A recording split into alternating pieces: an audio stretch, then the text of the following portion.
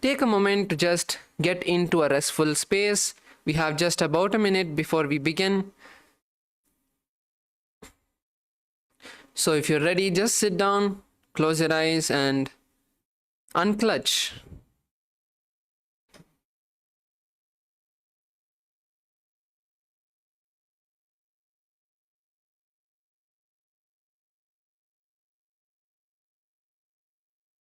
So please come to a restful awareness.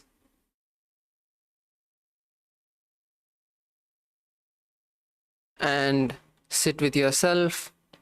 Once again, all the participants who have brought your Panchapatra Manudharani, make sure you sit with it. Sit with your Panchapatra Manudharani and make sure you have the Aushadha. We're going to be beginning in just a few moments.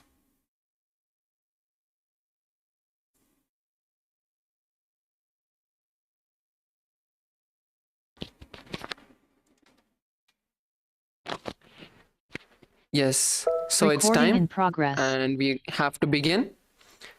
Now, please sit with your head, neck and spine in a straight line. Close your eyes. Take a moment to bring your hands into the Namaskar Mudra and visualize Swamiji in your inner space. Take a deep breath and let us start with the Sadguru Vandanam.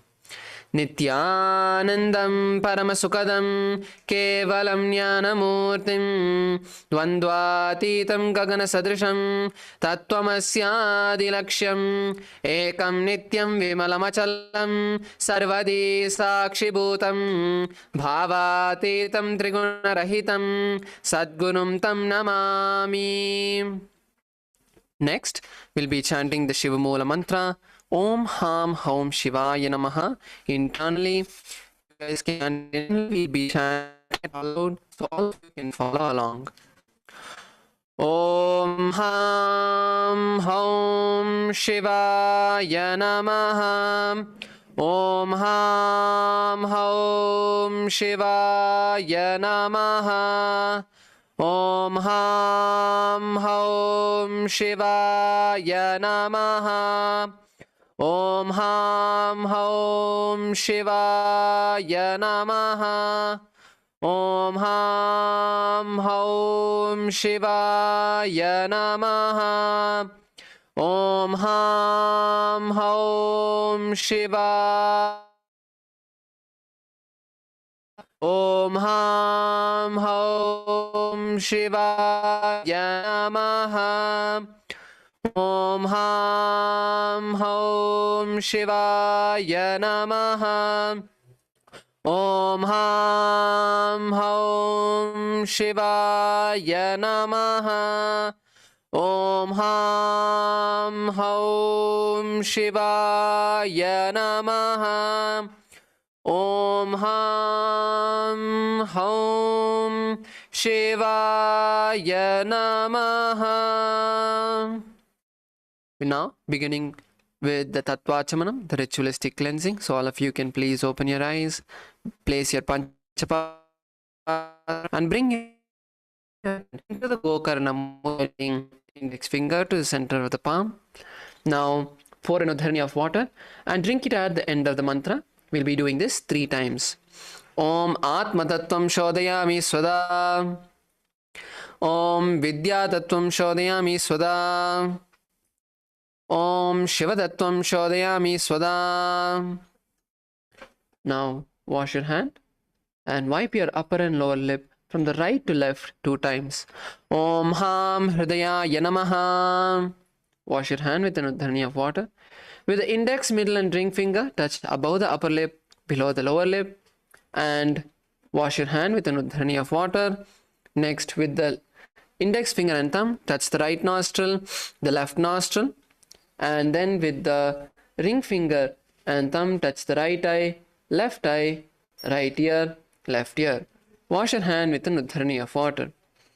Next, with the little finger and thumb, touch the navel, the right chest, the left chest, and with all the fingertips, touch above the head, the right shoulder, the left shoulder, and the heart center. Now we'll be entering into the Sankalpa.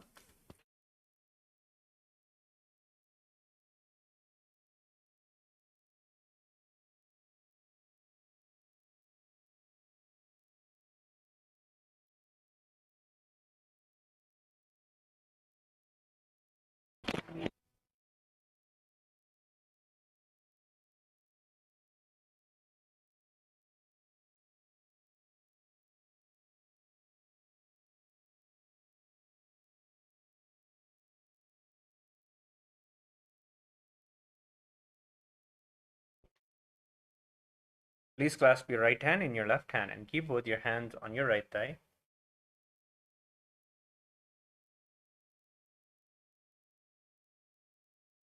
Visualize how you want the yoga session to be.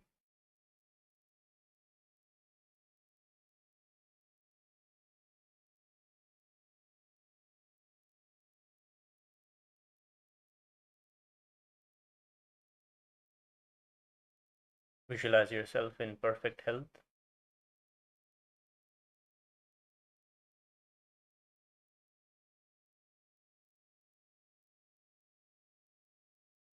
With the deep gratitude to Swamiji, we'll now begin the Sankalpa. ममोपात समस्त दुरितक्षय द्वारा भगवत् श्री नित्यानंद परमशिव प्रीत्यर्थम श्री नित्यानंदेश्वरी परमशिव शक्ति समेत श्री नित्यानंदेश्वर परमशिव प्रीत्यर्थम च शुभे शोभने मुहूर्ते आद्य ब्राह्मणः द्वितीय परार्धे श्री श्वेतवराह कल्पे वैवस्वत मन्वन्तरे अष्टाविंशतितमे नित्ययुगे प्रथमे पादे जम्बूद्वीपे भारतवर्षे भरतखण्डे मेरोः दक्षिणे पार्श्वे शखाब्दे अस्मिन् वर्तमाने व्यवहारिके प्रभवादीनां षष्ट्याः संवत्सराणां मध्ये क्रोधिनाम संवत्सरे उत्तरायणे लक्ष्मी वेंकटेश्वर ऋतौ मीनमासे कृष्णपक्षे षष्ट्यां शुभतिथौ गुरुवासरयुक्तायाम् अनुराधा नक्षत्र सिद्धियोग वनजकर्ण एवं गुणविशेषण विशिष्टायाम् अस्यां शुभतिथौ श्री कैलासोन्नत द्वादशांत श्यामला पीठारूढ़ श्री मीनाक्षी सुंदरेश्वरा भिन्न स्वरूप परशिवपुत्र रत्नकुमार गुरुमन्य तुल्यावतार श्री पार्वती स्तन्यपान लब्ध दिव्य ज्ञान विश्रुत सकल निगमागम सारभूत द्राविड वेद प्रवक्तृ श्रीमत् परमशिव करुणा समधिगत मुक्तामय चतुरश्रयान गीयमान छत्र चामर श्रीचुन्नकाहलादि समस्त बिरडावल्यलंकृत ज्ञान विज्ञान चक्रवर्ती सर्वजन संग सद्यो निर्वाण दीक्षा व्ययापवर्ग वर्ष विश्रानदीमूत परमत कलभ केसरी शैव सिद्धांत स्थापनाचार्य श्री राजाधिराज पांड्य महाराज गुरु क्षमन शाख्यादि महांधकार निवारण ज्ञान भानु वीक्षणा नरहारद वधोच्छेदन पूर्वक श्रीमद वृषभध्वज स्थापक शैव समय कर्तृ सर्वज्ञ पीठारूढ़ श्री जगद्गुरु श्री ज्ञान संबंध देशिक स्वामी वागीश सुंदर माणिक्य वाचक स्वामिना अवतार भूत श्री ज्ञान संबंध स्वामी पुनरुद्धृत श्यामला पीठ सर्वज्ञ पीठ तृणपत्युत्तर द्विशततम गुरु महासन्निधान अरुणगिरि योगीश्वर परंपरागत अरुणाचल सर्वज्ञ पीठ गुरु महासन्निधान कैलास परंपरागत कांची कैलास सर्वज्ञ पीठ त्रयस्त्रिंशदुत्तर द्विशततम गुरु महासन्निधान नित्योत्सव नित्य मंगल नित्य कल्याण नित्य रजित कैलास परंपरागत आदि कैलास नित्यानंद पीठ महासंस्थान महासिंहासन पीठ कर्तृ साक्षात् श्री परमशिव समुद्भूत कैलास परंपरागत वैवस्वत मनु इक्ष्वाकु हरिश्चंद्र भगीरथ श्रीरामचंद्र शूरसेन इत्याद्य नवच्छिन्न सार्वभौम चक्रवर्ती परंपरागत चतुष्षष्टि योगिनी मंडित चतुष्षष्टि संप्रदाय प्रवर्तक मनुधर्म शासन सूर्यवंश प्राप्त सर्वज्ञ पीठ सुरांगी साम्राज्य मूर्धाभिषिक्त चूड़ामणे साक्षात् श्री परमशिव समुद्भूत कपिल महागुरु पुनरुद्धृत महानिर्वाणी पीठ अष्टोत्तर सहस्र श्री महामंडलेश्वर साक्षात् श्री परमशिव समुद्भूत श्री महागणपति समारंभ नवच्छिन्न पीठाधीश्वर गुरु परंपरा प्राप्त अटल पीठ अष्टोत्तर सहस्रतम अष्टोत्तर सहस्र श्री अटल पीठाधीश्वर धर्म मुक्ति स्वर्ग पुरस्वर्ण पीठ त्रयोविंश गुरु महासन्निधान कैलास परंपरागत आदिपीठ सर्वज्ञ पीठ जगद्गुरु श्री कैलास पुनरुद्धारक श्री कैलास परमाचार्य श्रीमत् परमहंस परिव्राजकाचार्य वर्य सच्चिदानंद प्रणव स्वरूप श्रोत्रिय ब्रह्मनिष्ठ श्रीमद् जगद्गुरु श्रील श्री भगवत् श्री नित्यानंद परमशिव श्री ज्ञान संबंध देशिक परमाचार्य स्वामिनां प्रीत्यर्थम तेषां पादारविन्दयोः भक्ति सिद्ध्यर्थम गुरुकृपा कटाक्ष सिद्ध्यर्थम क्षेमस्थैर्य वीर्य विजय आयुरारोग्य ऐश्वर्याणाम् अभिवृद्ध्यर्थम धर्मार्थ काम मोक्ष चतुर्पद पुरुषार्थ सिद्ध्यर्थम समस्त दुरितोपशान्त्यर्थम समस्त मंगलावाप्यर्थम भगवत् श्री नित्यानंद परमशिव प्रसादेन सकुटुम्बस्य ज्ञान वैराग्य जीवन मुक्ति प्राप्त्यर्थम पूर्ण आरोग्य युक्त दीर्घात्रिक यौगिक शरीर सिद्ध्यर्थम परमशिव शक्ति आविष्करणार्थम नित्यानंद योगाभ्यासं करिष्ये। ओम अपोपस्पृश्य turn it 3 in water, wash your right hand.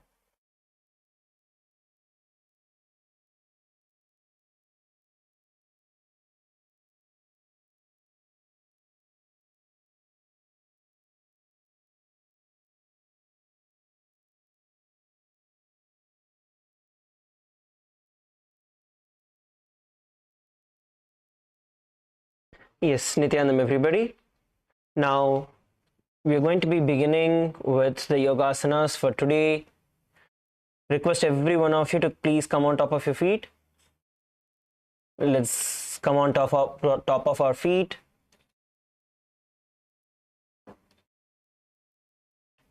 Please come up and slowly just walk front and back on your mat. Walk front and back on your mat.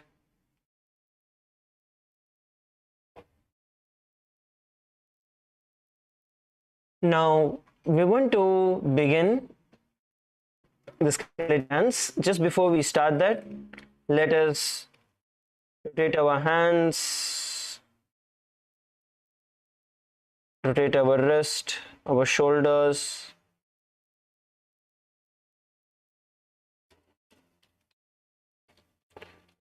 And then shake our legs out, shake your feet out.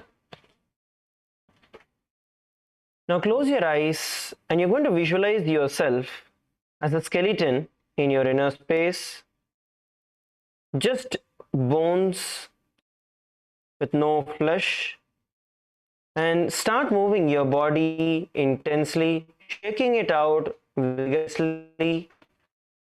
Directions within dance.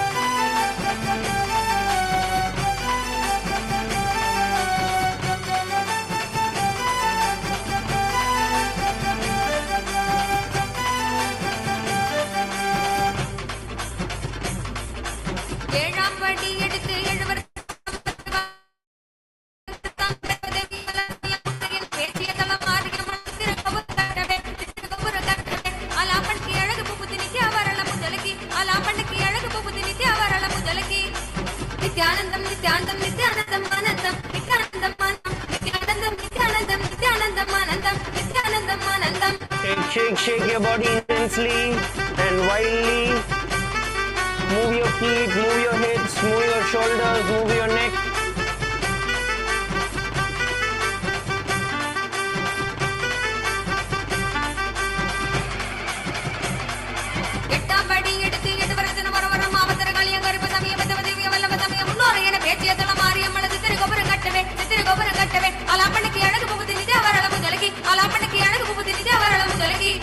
Nithyanandam, Nithyanandam, Nithyanandam, Anandam, Nithyanandam, Anandam, Nithyanandam, Nithyanandam, Nithyanandam, Anandam, Nithyanandam, Anandam, Nithyanandam, Nithyanandam, Nithyanandam, Anandam, Nithyanandam, Anandam, Nithyanandam, Nithyanandam, Nithyanandam, Anandam, Nithyanandam, Anandam.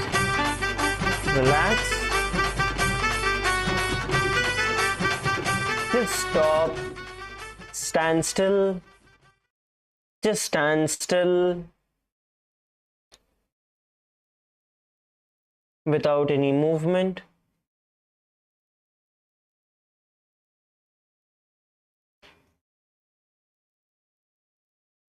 Bring your awareness to the breath.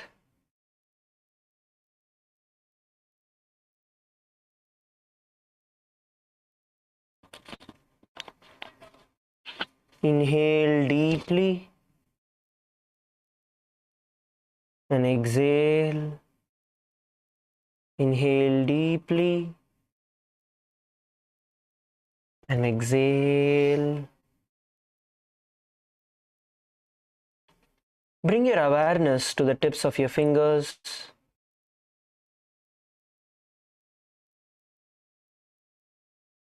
Feel the fingers and toes pulsating.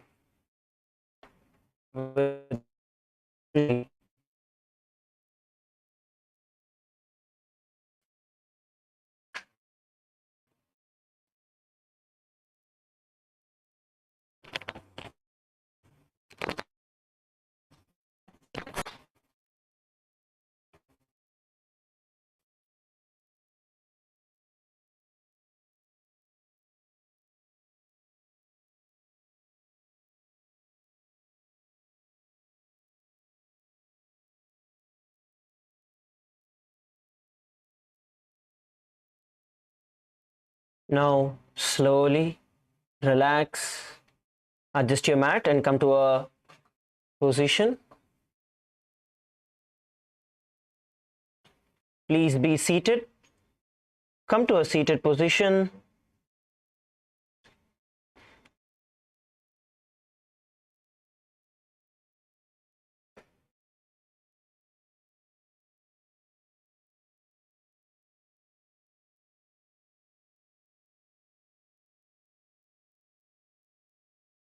Please sit down comfortably in a seated position. Come to a seated position.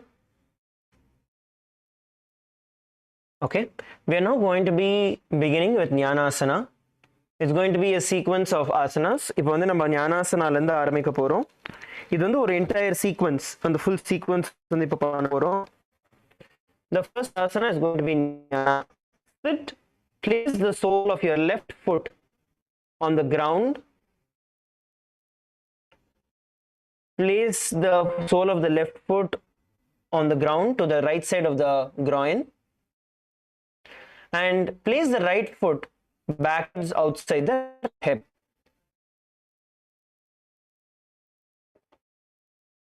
Now place your hands, knees.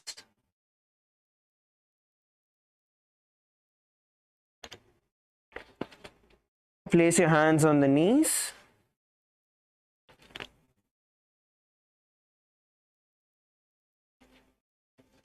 And we are now going to be performing all the three bandhas in the Mahamudra Bandha. So inhale and lock the breath in the Jalandhara Bandha, bringing your chest to the chin, and then slowly exhale and pull your stomach in and up.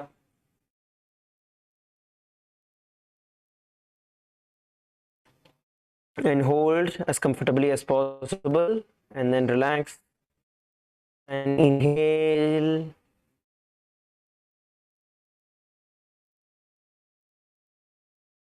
Lock your chin to the throat, performing the Jalandhara Bandha, and then release the lock and exhale completely and pull your stomach in and up. Hold as comfortably as possible and then relax. Visualize Devi Saraswati in your inner space and the internal japa Om Nithyananda Paramashivoham.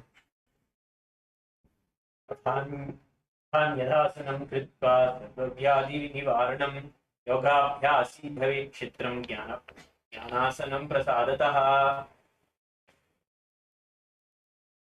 Relax. The next asana, we are going to be entering into is Kubjikasana. Now, from the same position, you are going to pull the feet that is near your groin, pull it all the way up towards your armpit and hold it with both your hands.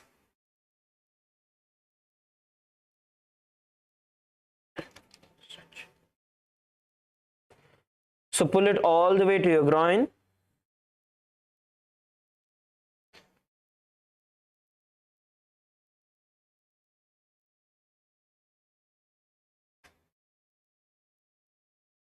Pull your body up, pull your feet up.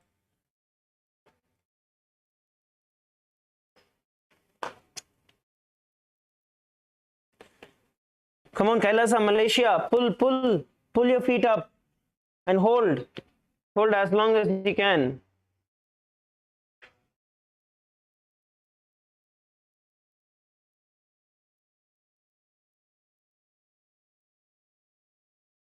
Now visualize Swamiji in your inner space and the internal japa Om Nithyananda Paramashivoham.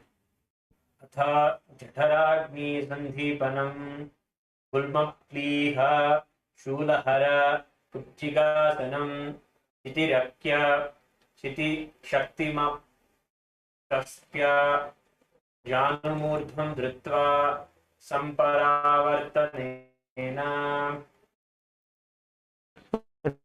Now going to be performing the Bharadwaja.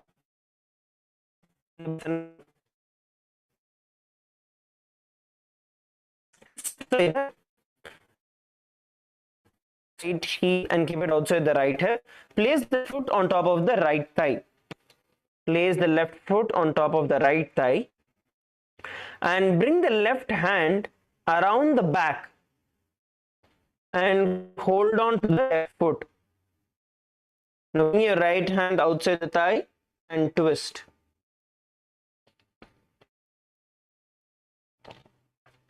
Let's perform Bharadwajasana.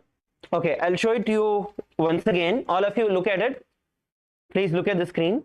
So from this position, right? So one leg is outside and then one leg is placed on top. All of you come to this position. Now once you are in this position, what you're going to do is with the opposite hand, right? Now you're going to twist it and hold on to the foot. Turn back and hold on to the. And this hand you're going to either place it on your knee or you can place it on the ground and turn yourself. You're going to turn yourself in the asana.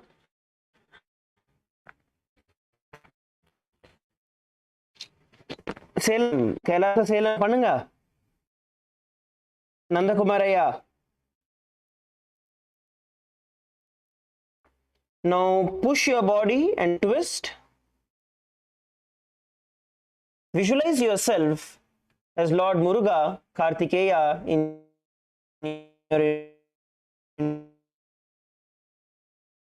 Om Nithyananda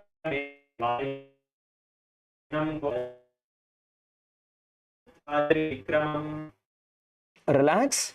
The next asana we are going to perform is going to be Virasana.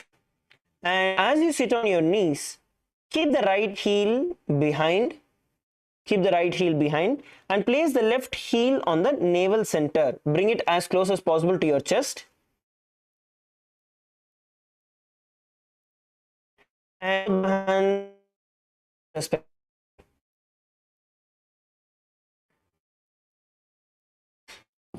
If your feet is sliding away, then you can use one hand to hold and place the other hand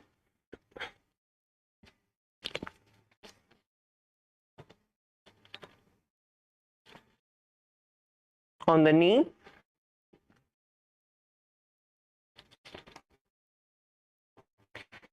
Hold the position. Hold the position. You're going to pull it all the way to your stomach, near your navel center. Hold it, placing the other hand on the knee. Now visualize yourself as Swamiji in your inner space, and the internal japa Om Nithyananda Shivo. Ekam pathesmin vinyasyedu samskritam itasmin tatha pascha svirasana kiritam. Relax. The next asana we are going to perform is going to be Bhairuvasana. From the same position, you are now going to interlock fingers and stretch your hands up to a sky. And bring your eyes gazing at the nose.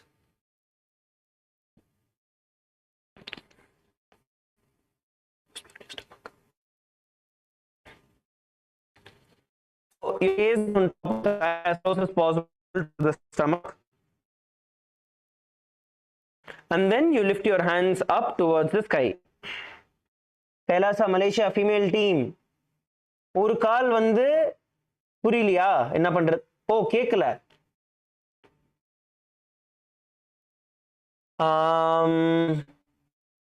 Ecuador, are you guys able to hear? Kripaya, are you here? You are able to hear. Salem. Okay. Bolivia team, are you all able to hear? Frozen.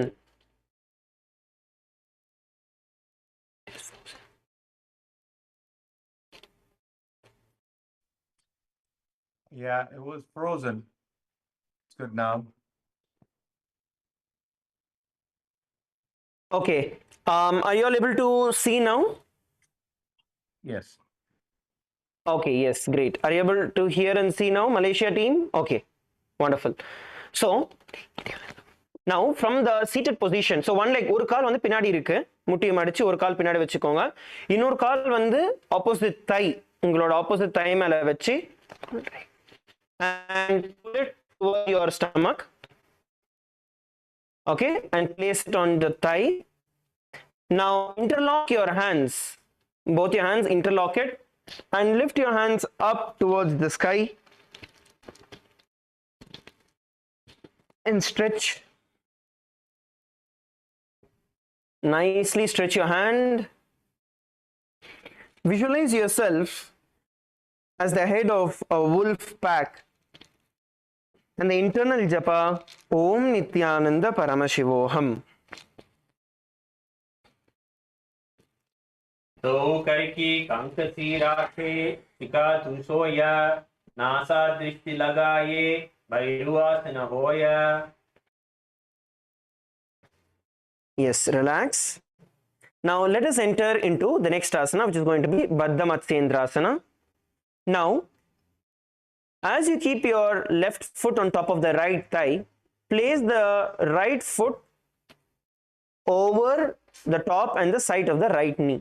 So you're going to, as one leg is on top, now you're going to get the opposite foot and cross it onto the other side of the knee.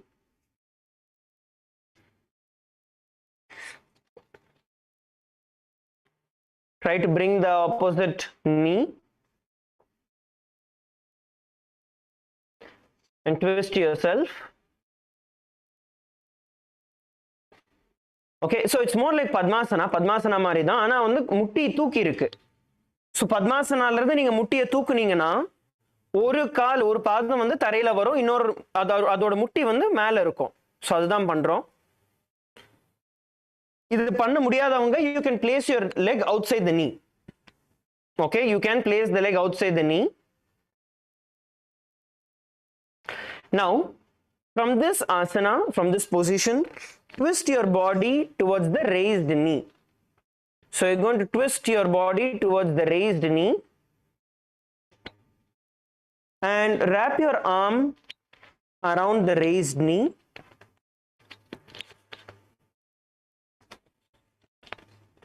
Wrap your arm around the raised knee and clasp the hand behind the back. So உங்களால வந்து பத்மாசனால போக முடியல அப்படின்னா then you can do the other way. இப்போ வந்து ஒரே ஒரு கால் மட்டும் உட்கார்ந்து இருக்க பொசிஷன்ல இருந்து ஒரு கால் மட்டும் மேல வச்சு இத கால்ல தூக்கிக்கோங்க. தூக்கிட்ட பிறகு கையை வந்து உள் பக்கமா விடுங்க. உள் பக்கமா விட்டு ட்விஸ்ட் பண்ணி கையை வந்து உள்ள விட்டு ட்விஸ்ட் பண்ணி பின்னாடி இருக்கிற கையை ஹோல்ட் பண்ணுங்க. So this is a easier variation. இது வந்து ஒரு easier variation. Let's perform the Baddha Matsyendrasana. எல்லாருமே Baddha Matsyendrasana பண்ணுங்க.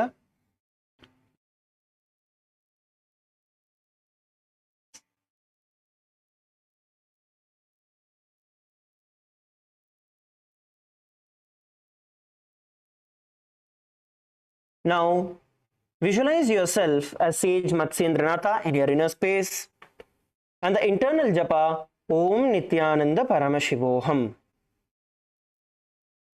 पार्श्वाभ्यां धीर्यतु यस्तु पास्यमस्येन्द्रमुत्तमं करेण बध्यते तत्तु बद्धमत्स्येन्द्रनासनम्. Relax. Now let's enter into Jnanasana on the other side. In the whole sequence வந்து நம்ம opposite direction repeat பண்ண போறோம். So now sit on the ground, place the sole of your right foot on the ground to the left side of the groin. கால் உங்களோட groin கிட்ட இன்னொரு கால் வெளியில வச்சுக்கோங்க.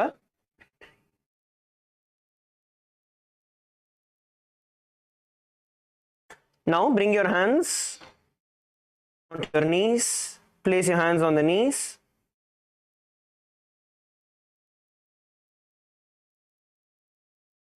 And sit straight. Now we are going to be performing the Mahamudra Bandha. We are going to perform all the three bandhas. So inhale and lock the breath in the Jalandhara Bandha. And then exhale slowly and pull your stomach in and up into the Uddiyana Bandha.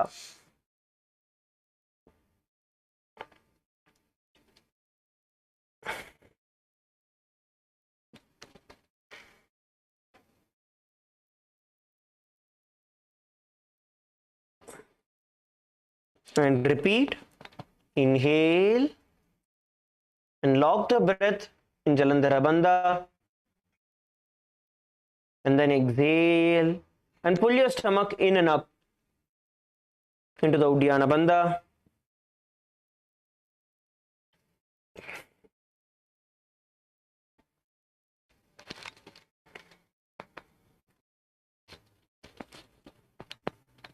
Visualize Devi Parashakti as Devi Saraswati in your inner space and the internal japa Om Nithyananda Paramashivoham. अधान्यधासनं कृत्वा सर्वव्याधिनिवारणं योगाभ्यासी भवेत् क्षिप्रं ज्ञानासनं प्रसादतः. Relax.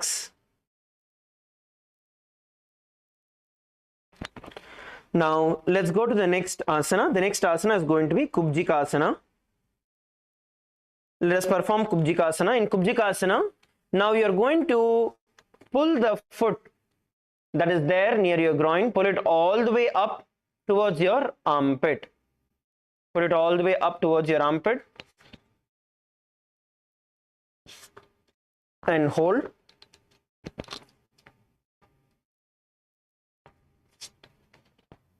Pull it up towards your armpit. உங்க காலை வந்து நல்லா இழுங்க உங்க armpit வரைக்கும்.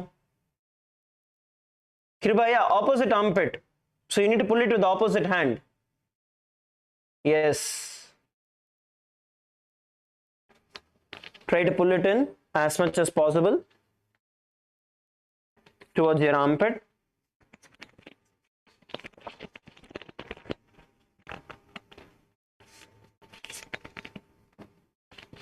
and hold.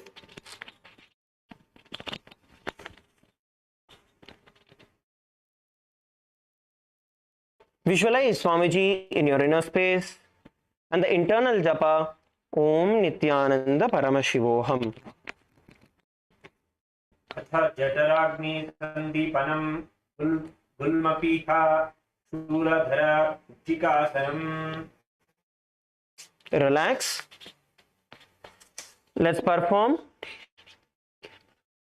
the next asana, which is going to be Bharadwajasana. Now you have to place the leg on top of, and place the foot that you pulled all the way to your armpits on the thigh. நீங்க எந்த காலை வந்து உங்களோட ஆர்ம்பிட்ஸ் வரைக்கும் இழுத்தீங்களோ அந்த காலை வந்து opposite thigh மேல வைங்க. Now you're going to twist and hold on toward the feet. So you're going to twist and hold on to the foot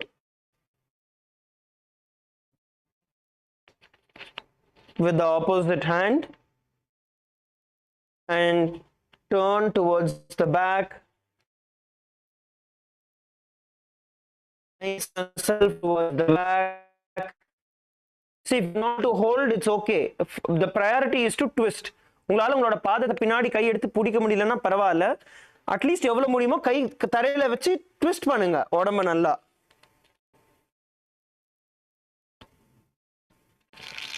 Twist your body nicely.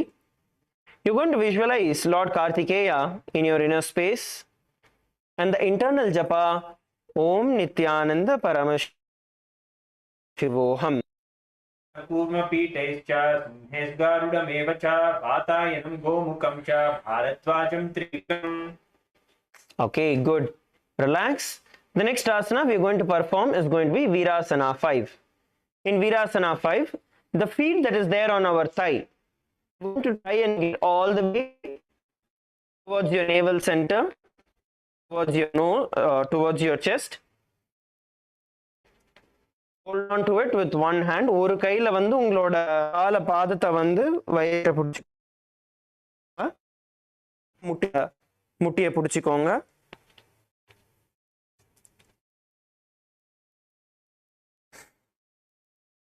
Hold the asana.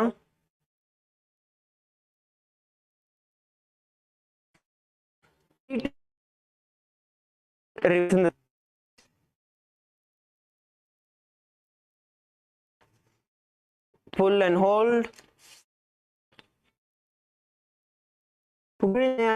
பிடிச்சி மேல வராது, முட்டியை விட்டுருங்க.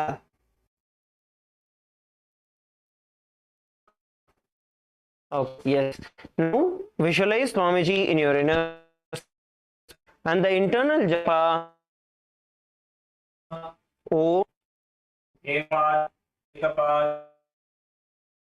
कस्मिन् विन्यधूरु संस्थितं परस्मिन् तथा पश्चात् इतरितम्. Okay, relax. Now we are going to be performing Bhairuvasana 2. From the same position, இதே பொசிஷன்ல இருந்து நீங்க போறீங்கன்னா உங்களோட கை ஸ்ட்ரெச் பண்ண போறீங்க. From the same position, you're going to interlock your fingers and you're going to stretch your hand towards the sky. Stretch your hands up towards the sky. The feet is there on top of the opposite thigh. Now interlock your fingers and stretch your hands up towards the sky. Full stretch.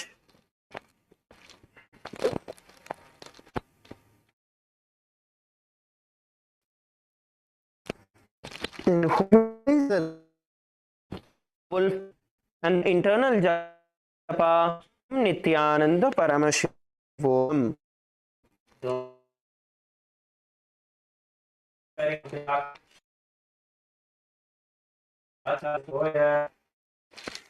Relax. Now you're going to perform Matsyendrasana. For the Matsyendrasana, tie it is going to remain as is, and you're going to bring the leg as close as possible. Okay, you're going to bring the leg near the opposite knee, the leg which is there on top of the thigh as this.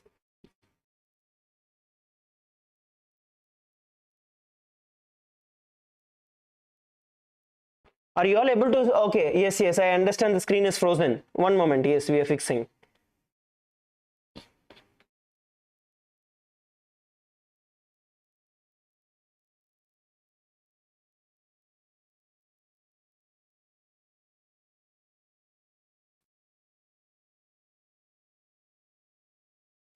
Frozen, Maharaj.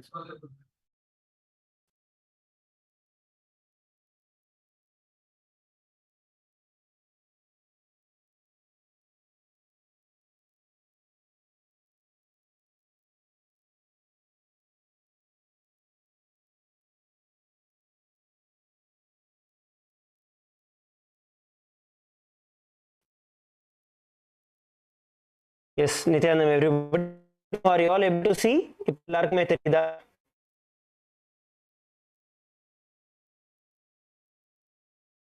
தெரியுதா உங்களுக்கு? இல்ல தெரியல. தெரியுதா தெரியலையா?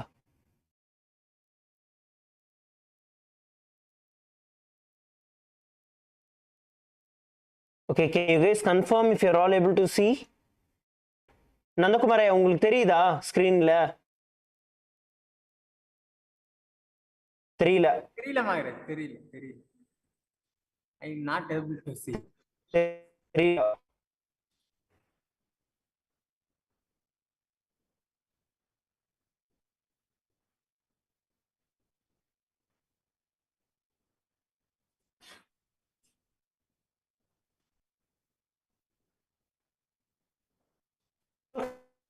Confirm, see?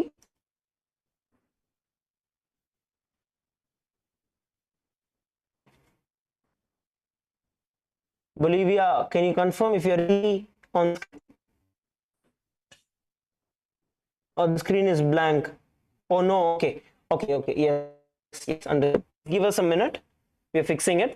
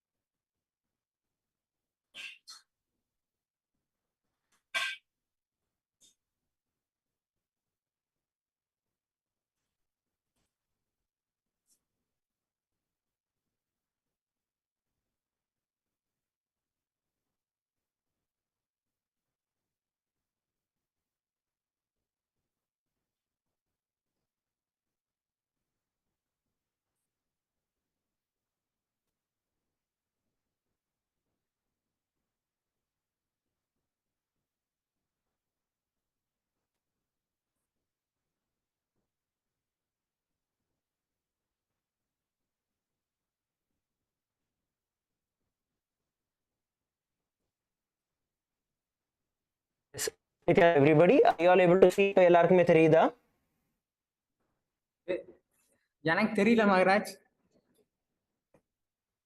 Okay, Malaysia team உங்களுக்கு தெரியுதா ஸ்கிரீன்ல? தெரியல. இப்போ ஓகே. ஓகே, தெரியுதா? Okay, good. If all of you are able to see the screen, Malaysia, female and male, can you wave your hands? Bolivia, LA, can you all wave your hands? Okay, yes, wonderful. Continue now. Now the next asana we are going to perform is going to be Baddha Matsyendrasana. Now, having one foot on the opposite thigh, ஒரு பாதத்தை வந்து opposite thigh ல வைங்க. Next, bend down, lifting your knee. and placing your foot just outside the knee. Just outside the knee. Now place your hands around. Insert your hands in the gap and twist. Try and hold on to your fingers from the back and twist.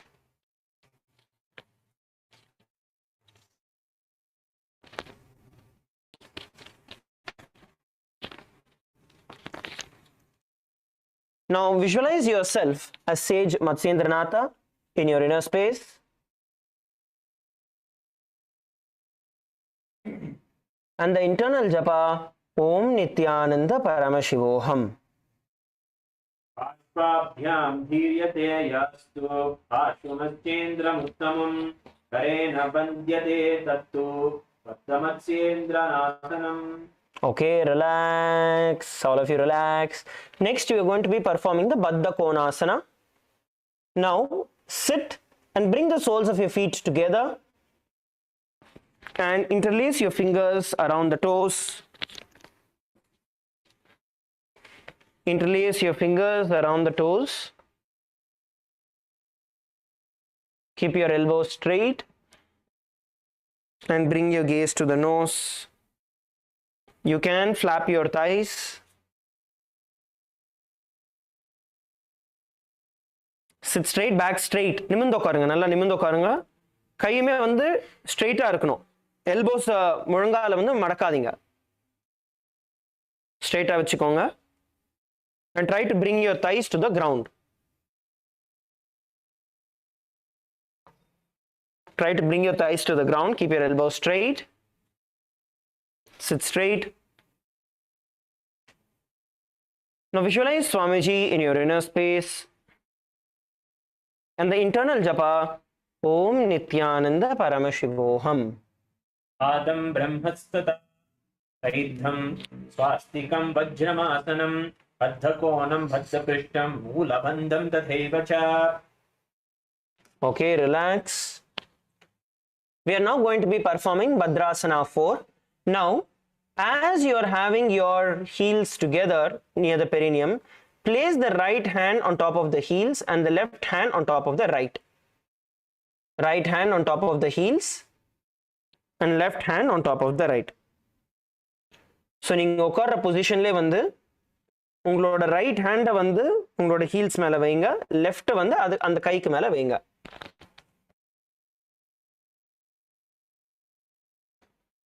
And hold the position. Try to bring your thighs all the way to the ground.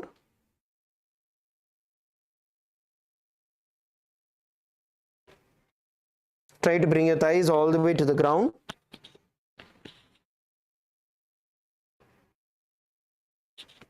உங்களோட பாடியை நீங்க ஃப்ரண்ட்ல lean பண்ணீங்கன்னா உங்களோட thighs ஆட்டோமேட்டிக்கா ground push ஆகும்.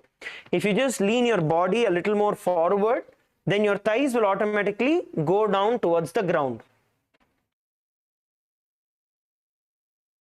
All of you, please perform the asana. Now bring your gaze to the nose. Bring your gaze to the nose. And now we are going to be performing the Santa Kumbhaka. In Santa Kumbhaka, you're going to inhale and hold the Vayu, hold the breath inside you, visualizing the presence of the Vayu inside and outside you, and then exhale. This visualization, this pranayama with this visualization is called Santa Kumbhaka. Santa Kumbhakaல வந்து நீங்க inhale பண்ணுவீங்க, மூச்சு உள்ள இழுத்து பிராணா உள்ள இருக்கிற மாதிரியும் உங்களுக்குள்ளேயும் வெளியிலையும் அதே வாயு பிராணன் வந்து இருக்கிறத விஷுவலைஸ் பண்ணுங்க. அதுக்கப்புறம் எக்ஸேல் பண்ணுங்க.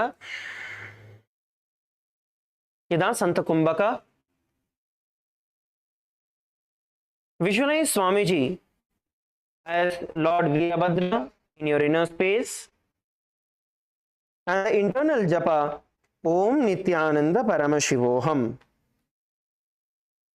Jalandharabhandakari nasagra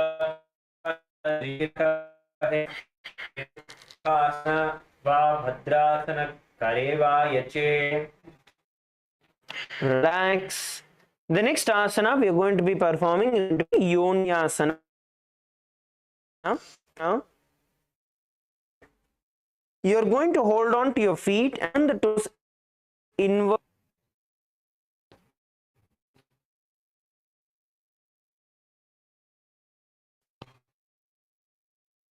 So you're going to turn your toes inward. So நீங்க என்ன பண்ண போறீங்கன்னா இப்போ நீங்க ஸ்கிரீன்ல பார்க்குற மாதிரி உங்களோட ஹீல்ஸ் ஒண்ணா வச்சுட்டு உங்களோட டோஸ் தரையில வச்சு உடம்ப வந்து நீங்க ஸ்ட்ரெயிட்டா இழுக்க போறீங்க. And place your hands on top of the opposite knees, top of the respective knees. Sorry.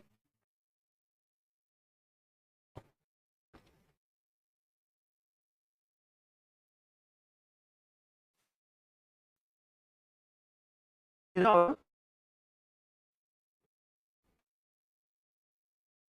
pull your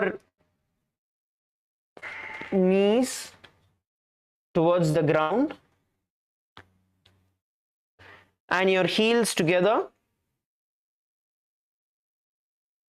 and try and pull. இழுக்க ட்ரை பண்ணுங்க. Position hold பண்ணுங்க எவ்வளவு முடியுமோ. Visualize Yoni Mandala, a symbol of the energy of universe in your inner space.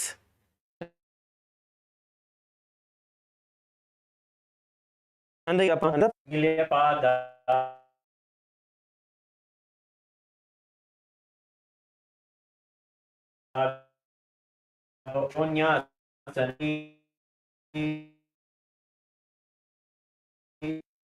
Relax. Then asana we are going to be doing is Gorakshasana. Now same position.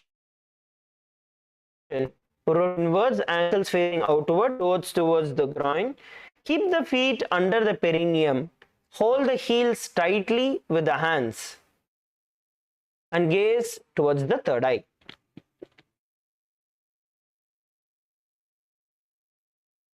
Pull your feet up and hold. பத்ராசனால இருந்து உங்களோட கையை interlock பண்ணி நல்லா உடம்பு கிட்ட இழுத்துக்கோங்க. இழுத்து பிடிங்க.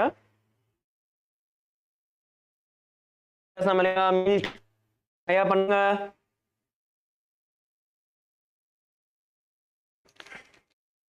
Pull it all the way up and hold. எவ்வளவு முடியுமோ இழுத்து பிடிங்க.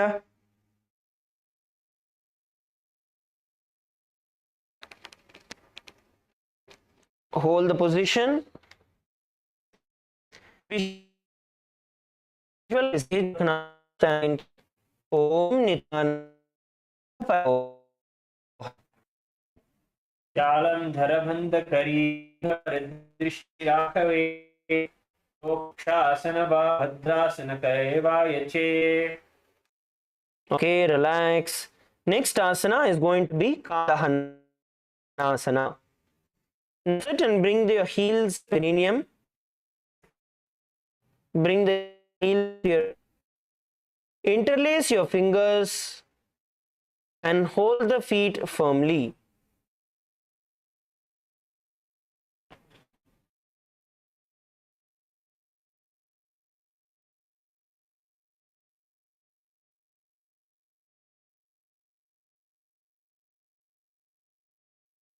Now bring your heels as close as possible to your perineum. எவ்வளவு முடியுமோ உங்களோட ஹீல்ஸை வந்து perineum கிட்ட இழுத்து அதுக்கப்புறம் interlace your fingers. உங்களோட கையை வந்து interlace பண்ணி உங்களோட பாதத்தை டைட்டா பிடிக்கோங்க. Bring your gaze to the third eye. நிமிர்ந்து உங்களோட third eyeல gaze பண்ணுங்க. Hold.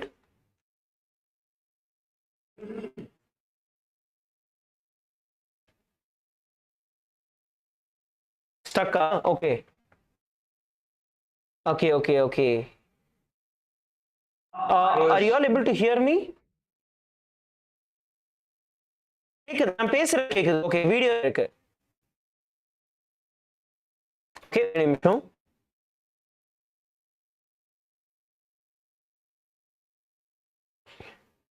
Okay. இப்போ தெரியுதா? தெரியுனா கைங்க.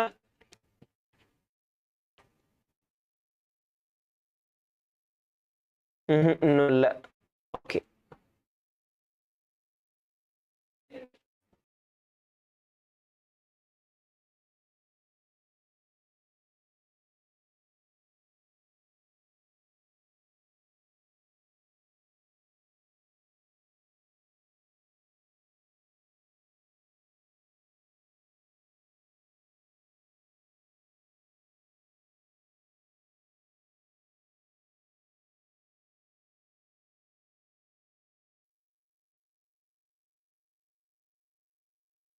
ஓகே நித்யானந்தம் இப்போ தெரியுதுன்னா கை ஆட்டுங்க. உங்க எல்லாருக்குமே தெரியுதுன்னா கை வேவ் பண்ணுங்க. Okay great, thank you. இப்போ வந்து உங்களோட yes pull your feet towards the perineum, bring your heels close to the perineum.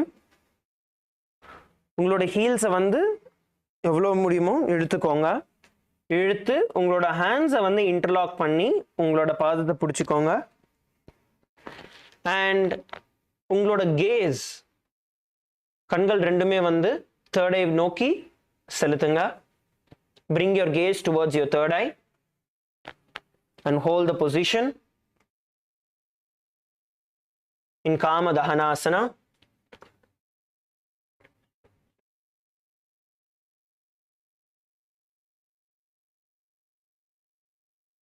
Now visualize Swamiji in your inner space and the internal japa Om Nithyananda Paramashivoham. भद्रासनं सुखं स्थाप्य विपरीते तु द्वेपदे अनेन यदि कुर्यचेत् तत् कामदहनं भवेत्. Relax. Let's now perform the next asana, which is going to be Supta Bandha Konasana. Now you're going to sit and bring the feet inwards towards the navel, and then pressing your feet against the stomach, you need to hold on to your fingers behind the neck. And then you're going to bring your elbows together. Okay, let's do it together. இப்போ வந்து நீங்க என்ன பண்ண போறீங்கன்னா உங்க பாத ரெண்டுத்துமே வந்து உள் பக்கமா இழுக்க போறீங்க. வயிறு கிட்ட உள் பக்கமா இழுங்க. எவ்வளவு முடியுமோ ஹோல்ட் பண்ணி இழுத்து ஹோல்ட் பண்ணுங்க. பாதத்தை தூக்கி உள் பக்கமா இழுங்க.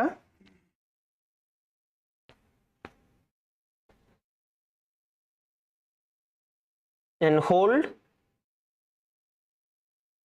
Lift both your feet and pull it all the way into your stomach and hold the position.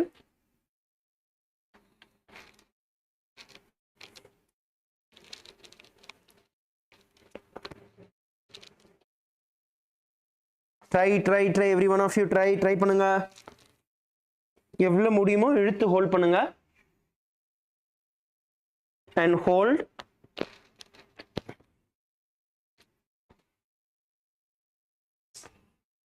Now visualize Swamiji in your inner space and the internal japa Om Nithyananda Paramashivoham. महामुद्राबद्धकौणो ताडासनविभेदकान् विनोत्तानं सदा कुर्यात् सर्वज्ञपतिप्रियात्. Now we are going to be performing Bekasana. In Bekasana, we are going to do the same asana, but the visualization is going to be that of a frog. இப்போ வந்து நம்ம பெகாசனா பண்ண போறோம். பெகாசனால வந்து அதே ஆசனா பண்ண போறோம். ஆனா நம்மளோட visualization வந்து நமக்குள்ள ஒரு தவளையோட visualization இருக்கும். We are going to visualize ourselves as a frog.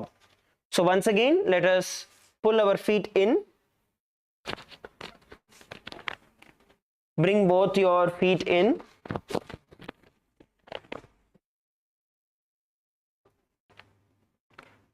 And bring it as close as possible to your stomach and hold. And visualize yourself as a frog in your inner space.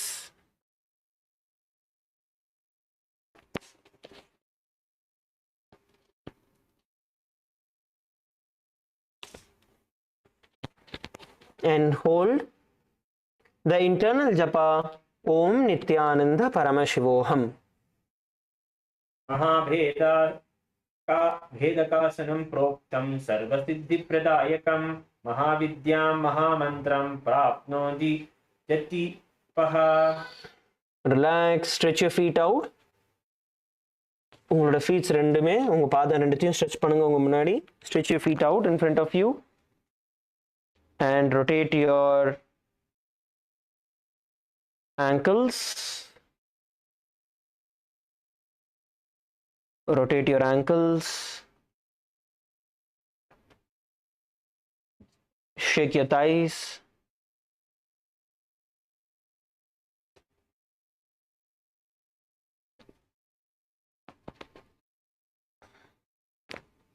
Shake your thighs out.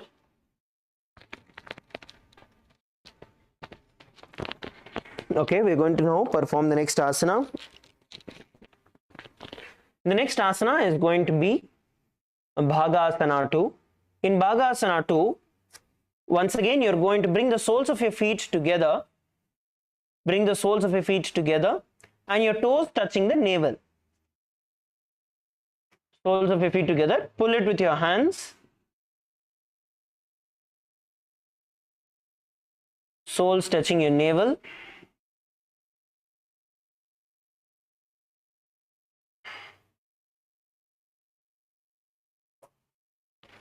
And hold the position.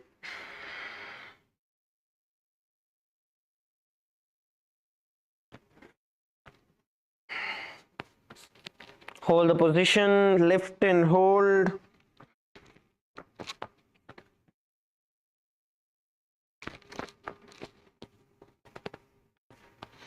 Visualize Swamiji in your inner space and the internal japa Om Nithyananda Paramashivoham. आतगोडरासी दृष्टि त्रिकुटी आसन कौगुण पावन सरल बाहे प्राणापान की ग्रंथि सूथे संधि बाहे जाए. Relax. Let's now enter into the next asana. The next asana is going to be Siddhijivi asana. Now, from the same position, you're going to be placing your hands on the knees. So, நீங்க என்ன பண்ணுங்க இப்போ உங்களோட பாதத்தை எவ்வளவு முடியுமோ இழுத்து பிடிச்சுக்கோங்க. And place one hand on top of the knee. Try to pull with one hand as close as possible and the other hand hold on to the knee.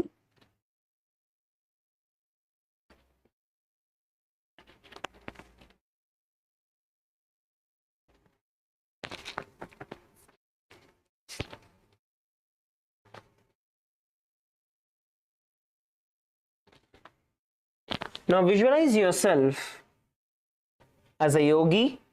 எவ்வளோ முடியுமோ இழுத்துக்கோங்க. இழுத்து பிடிச்சி ஒரு கையில் பிடிச்சிக்கோங்க காலை, இன்னொரு கையில் வந்து முட்டியை பிடிச்சிக்கோங்க. With one hand, try and pull your legs as close as possible to your stomach and the other hand holding on to the knee. Visualize yourself as a yogi in your inner space and the internal japa Om Nithyananda Paramashivoham.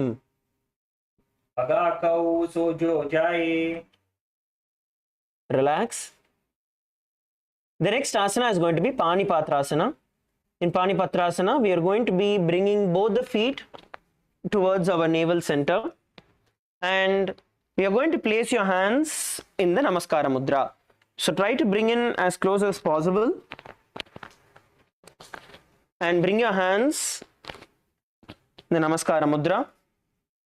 So உங்கள் காலை வந்து எவ்வளோ முடியுமோ உங்களோட வயிறுக்கிட்ட நீங்கள் இழுத்துக்கோங்க. இழுத்ததுக்கப்புறம் உங்களோட கையை use பண்ணி ஹோல்ட் பண்ணி கைகளை ஒன்றா சேர்த்துக்கோங்க.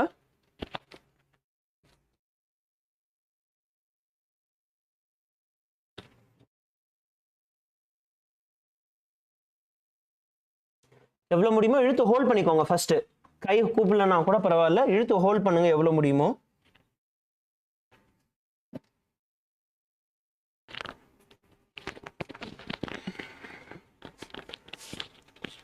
Okay, relax. Now we are going to visualize ourselves as the source of water in our inner space and the internal japa Om Nithyananda Paramashivoham. नाभो संस्थाप्य घुल्पौच तन्मध्ये करपात्रतां सनेर्यत्येन कुर्वीता पानिपात्रं तदुच्यते. Relax. The next asana we are going to perform is going to be Saptarishi asana. Now in Saptarishi asana we are going to press both the feet into the respective armpits. So you're going to pull one foot at a time. So நீங்கள் என்ன பண்ண போறீங்க, ஒரு காலை இழுத்து உங்களோட ambit அடியில் நீங்கள் இறக்க போறீங்க. அதுக்கப்புறம் இன்னொரு காலையும் நீங்கள் அந்த மாதிரி பண்ண போறீங்க. So try one at a time. இன்னொன்று எவ்வளோ முடியுமோ அவ்வளோ ஹோல்ட் பண்ணுங்க. எல்லாருமே ட்ரை பண்ணுங்க. உங்களோட பாதத்தை இழுங்க நல்லா. உங்க முட்டி கீழே போகணும். முட்டி கீழே போனாதான் வந்து பாதம் மேல் பக்கமா வரும். Only if your knee goes down, your feet will come up.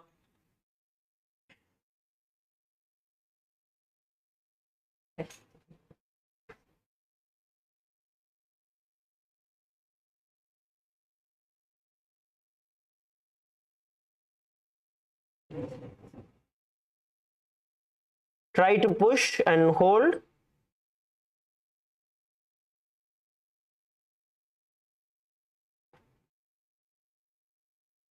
At least இழுத்து பிடிங்க. All of you try. Come on, don't give up. Some progress is always better than no progress. எவ்வளவு முடியுமோ பண்ணுங்க.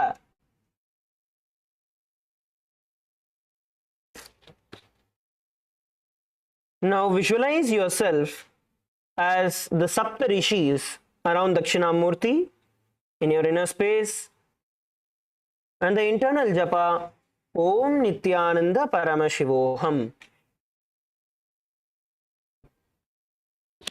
Dina pratitena bera adi ave sapsirini sonam sahave. Relax.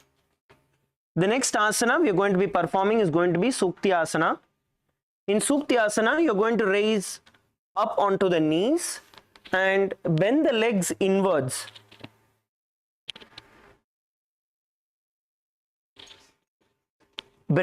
Get on top of your knees and raise your feet in. So உங்க முட்டி மேல நீங்க எழுந்திருச்சு நின்னுக்கோங்க first. அதுக்கப்புறம் ஒரு பாதத்தை வந்து உள் பக்கமா இழுங்க. So come on top of your knees and pull one foot up towards your upper body and hold and hold and keep your hands on the ankles. உங்களோட கை வச்சு உங்களோட ankles பிடிச்சுக்கோங்க. Kripaya, one leg forward. Yes, ஒரு முட்டி வந்து முன்னாடி. Correct. Now try to lift it and hold with your hand. Please perform the asana.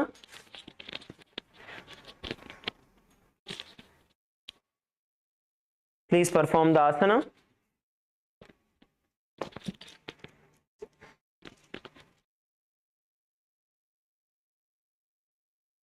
Now visualize yourself as a pearl in your inner space and the internal japa Om Nithyananda Paramashivoham. Pashina abho samstapya jhumgha bahi prasadena sammilayet shrutyasanam bhavati. Relax. The next asana we are going to be performing is going to be Stitrasana.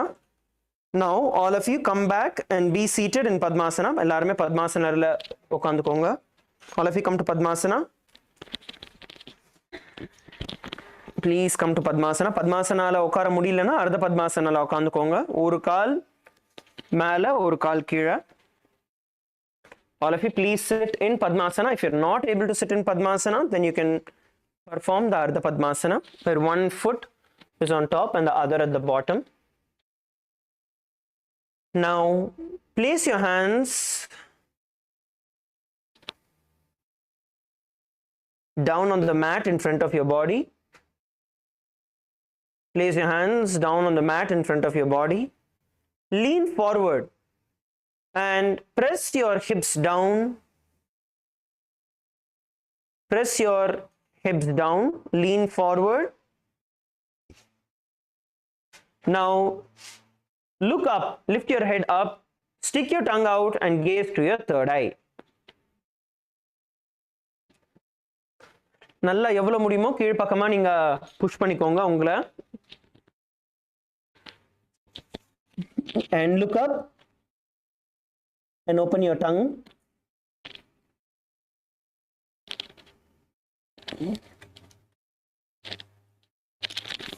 Hold the position.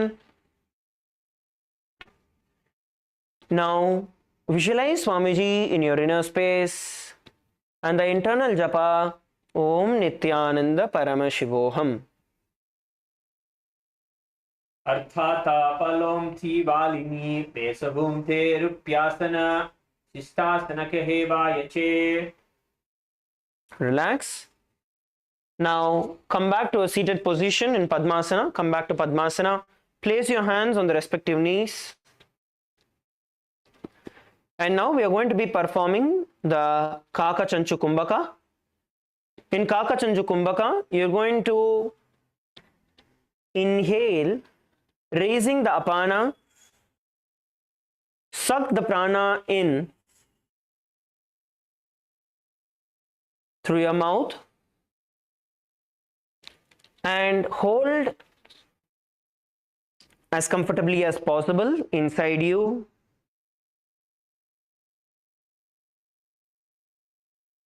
And then you're going to exhale. Pull your stomach in and up in the Uddiyana Bandha. And then relax and inhale. We're going to repeat this again. So inhale through your mouth, forming like a beak.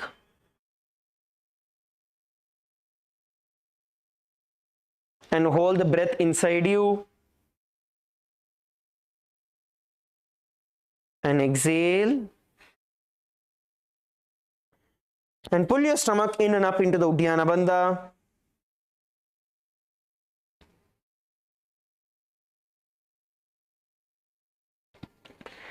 And then relax and inhale through your mouth again and repeat.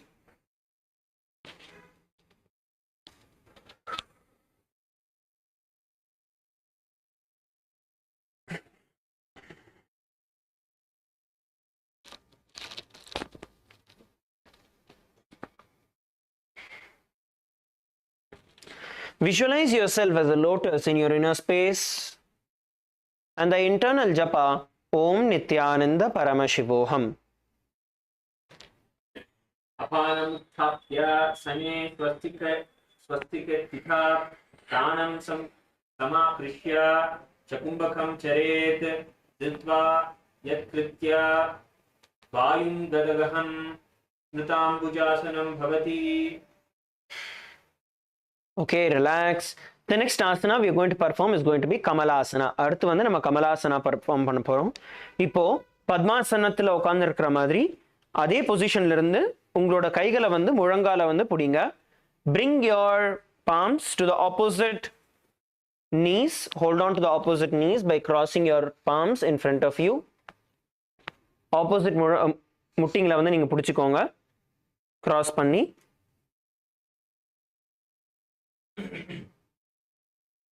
hold on to your opposite knees with both your hands and pull the feet in as much as possible.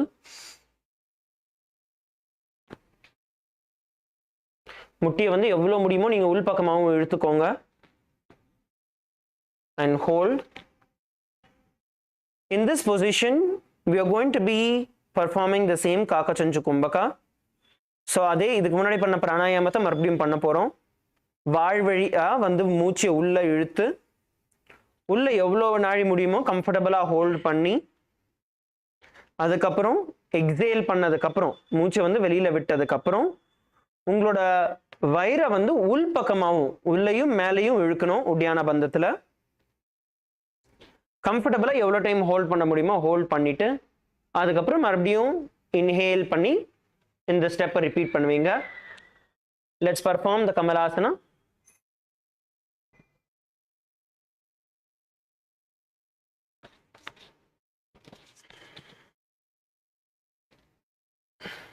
Inhale and hold comfortably and then exhale and pull your stomach in and up.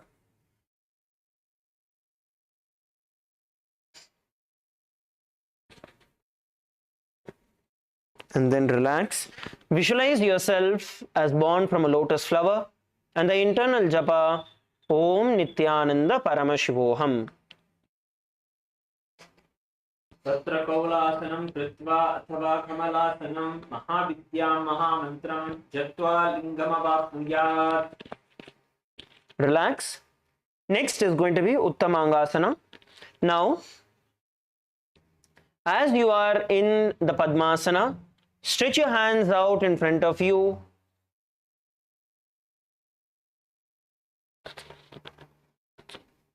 And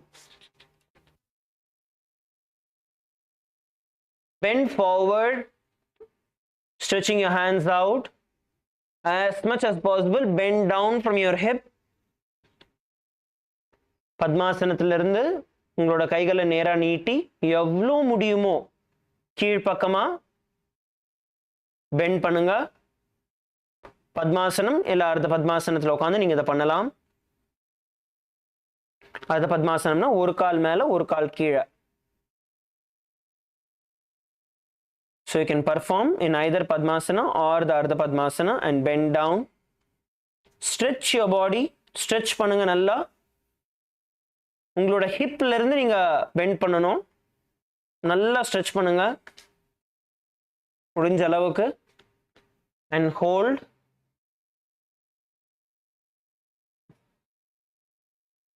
Perform the Kaka Chanchu Kumbhaka. Inhale through your mouth, placing your mouth as a beak of a crow. Hold the air inside you as comfortably as possible. And then exhale through your mouth and repeat this again.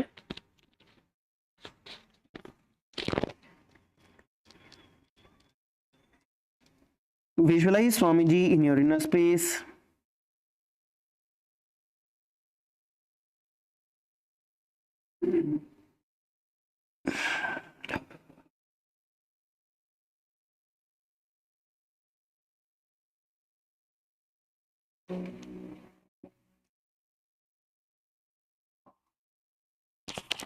And the internal japa, Om Nithyananda Paramashivoham. स्थित्वे ताडासने मन्त्री अर्धशीर्षः करोति चेत् उत्तमङ्गासनं ज्ञेयं योगिनामतिदुर्लभम्. Relax. Now come back into Padmasana. Padmasanathukku return vaanga ipo. Now interlock your hands on top of your head. Interlock your hands on top of your head. Unga thala mela unga kaigala vandu koorthukonga. And look to the left and right. Left and right. Ungaloda armpits vandu neenga paaka poringa. Turn left and right.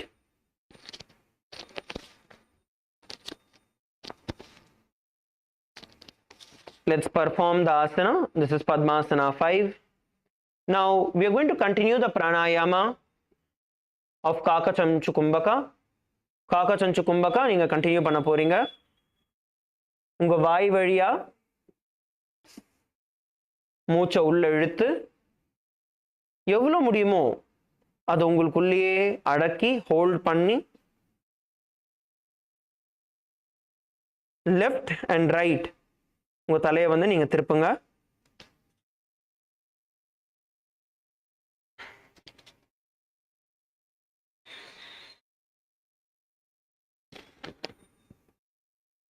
Now visualize yourself as Paramashiva in your inner space and the internal japa Om Nithyananda Paramashivoham. स्वविश्यासने सम्यक् बाहु कुर्व धकुञ्चितो कक्ष व्योम्नि मनः कुर्वन् समम् आयाति तल्लयात्. Relax. The next asana we are going to be performing is going to be Kulyasana. In Kulyasana, sit with your legs crossed in Padmasana. Place the right hand on the forehead and the left hand behind the neck. So Padmasanathil amarndavare உங்களோட right ஹேண்டை வந்து நீங்கள் உங்களோட நெத்திலையும் உங்களோட left ஹேண்டை வந்து உங்களோட கழுத்துலையும் பின் கழுத்துலையும் வந்து நீங்கள் வச்சுக்கோங்க. Place your right hand on the forehead and the left hand behind the neck and bring your gaze to the third eye. Bring your gaze to the third eye.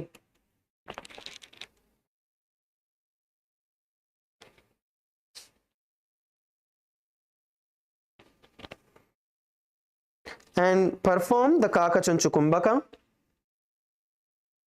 Please perform the Kakachanchu Kumbhaka. Kakachanchu Kumbhaka நீங்க பண்ணுங்க இப்போ. உங்களோட வாய் வழியா மூச்சை இழுத்து உங்களுக்குள்ள எவ்வளவு முடியுமோ கம்ஃபர்டபுளா அந்த மூச்சை ஹோல்ட் பண்ணுங்க. அதுக்கப்புறம் மறுபடியும் வாய் வழியாவே அந்த மூச்சை வெளியே விடுங்க.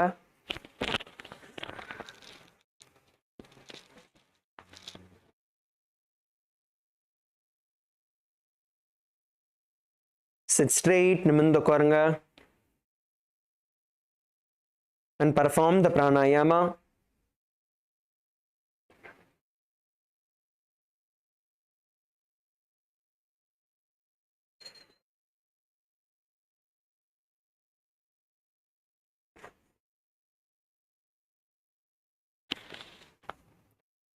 Now visualize a river of Shakti, energy, flowing into you through your Sahasrara chakra. உங்களோட சஹஸ்ரார சக்கரத்திலிருந்து எனர்ஜி ஃப்ளோ ஆவறத விஷுவலைஸ் பண்ணுங்க. அந்த இன்டர்னல் ஜபா ஓம் நித்யானந்த பரமசிவோஹம்.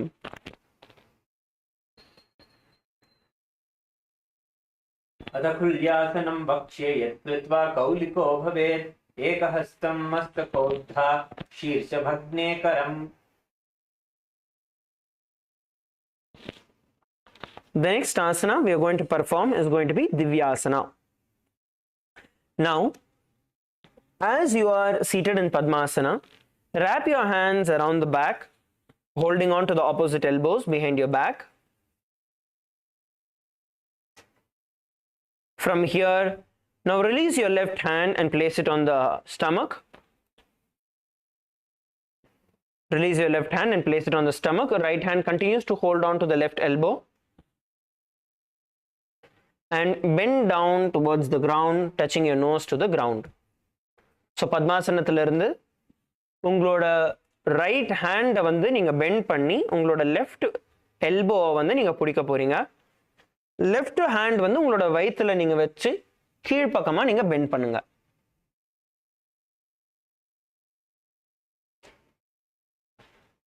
பின்னாடி வந்து உங்களோட முழங்கால நீங்க பிடிச்சிக்கணும். Hold on to your elbows from the back.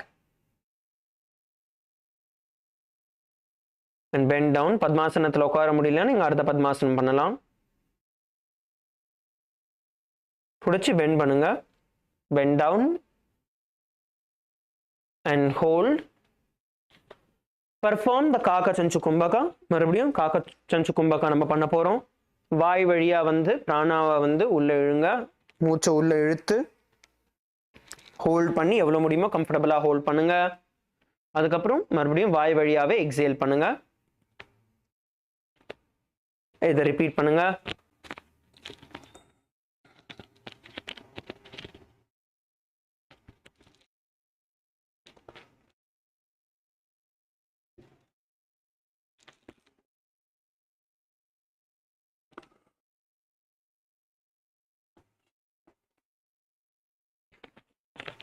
Visualize yourself as a being blessed by all the gods and goddesses of KAILASA, and the internal japa Om Nithyananda Paramashivoham.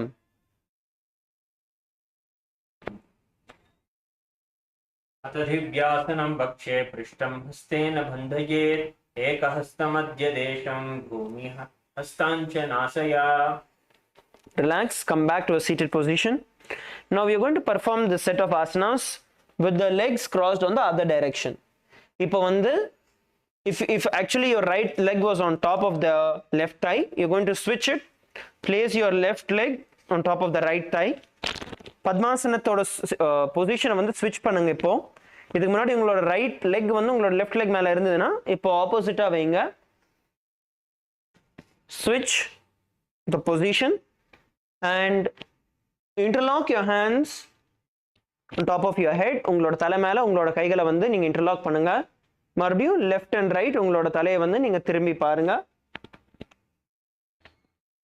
இதை பண்ணும் பொழுது காக்கச்சஞ்சு கும்பகா பண்ணுங்க.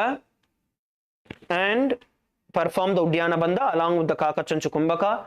So you're going to inhale with your mouth like a beak of a crow and hold the breath comfortably. And once you exhale, pull your stomach in and up into the Uddiyana Bandha.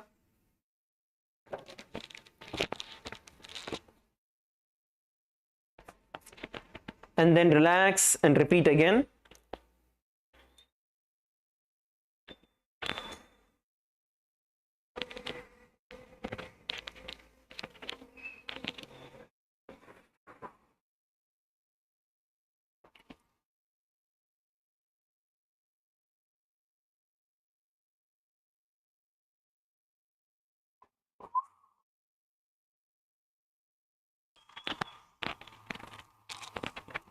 Visualize yourself as Lord Shiva in your inner space, and the internal japa Om Nithyananda Paramashivoham. उपविश्यासने सम्यक् बाहु कुर्वत्त कुञ्चितो कक्ष्योमि मनः कुर्वन् समम् आयाति तल्लयात्. Let's now perform the Kulyasana on the other side. Now, Kulyasana on the opposite direction. As you continue to be seated in Padmasana, now place the opposite hand. If you brought the left hand on your forehead, you're going to now bring your right hand on your forehead and the left hand behind your neck. So let's perform the asana. இதுக்கு முன்னாடி வந்து உங்களோட right hand உங்களோட நெத்தியிலயும் left hand வந்து உங்க கழுத்து பின்னாடி வெச்சீங்கனா இப்போ ஆப்போசிட் ஹேண்ட்ஸ் வந்து உங்களோட ஸ்விட்ச் பண்ணுங்க. One hand on your forehead and the other hand on your neck, behind your neck, and continue to perform the Kakachanchu Kumbhaka. We are not performing the Uddiyana Bandha, only the Kakachanchu Kumbhaka. Kakachanchu Kumbhaka continue பண்ணுங்க.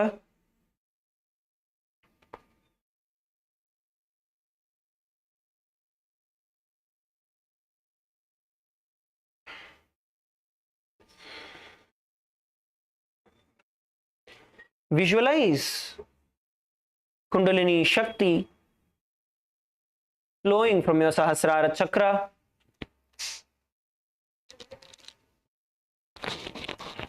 Kundalini Shakti உங்களோட சஹஸ்ரார சக்கரத்திலிருந்து flow ஆவறத visualize பண்ணுங்க.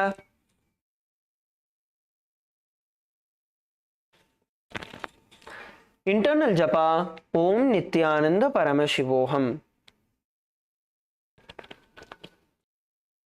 अथ कुल्यासनं वक्ष्ये यत् कृत्वा कौलिको भवेत् एकहस्तं मस्तकोत्थः शिरः भिन्नघेकरम्.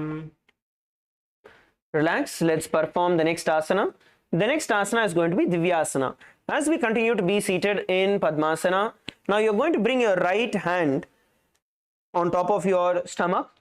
Bring your right palm on top of your stomach and left hand behind your back, holding on to the right elbow.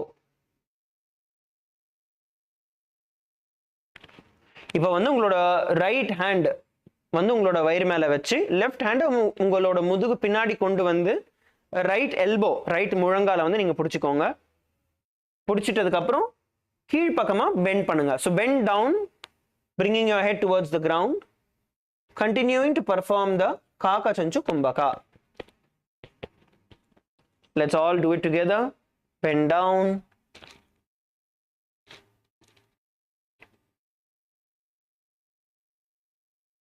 And hold.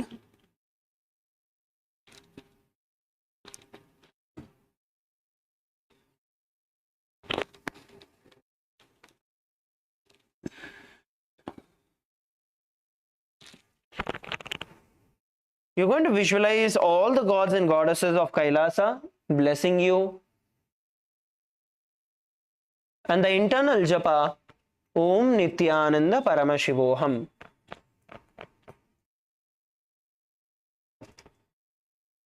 अथ दिव्यासनं वक्ष्ये पृष्ठं हस्तेन बन्धयेत् एकहस्तं मध्यदेशं भूमिहस्तं च नासयात्. Relax, come up, stretch both your feet out, relax your feet. உங்களோட கால்கள் ரெண்டுமே வந்து stretch out பண்ணுங்க, relax பண்ணுங்க. Shake your feet out. Shake both your feet out. Rotate your ankles.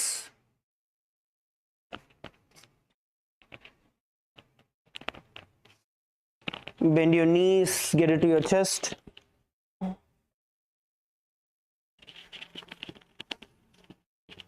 Pull your feet up. Interlock your hands around your feet and pull your feet. Pull your feet and stretch.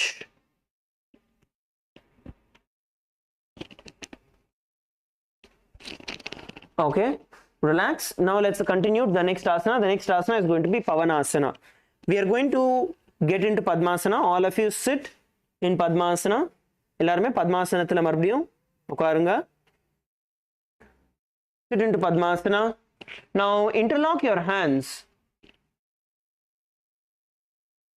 and place it on top of the navel center.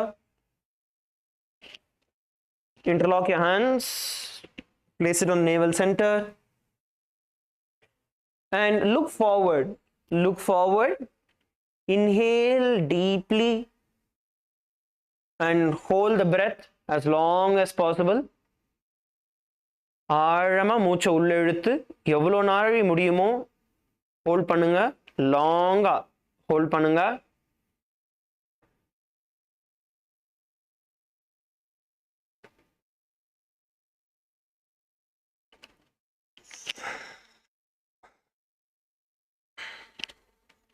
And relax and repeat.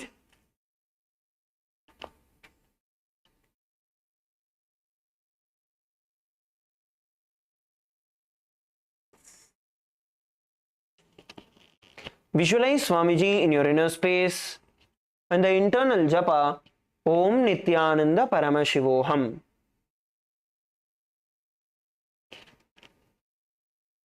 अथान्यथासनं वक्षे साधकानां हिताय वै पावना स्वरूपखेचरो योगिराज भवेत्. Relax. The next asana we are going to perform is going to be Valgulyasana. Now you're going to sit with your legs crossed in Padmasana and insert your hands in the gap between your knees. Insert your hands in the gaps between your knees and bring your hands around the neck. What you can alternatively do is also insert one hand and then cross the feet and do it on the other side as well.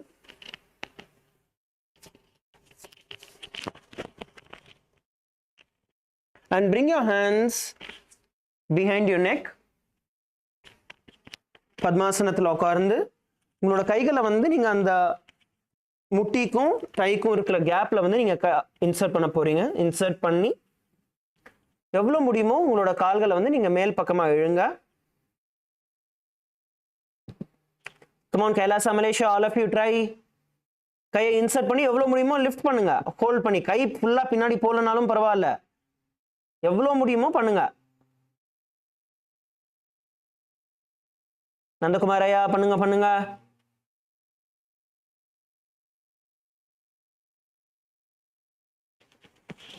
Now visualize yourself as a bat in your inner space and the internal japa Om Nithyananda Paramashivoham.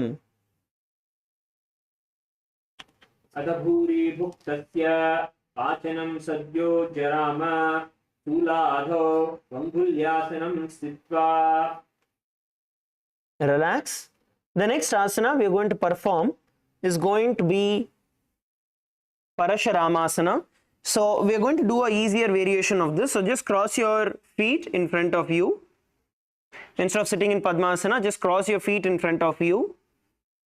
Insert your hands in the gap between your feet and try to place it behind your neck. Try to get your hands behind your neck. So Padmasanathila உட்காரலனாலும் just feet வந்து cross பண்ணி உங்களோட கையை வந்து உள் பக்கமா insert பண்ணுங்க.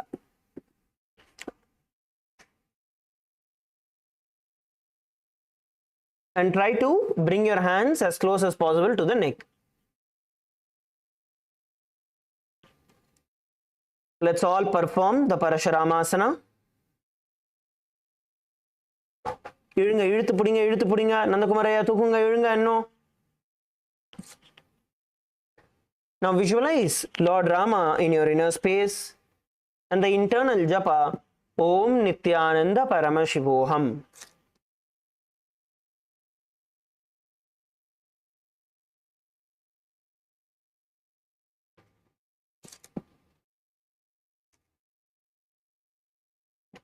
अथ परशुरामासनं प्रथमखरे पद्मासन आचे सुधो शोभे भूपरि पाचे.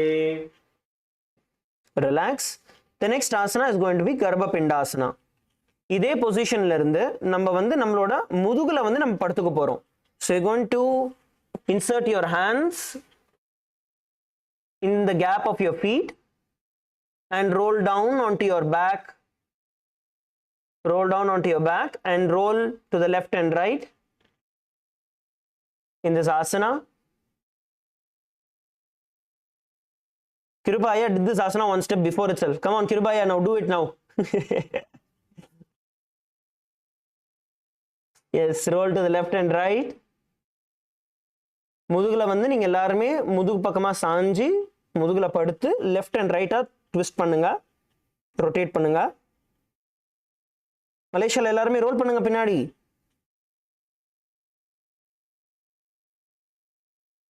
Now visualize Swamiji in your inner space and the internal japa Om Nithyananda Paramashivoham. मयूरं पिञ्चमायूरं पद्मापीठ समन्वितं कौकुटं गर्भपिण्डं च गौरं योग नृसिंहकम्. Relax. Come up. Sit up, sit up. Now we're going to be performing Simhasana 2.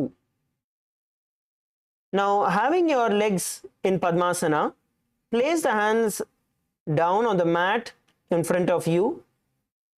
Lean forward, pressing your hips down.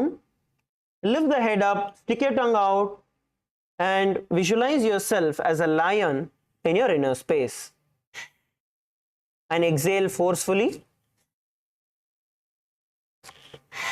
எல்லாருமே பத்மாசனத்தில் உட்காந்து உங்களோட கைகளை வந்து உங்க முன்னாடி தரையில நல்லா அமுத்தி நாக்க வெளியில நீட்டி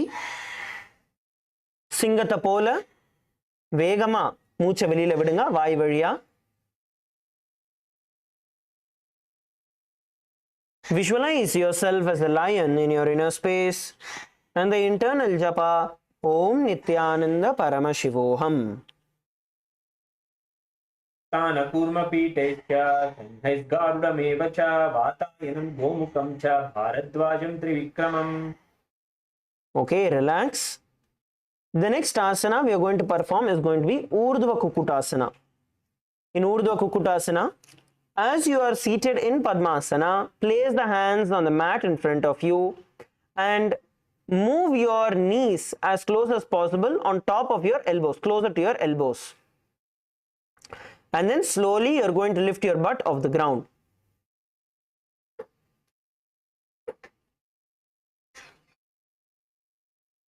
எல்லாருமே சேர்ந்து பண்ணலாம். ஃபர்ஸ்ட் நீங்க வந்து பத்மாசனத்துல உட்கார்ந்த மாதிரி நீங்க வந்து உங்களோட உடம்ப வந்து நீங்க மேல் பக்கமா நீங்க புஷ் பண்ண ஆரம்பிக்க போறீங்க. கையில எழுந்திருச்சு நிக்கிற மாதிரி. ஸோ அதுக்கு வந்து ரெண்டு விதமா நீங்க அதை பண்ணலாம். ஒன்று பத்மாசனத்துல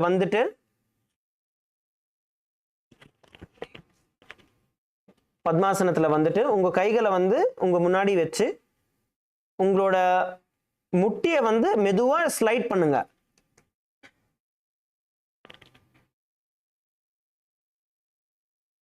okay, you can see, all of you can see it again. எல்லாருமே பார்க்கலாம். ஃபர்ஸ்ட் பத்மாசனத்துல உட்காந்துட்டு உங்களோட பத்மாசனத்திலே வந்து முட்டி மேல எழுந்திருச்சு நின்றுக்கோங்க. அதுக்கப்புறம் மெதுவா உங்களோட முட்டியை வந்து உங்களோட கை மேல இழுக்க ட்ரை பண்ணுங்க. இழுத்தீங்கன்னா அதுக்கப்புறம் நீங்க ஹோல்ட் பண்ணலாம். All of you please try. எல்லாரும் ட்ரை பண்ணுங்க. All of you please try the asana. Come on. Now visualize yourself as a rooster in your inner space and the internal japa Om Nithyananda Paramashivoham. ऊर्ध्वपुक्पुटवासिश्च मरीचिहरमश्चकम् परिवित्तिं सोदरस्य विविधं धनुरासनम्. Relax. The next asana is going to be Padmasana 6. Now please sit in Padmasana and bring your hands around the back and hold on to the opposite toes. So Padmasanathila உட்கார்ந்த மாதிரி உங்களோட கைகளை வந்து பின் பக்கமா முதுகு வழியா பின் பக்கமா நீங்க பெண்ட் பண்ணி opposite feet வந்து ஹோல்ட் பண்ணுங்க. Padmasana 6.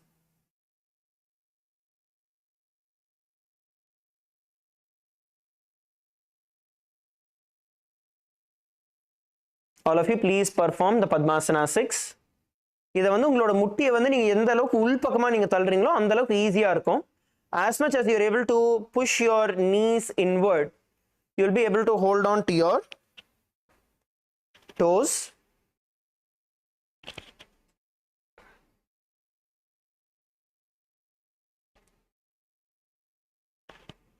Visualize yourself as a lotus flower in your inner space. Baluvaya, panunga.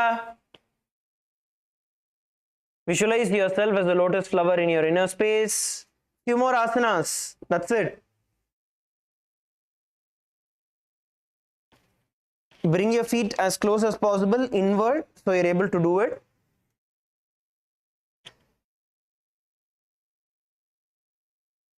And the internal japa, Om Nithyananda Paramashivoham. अथ पद्मासनमावामोरुपरि दक्षिणं चरणं संस्थाप्य वामं तथा. Now relax. Next asana is going to be Baddha Padmasana. In Baddha Padmasana, we are going to be in the same position as earlier, where from Padmasana we are going to cross the hands behind the back and hold on to the feet. And we are going to perform the Ujjayi Pranayama and the Uddiyana Bandha. So once again, first hold on to your feet from behind your back. Hold on to your feet from behind your back.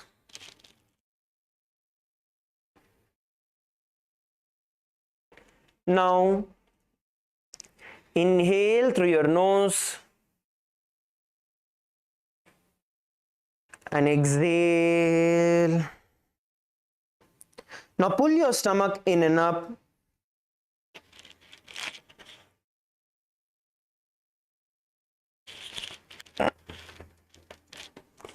And hold and slowly relax and repeat it again.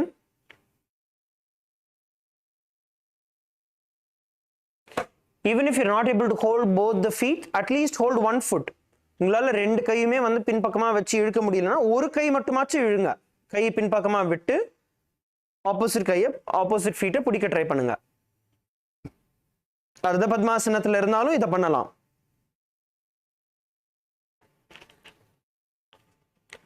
Now visualize yourself as a lotus flower in your inner space and the internal japa Om Nithyananda Paramashivoham. पद्मासनं सुसंस्थाप्य तादाङ्गुष्टाद्वयं पुनः वृत्क्रमेणैव हस्ताभ्यां पद्मासनं भवेत्. Okay, relax. The next we are going to be performing Padmasana 7. As you are in the Padmasana, now bring your hands to the either side of your neck and gently massage your neck. Place your elbows on top of your feet.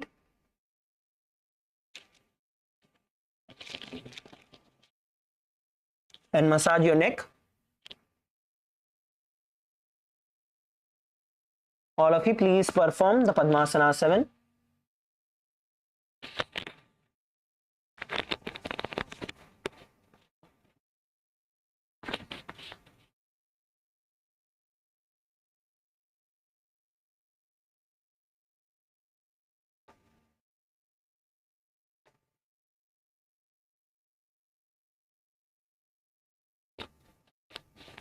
Now visualize yourself as Paramashiva in your inner space and the internal japa Om Nithyananda Paramashivoham.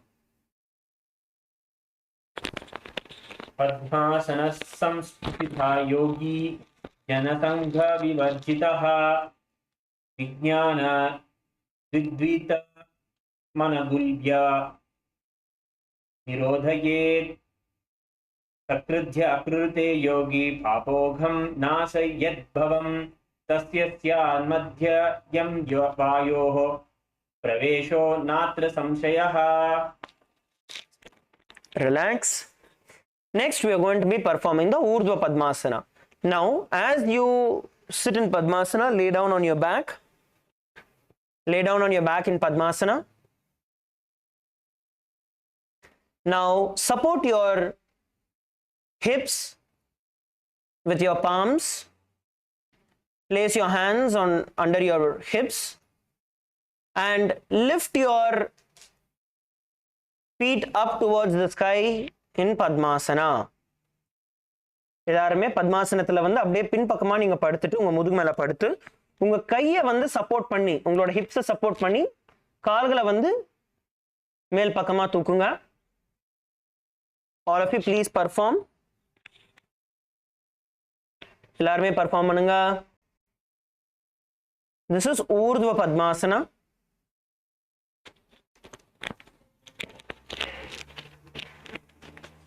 Please perform the Urdhva Padmasana.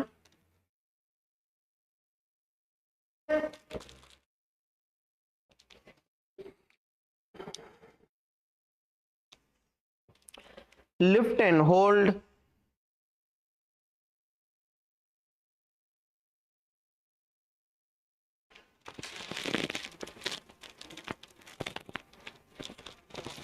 Now visualize yourself as an inverted lotus in your inner space and the internal japa Om Nithyananda Paramashivoham. Alom thi ardha padadi rakhevayati urdhva bhangasana kahevayache. Relax. Now we are going to be performing Parvatasana 2. In Parvatasana 2, just bring your feet ground to the ground. Padmasanathila படுத்துக்கோங்க முதுகு மேல. Now bring your palms behind your head and raise them straight above your head, visualizing yourself as a mountain in your inner space. Feet are in Padmasana. கால்கள் வந்து பத்மாசனத்துல வச்சுக்கோங்க. கிருபாயா padmasana. Padmasana or Ardha Padmasana? Yes. On the ground. Knees on the ground. Yes.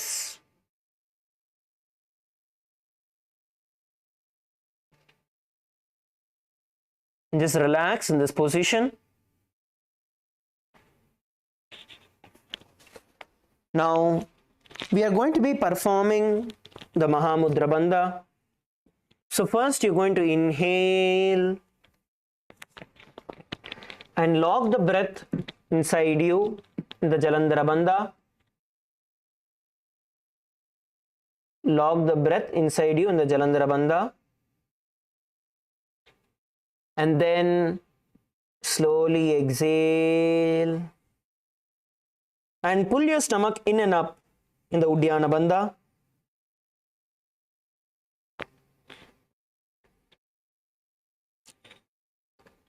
And then relax and repeat it again. Inhale with your nose. Lock your chin to the chest in the Jalandhara Bandha.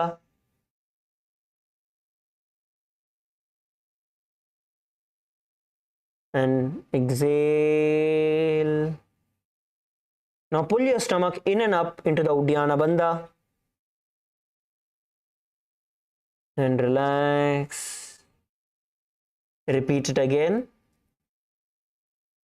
Visualize yourself as a mountain in your inner space and the internal japa Om Nithyananda Paramashivoham.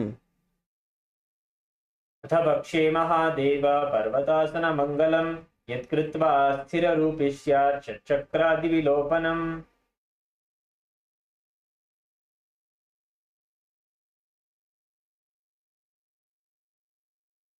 Now stretch your feet out Open your feet out, place your hands by your side. Let's perform the Shavasana too.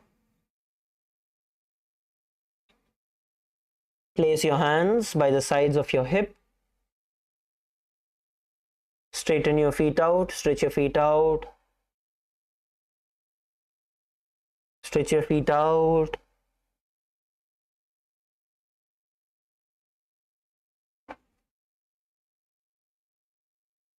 And unclutch from your body and mind.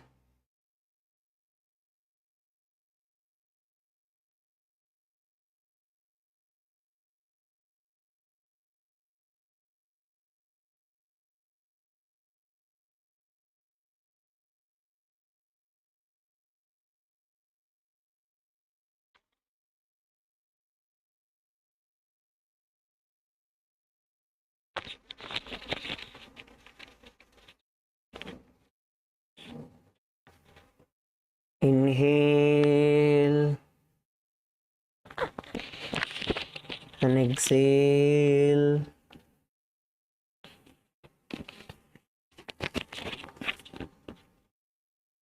Inhale and exhale.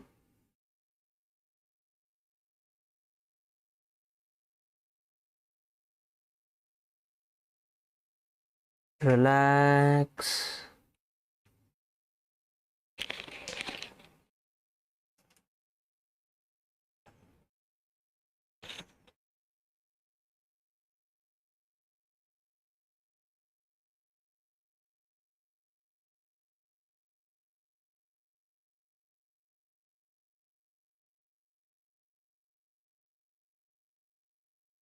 Visualize Swamiji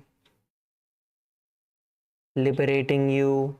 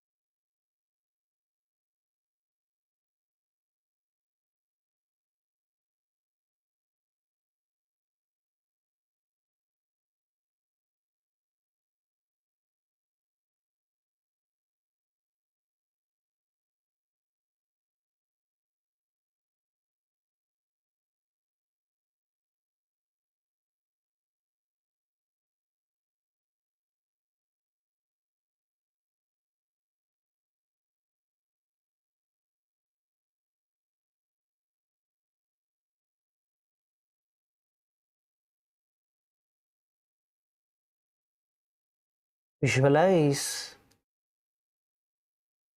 the entire energy of Swamiji manifesting through your being.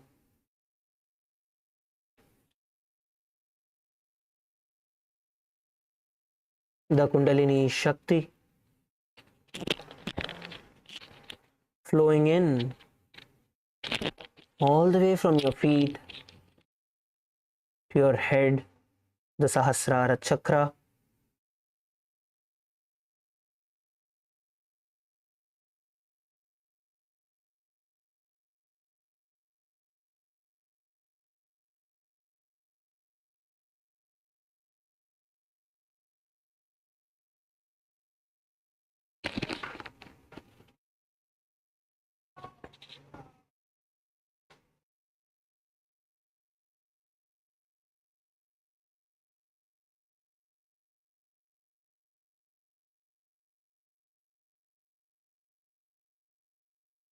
Now, slowly bring your awareness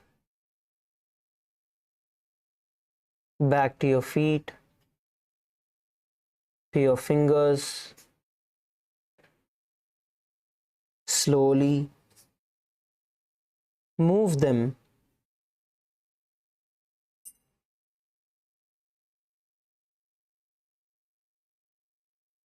Bring your awareness back to the body.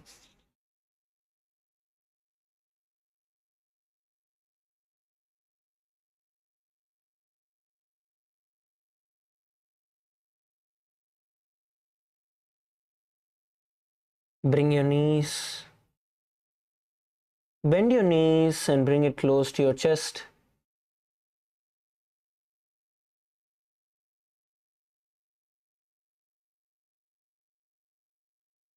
Bend your knees and bring it close to your chest.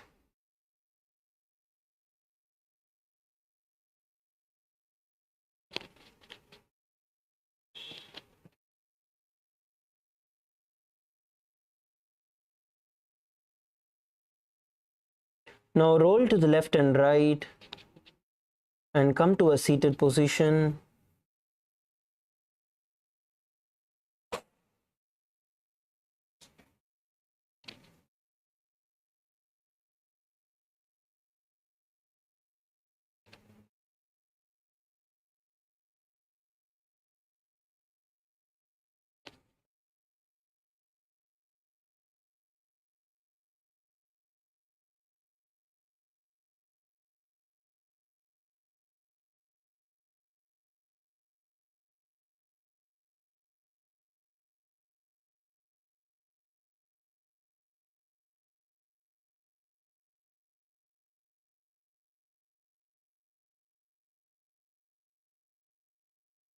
Just sit uncludged.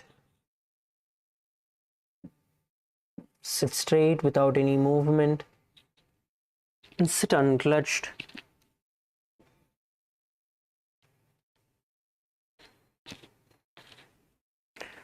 We have completed the entire Tritiya Vinyasa Krama as well, all the 508 asanas. Let's give a big round of applause for every one of us.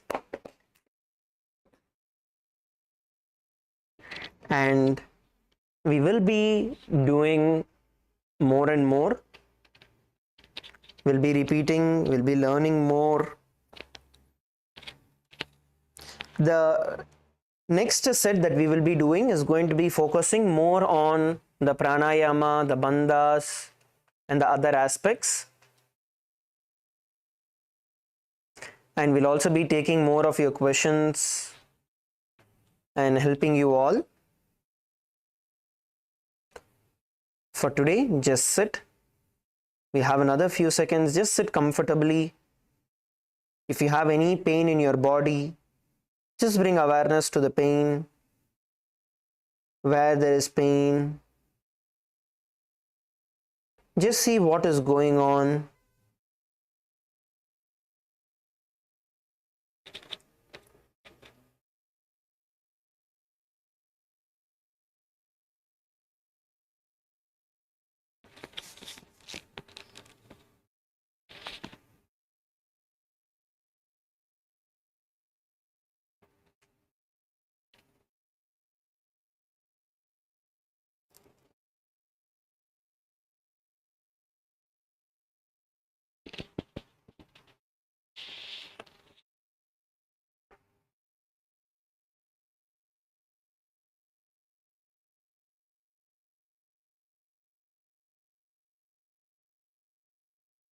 Now sit straight. Bring your hands in front of your heart. We are now going to be chanting the Purna Mantra and ending the session. Let us all close our eyes. Visualize Swamiji in our inner space. Chant the Purna Mantra. Om Purnamadav Purnamidam Purnat Purnamudachyate Purnasya Purnamadaya Purnamevavashishyate. Om Shanti Shanti Shanti. Hari ओम तत्सत् सर्वं भगवत् श्री नित्यानंद परमशिव पादुकार्पणमस्तु। ओम Nityanandam. Thank you everybody. Nithyanandam. Let's have a 30-minute break and let's gather back for the next session by 9:30 a.m. Eastern Time. Nithyanandam.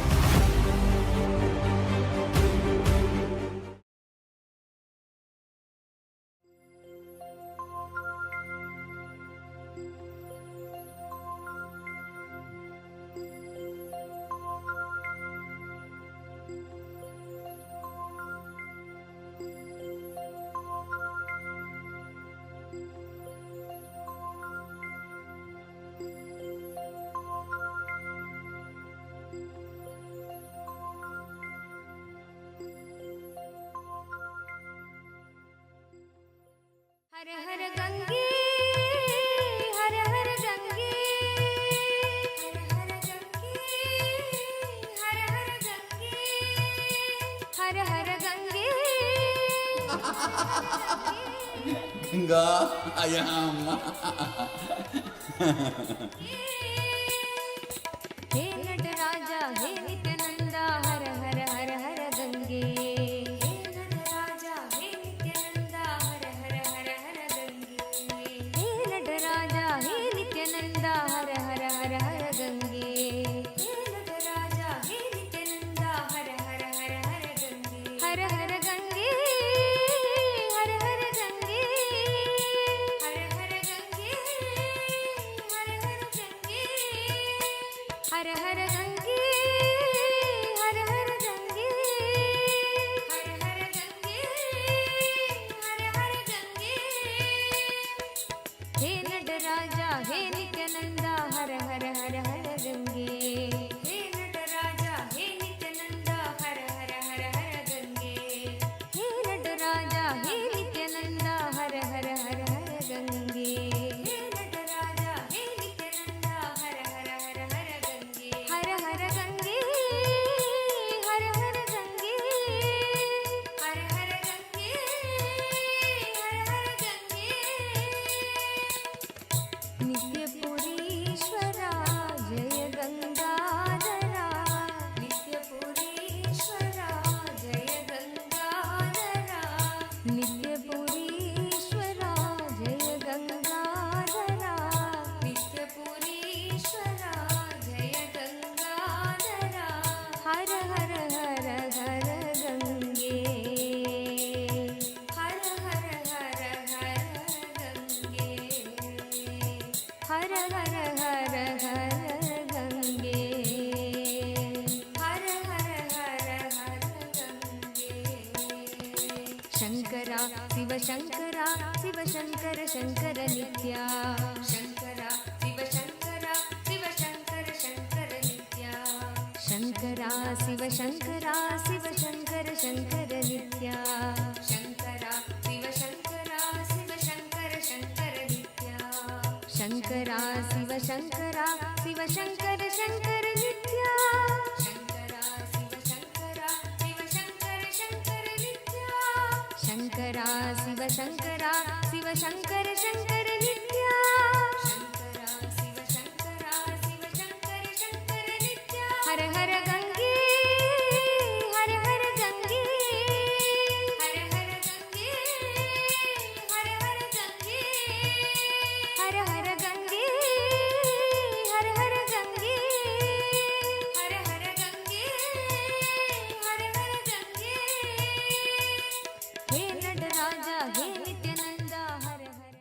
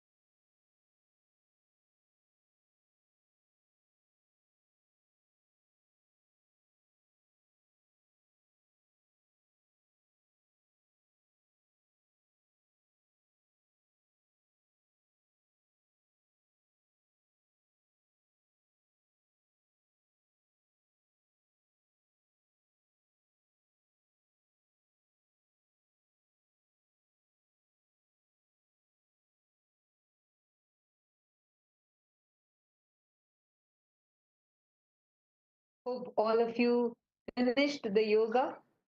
Nityanandam, Anand, Vansalaya, Ma Iqbal Bano, Nityanandam. How was the yoga? Did all of you enjoy the yoga? Great. Now let's begin today's day with the Sadguru Vandanam. Nithyanandam Paramasukadam Kevalam Jnanamurtim Dvandvatingajana Sudrisham Tattvamasyadhilaksham Ekam Nityam Vimachalam Sarvadi Sakshi Bhutam Bhavatitam Triguna Rahitam Sadgurum Tam Namami.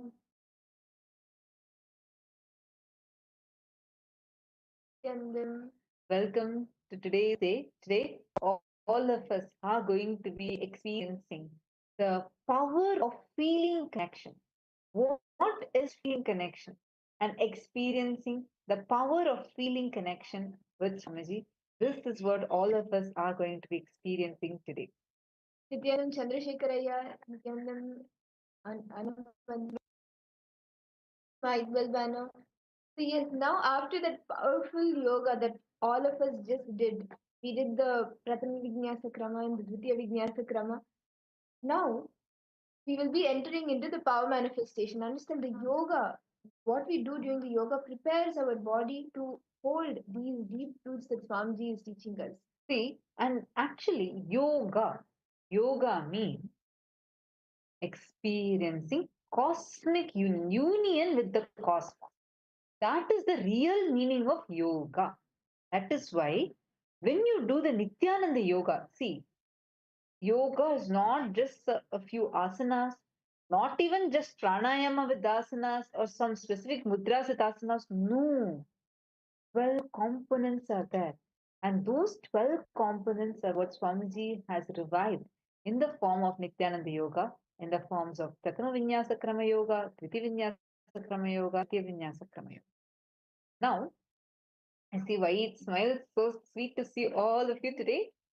Now, let's directly enter into power manifestation. See, we're going to do it slightly differently today. How many of you really want to manifest the power of seeing through the third eye? How many of you feel, I really, really want to manifest this power where I can see through my third eye? How many of you want to have a breakthrough in this power? Raise your hands. Great. Wonderful. Now, listen intensely. We'll guide you step by step. I request all of you to just follow along and we will walk you through the process. And actually, you can see here, I'm having some cards. So these cards are random colors. There are different colors behind it. There are different words behind it. And they're like completely random words. You're not going to be able to even guess it. Okay. So what we are going to do is, I'm going to be showing the card to all of you. You're going to tie your eyes. And exactly in a minute, whatever came, you're going to type and post it. Let's chant the Mahavakya, connect to Swamiji intensely, and just type what exact things are coming. You're going to type and post it. Is this clear? And what you can also do is just keep seeing clear third eye. See, if you have your Atmalinga with you, can I request all the participants to please take your Atmalinga? Take your Atmalingas if you have, and place your Atmalinga in your Anandagandha chakra. Anandagandha. See, take your Atmalinga and put it on your Anandagandha. Anandagandha is below your heart center and above your navel center, that region. Then, Ma Iqbal, if you don't have, visualize Swamiji in your Anandagandha. Just you'll actually feel like your Anandagandha is flowering. Just feel like your Anandagandha is flowering and bring your whole awareness now to your third eye. Put the eyes and the whole awareness should be in this region. And completely block the light by tying the blindfold upon yourself. Tie your eyes completely, block the light completely. There should be no light coming in. Completely block your eyes. Chandrasekharaya, Anand Vansalaya. Can I request each of you to tie your eyes before we get into the power manifestation? Bring your awareness, chant the Mahavakya intensely, and bring your awareness to the third eye. We will be doing multiple rounds.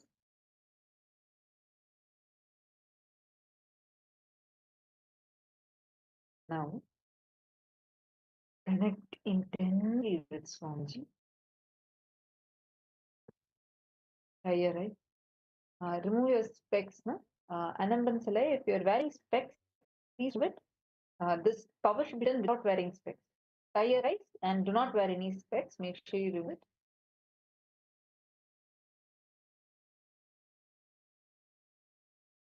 Chandrasekharaya, are you tying your eyes? Could you please keep the camera in front of you, yeah, so I can see you clearly? Thank you. Okay, great. Now, connect intensely with Swamiji. See through your third eye and describe what is the exact color. What is the exact color of the card that I'm showing to all of you? And what is it that is written in this card? Chant Bhava. Whatever Swamiji reveals us to you, let it be revealed. Be aware of whatever is being revealed in your life. Just start verbalizing everything. Chant the Mahavakya for a few minutes. Bring your complete awareness to your third eye.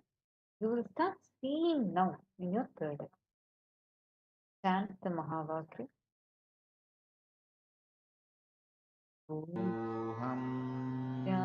Nithyananda Paramashivoham. Intensely connect with Swamiji.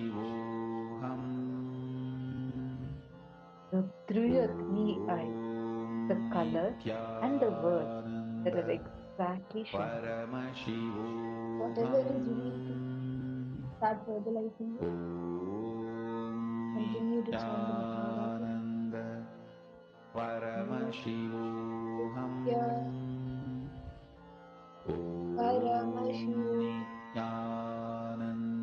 Now, I request all of you, please untie your eye band, and you can post, please remove your eye band and in the chat. What is the exact color and what are the words that you saw through your third eye? Exactly whatever came, post it now.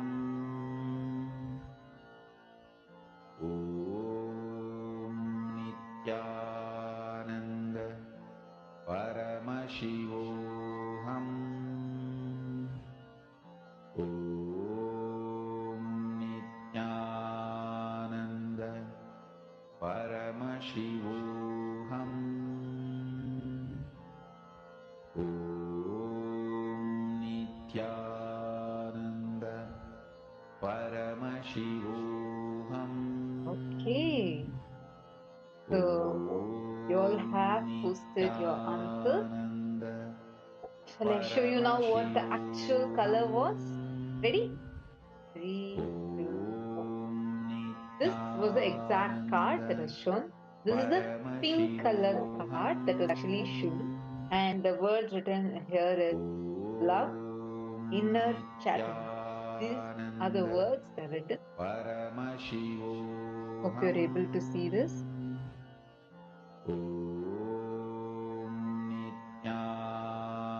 Now shall we move on to the next word, next part? Ready? See, don't worry. Listen, listen, listen. All of you listen. See, don't worry if you're not able to get the answer right.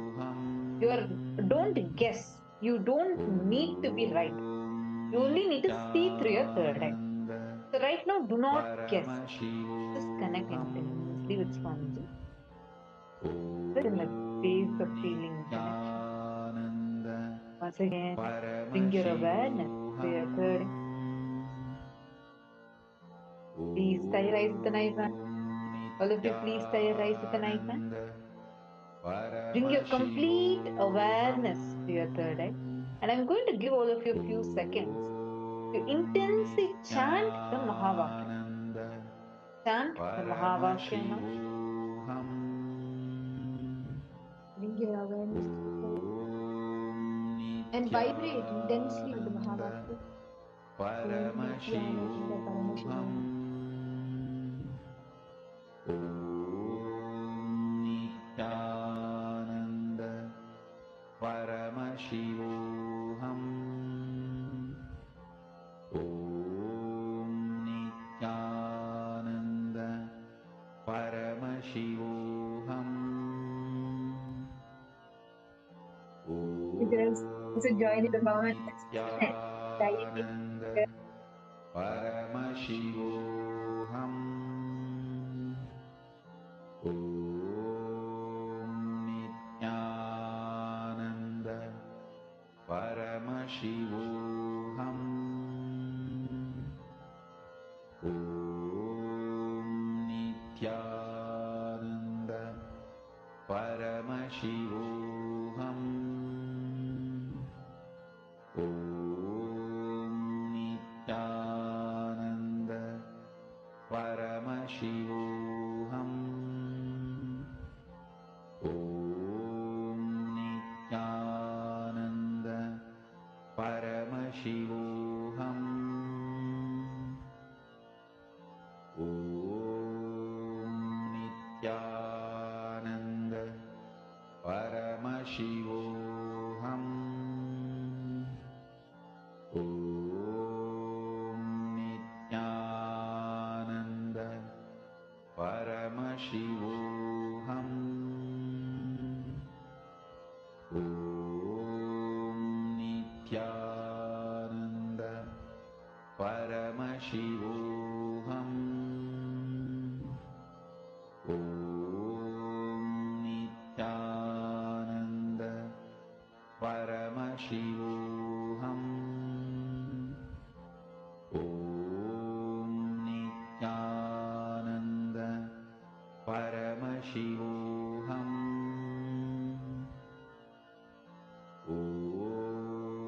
Nithyananda Paramashivoham Om Nithyananda Paramashivoham Om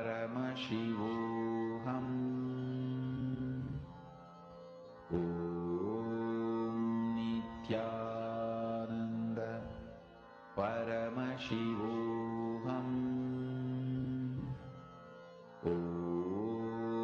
Nithyananda Paramashivoham Om Nithyananda Paramashivoham Om Nithyananda Paramashivoham Om Nithyananda Paramashivoham Om Nithyananda Paramashivoham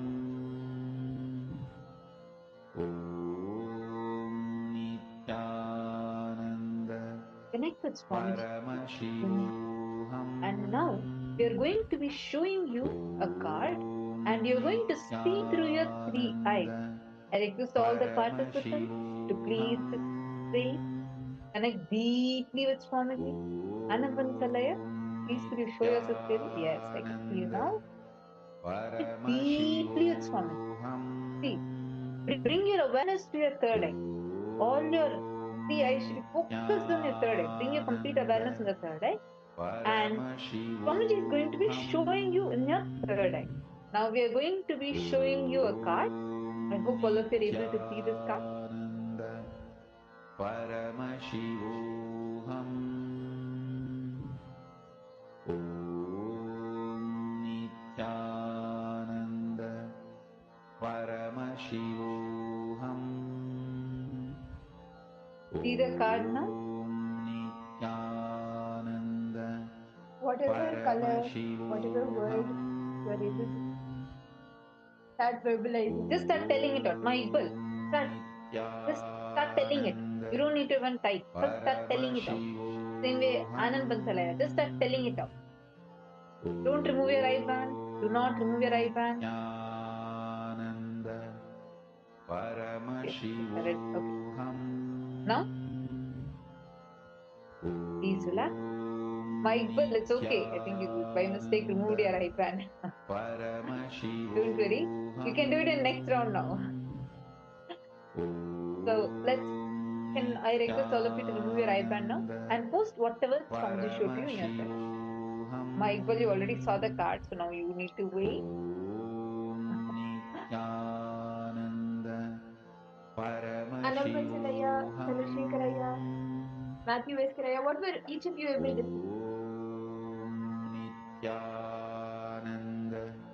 Please post it now.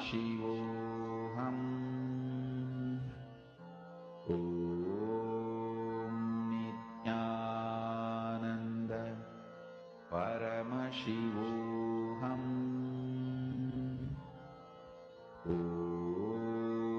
Nithyananda Paramashivoham Nithyananda Paramashivoham Nithyananda Paramashivoham. Have all of you posted? Okay, shall we see now what the actual answer is? Ready to see the actual answer? Okay, pink color card, written. Anand Bansalaya, actually I have a great news for you because you have manifested. This is not a pink color card, it's a purple color card. You're almost manifested. So that is wonderful. It almost looks pink only. And the words written on it is compare, looking at big picture. So this was the exact card that was shown. And now shall we do one more round? Are all of you ready for one more round? Please tie your eye bands. Okay, this time I'm going to be showing. I'm going to take a different card I'm going to show. Can't even guess. So let's see. Ready? Please tie your eyes with an eye band. I'm ready with my card right now to show all of you. Intensely connected Swamiji and the Mahavakya. Bring your awareness to your third eye. Now, I'm going to be showing the card to all of you. Yeah. Start seeing through your third eye. See through your third eye.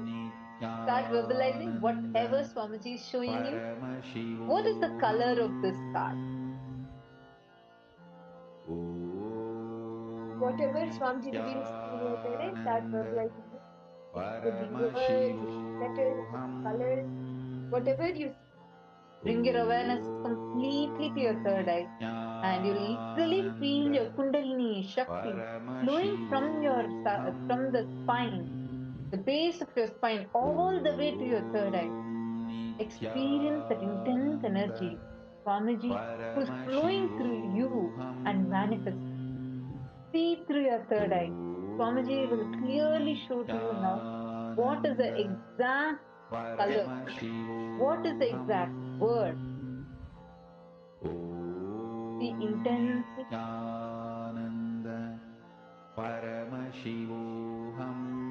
Chant the Mahavakya.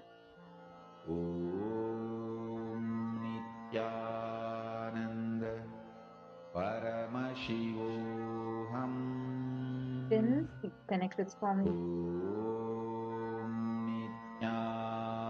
Just start telling out whatever colors you see.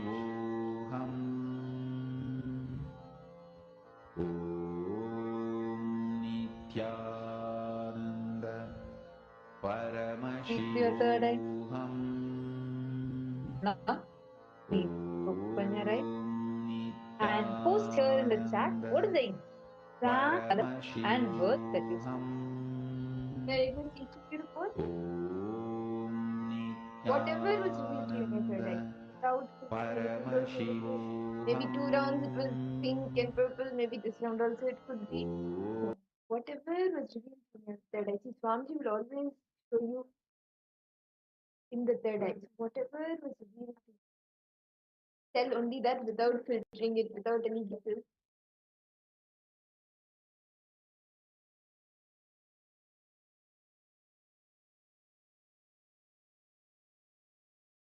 Gray or purple color card, okay. Anand Bansalaya, do not guess. Tell exactly, actually you saw. What did somebody show to you?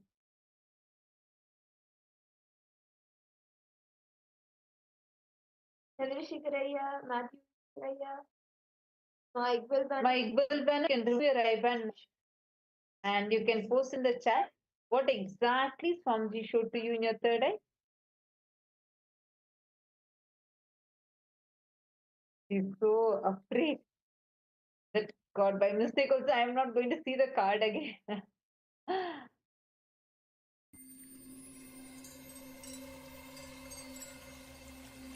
I welcome you all with my love and respect. Let you all open all your three eyes. Om Nithyananda Paramashivoham.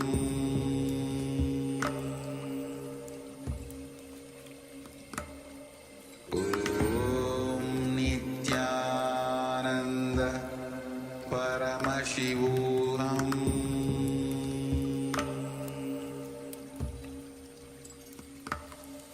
Om Nithyananda Paramashivoham.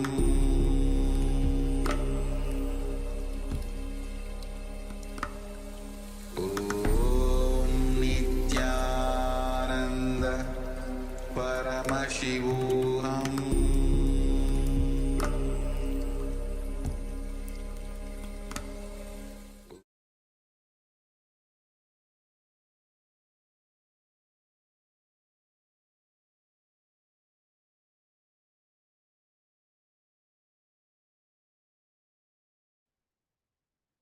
नित्यानन्दं परमसुखदं केवलं ज्ञानमूर्तिं द्वन्द्वातीतं गगनसदृशं तत्त्वमस्यादिलक्ष्यम् एकं नित्यं विमलमचलं सर्वदी साक्षिभूतं भावातीतं त्रिगुणरहितं सद्गुरुं तं Namami. Nithyanandam, we welcome each and every single participant and all the viewers who have joined us live for today's day 2 of the Paramashivoham program. I would like to request all participants to post how was the Nithyananda yoga for each and every one of you. Nithyanandam, ever Alpha Roya? Yes, Nithyanandam Everaya, welcome you for the program. Ma Shulini Durga, Nithyanandam. Ma Wanghanyu, Nithyanandam. Ma. Nice to meet all of you. Ma Basti, Nithyanandam. Yes. Nithyanandam. Ma. Yes. Yes, course is going to start now, ma. We're going to start now. First is the yoga all of us had, and now we're starting. Yes. Ever Alpha Roya, Nithyanandam, welcome to the program. Yes. To all the viewers who's watching us through YouTube, welcome to YouTube for the date of the Paramashivoham program. I would like to request all the viewers and all the participants who's watching us live right now to share how was the Nithyananda yoga. How did you experience the yoga? For some of you do the Nithyananda. So how do you experience yoga? What is the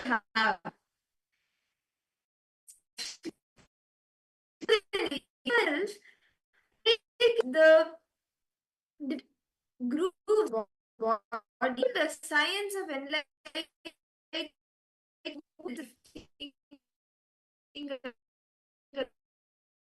like even hold that science. Yoga helps the body to become ready to hold that. Yes. Ever Alfaraya, were you able to do the yoga? How did you like it? And what breakthroughs did you have? Ma Basdi, Ma Shodini Durga, Ma Sharmain, Ma Wang Hunyu. All of you can post.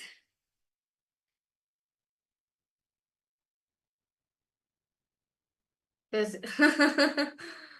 Okay. Okay. See, actually, if you do the yoga every day, you will see, sometimes, see, in the Nithyananda yoga, there are 12 components. Sometimes one or two, you may be like, okay, I'm doing the japa, I forgot the visualization. I'm doing the visualization, I forgot the pranayama.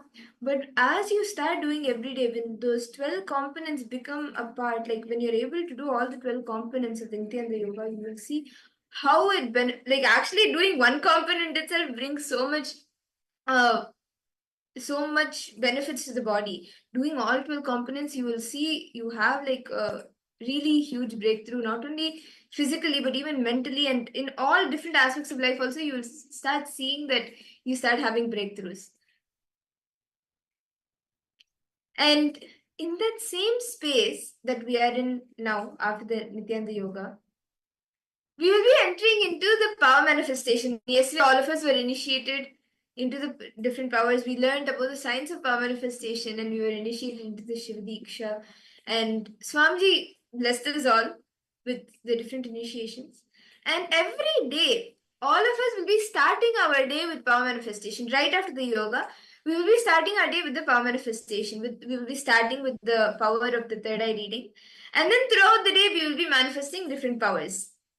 So, can I request all the participants to quickly bring your eye band? You can bring your eye band or a cloth with which you can tie your eyes. And we will be entering into the power manifestation. See, this power of third eye, the third eye reading, it gives you the ability to see anything not only in front of you, but even far off distances with your eyes closed. Actually, throughout the next few days, you will even be learning different powers like remote vision, body scanning. For all of this, see, the third eye is not just limited to something in front of you, it can even see far off distances. And anything, like even if you keep a partition and all of that, you'll be able to see. So, with your eyes closed, with your eyes blindfolded, whatever is there in front of you or around you, you'll be able to start seeing that. So, can I request all the participants to please quickly bring the eye band or any cloth with which you can tie your eyes? Today, all of us will be seeing numbers. So, we will be projecting a few numbers to all of you. And what you will be doing is you will be seeing through your third eye what the number is, what number is being projected. So, can I request all the participants to now please close your eyes? Sit straight and intensely chant the Mahavakya. Just connect to the space of oneness with Swamiji. In the pure space of unclutching. Just become a vessel or like a something that Swamiji can flow through you. Just become a vessel for Swamiji to fill you. Become an instrument for Swamiji to flow through you.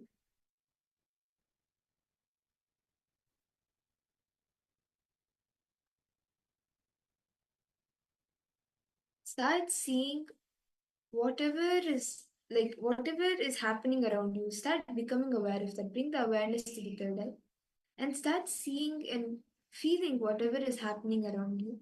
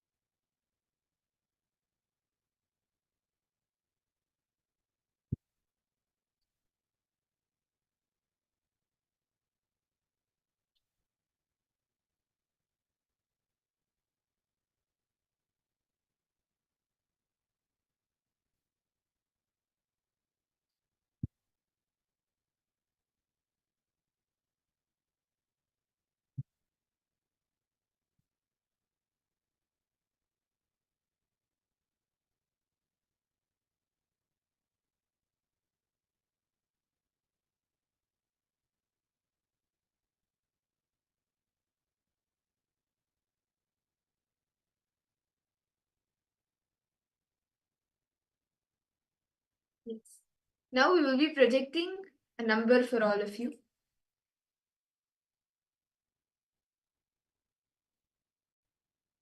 Whatever Swamiji shows you in your third eye, it could be the color and the number itself. But whatever Swamiji shows you, start verbalizing that. Do not make any guesses. Just as Swamiji reveals to you, exactly that, without any filtering, without any changing, just reveal that.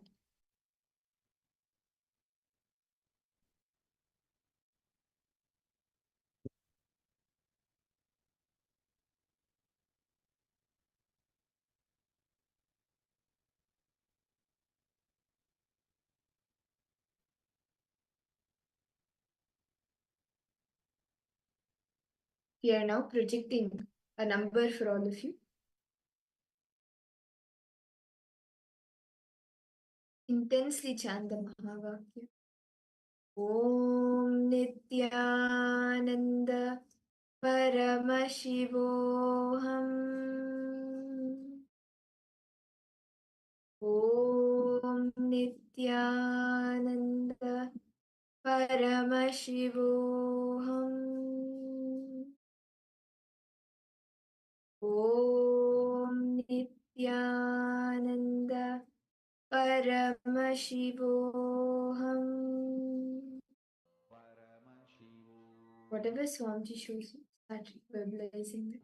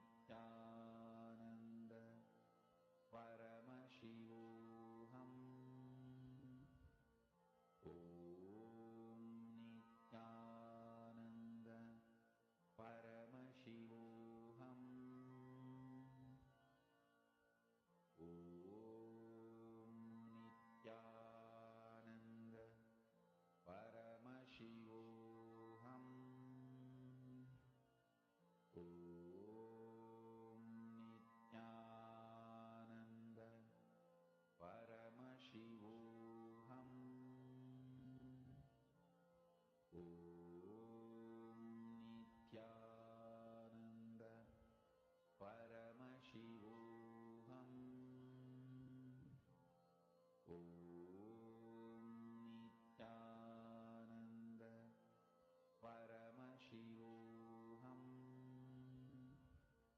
Nithyananda Paramashivoham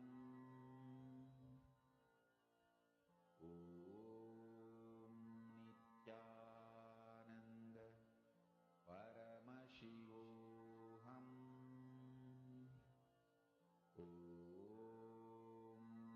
Nithyananda Paramashivoham Nithyananda Paramashivoham Nithyananda Paramashivoham Nithyananda Paramashivoham Nithyananda Paramashivoham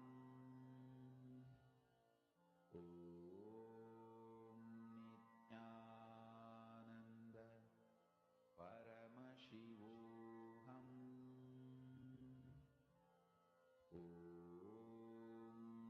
Nithyananda Paramashivoham Nithyananda Paramashivoham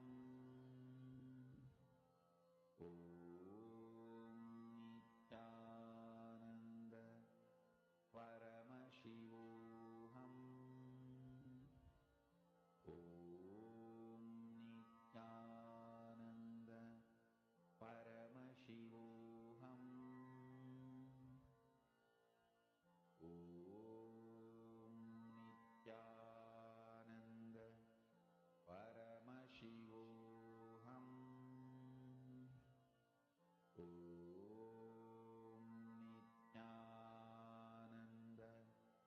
Paramashivoham Nithyananda Paramashivoham Nithyananda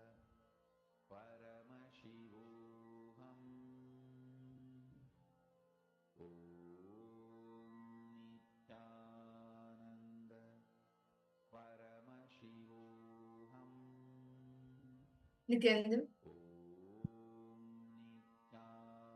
I request all the participants to now please relax. You can open your eyes, and all of you can detail out in the chat what was the number that you were able to see. What did Swamiji reveal to you? How did he manifest through you? Can I request all the participants to please post in the chat? Ma Wang Hunyu, Ma Basdi, Ma Shulni Durga, Nithyananda, Ma Eberel Farwaya. Okay, 3. What else? Yes, Ma Aghora Rupani, Nithyananda Ma. Ma Siavu, Nithyanandam. Nice to see all of you here.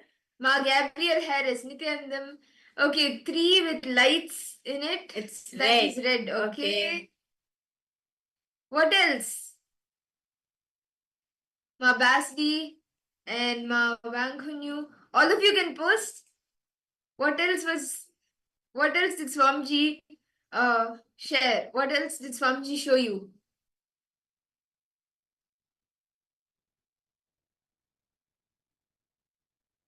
Okay.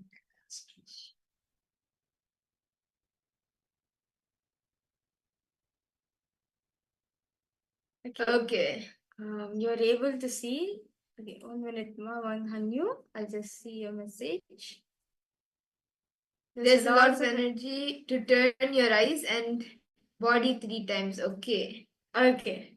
Oh, okay. You felt the energy. Okay, that's nice. So shall we all see the answers? This is quite interesting. Shall we see the answer now? What was the number being projected?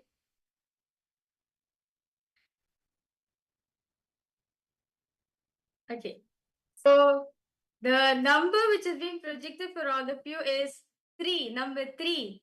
And you can see the 3 is in red color outline and it's like a purple color background. And all of you have gotten spot on. That's wonderful. ever Faroaya ma Anandagurni ma Wanghunyu, you actually what you saw was interesting. You maybe didn't see the exact number 3, but you could see like you were feeling the energy 3 times. So that's very nice, ma. And all of you have gotten spot on, Gabriel. Yes. So should we all do another exciting round? Should we all do another round? I request all the participants to please wear your eye bands. You can tie your eyes again.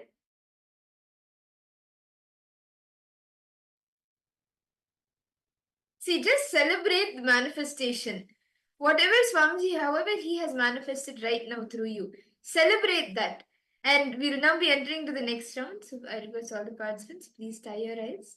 And we will be projecting a number for all of you.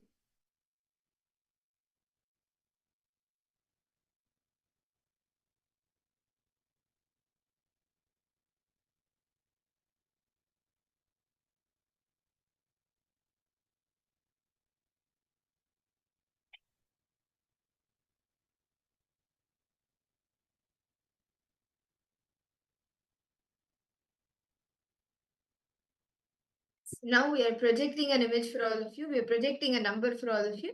I request all of you to please start seeing, chant the Mahavakya. Intensely connect to Swamiji in the pure space of oneness. And whatever Swamiji reveals to you, start verbalizing that.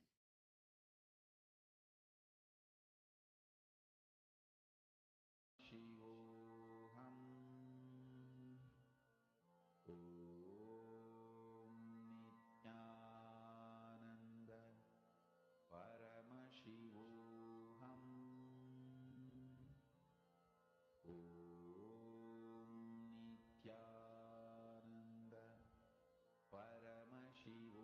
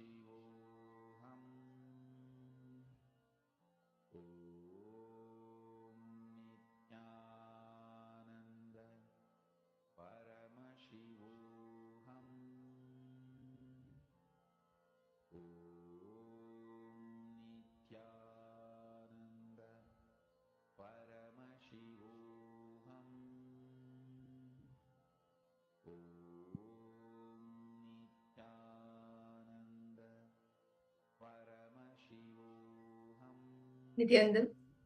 I request all the participants to now please relax. You can open your eyes and you can post in the chat what were you able to see? What was the number that Swamiji revealed to you? Everel Faruaya, Ma Basti, Ma Anna Fan, Nityanandam, welcome. Ma Wang Hunyu, welcome. Ma. I see a Chinese participants logged in. Nityanandam to you too, welcome for the program. Because all of you to post.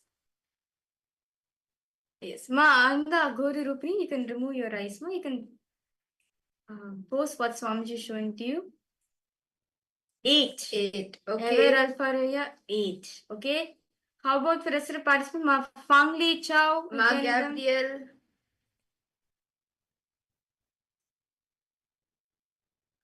I see 8. Okay. Okay. How about the rest of the participants?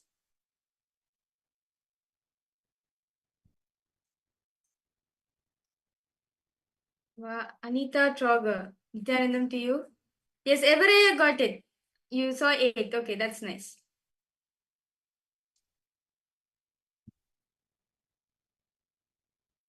How about for you, Ma Anna Fan? What did you see? Ma Gabriel?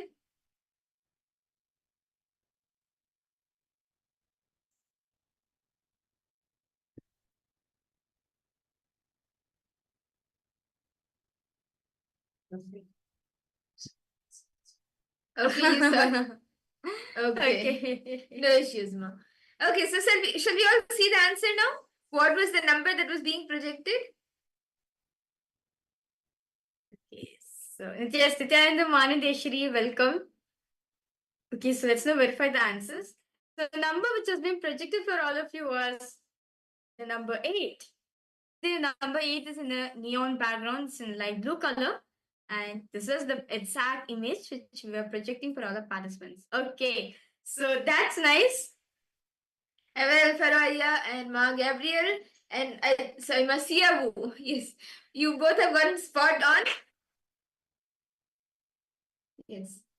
See, just celebrate the manifestation. Whenever you manifest any power, just celebrate that manifestation.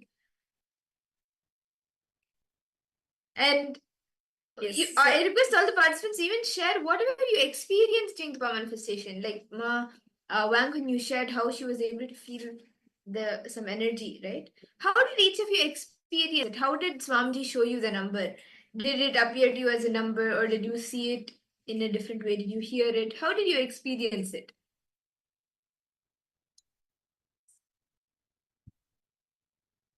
Actually, today, throughout the day, we will be having very important sessions and beautiful sessions where we will be learning about the cosmic actions of Paramashiva. And today is actually going to be a very important day where all of us are going to be understanding how to establish ourselves in easiness. See, just like how Bhagavan Sadashiva is today, all of us are going to be receiving a darshan of Bhagavan Sadashiva Murti. So, Bhagavan Sadashiva, in the Agamas, right, Paramashiva elaborately describes, he does the Panchakrityas, the 5 cosmic acts, which is Srishti, creation, Sthiti, sustenance, Samhara, rejuvenation, Trobhava, putting in delusion, and Anugraha, liberation, not just for this world alone, but for all the multiverse, for all the beings in all the multiverses. So in the first session, Swamiji is going to be expanding about, there's something called as, there's 3 things, called as Jiva, Jagat, and Ishvara. The Jiva is the self, what you perceive about yourself, and everything that you cognize as I, what you cognize as the self. And how all of these, then the Jagat is the world around you, anything and everything around you. And Ishvara is the God. And we'll actually be seeing now in the first session that we will be entering into shortly, we will be seeing how, like what the Jiva, Jagat, and Ishvara is. What is the self? What is Jagat, Jiva, and then the Jagat, and we will be seeing also Ishvara, and how what you cognize and what you perceive as the self in the Jiva also impacts what you think about the Jagat, the world, and about Ishvara, the God. So let us all now listen to these beautiful revelations from Swamiji directly.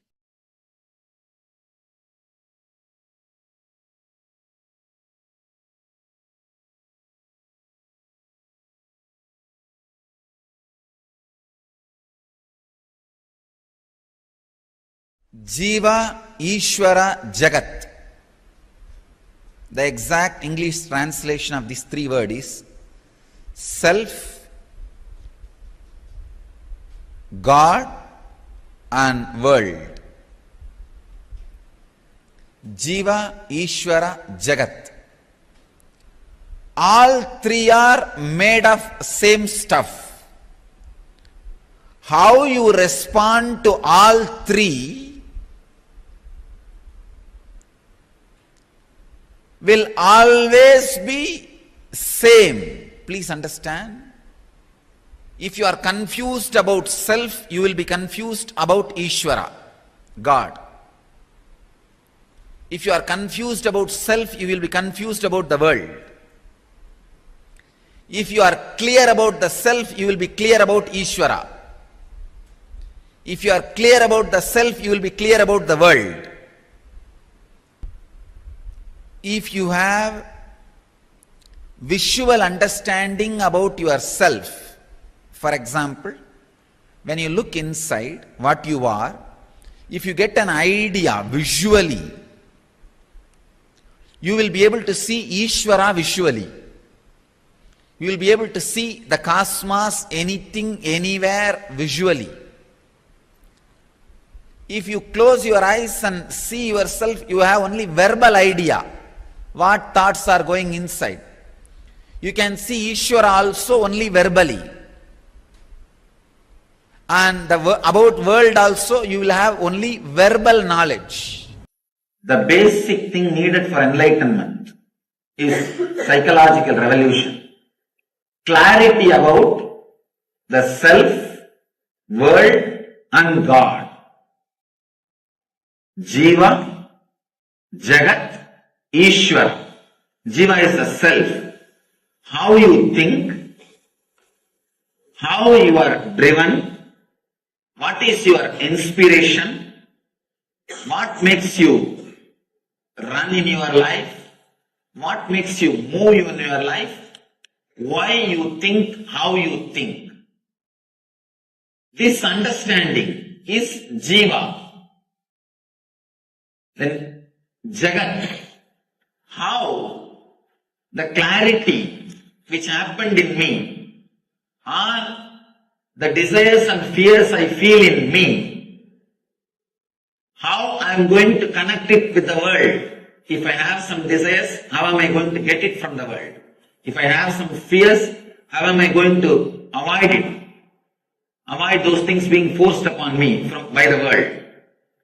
That relationship is Jagat. Ishvara means the source for both. The source for individual self and the world is the Ishvara. Achieving that source, all these three is what is called enlightenment.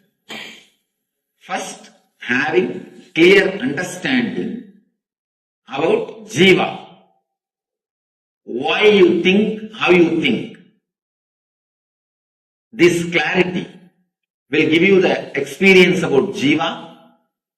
Then, how to connect with the world through your fear or through your greed. Achieving what you want to achieve or keeping away from what you don't want. This is the realization about the Jagat world. The third, Ishvara, which is the source of these two, experiencing it. Actually, it's a very subtle truth, but very strong truth. Just by understanding, it can liberate you.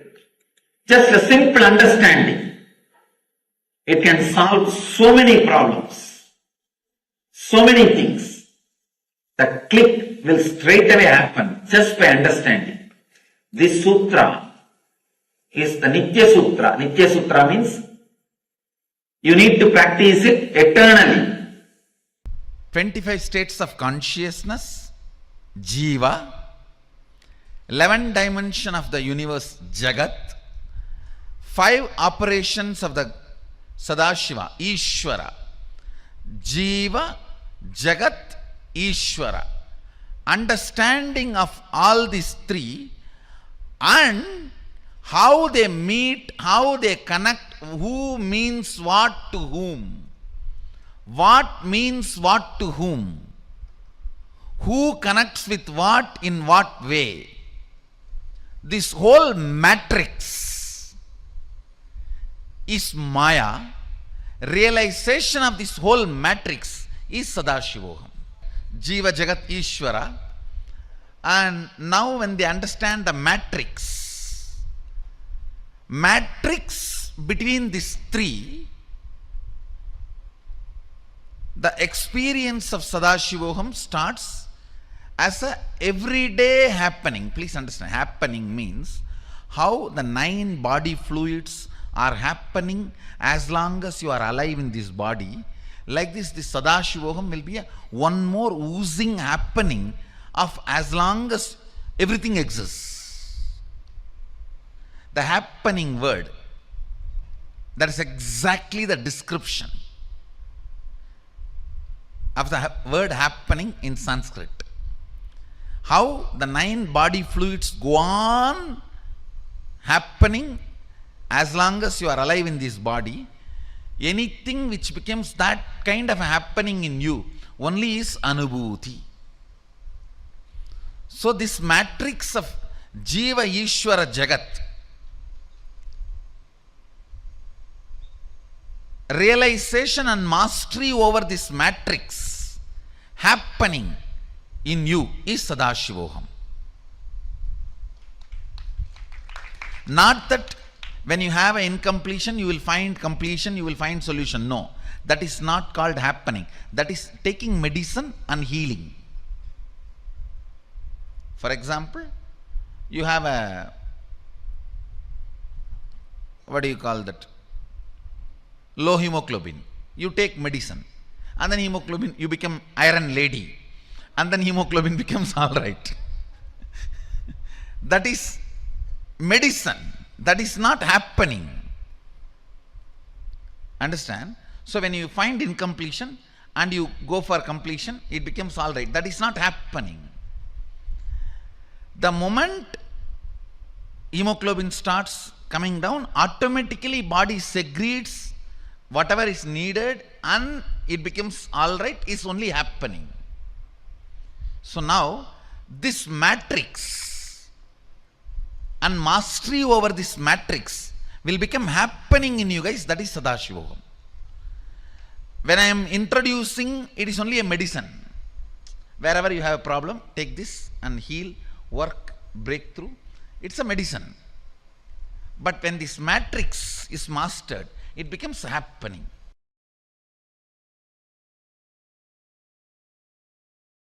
If your idea about you changes, your idea about the world and the God will change.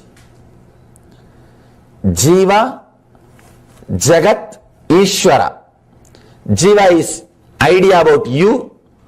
Jagat is your idea about the world. And Ishvara is your idea about the ultimate. All these three are very closely connected. If your idea about you changes, your idea about the world will change. And your idea about the Ishvara will change. If you are fear-based, you will feel very connected to the deities with all weapons. 18-handed Kali or Muniyasami, Karupannar, with all the deities which are violent. You will feel very connected because you are deeply feeling insecure. You want somebody to protect you with all the weapons. If you grow, if your idea about you changes, if you raise to the level of anahata, love, suddenly you will feel connected to Krishna. More love, more bliss, more joy. If you elevate yourself a little more, if your personality becomes a seeker, means seeker of enlightenment, you will feel connected to the master. No, with no other God you will feel connected. All those gods are okay, but you won't feel connected. Only the connection will be with master. You will feel master is everything.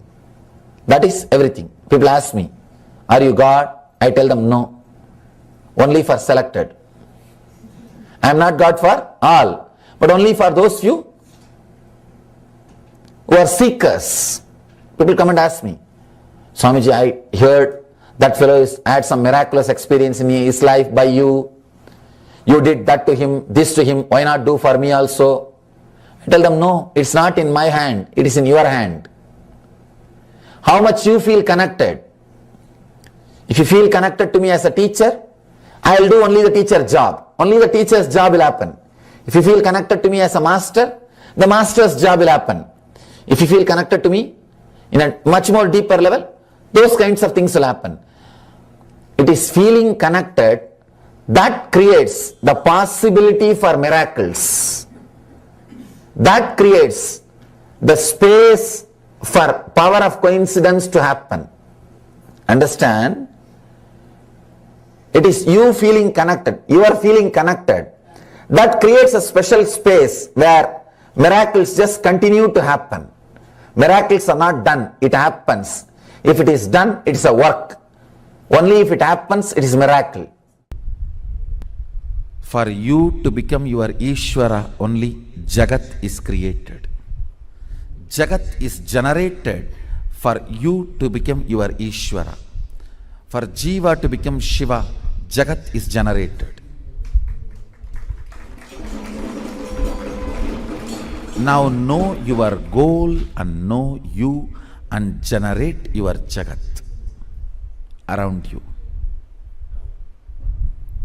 For generating the Jagat, understanding about wealth and relationship, health, all this jnana vrata is required.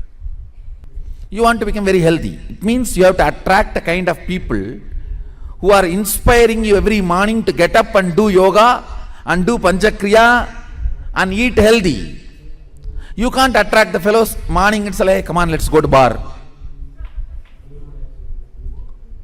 You can't afford to attract the fellows, come on, let's go to McDonald's. Eat that 7-layer burger, Texas size, Starbucks coffee, 2-liter Coca-Cola.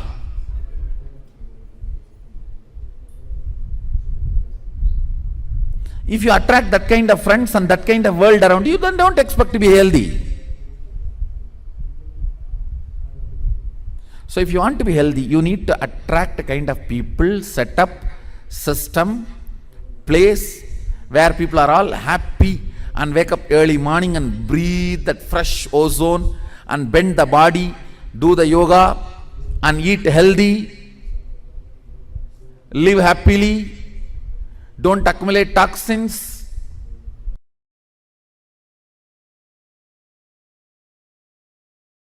Jiva. Listen, first let me define Jiva. What you perceive yourself as of now to whatever you can perceive you.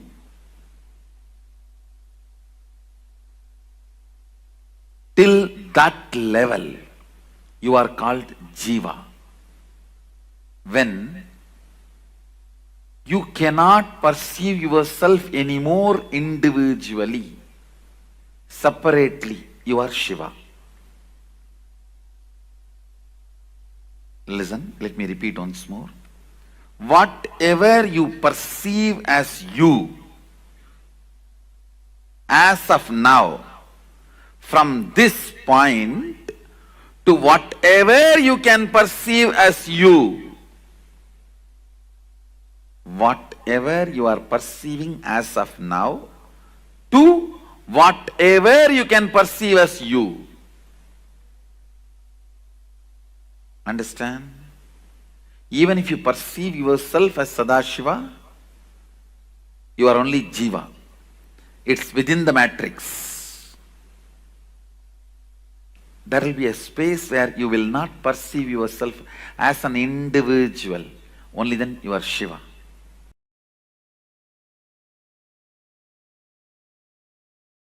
Sadashiva. Please listen.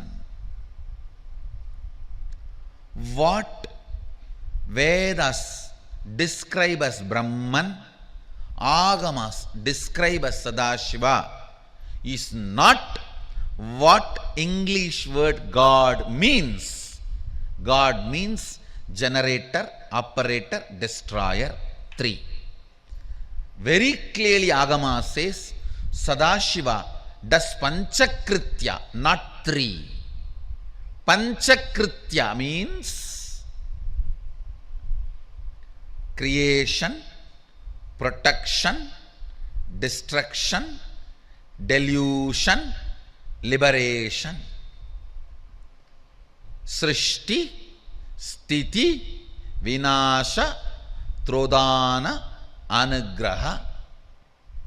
Even the word Srishti is not equivalent to creation. Even the word Sthiti is not equivalent to operation. Even the word Vinasha is not equivalent to destruction. Even that is a mentally retarded, handicapped version. The word God is not equivalent to Sadashiva.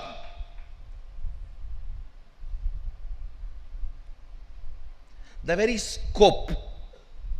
West does not understand something called delusion and liberation. It understands only creation, operation and destruction. What they understand from their scope, they created their God.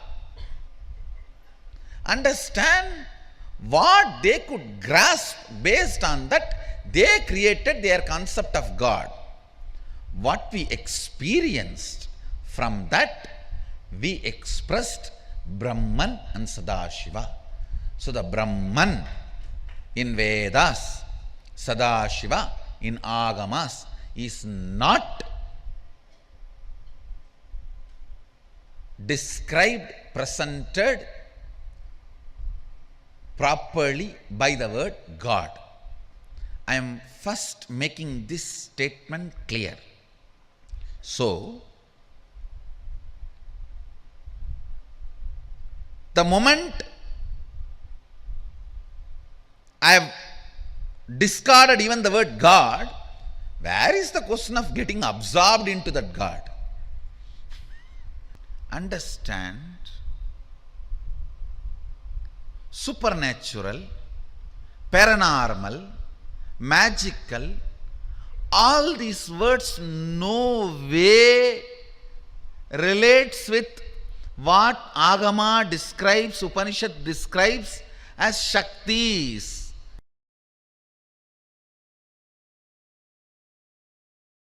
Let me enter into the satsang.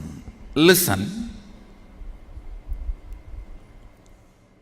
Hindu tradition has only 3 steps for ultimate realization, manifesting Sadashivatva. 1. Shravana, listening. 2. Manana, internalizing.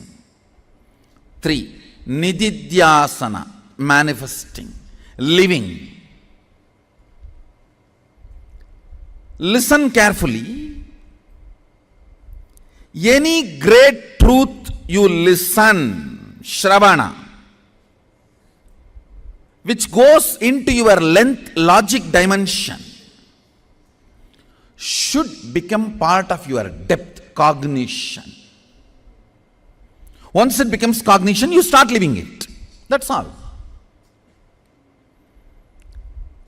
Logically, you all heard millions of times from me, you are Mahasadashiva.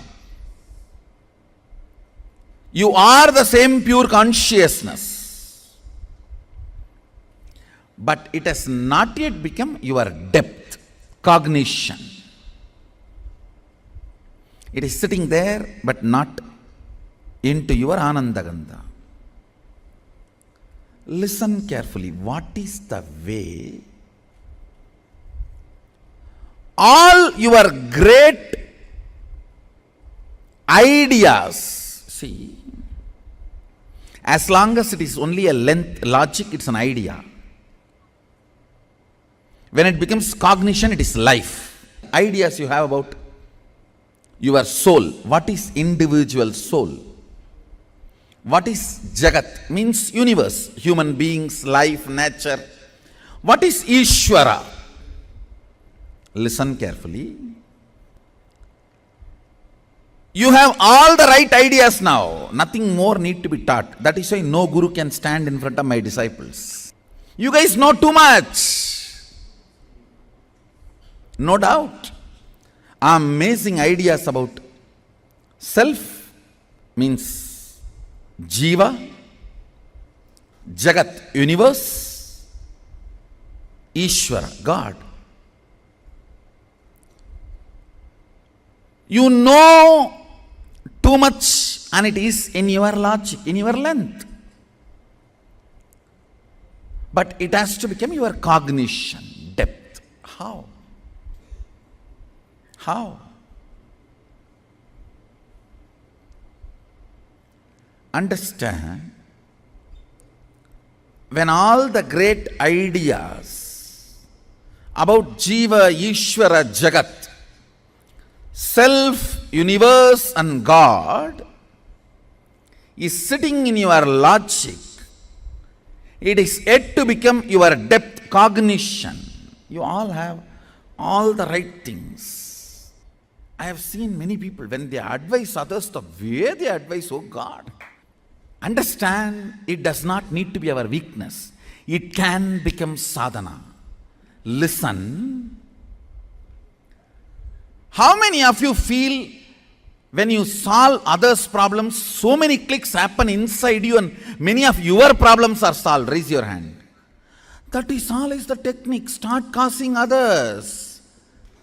That is what I am saying.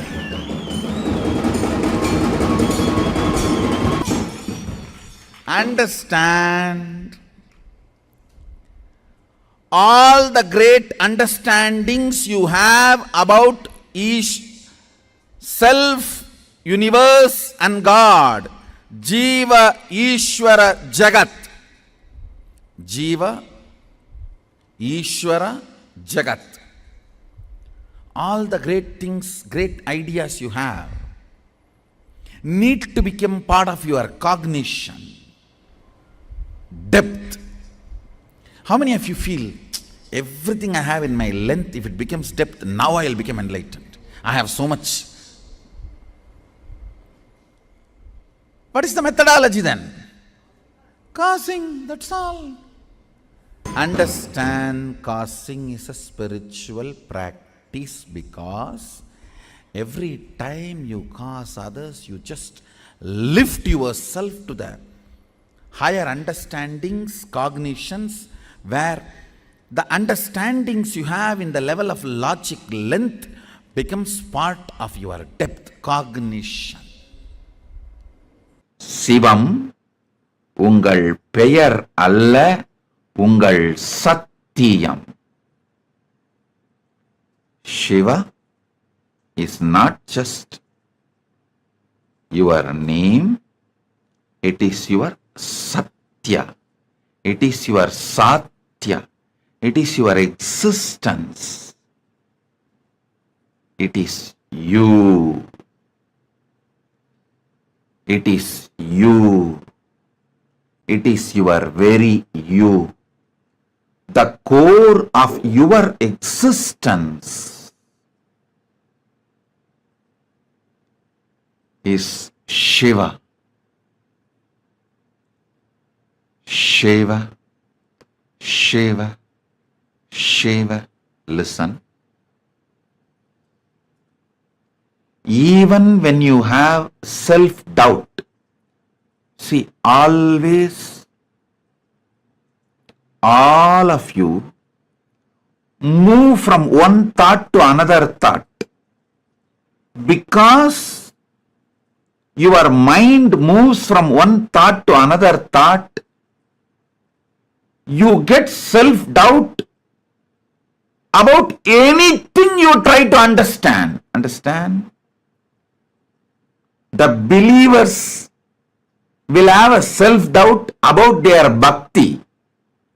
Non-believers, even atheists, will have a self-doubt about their atheism.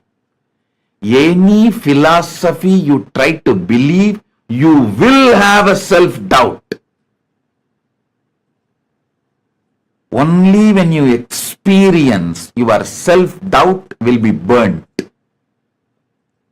Self-doubt, when it is unattended, becomes self-hatred. Self-hatred, when it is unattended, becomes self-denial. That's what I call SDHD, just like ADHD. How kids have ADHD, adults get into SDHD, self-doubt. Unattended self-doubt becomes self-hatred.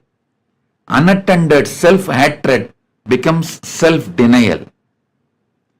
The SDHD leads to doubt about life. Doubt about your own life. Doubt about your life becomes hatred for life and denial of life.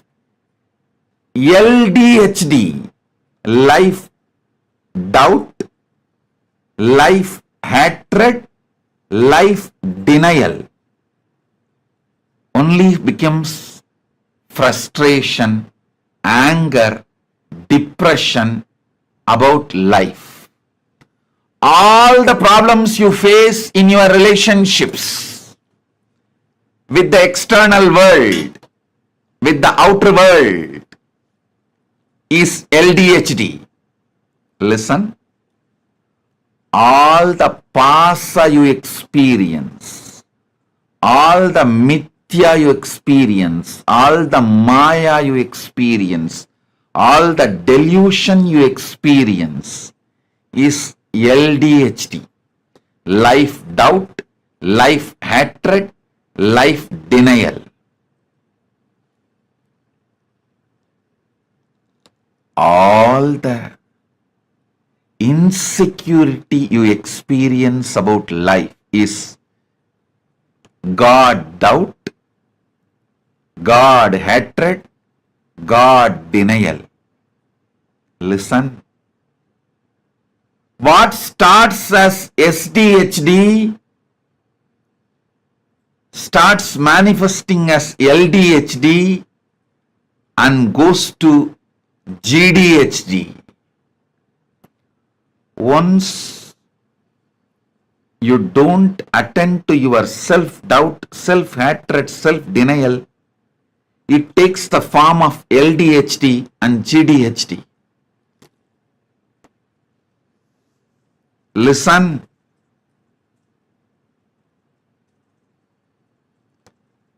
Come to the source core of you. The source of you. Through experience. How you experience, you exist with that same strength, power. You can experience Paramashiva exists today. With that experience of Paramashiva, your SDHD, LDHD, GDHD, all of it will disappear, dissolve. You will experience Paramadvaita. Parama Advaita. Understand that first. You always think, only if I can visualize the great truths inside me and concentrate on it without getting oscillated, I will get enlightened. I will experience Paramashiva. No. Paramashiva is larger than your ability to visualize. That is why Upanishads declares. Upanishads very clearly declares, Avangmanati kocharam. It is beyond your ability to visualize and verbalize. He is the frequency which cannot be verbalized.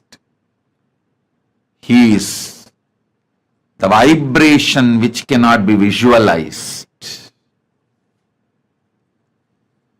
The nada which cannot be verbalized, bindu which cannot be visualized. He is Satya, only can be experienced. Before entering into the sutra, just few understandings, few words about the scripture, Shiva Sutra. This book is not even just a manual for enlightenment. It is a manual to create spiritual traditions. The technique which we are going to enter today is the base of whole Buddhist tradition. Each technique, each meditation technique which is described in this book is a base for one religious tradition, one spiritual philosophy. Out of this one meditation technique, whole Buddhist tradition is born. Fortunately, this book is older. That is why we are able to say from this book it started.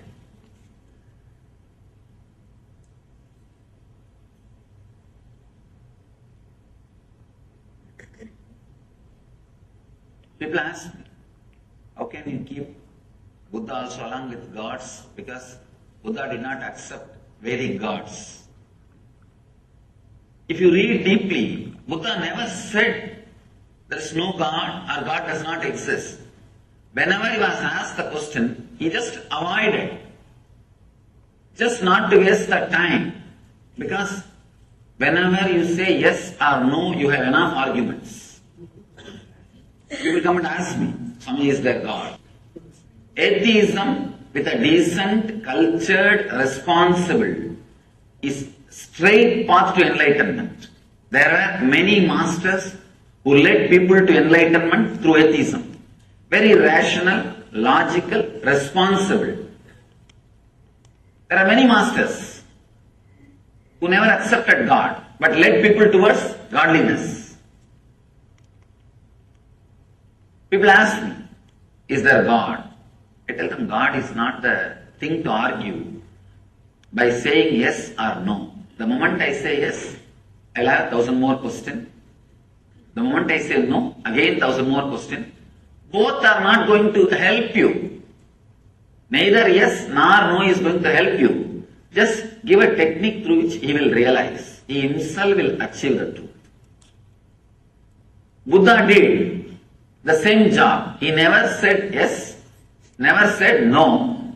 He just gave the method. He just gave the technique and led people to achieve the enlightenment, achieve the truth. In a very beautiful way, without accepting the authority of the Veda, he contributed to Vedic tradition. See, there will always be 50% of the people saying no for everything. See, when you say no, it feels very juicy. Saying no is really very juicy. That is why, kids, why do you think constantly kids say no for anything and everything? Because it gives them the feeling that they are grown up now. Only when you say no, you feel you have freedom. There is something called positive freedom. Freedom of acceptance and saying yes, the ultimate freedom. But unfortunately, neither we are taught about it, nor we experienced it. I can tell you actually, this moment you can liberate yourself. All you need to do is accept you as you are in the outer world and the inner world. Suddenly you will see you are untouched. You are clutched by only one thread, non-acceptance. Sutre Maniganaiva, Krishna says, I am the thread running through the whole existence. There is one thread in you which is running through the whole suffering of your life, non-acceptance.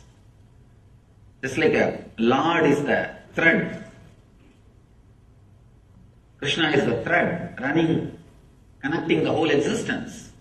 Your non-acceptance is the thread running and connecting your whole sufferings. What you call as samsara roga, bhava roga, suffering of disease.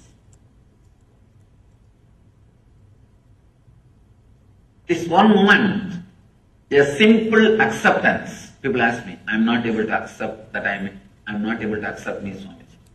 I tell them, already, at least accept that you are not able to accept you. That's all. Even that is an acceptance. Even that acceptance can suddenly unclutch you.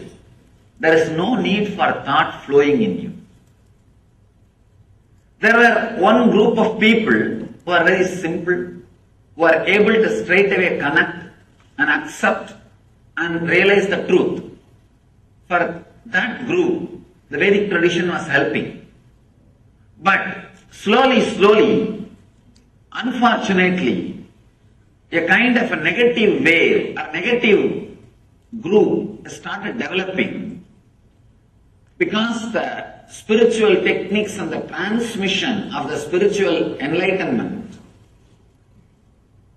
was not happening at one point.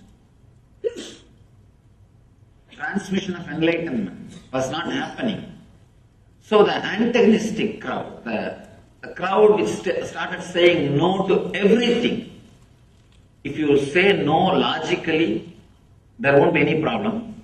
Saying no, just, I don't want, just for the sake of feeling strong. For that group, there is nobody to guide them. It is not that just because they have gone astray, they can be dropped or they can be completely thrown out. No. Somebody has to take care of them. So then divine descends as Buddha, who gathers all the dropouts, gathers all the people who say or saying constantly no. He also gathered all of them and said, yes, he played the same tune. He played the same tune, but I can say among the masters, Buddha is the master who contributed maximum number of enlightened beings to the planet Earth. Maximum number of enlightened beings are contributed to planet Earth from the Buddhist tradition. Directly from Buddha. When he was alive, fortunately he was in the body for more than, you can say 80 years. And he became enlightened around 40. 40 years enlightened public mission. He created at least 10,000 enlightened beings. I think even now it's a achievement. I don't think anybody else has done much more than that. He contributed so much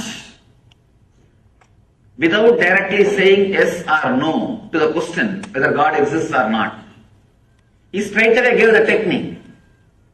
And that technique is from this sutra. This is the sutra which forms the core, center of the Buddhist tradition.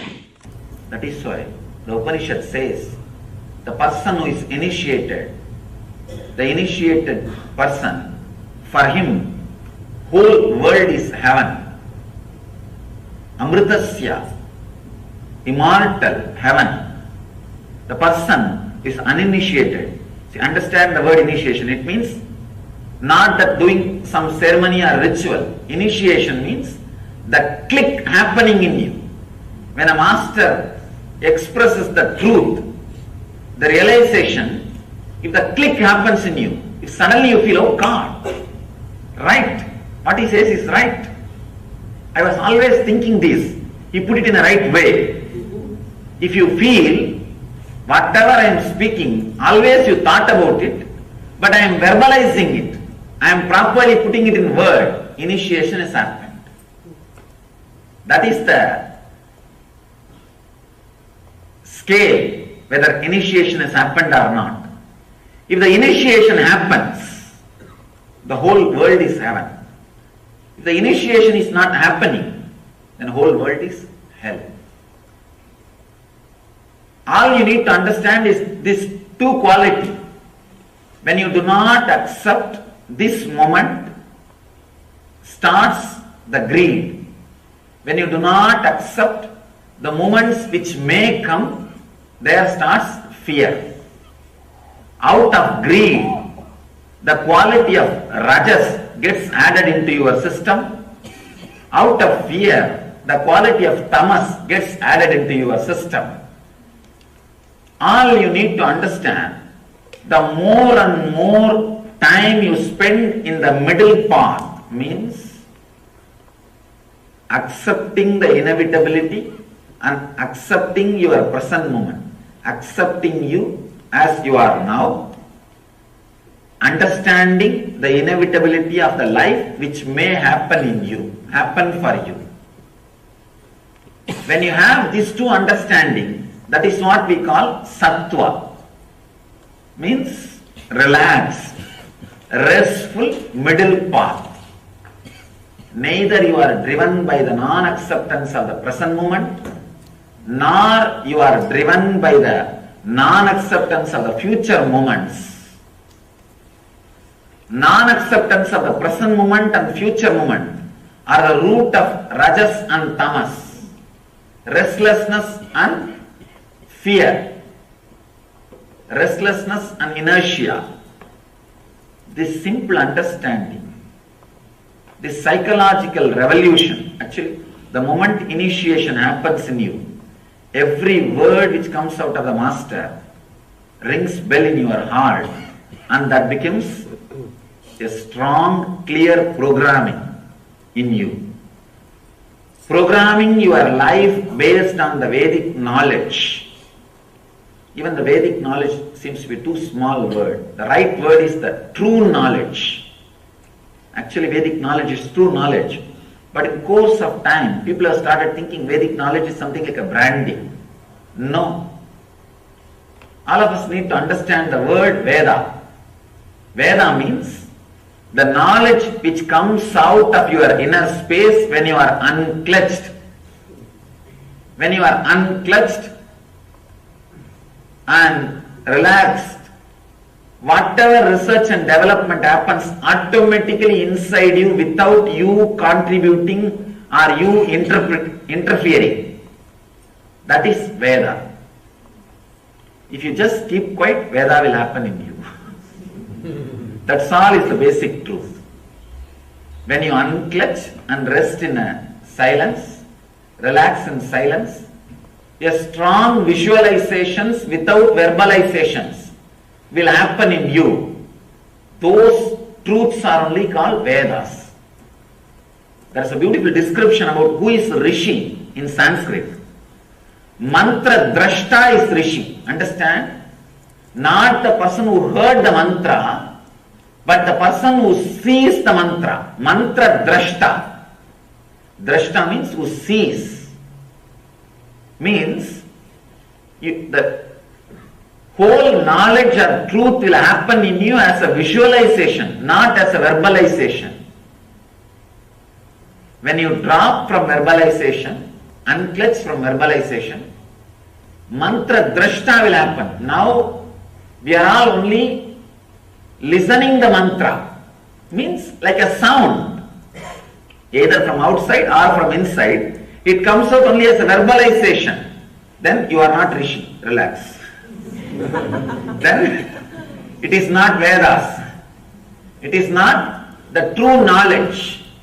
It is perverted knowledge. In Sanskrit we use the word, the perverted knowledge. Means half truth or perverted truth. When you unclutch from the verbalization which is constantly happening, Your strong visualizations beyond your verbalization will come out. All you need to do is put all your effort and relax from unclenching. Suddenly you will see a very strong visualizations will start happening in you. Those visualizations are only called as visions. Mantra drashta. You will see the mantras. Mantra means knowledge, truth. You will see the mantras. You will see the truth. That is what is called Veda.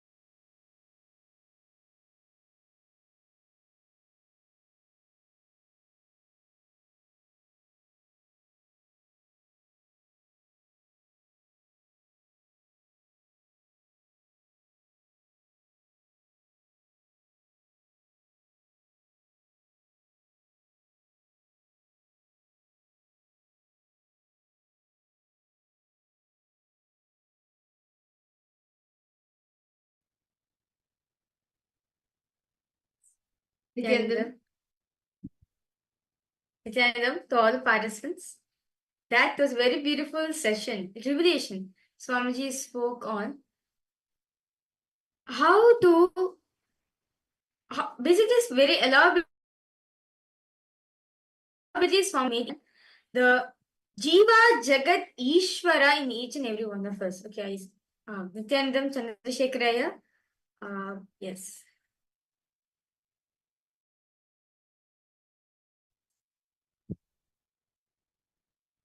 See, beautifully Swamiji revealed to us in this session about the Jiva, Jagat, and the Ishvara. How the Jiva, the self, affects or like what we perceive about ourselves, about you, within you. What you cognize about the self, the Jiva, is how you see and you perceive even the Jagat, the world, and Ishvara. Your perceptions, based on how you think about yourself, your perceptions about Jagat and Ishvara also change. How many of you are able to see this actually happening in your life? When something within you changes, when a thought current within you changes, or within you feel a certain way, then the way you, like, if you feel very positive inside, very happy, then even the situations around you, the Jagat around you, you start seeing it in a different way. You start feeling life is auspicious, life is showering me. But the moment you start using life negative words towards yourself, or you start feeling powerless, even the Jagat around you, the world around you, you start feeling as if life is bad, life is unfair. How many of you are seeing this actually happen? You see that what you think about the self, the Jiva, affects your perception you have about the Jagat and about Ishvara. And how many any questions, any ask. In this session, right, all of us like Jiva, Jan, Ishvara. Jiva is the individual consciousness. Jiva is the 25 states of class. Jagat is the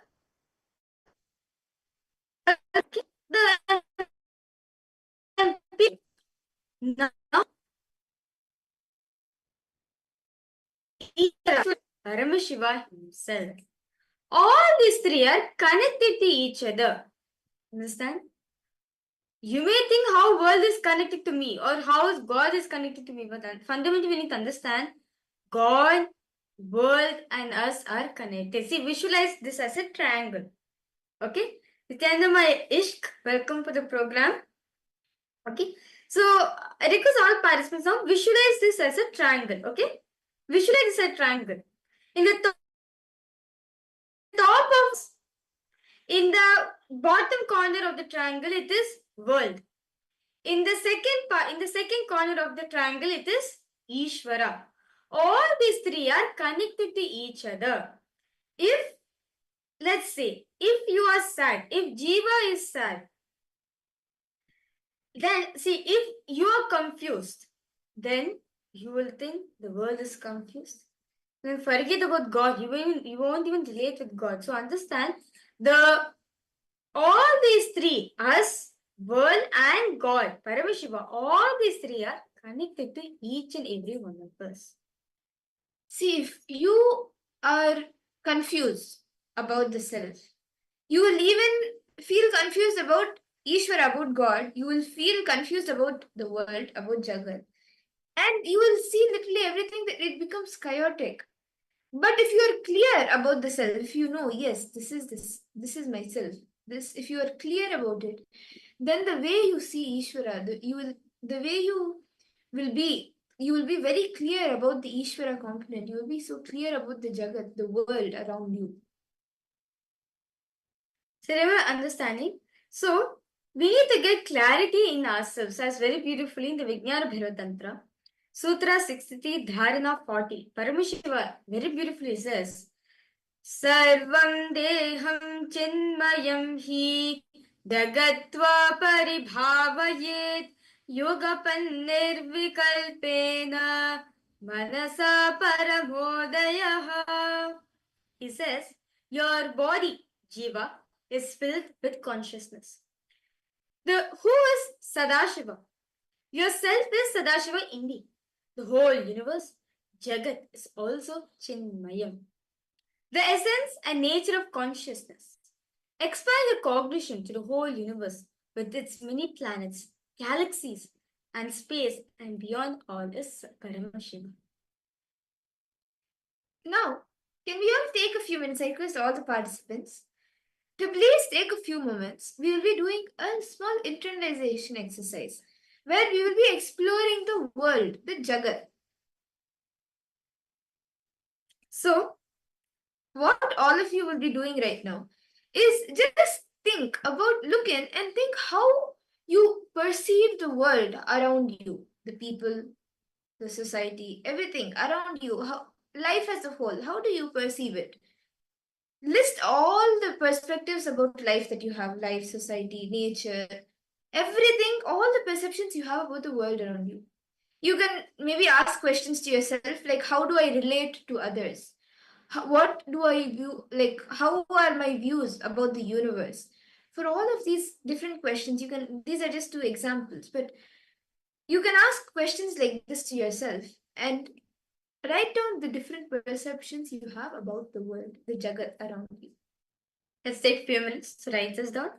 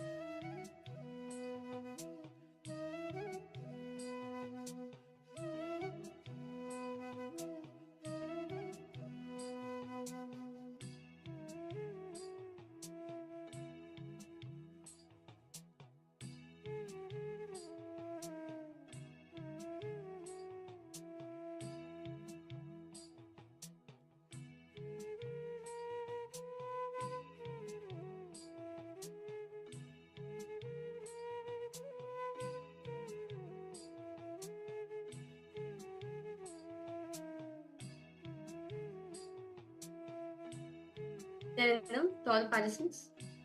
Hope all of you have done right. So in the first round, right, just now, all of us wrote about the ideas, what we carry about the world, right? Or various different concepts, various different ideologies we carry about the world. Now, can I request all participants to please take a few minutes and now write your concept of God. All the ideas, beliefs that you have about the higher power or about God, about the Ishvara. Write down your thoughts about the divine. It could even include what you think and how you interact with the God, how you interact with the Jiva and Jagat. It could include this also. You'll actually find similarities. Please start writing it. What is it that you think about God? Whatever ideas, whatever beliefs you carry about God, just write it down.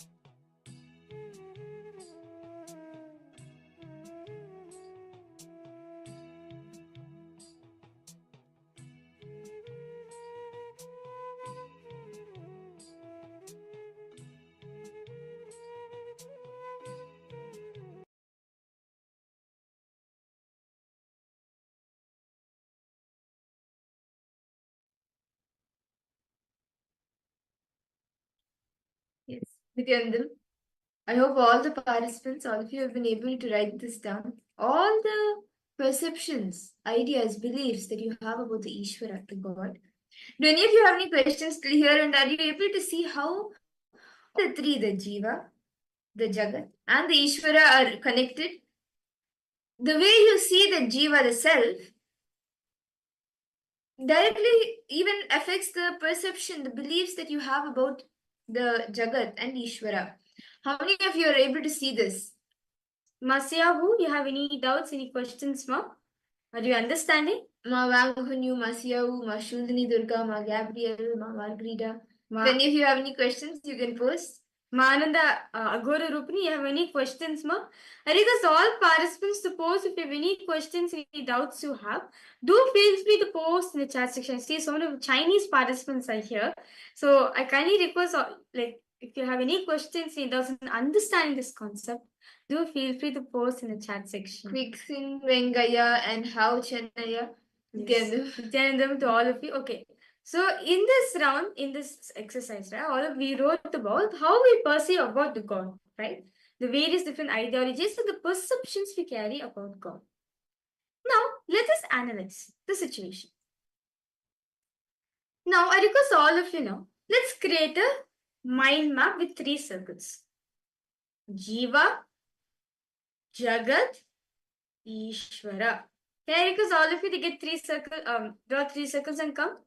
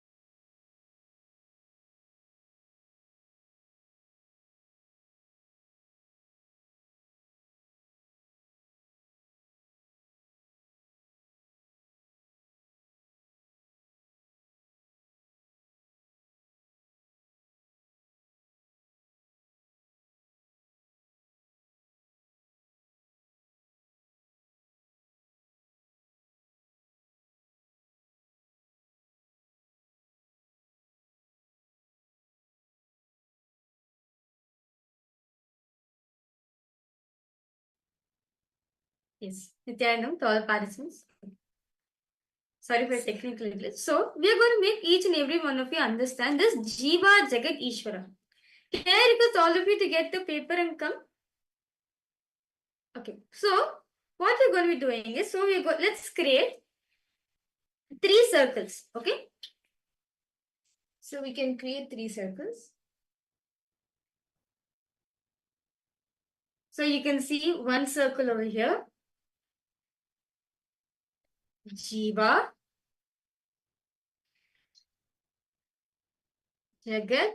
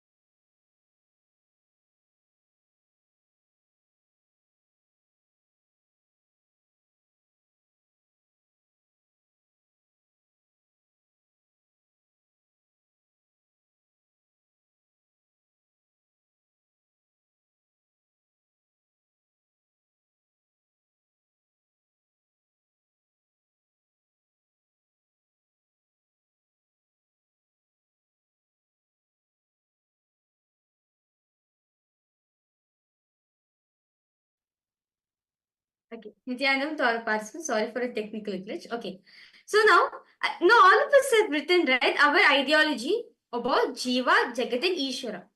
So can I request all of you to draw 3 circles, please? You can draw it as 3 circles. One is Jiva, second is Jagat and Ishvara. So you can see that all these 3, you can see it's like a triangle, right? See, all these 3 are connected each other. Swamiji says that Jiva, Jagat and Ishvara, all these 3 are connected to each other, that we need to understand fundamentally. Now, for example, let's say I write here I'm confused.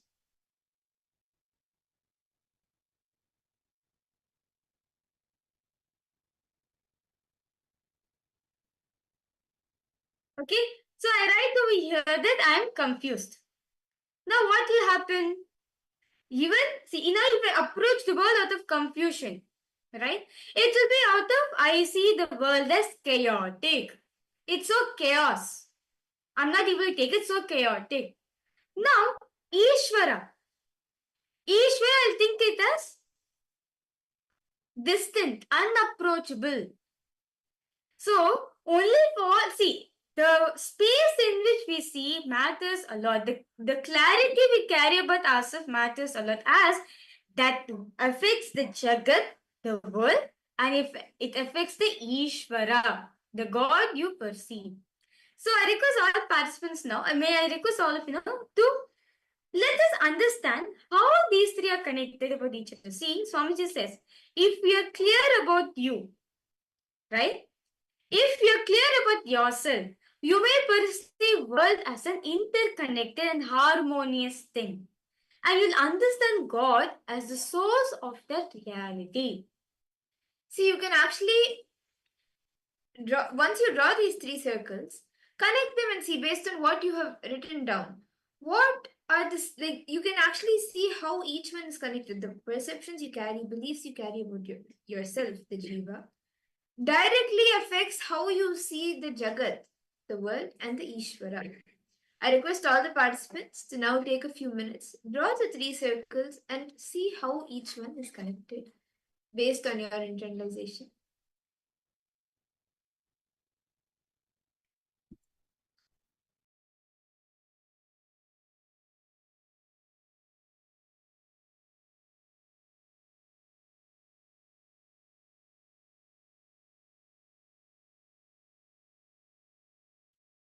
Based on your internalization, the different connections that you see, how your perceptions affect the Jagat and the Ishvara, the way you see the Jagat, the world, and the Ishvara.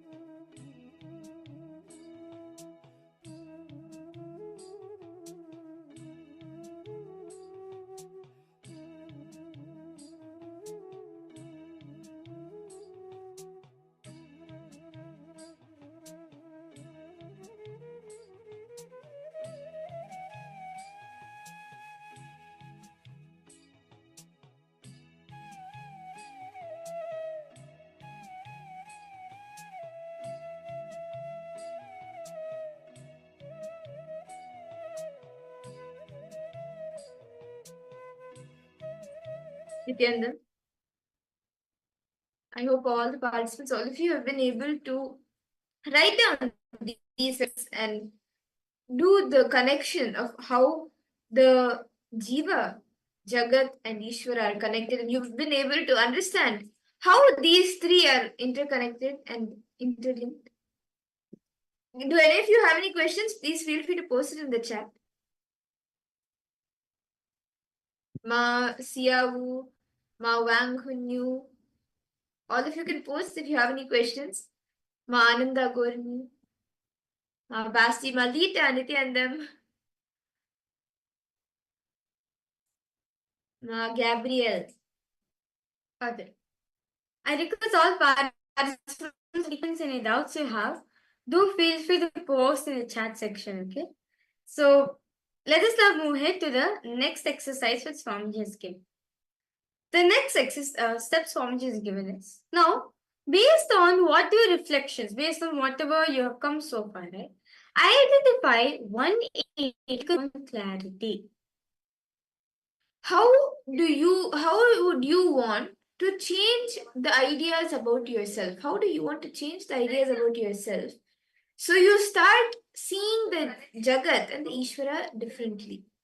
Can I request all the participants to now write down the ways you want to see yourself, the different ideas you want to hold about yourself. You can create a table of what you want to be, what you want, the ideas that you want to have. Let's all take a few minutes, write this down.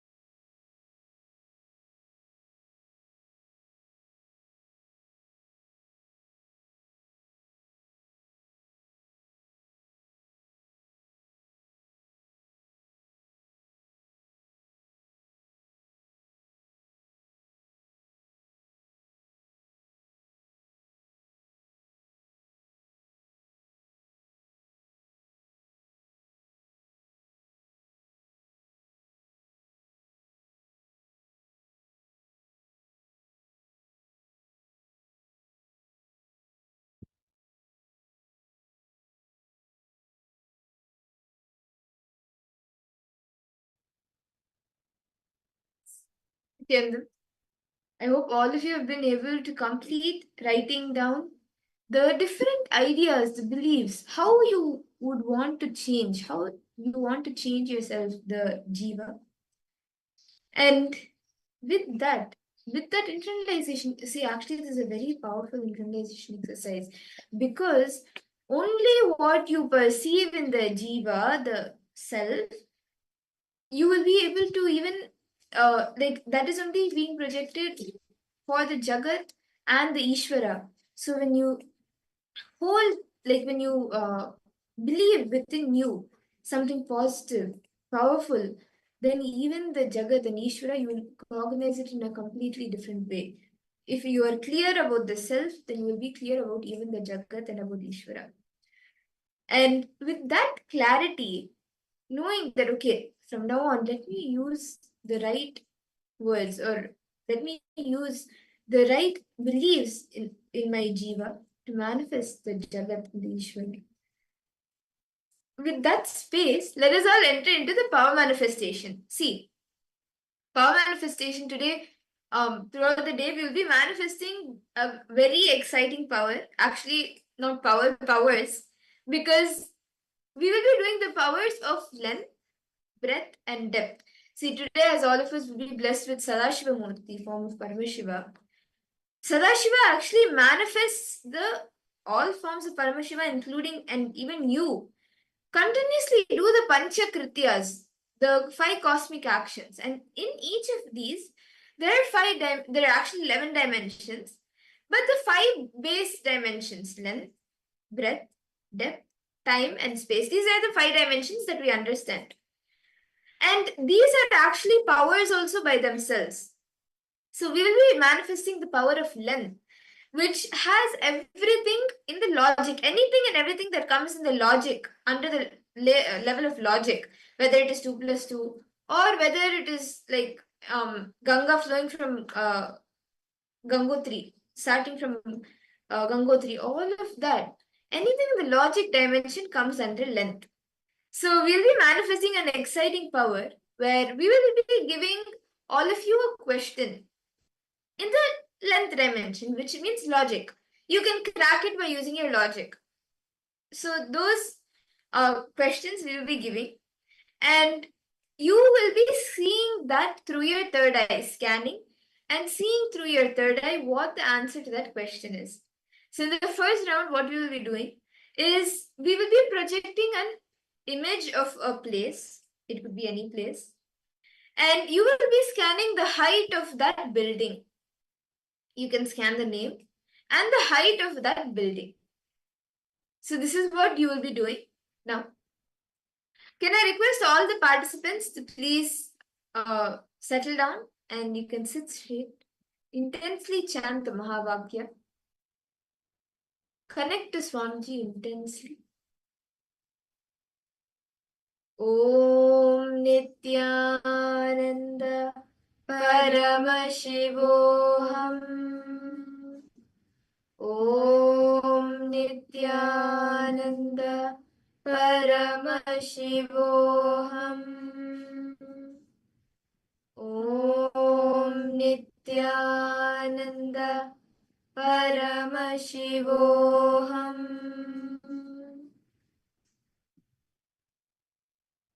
Now we will be projecting a question for all of you, a building for all of you. All of you can start scanning and seeing what is the height of this building. Whatever number Swami shows you, whatever he shows you, even if he shows you the name of the building, the place where the building is, the country, the city, start revealing everything, all the details, whatever Swamiji shows you, you can all post it in the chat.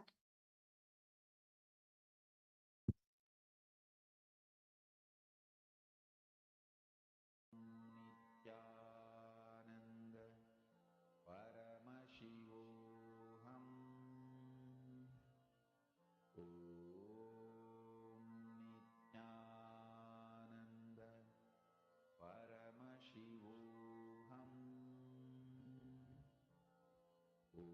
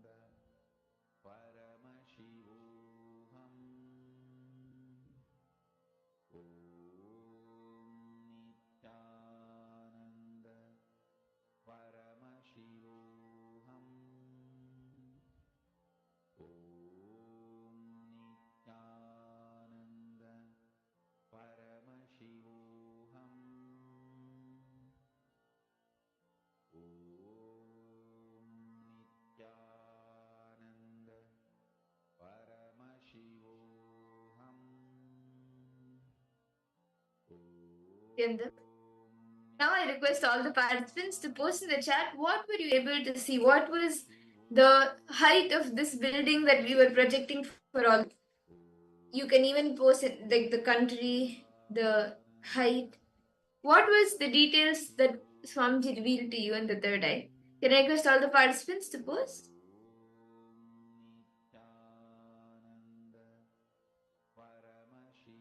Whatever you saw, whatever numbers you saw, see, do not guess.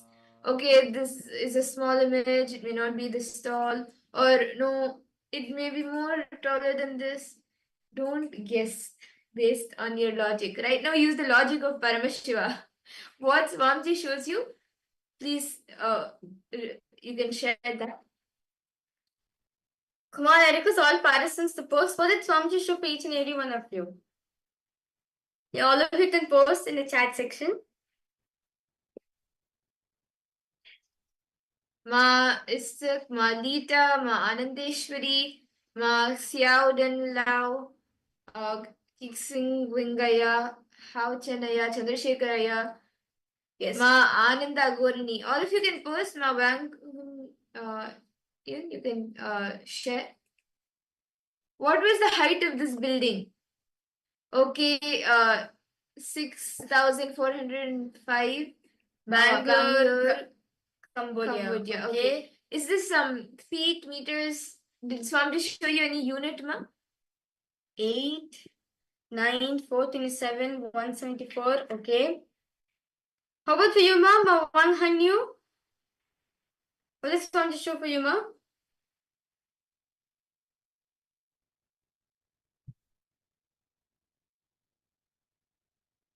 Okay. So let's now verify the answers for all participants. So this tower, this building, this power was this building. Yes. So can you request all the participants to please post the answer? Whatever you were able to see, this actually is a tower. It is a building in Chindia Tower. It's called Chindia Tower and it is in Romania. The height is 27 meters, which is 89 feet tall. Okay, let's see. I think someone posted over here. I think my Ishq, if I'm not wrong. Just felt the energy, no problem. Yes. My Ish, you got the first letter, 8. Wow, we got the first number. Yes, no. Yes. So, see, actually, as throughout the day we'll be manifesting this power, try going more deeper. When you see one number, ask Swamiji, Swamiji, is there anything more? Just continue to remain in that space of oneness and go more deeper into more details. See what is the next. And as you see, start revealing it. You will actually be able to see you start manifesting the power more. And with that, this actually is a very exciting and fun power to play with. Then, like if you go to school, you go to work, you go to anything, you'll be able to crack anything in the logic dimension.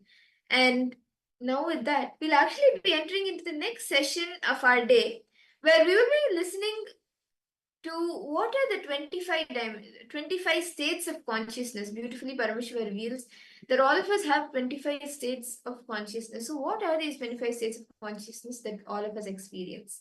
Let us all now listen to these revelations from Swamiji directly.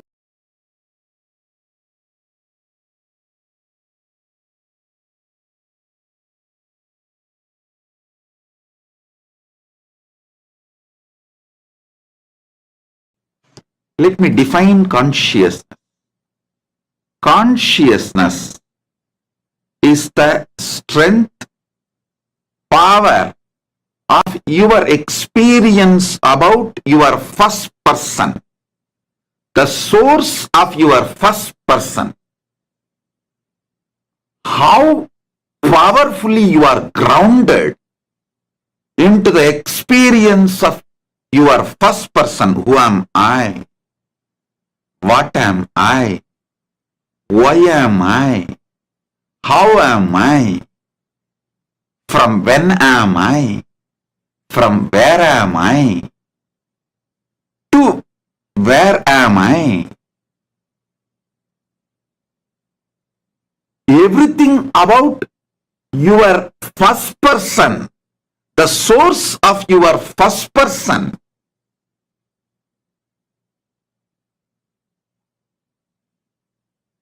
your experiential cognitions about the source of your first person is what I call consciousness. By focusing your energies, your colors, your manifestations. What are your manifestations? Your emotions, your ability to cognize, your ability to think, means your manaha, chittaha, buddhihi, your intelligence, your manas, your chitta, your buddhi, your body. All these are different manifestations of you. Panchakoshas. Annamaya, Pranamaya, Manomaya, Vijnanamaya, Anandamaya. These are your manifestations. If you make all these five focus on the source of your consciousness and raise the frequency of your existence, that is only strength going to come with you, for you, save you during this whole AI revolution. I wanted to reveal some of the sacred secrets, nuances of this 25 states of consciousness, 5 aspects of Sadashiva, 11 dimensions of the universe. Please understand. The moment I utter these big words, you think this is going to be useful for me after my death. Let me accumulate it and keep it like a death insurance. No, please understand. Understanding 25 states of consciousness will directly help you even your day-to-day dilemma. Should I smoke or not? Should I live with this husband or not? Should I divorce this wife or not? Should I go for this diet or not? Even as simple as these dilemmas. In this situation of my life, given the time, intelligence, money and future I have, is this decision right? Is this decision going to be the best possibility for me? Even in your day-to-day business, career, life, relationships, everything. In every level, the 25 states of consciousness can give you an amazing breakthrough. Understand? All dilemmas and doubts are nothing but your dream state interfering with your waking state without you calling it or invoking it. Your waking state, Jagrat. Without you calling, dream state comes in attacking you, interfering with your waking state. Constantly keeping you in a very low frequency, overlapping or unnecessary interference. Actually, whenever you are in dilemma, confusion, very simple. Just sip 30-40 ml of neem juice. No, because of the taste of the neem juice, you may never fall into dilemma and confusion afterwards. That is secondary. simple. I'll give you, it's like an experiment, try. Because neem juice rudely brings you to the waking state.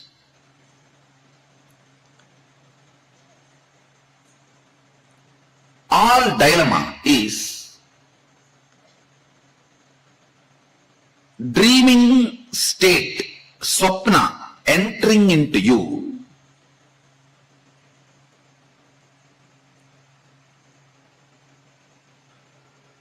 and convincing your waking state that dream state is part of your waking state. So the deluded information, less informed frequency of you, actually, less informed frequency of you is your dream state. Little more informed frequency of you is your waking state. Completely, fully informed, awakened state of you, dimension of you is Turiya state. Not only fully informed, all empowered to manipulate, manifest, play with any of the, where knowledge is power, that state is Turyadita. Understand, this less informed dream state entering into your waking state and convincing your waking state that your dream state is part of your waking state. So it is like a less informed person and more informed person having a debate. How it will be?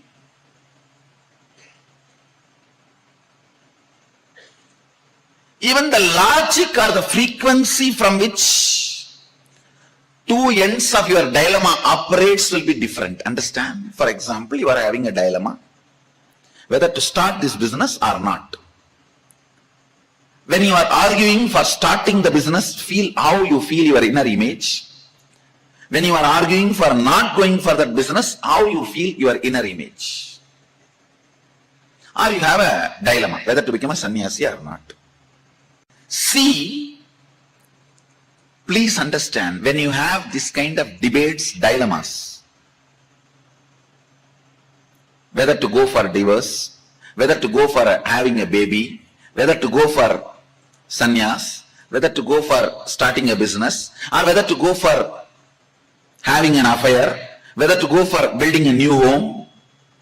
Whenever you have this, just observe one debate, one side of the debate will always be from more alert, higher inner image of you.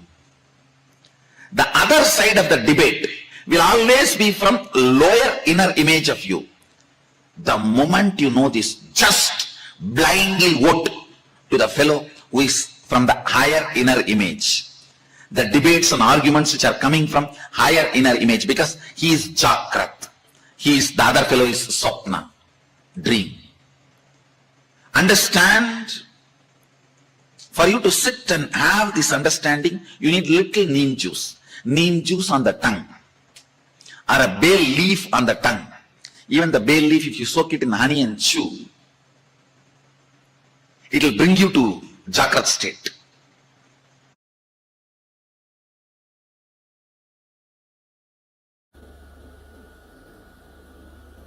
You have two levels of existing. Listen carefully. Two levels of existing. One with the thought currents, without the thought currents. With the thought currents means an active inner image, constantly spitting thoughts.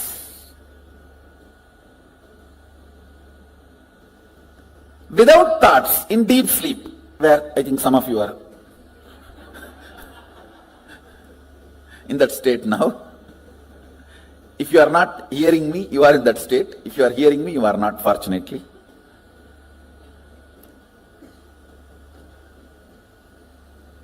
I'll repeat, listen. With thoughts, without thoughts. With thoughts, all of you know, constantly picking fight with everyone, everything. Actually, with thoughts is nothing but constantly picking fight with everything. When you stop picking fight with everything, there will be no thought. Thought is tan in your existence. When there is uneasiness and you decide to pick fight with some part of you or the other, then comes thought.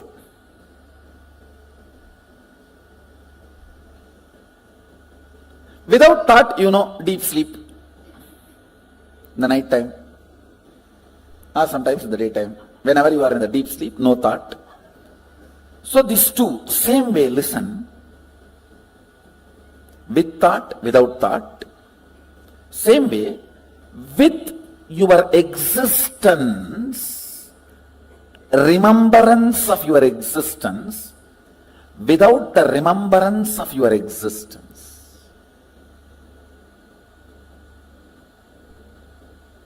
Listen. Listen. You need to listen to these words very carefully. With the idea, I exist, I consciousness. Without the idea, I exist. How many of you are able to understand? See, now, all of you have the idea, I exist. Am I right? The deep sleep, do you have that? That is why it is sleep.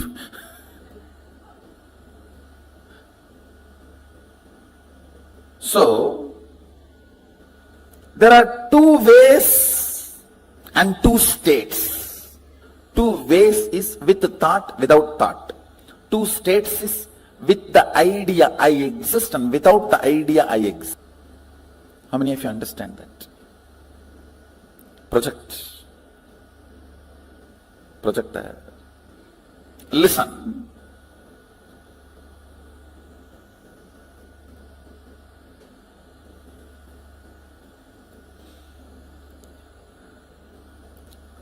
With the idea,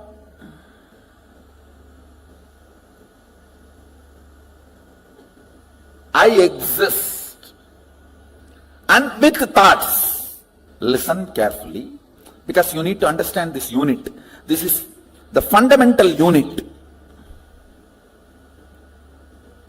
How the states of consciousness is formed in you. Why you go through what you go through in your life. Understand, ignorance is not cute. Ignorance of traffic rules is not going to save you from the traffic ticket.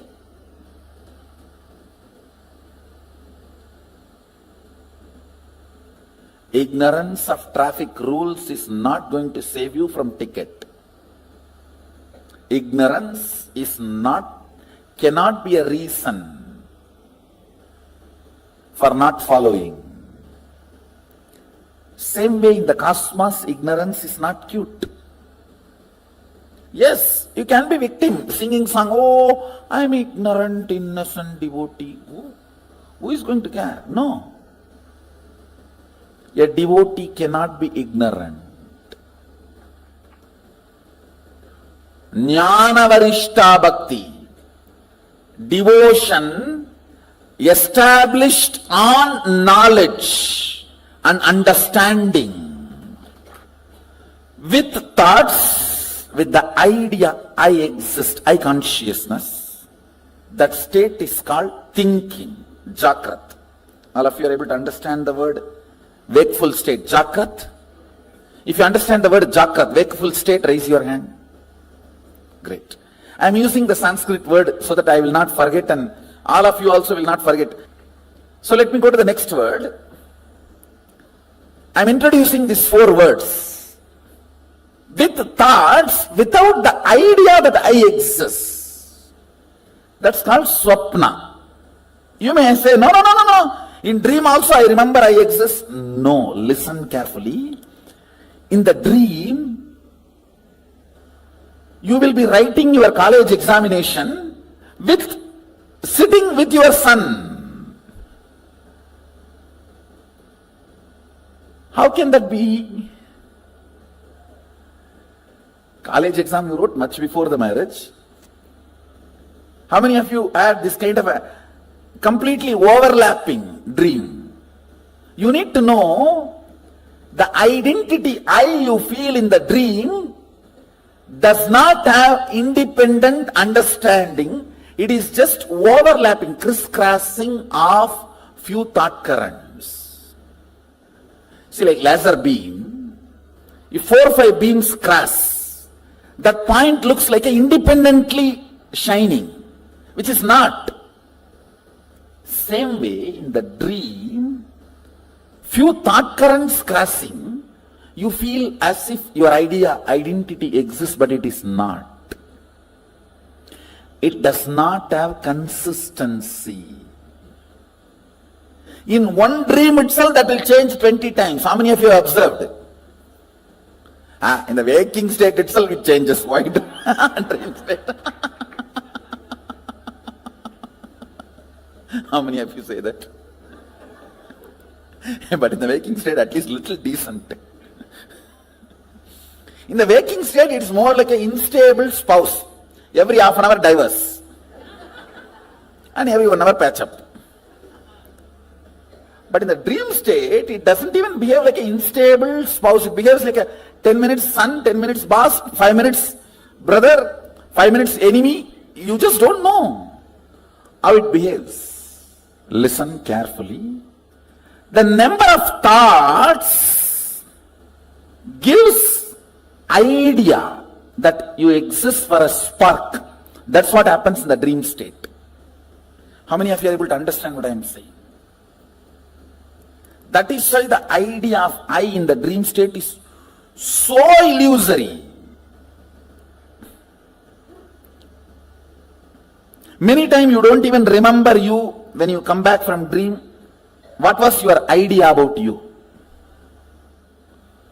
Seen but does not exist. That's a direct translation of the word swapna. Seen but does not exist. Where the idea of I does not exist but the thoughts exist, means the frequency of the thoughts is much higher. The idea of I, it has no existence. That frequency is almost like a zero. Then third word I am introducing, listen, where neither the idea I exists nor the idea thoughts exist. That is what is called deep sleep. Sushupti. These three all of us experience in our day-to-day life. The fourth word I am going to introduce, it has no word. That is why it is called Turiya. Turiya means fourth in Sanskrit. In Sanskrit, the word Turiya means fourth. That's all. Because there is no word for it. Where the idea that I exist is there. I am there, but there is no thoughts. That is called the fourth state, Turiya. With the idea I exist, but without thoughts, is Turiya. With I plus with thoughts is waking state. Without I but thoughts is dream state. Neither I nor thoughts is deep sleep state. Only I, no thoughts, is Turiya. Now I want you to remember these 4 words. Let me repeat. Jakrat means waking state. Swapna means dream state. Sushupti means deep sleep state.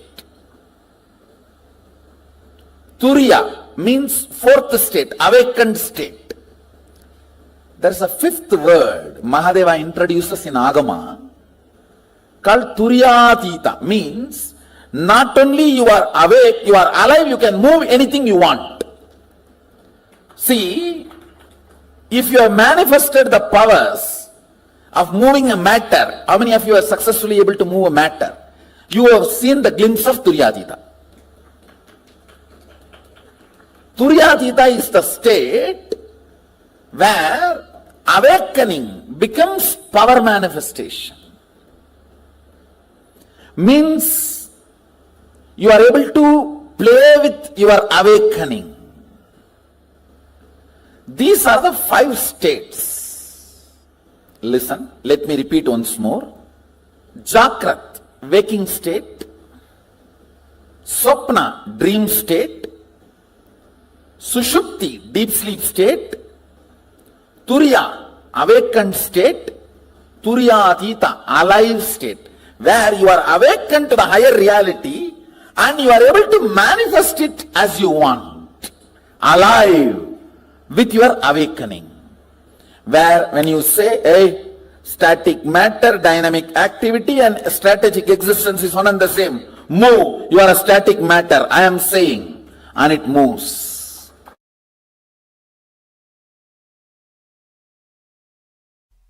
Listen,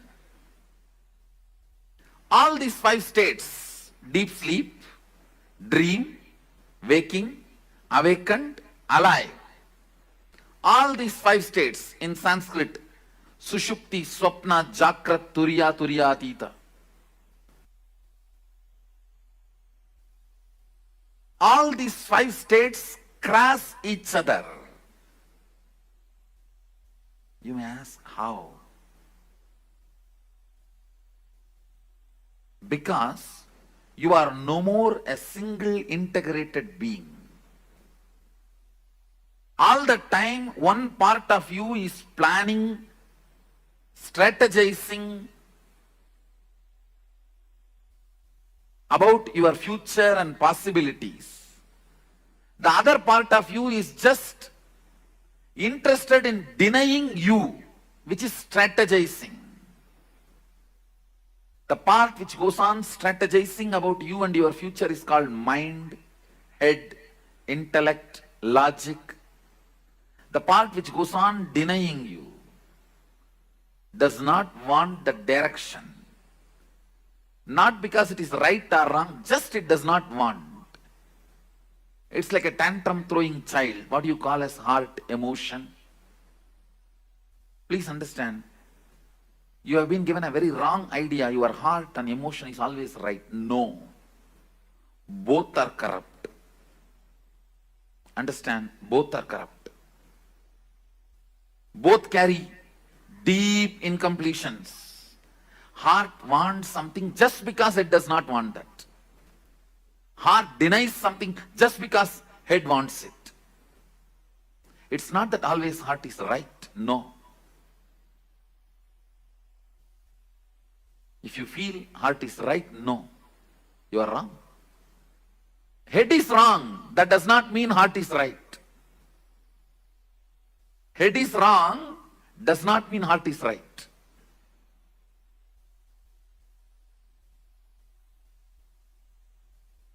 Sometimes head is right.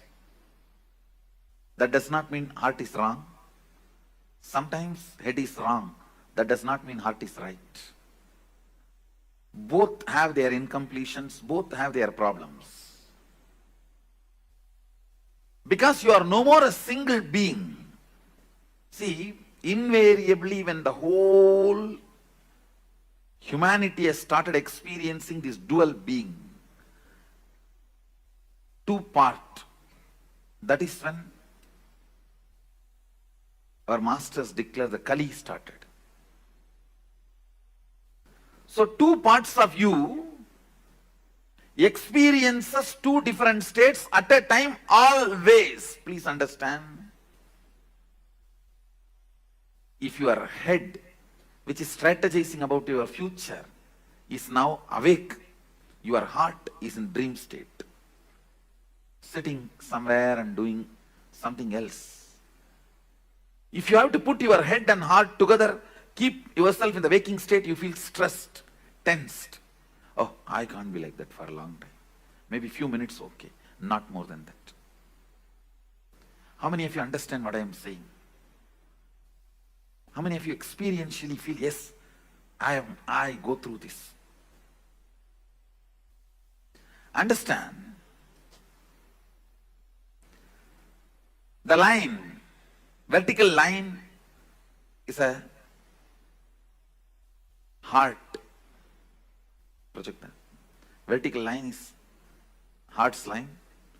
Horizontal line is logic's line. Sushupti and Jakrat. Sushupti and Turiya. Sushupti and Turiyatita. Understand that horizontal line is line of logic, mind. What is your strategy? See, one part of you constantly strategizes about your future, your life, logically goes on analyzing right, wrong, how to get the maximum out of everything. The line of head, logic line. And the other part, heart, emotion. Even the word heart may not be right word, because somehow unfortunately you have that very good idea about heart. I will develop some other word. The crying child, the immature child inside you, which goes on throwing tantrum. Whatever your father says is wrong. Once you decide, just goes on saying no, no, no, no, no. That becomes mantra. The no becomes mantra for one part of you. A complete frustration about everything. Anything which can be seen and which can't be seen. People get frustrated because they can't see Sadashiva.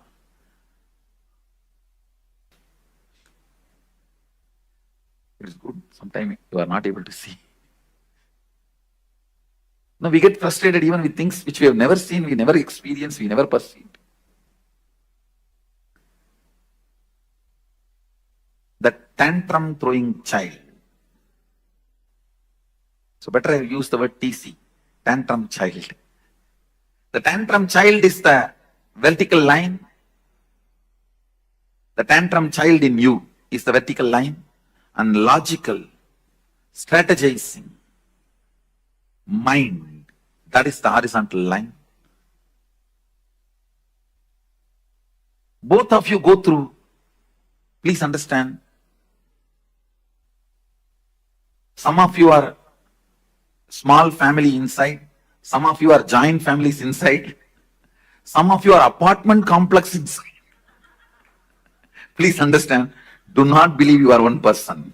If you think you are one person, even you will not be able to answer many of your questions about your own self. How many of you feel there are many things which you are not able to answer about you? Then how will anybody else find the answer? That is why if somebody questions you too much, you get angry about them. And even I don't know, how can I explain to you? How many of you feel many times even you are not able to handle yourself? Raise your hand. That is what I mean, exactly the tantrum throwing child. Just saying no, no. I will face whatever it comes, whatever it may be. Whatever comes, I'll face. But when it actually comes, you will not be able to face that. Now, how many of you do? Listen carefully. Clearly, you take a very stupid decision with the thought current. When it comes, I will face. Whatever come, what may. And when it comes, you will collapse, you will not face. How many of you? That is what I am calling tantrum throwing child. Just saying no. Does not bother even about you getting lost something. You just want to collapse, destroy everything. Even if I die, that is okay. Let me destroy the world and die. Let me pull the whole thing down and die. The tantrum throwing child experiences different state, and the logic, strategizing logic, which constantly plans for your life. That personality experiences different state of consciousness. That is why you go through 25 various states of consciousness. Listen. The TC, tantrum throwing child, goes through the deep sleep and logic goes through the deep sleep, both experiencing deep sleep. That's what I said. Maximum you may experience 20 to 30 minutes, even if you lie down 8 hours in your bed. Then tantrum throwing child going through the dream and the logic going through deep sleep. Earlier I explained that side, now I am explaining this side. Listen carefully. Earlier I gave an example. You going to dream, falling asleep without waking up. That is what is the example I gave for your logic experiencing dream, tantrum throwing child experiencing deep sleep. Then tantrum throwing child going through the dream and the logic going through deep sleep. Earlier I explained that side, now I am explaining this side. Listen carefully. Earlier I gave an example. You going to dream, falling asleep without waking up. That is what is the example I gave for your logic experiencing dream, tantrum throwing child experiencing deep sleep. Now I am showing you this side. The tantrum throwing child experiencing dream, but the logic experiencing deep sleep. Listen carefully. That is what I call, if I have to find an English equivalent word, frustration. In Sanskrit we call it virakti. Vrakta means the tantrum throwing part of you is active, but the logic is completely absent. Listen carefully. In Sanskrit it's called vrakti. In English I am trying to translate with the word frustration. I'll give you the context where the tantrum throwing you is so alive, wildly active and dreaming. But the logic with which you need to control you, the reins are not in your hand. It's like you are sitting on a wild horse and the horse is running on a hill. It may even jump into cliff now. I'm talking about this part. Where, see, this is TC. Means TC, tantrum throwing child, this whole line. This whole line is logic. Your mind.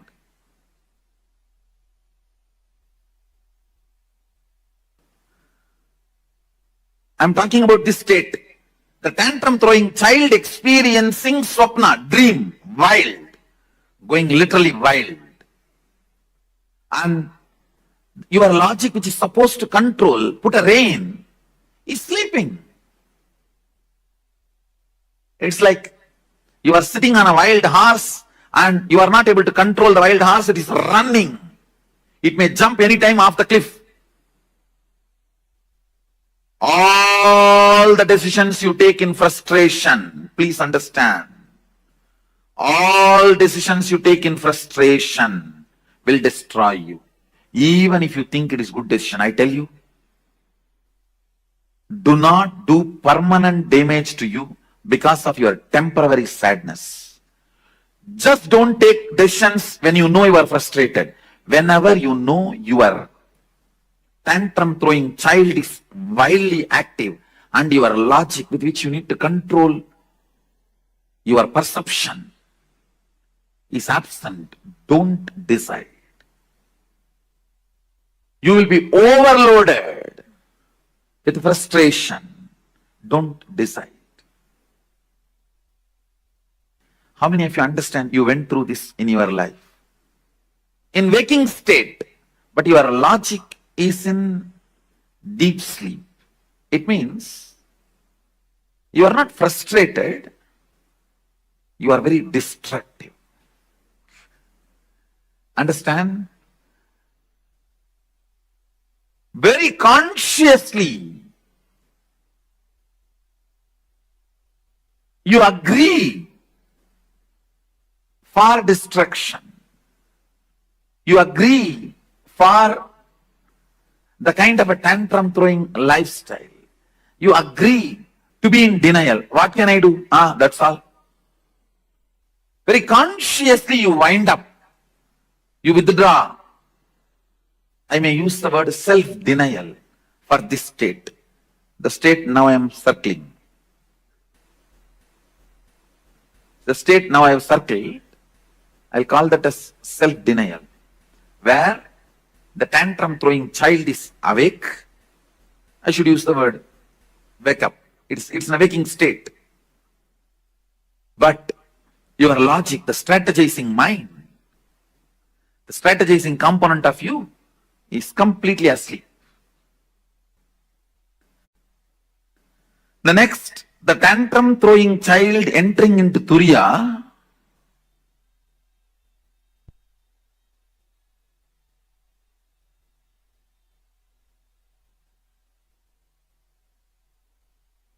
tantrum throwing child entering into Turiya, and the logic in deep sleep.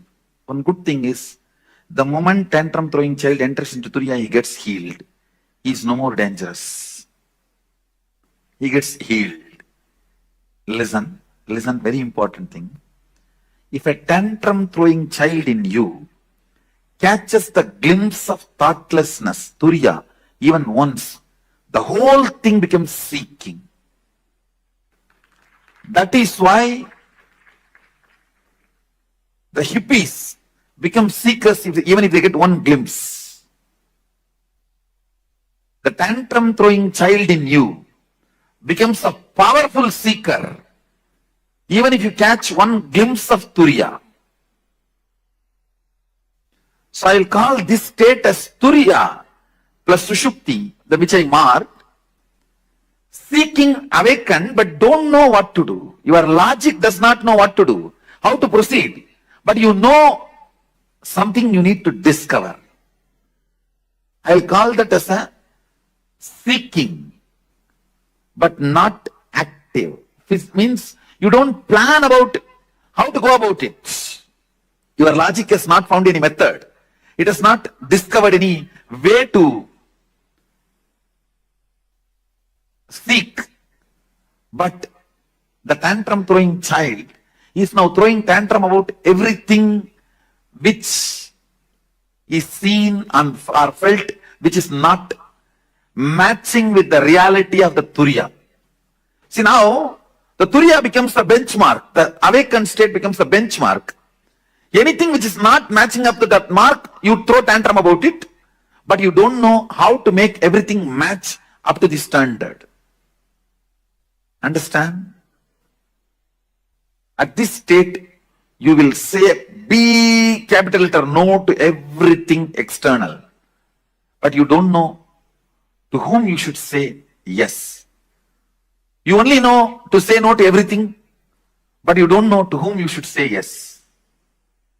How many of you think you got this?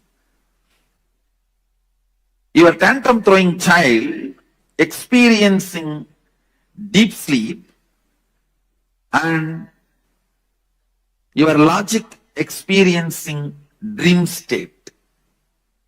Understand? This is very interesting. Just now I explained. Where you dream, but go back to the deep sleep. Again dream and go back to deep sleep. You need to know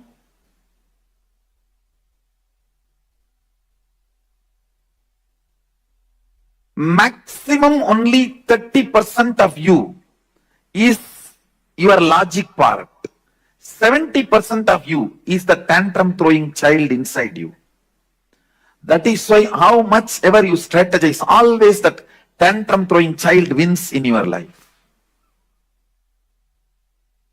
How many of you agree with that statement? How much ever you plan, finally this tantrum throwing fellow wins the game.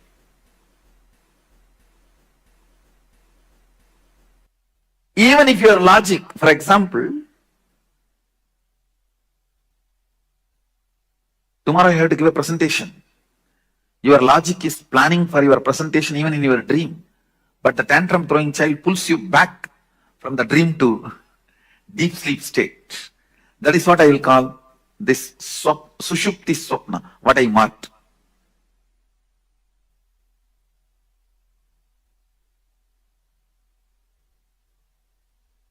Next, the tantrum throwing child experiencing deep sleep, but the logic experiencing waking state.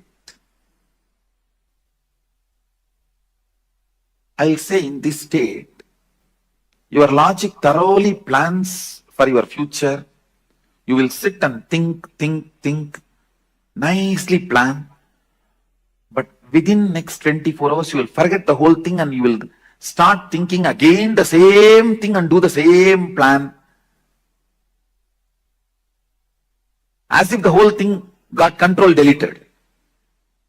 How many of you experienced this? Your logic's plan, but your tantrum throwing child is not even interested in looking at it.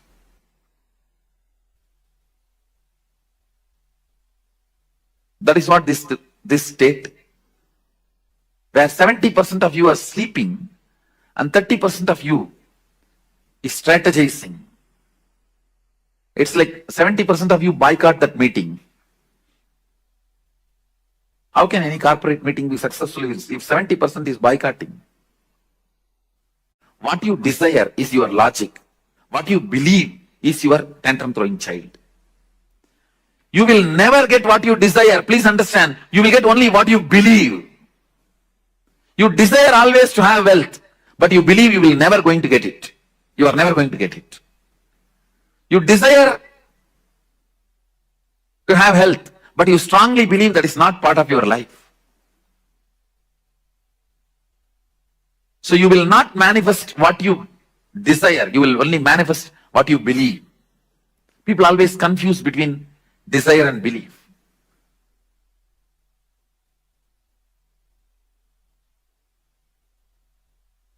Your desire is your logic, your strategy, your future plan. Your tantrum throwing child is what you believe as you. I think now it's too clear. How many of you are catching what I am saying, this statement? Understand? Next, your tantrum throwing child is in deep sleep, but your logic is in Turiya. During this moments only you get the darshan, vision, but it goes away. It doesn't stay permanently, because anything only if your tantrum throwing child also cooperates only stays with you. For example, if your tantrum throwing child means the TC, if he enters into Turiya and your logic is in Sushupti, which I circled now, at that state, if you get any experience of God, Guru, Darshan, it stays with you permanently, because 70% receives it. But this state, anything you get will not be permanent. It will not stay with you.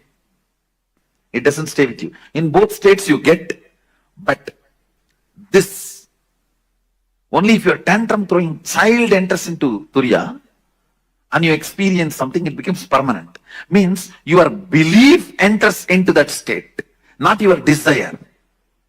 When your desire enters, your belief will pull you back. Ramakrishna gives a very beautiful example. All his examples are completely from Bengali villages, because he lived his whole life in Dakshineswar, which was a village in those days, and he was born in Kamarpukur, which is a remote village. He gives a very beautiful example. These boys will catch the mongoose. Am I right? The pronunciation? Mongoose or mongoose? How you pronounce? Whatever. The boys, when they play in the paddy fields, they catch the mongoose. If they catch more than 5, 6, they can't keep them under control. So they will tie a rope in their tail and put a brick in the other end and leave them to go for further hunting. These fellows, they will enter into their home, which is like a dug below the ground. Even if they enter and hide in their nets, in their holes, the boys will come and just pick up the brick and pull the rope. They will come out, they will carry them. Just like the mongoose, in whose tail the rope is tied with a brick. can never hide, can never rest in his hole if your belief is holding you back. Just your desire cannot take you anywhere, because the belief is a rope and brick. It will just pull you out. Listen, here your belief is in deep sleep, only your desire experiences higher awareness. Then it doesn't stay permanently. If your desire, even if your desire is in deep sleep, if your belief enters into the higher consciousness, you don't lose it. The tantrum throwing child in Sushupti, and you enter into Turiya. The logic enters into Turiya. Again, this state also will not be permanent. It will not be permanent because the tantrum throwing child is 70% of you. That's more powerful. It will pull you out. But very good introduction, because with your logic, deep seeking, sometimes you catch the glimpse of unclutching. You caught the glimpse of unclutching, but you lost it. How many of you have that experience? This is the state you experienced. The state I have circled now, that's the state you experienced. If you got, unclutching comes by your desire, not by belief. Bhava Samadhi comes by your belief, not by desire. Understand? Unclutching comes by your desire, logical seeking. Bhava Samadhi comes by your belief, a deep feeling connection. The tantrum throwing child, when he feels connected, you experience Bhava Samadhi.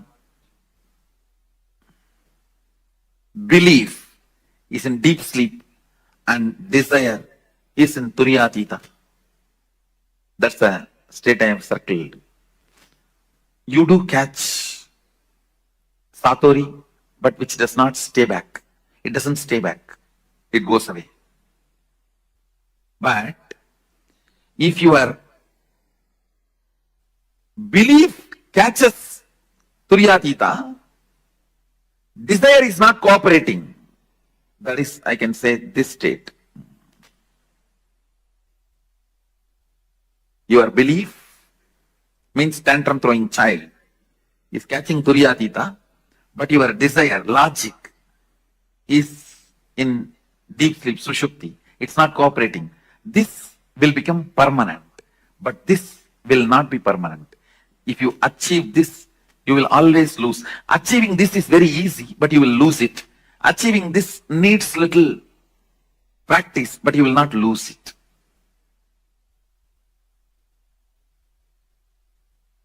This comes by Bhava Samadhi, feeling connection. This comes by unclutching, your own effort. If both happens, that is what. If both happens, that is what is called Turiyatita, which becomes permanent. Few basic truths. 25 states of consciousness is multi-dimensions of you. Listen. All the 25 states are part of you. Nothing is good, nothing is bad. Deep sleep is as much you need.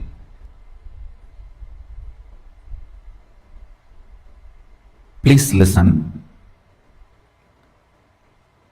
Deep sleep is as much needed to you as you need Turiyatita. The whole 25 states is your 25 dimension. Only thing, you becoming powerless during the deep sleep or the dream state is the problem. But if you decide to become powerless, you can be powerless anywhere. If you decide To become powerful, you can be powerful anywhere.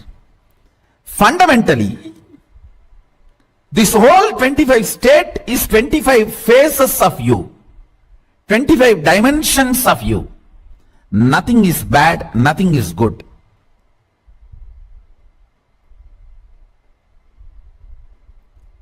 Because many times you become powerless in dream state, it looks like a bad. Not the state is bad, but your habit and pattern of becoming powerless there is bad.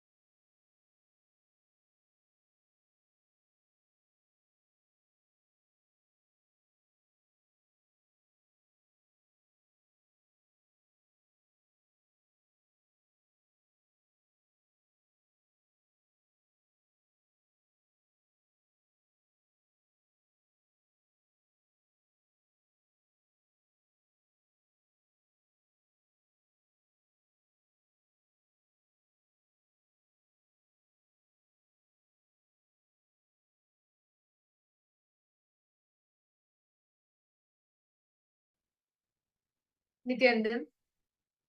Wow, that was a beautiful question on the 20 states of consciousness.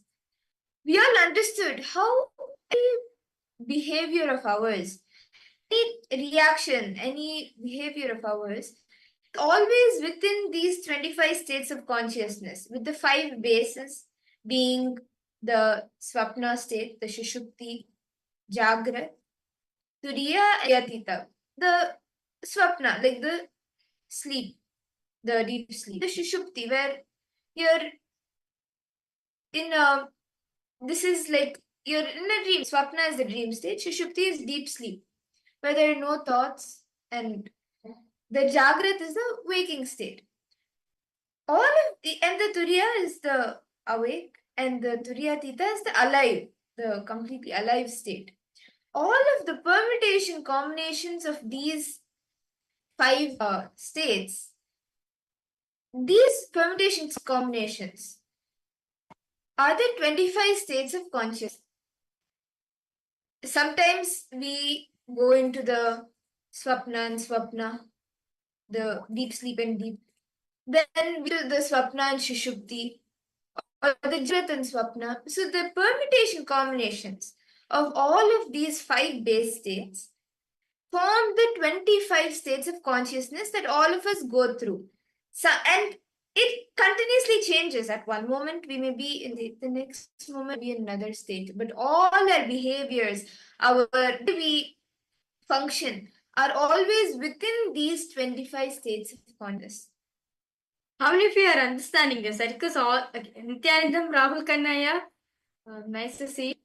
Yes. How was the How did it go back yesterday? We did the scanning. How are you feeling, Aya? Were you able to offer any of the sevas for the Parva Jayanti? Did you attend the darshan? Yesterday she came live at Kalburu, as yesterday was auspicious day of Kalburu Jayanti. Yes. I request all participants to post any questions, any doubts. Do feel free to post in the chat section, as this is going to be an important session for all of us to understand what is this 25 states of consciousness. Ma Linga, you have any question, Ma Linga, Nithyanandam? Ma Lita, Ma Wang Hanyu, Ma Aghora Rupini?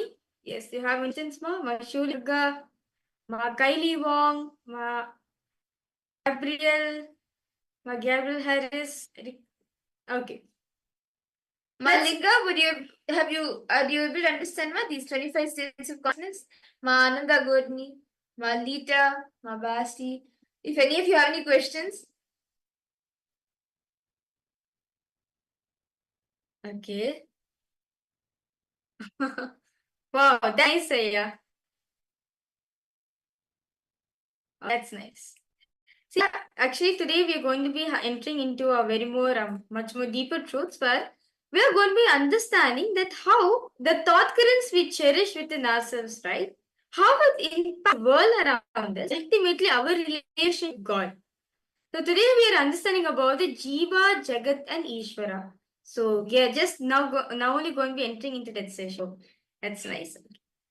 So in this session, right, very beautifully, Swamiji expanded on the 20 states of consciousness. To understand about this, in that most of the time we spend our days in, we spend our time in 3 states mainly. Swamiji says we only have 3 states. One is deep sleep.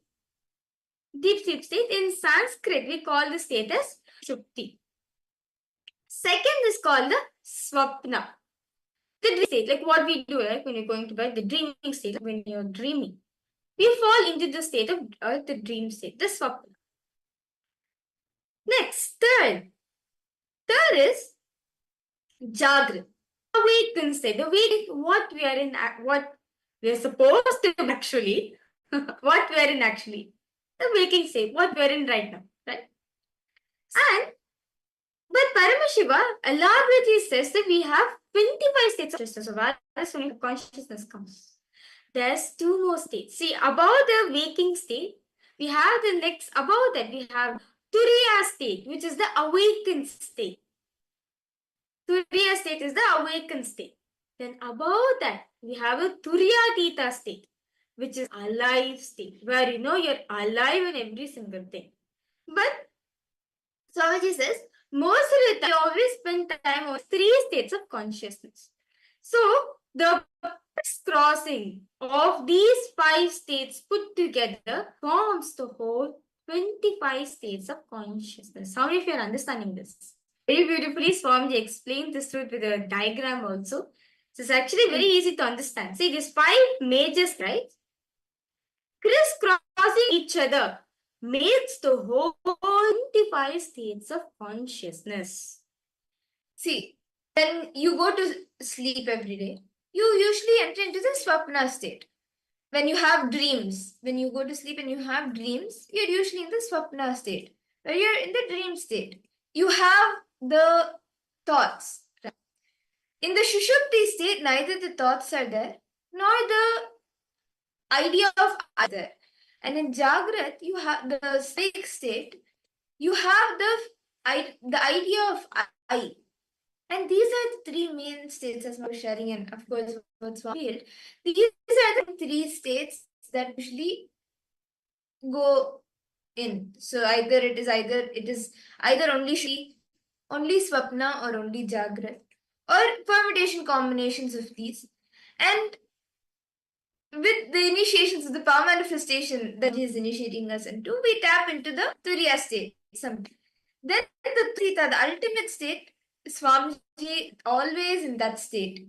And to understand about these 5 states of consciousness a little more, actually, 25 states of consciousness, understanding itself will help you in your day-to-day dilemma, because any frustration, any confusion, any dilemma that you're through, it is within these 25 states of consciousness. For example, have the question, what should I eat today? What diet should I follow?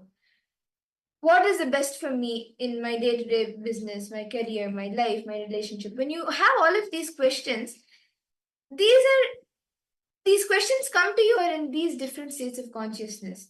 And when you, based on which state you are in, you will make the decision. If you're in the Jagrat state, your decision will be different. If you're in the Swapna state, your decision will be different. Or if it's in the permutation combination, Jagrat and Swapna, it will be different. Now, so very beautifully, all of us very beautifully explained. Now, these 25 states of consciousness, right? Especially these 5 main states, right? The 5 main states. These states are split into 2 categories. Actually, totally 4 categories.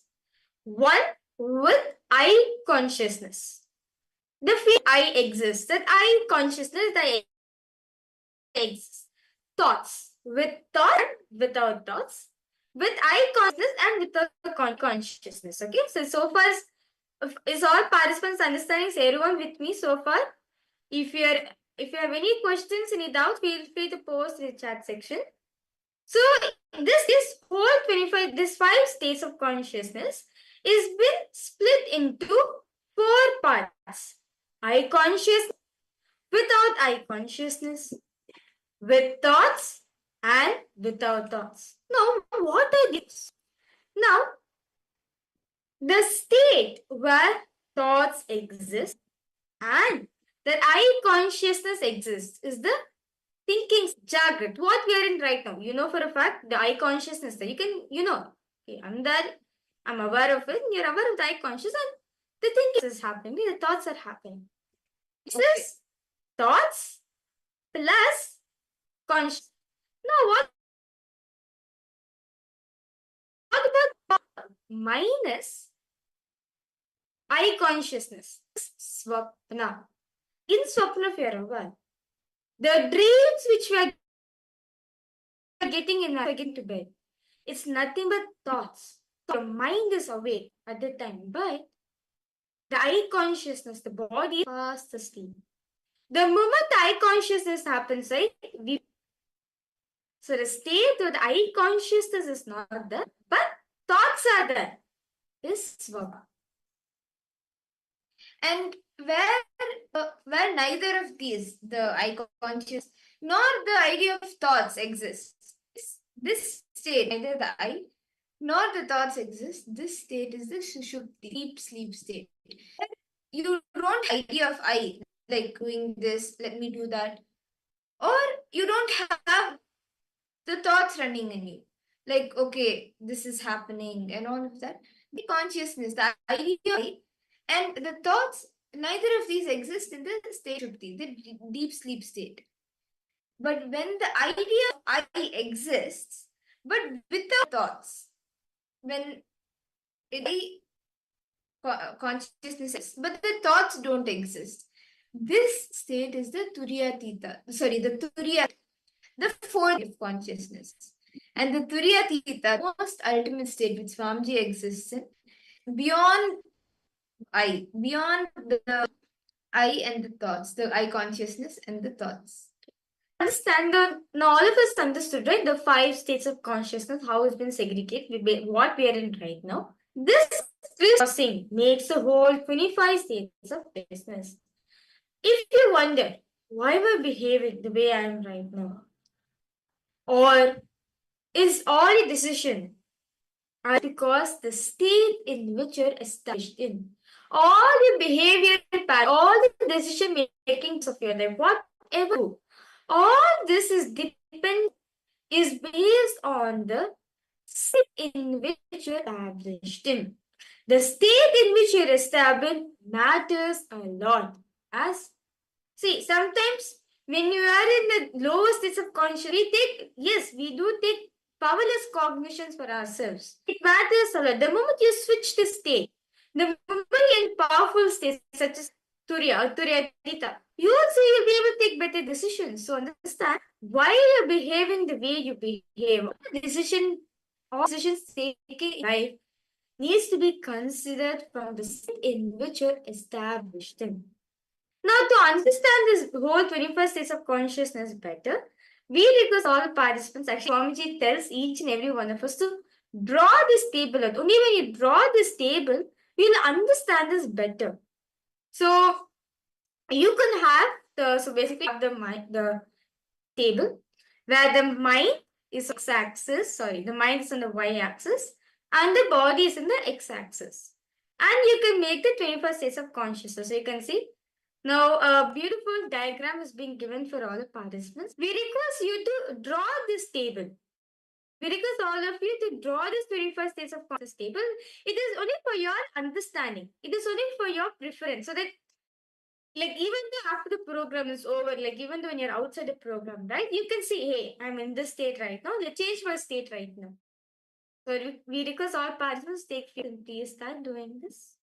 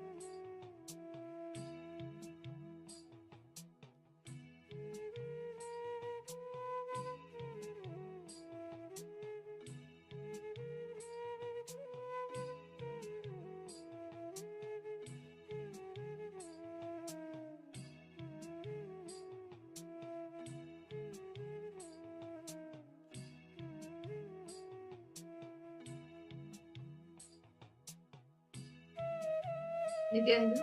I hope all the participants, all of you have been able to complete writing down the 25 states of consciousness, this mind map, where all the permutation combinations of the 5 base states along with each of the permutation combinations are shown.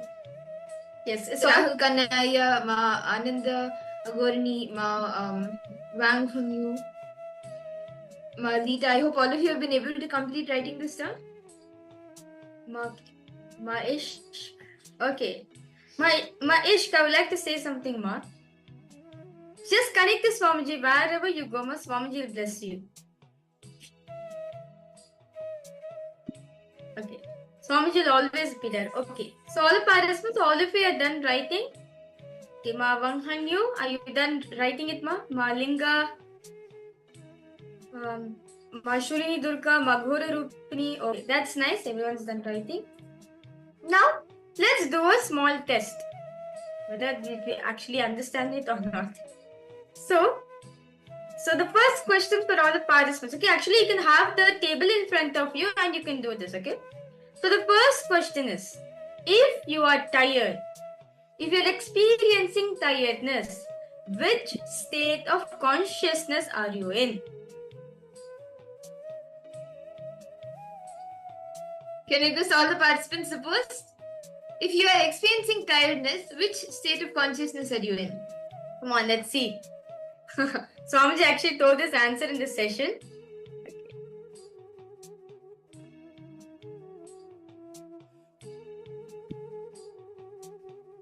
If you are tired, which states of consciousness are you in? Okay, let us see. Okay, when you are tired, what happens? What do you usually tend to do when you're tired? Okay, body. Okay, you can say the body is in this, mind is in. So you can say that. If you are tired, which states of consciousness are we in? Malinga, come on, give it a try. See, even if you missed it when Swamiji was revealing it, now from the mind map that you've drawn, you can map it. Okay, Rahul Kanayas would want to sleep and take rest. Okay, so which state is that? Any guesses, Aya?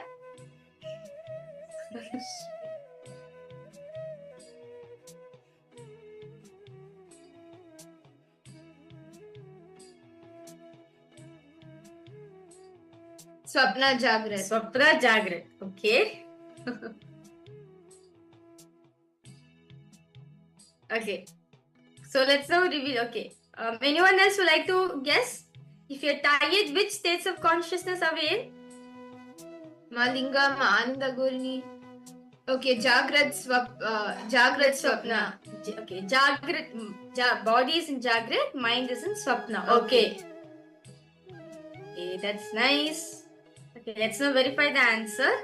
So, when you are tired, Swamiji says, right, when you are tired, when experiencing tiredness, your mind is in waking state. Your mind is in waking state, but your body is in the sleep state. In the deep sleep state. So, for example, if you logically see, if you're tired, right? When you're tired, it's only your body which is exhausted. Your body wants to sleep, but your mind is very much active. That is why you are in the Jagrat state in the mind, and you are in the sleeping state, in the deep sleep state, in the body, in the Shushupti state. Okay, so that's nice. All of you gave a nice try. Yes. Yes, I think actually Rahul Kanaya and Malinga, both of you have shared this. Both of you manifested. Both of you got it next. Okay, the next question is, if you are bored, okay, if you are bored, which states of consciousness are we in? What is the mind in? What is the body in? See, if you can just visualize that action, right? And if you just see yourself doing that action, when what is the body going through, what is the mind going through, then it'll be easy for you to catch the state in which you are in. So, if you are in boredom, right? If you're experiencing boredom, which states of consciousness are you in? Okay, let's see who will answer the right answer now. When you are bored, how do you react usually? Just look into that space and see what your mind experiences, what your body experiences.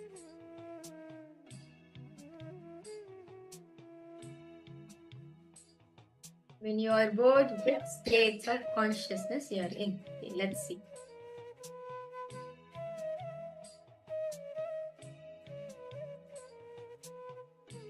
Okay, Mind is asleep, body is active. Okay.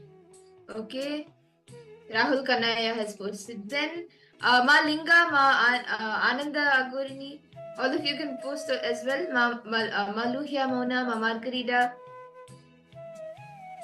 When you are bored, what state are you in?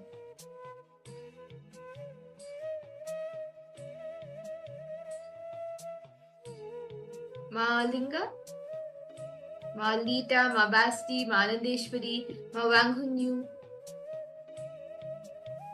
Each of you can post. Quick Singh Vengaya, How Chanaya. All of you can post. What is the state that we are in when we are bored?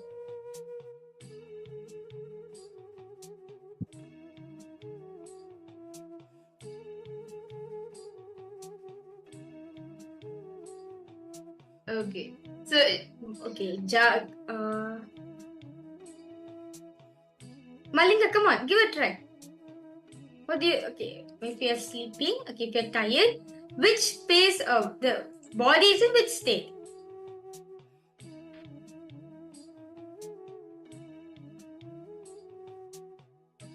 How about for you, Ma Margarita? Okay, mind is in Jagrat, body is in Swapna. Okay. Ma Shurni Dirka, Ma Margarita, Ma Gabriel. What about for all of you?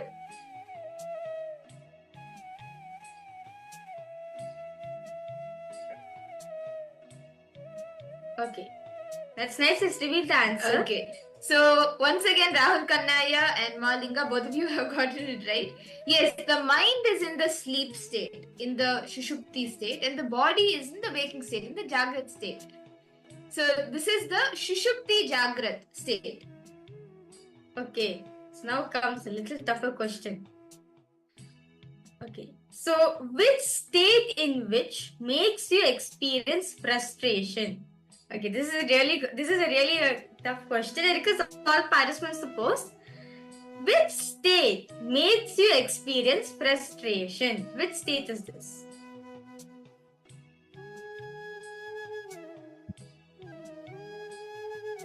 When you're frustrated, what happens? Observe yourself. Okay, just imagine you're frustrated. Imagine, okay, what is body is going through and what is mind going through.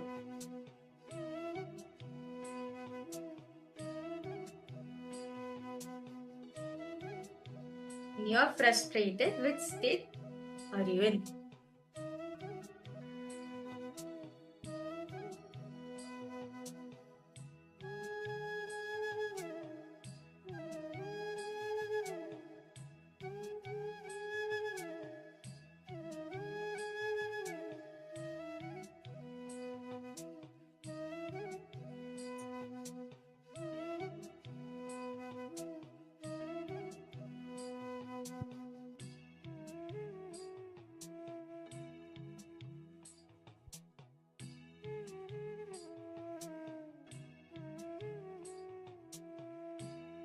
Malinga, Rahul Kanaya, Ma Basti, Ma Lita, Ma Maluhya Mona, Ma Margarita. Okay, both are in Swapna. Okay. Malinga has posted. Both Swapna. Okay. That's a good try. How about for you, Aya, Rahul Kanaya? See, Sushupti. Both in Swapna. Okay, both in Swapna. Okay. Both in Swapna or Sushupti. Okay. So let's now see the answer. So when you're frustrated, right, Swamiji says, this is actually the time the tantrum throwing child, the tantrum throwing child which is there in you, is extremely active. So basically, this child, this is going through your dream state and your deep sleep state. That's very true. See, when you're frustrated, right, either your body will be in deep sleep state, your body will be in dream state and your mind will be in deep sleep state. This is what Swamiji is saying. This is what Swamiji says, that when the tantrum throwing child is active, you experience frustration. And when this child is going through sushupti and swapna, this is what you experience as healing. But whereas when you're experiencing healing, right, we are actually taken to a higher state. Actually, Swamiji calls us the Turiya state. We are aware at this point of time. Okay, one last question I would like to ask all the participants. When we are receiving initiation from Swamiji, when you're seeing Swamiji's darshan, which state are we in? This is a bonus point. When you receive the Diksha or any initiation, whether it's in the power manifestation or any other initiation, what state do you go into out of the 25 states? When you're receiving darshan and Diksha from Swamiji, which state of consciousness are you in?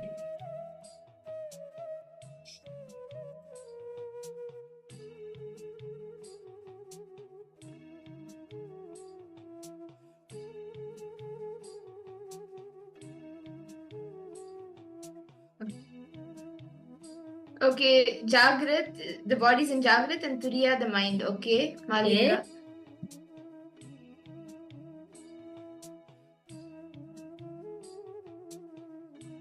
I request all participants to post. Kylie Wong, I request you to post. Max Siavo Lankau. Yes. Ma Wang Hanyu. Ma Anandeshwari, Ma Dita, Ma Basti. All of you can post. Ma Margarita. What do you think? Any guesses? Okay, the Rahul Kannaya has posted Turiya and Turiya. Okay. Actually, Swamiji says, right, when we are experiencing darshan from Swamiji, when we are experiencing darshan, we are in the Turiya Tita state.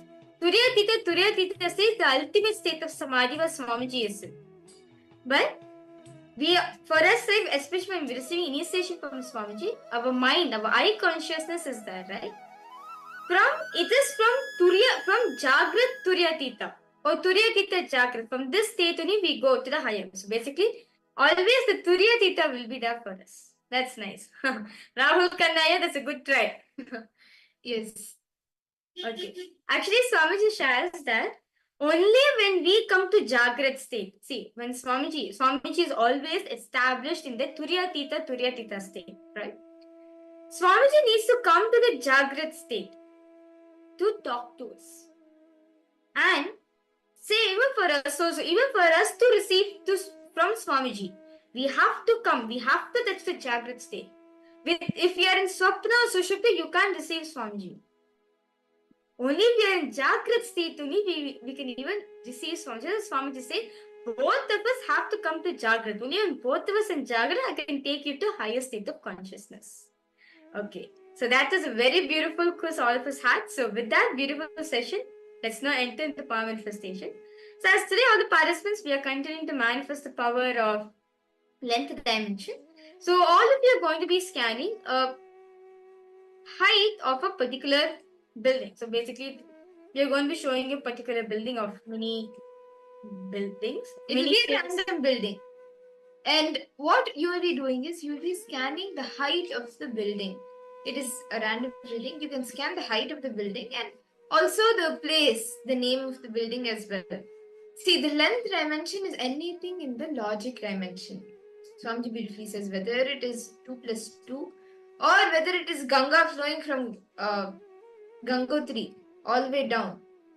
All of this comes under the length dimension, under the logic. So, knowing anything that you can cover in the range of logic is length. And length by itself is a power. That is why we will be actually manifesting these powers today. And in this round, we will be showing all of you a random image, a random building. What you will be doing is you'll be scanning the height of the building. And you can even see the name, the area, the country, the city where it is. But whatever Swamiji reveals to you, you will be telling that and sharing that. Okay. So let's now start. So I request all of you to please sit straight. Close the eyes. Visualize Swamiji in your inner space.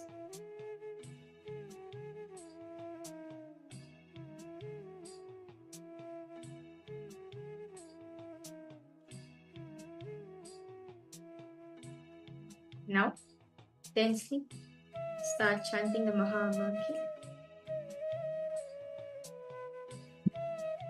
Om Nithyananda Paramashivoham.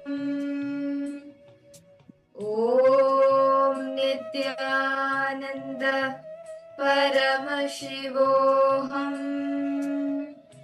Om Nithyananda Paramashivoham. Yes.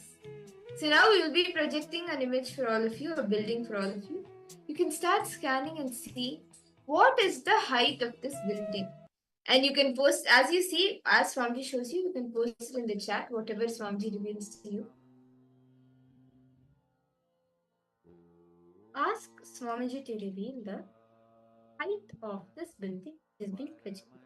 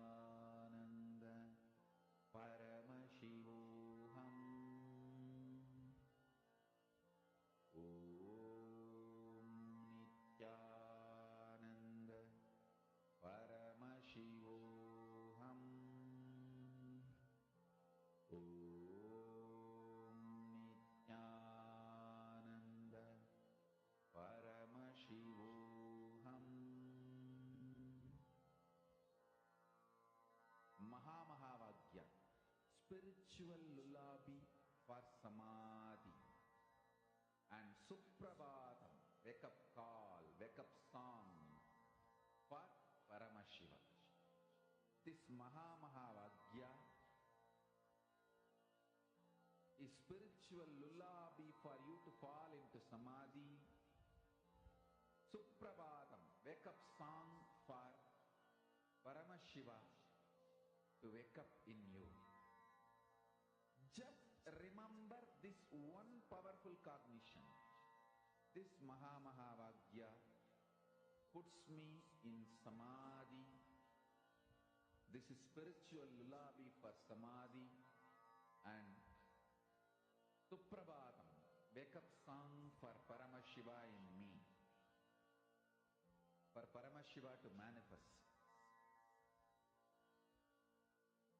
With this one spiritual powerful cognition, chant this Mahavagya.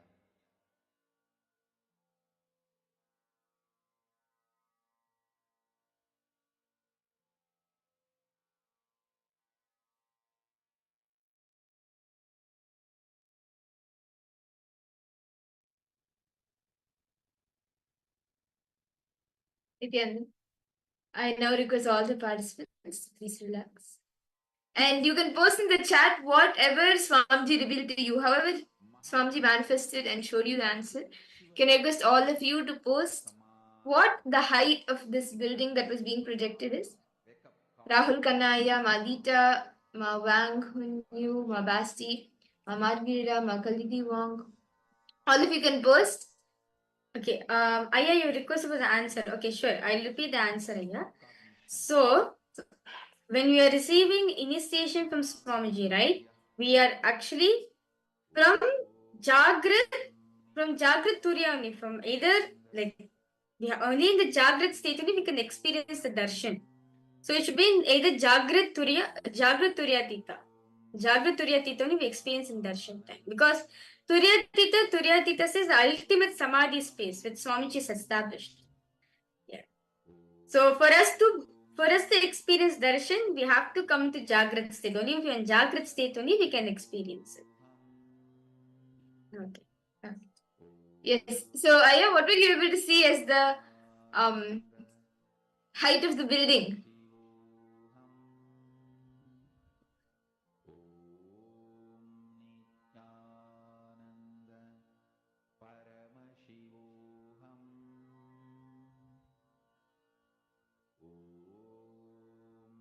Malinga, what did you see, Mama? Wang Hanyu. Yes, I request you to post. What is it that Swamiji show all of us?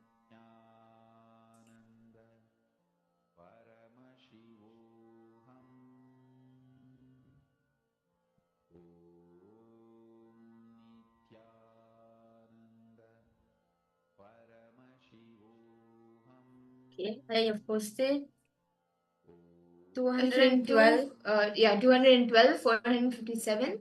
But units were not there. Feet or meters, I don't know. Okay. Okay, that's fine, no problem. At least that's a good try. That's a good start. Whatever Swamiji showed you, you can say that. No need to add anything, remove anything.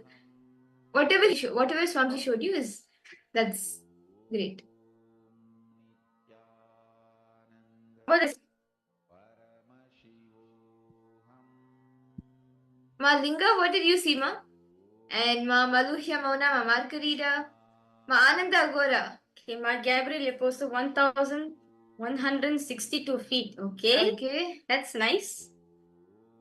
Ma Ananda Agora. Ma Ananda Agora Rupni, what did you see, Ma?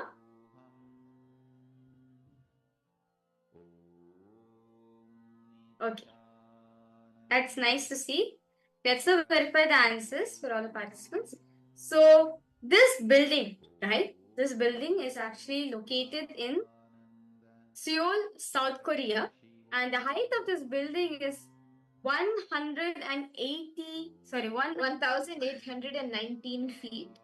the 1,819 feet. Yes, Ma Gabriel, you were close, Ma. Yes. And Rahul Kanaya, you also got something in the hundreds. Yes, I think 400. Okay. I think maybe if you can check in the meters, then it might be. Yeah. You may get the closest. Yes, Aya. And see, just scan more deeper. Just ask Swamiji, okay, what next? What next? What is the next, the like which city? Then you will see that the other things, other details also start revealing to you. Okay, so shall we all do another round? Can I request all the participants to please sit straight? And now we will be connecting to Swamiji again, and we'll be projecting a building for all of you. You can start seeing what is the height of this building, and you can even see which place it is in, what is the country it's in, and even the name of the building. So let's all start now. I request all of you to intensely chant the Mahavakya and connect in the space of deep oneness with Swamiji.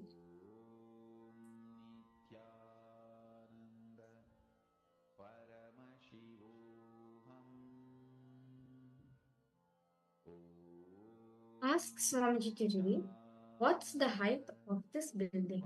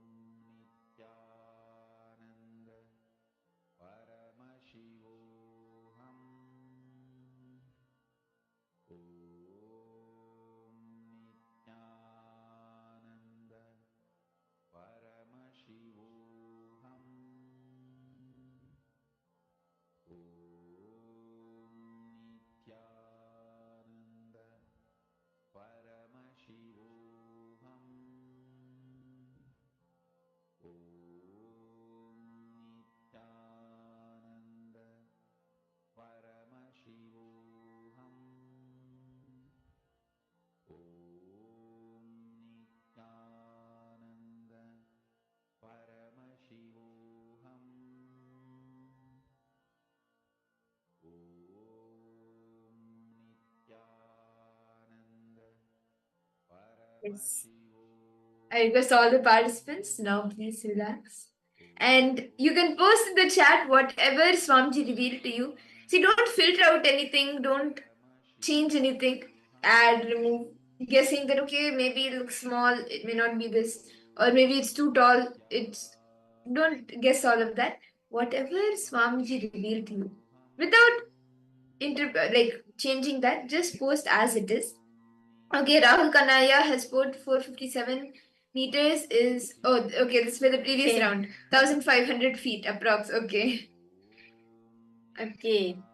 Ma Gabriel, okay, you're able to see 2225 feet. Okay, that's nice. Okay. Rahul Kanaya, what did you see? Ma Linga, what did you see, Ma? And Ma Ananda Agora Rupini. Yes, what did you see, Ma? Ma Ananda Agora Rupini.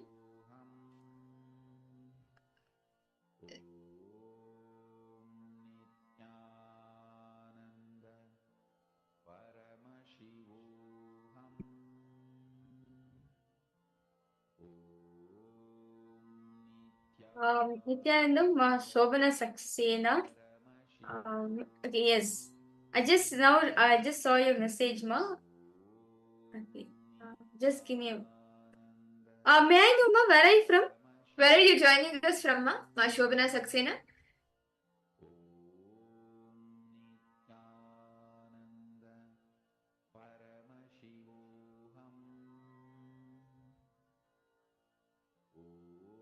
Ohio. Okay, that's nice. Well, Ma Shobana Saxena, I request you that you can actually participate, Ma. Yes. Now, today we're in day 2. You can continue from here. You can join and attend all the sessions. And you can even go back in the telecast. The live videos are available. And also, the Paramashivoham programs are ongoing. Actually, one Paramashivoham itself is not enough to grasp all the truths that Swamiji is teaching us. So don't worry, Ma. From now, you can sit and continue to attend. And any questions you have, we'll help and we'll answer those questions for you and help you to the best we can. And okay. Rahul Kanaya posted building is in South America continent, 2 different sizes around 1,600 and 2,000. Okay, that's nice. Okay, so let's verify the answers. So for all the participants, this building, right, which we are projecting to you right now, is actually located in China. So this is called this Tianjin Chao Tai Cook Binhai Center. It is in Tianjin, China. And the height of this building is 1,739 feet. And Rahul Kanaya, you have put between 1,600 to 2,000. That's within the range. Okay. So it is 1,739 feet tall, and this is in China. So wow. This was the building that we were projecting for all of you. And that's amazing. That's very nice. Okay, so with this, let us now move ahead to the next session. Actually, the next session is going to be a very interesting, very beautiful session. Swamiji is going to be expanding about the 11 dimensions. So in this session, we learned about the Jiva, the 25 states of consciousness. So next we'll be learning detailing about the Jagat. Here, this is where you're going to be understanding the 11 dimensions of the cosmos. So let us now listen to this truth revealed by Swamiji himself on this topic.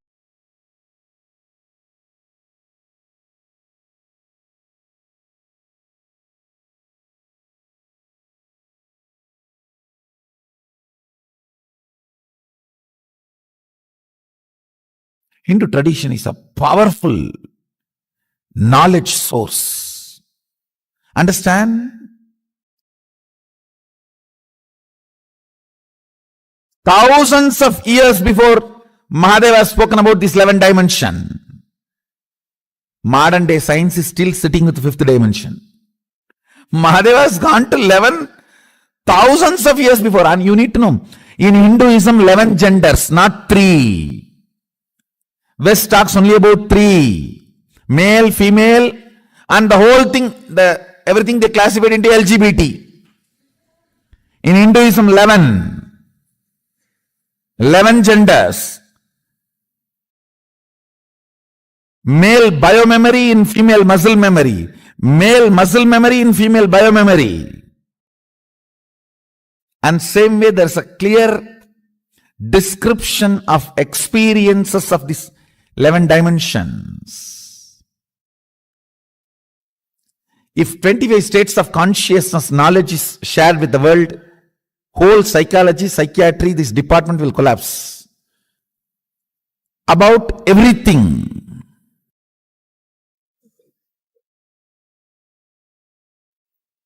Life,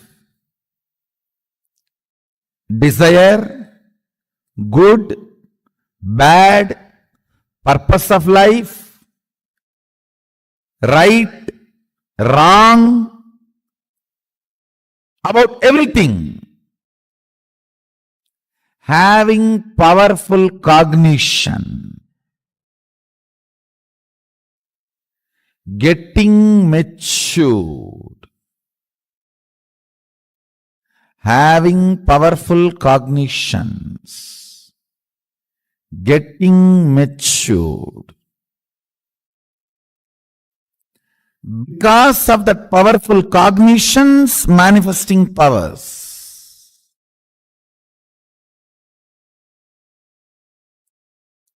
Now,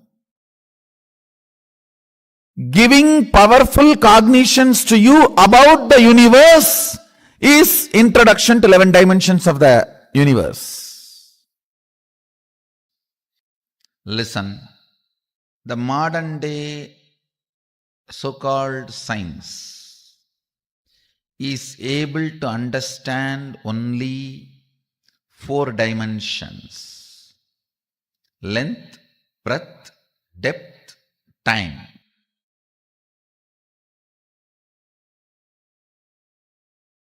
But the ancient science, the Sanatana Hindu Dharma, elaborately describes the 11 dimensions and the beings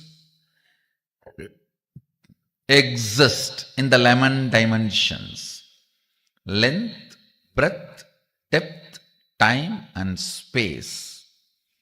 These are the 5 unit dimensions, and the permutation combination of that 5, length, breadth with the time space, breadth, depth with the time space, length, depth with the time space, the various permutation combinations of these 5 basic dimensions forms 11 dimensions of the universe. Let me introduce the first dimension. Dimension means aspect of the universe. See, 25 aspects of you only is the 25 states of consciousness. So now internalize. 25 aspects of you is the 25 states of consciousness. 25 aspects of you is the 25 states of consciousness. 11 aspects of the universe is 11 dimension.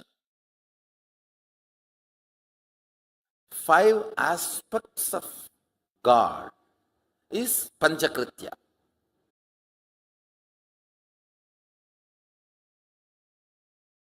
First dimension, it's called length. Listen. Each of this dimension has its own tattva, unit. So understand these basic principles.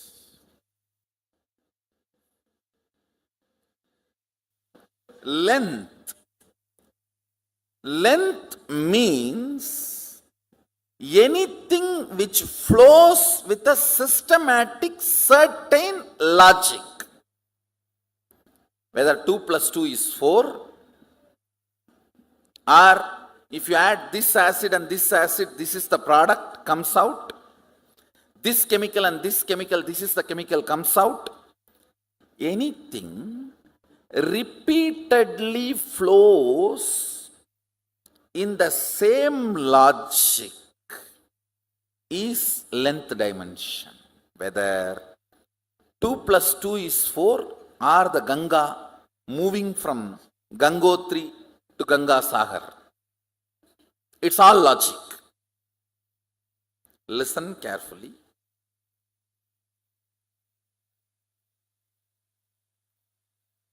All logic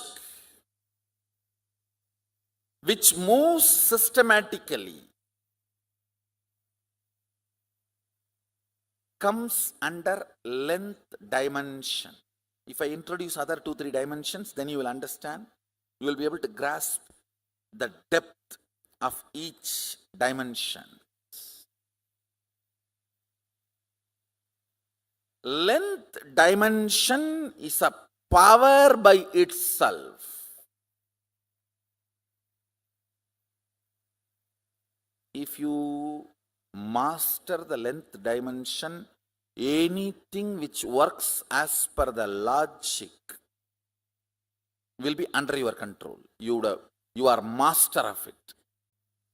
Everything which flows in the rhythmic logic is breath dimension. Listen, rhythmic logic is different and simple logic is different. Simple logic is length. Rhythmic logic is breath. Breath does not mean, it does not have a logic, and it does not mean it's a rigid logic.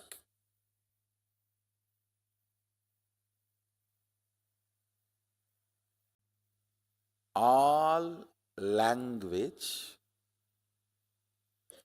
all mathematics, all data analysis, all the statistics, all this comes under length dimension. Rhythmic flow of logic is breath. Means, it's not that length is not there, but it is not rigid length. It's not rigid logic. Like dance, music, poetry. Poetry is the breadth dimension of language. Silence is the depth dimension of language. Speaking is the length dimension of language.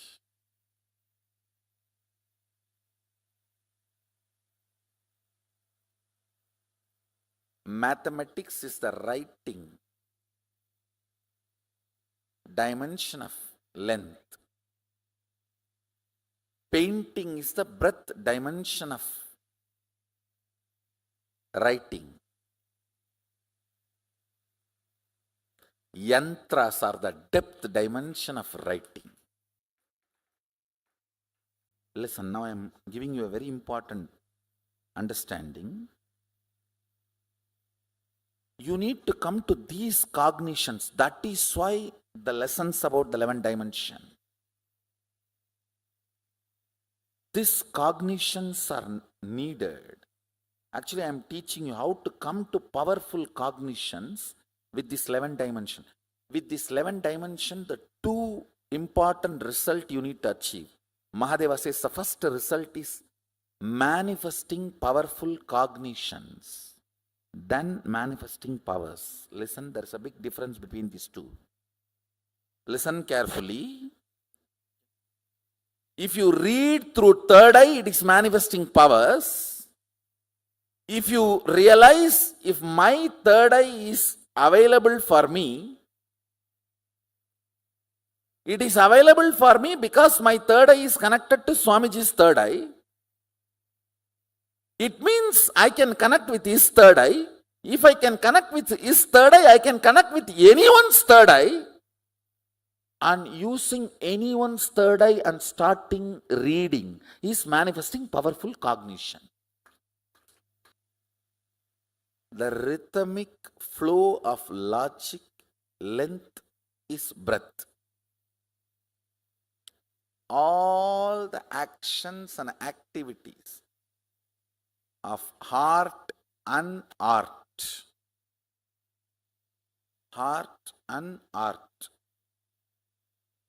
goes into breath dimension, where there is a logic, but there is a flow, not rigid logic. Listen. All your patterns function from breath dimension, not from length dimension. Like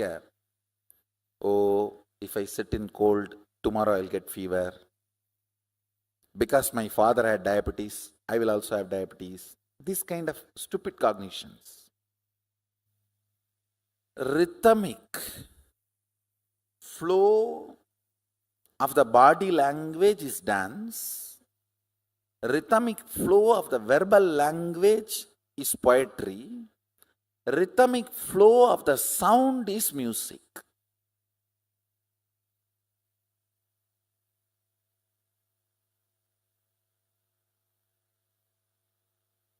Rhythmic flow of the life is peace. But depth of life is bliss. Peace is not bliss. Understand?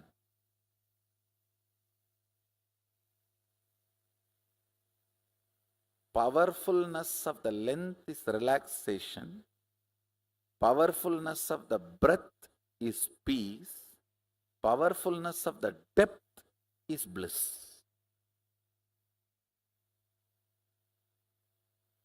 Length is your logic. Breath is your emotions. What is emotion? A logic out of which you functioned many times, now you automatically function based on that logic is emotion. Packed logic is emotion. How many of you are understanding what I'm saying? You know, in this situation, this is the way you have to behave. Because many times this is the way you have done. This way your father has done, your grandfather has done, your grandmother has done.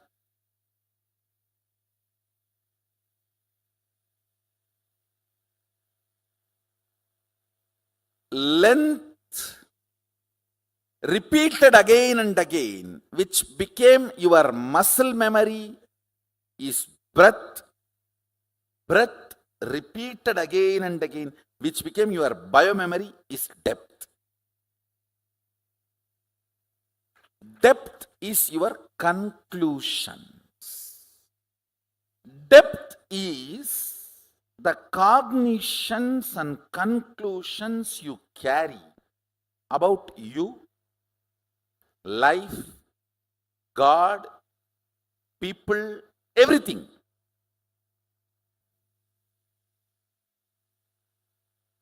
I'll repeat. Logic of you and the universe is length dimension. Rhythmic logic of you and the universe is breath dimension.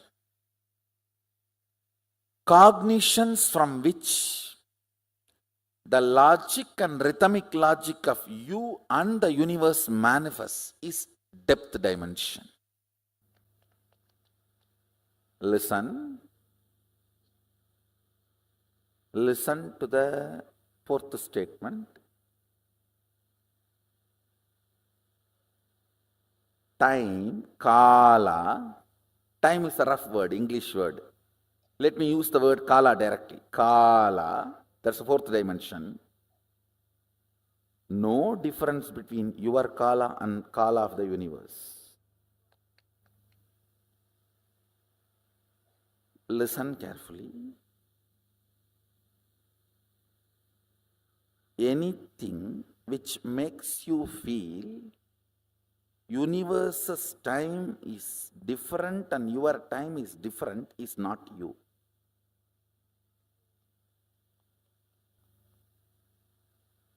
Your length, when its frequency increases, becomes breadth.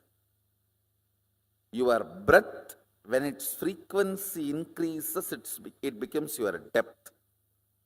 Your depth, when the frequency intensely increases, it becomes your time.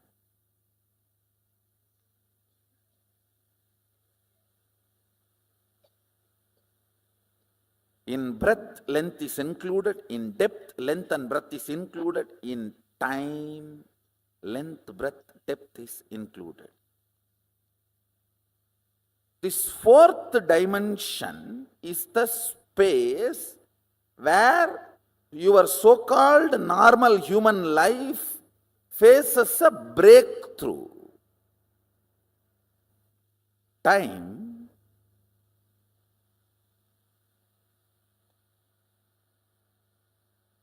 is a frequency, dimension of the universe, aspect of the universe, where you and universe are reverberating in the same frequency.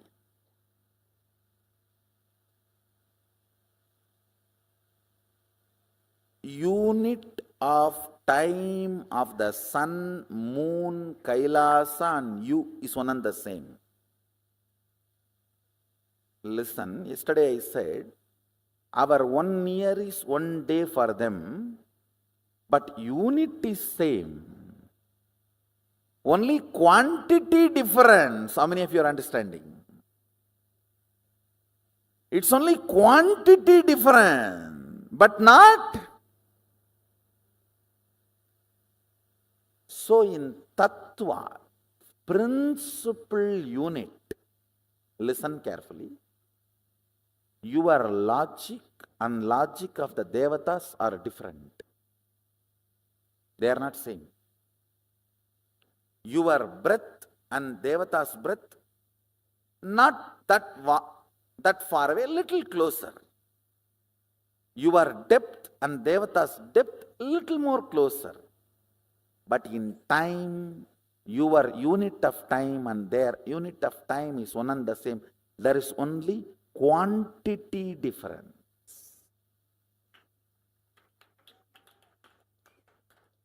Tattva, fundamental principle unit is same. How many of you are getting it?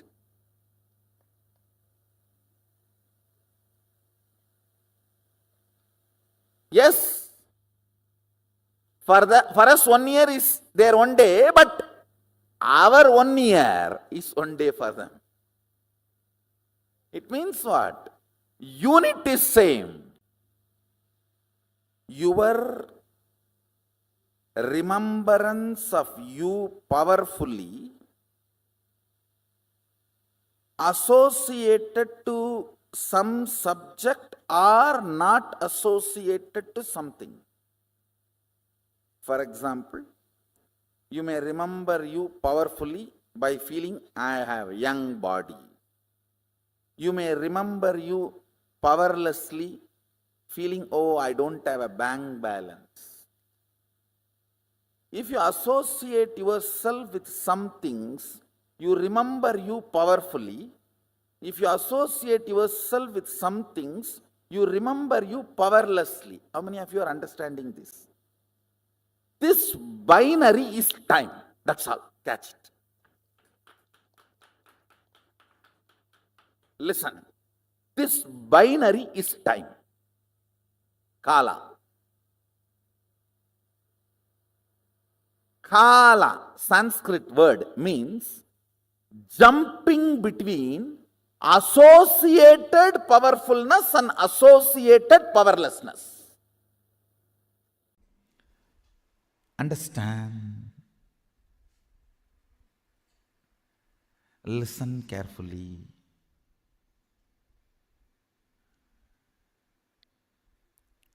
Length, breadth, depth of a person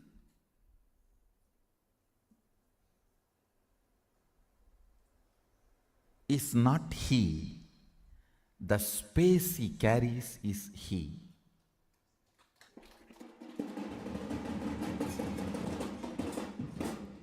When I say length, breadth, depth of a person, I speak in both the meanings. One, logic, heart, and cognition. Length, logic; breadth, heart; depth, cognition.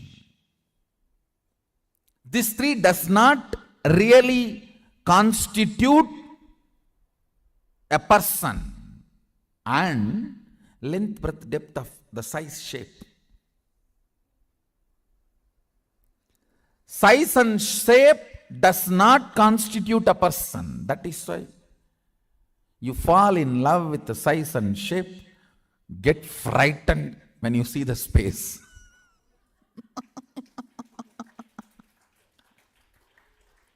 Get thoroughly terrorized.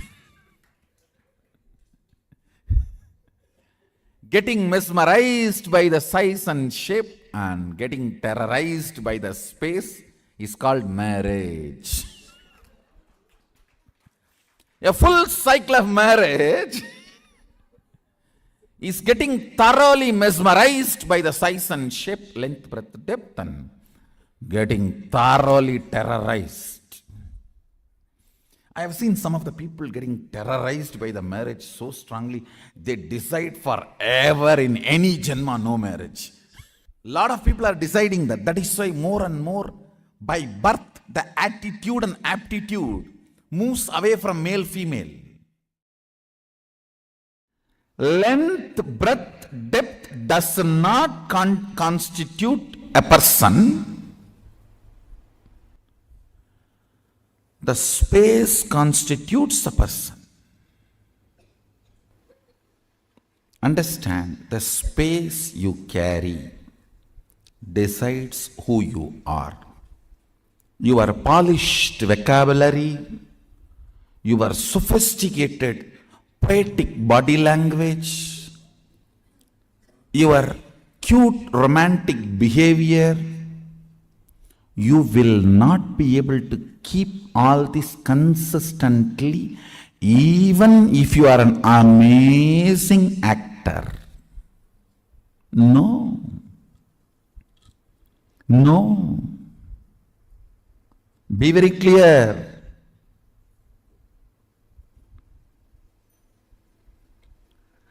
The space you carry, its smell, its flavor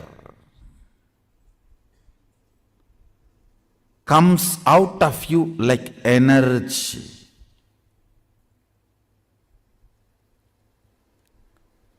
Like energy.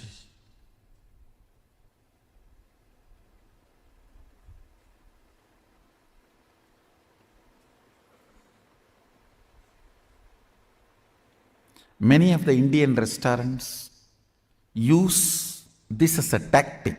They release a certain masala flavor. That whole area will have that masala flavor. The moment you enter that zone, you will feel like eating. That is also again like a marriage only. You go to the restaurant and you order what do you want. Then when you see what the other person has, you always wish you had ordered for that. And the other person is feeling the same.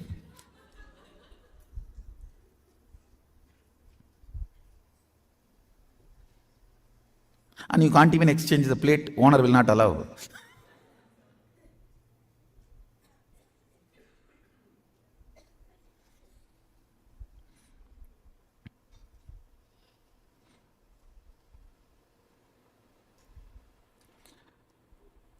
The smell, the flavor of your space.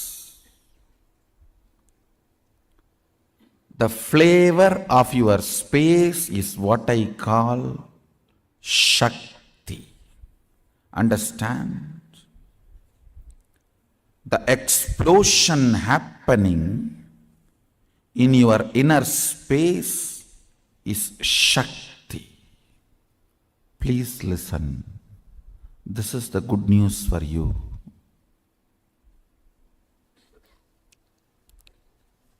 the moment you manifest even one Shakti, I have already entered into your inner space. If I have not entered in your inner space and made the connection, you will not be able to manifest Shakti, because all power manifestation has to start from space, not from depth. Understand that time is a non-existence power layer. It has no existence, like a length, breadth, depth. It is only when the space collides with the length, breadth, depth, the dust created is time. See, the length, breadth, depth is a mass. Space is a energy. When these two collides, the dust generated is the time. I can roughly compare it to the Vatavarana, the layer around the planet Earth. We call it Valimandalam in Tamil. In English, I think it's called atmosphere. Yes. See, it's like atmosphere. Length, breadth, depth and space, when they collide, the atmosphere created is time. It has no independent existence. If the length, breadth, depth moves away from the space, the time will not have its existence.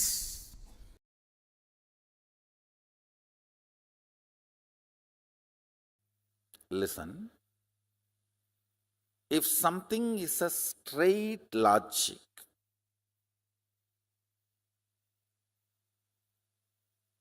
it is called length dimension. Almost there is no blind spot. Same way, there is no depth. Listen carefully. Playing your whole life in length dimension is like a ship in the port, shipyard.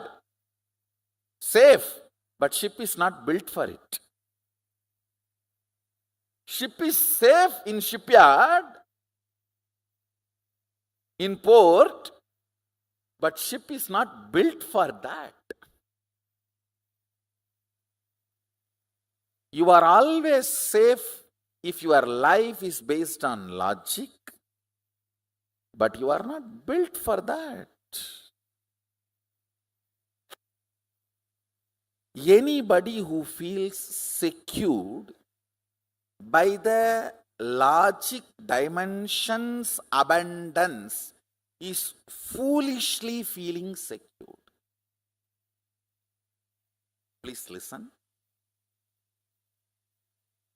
If you are cognizing you are very secured because of the bank balance zeros you have, electronically generated zeros in the bank computer screens by the exploiting ignorant stupid guys,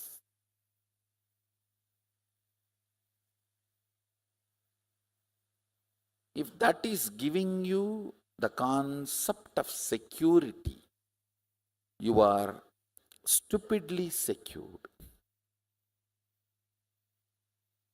I am not saying that money cannot give you comfort. Yes, it can give you many things which you cannot buy without it, no doubt. But if you cognize that is going to give you a complete security in life, you are fool. It can give you painkiller, it cannot remove pain. Bed is not equivalent to sleep.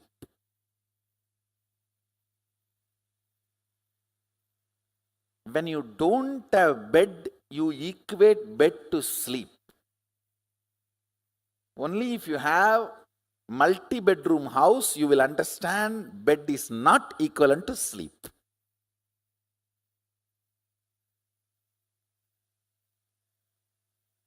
Same way, security you feel based on length dimension is the security ship feels in the port.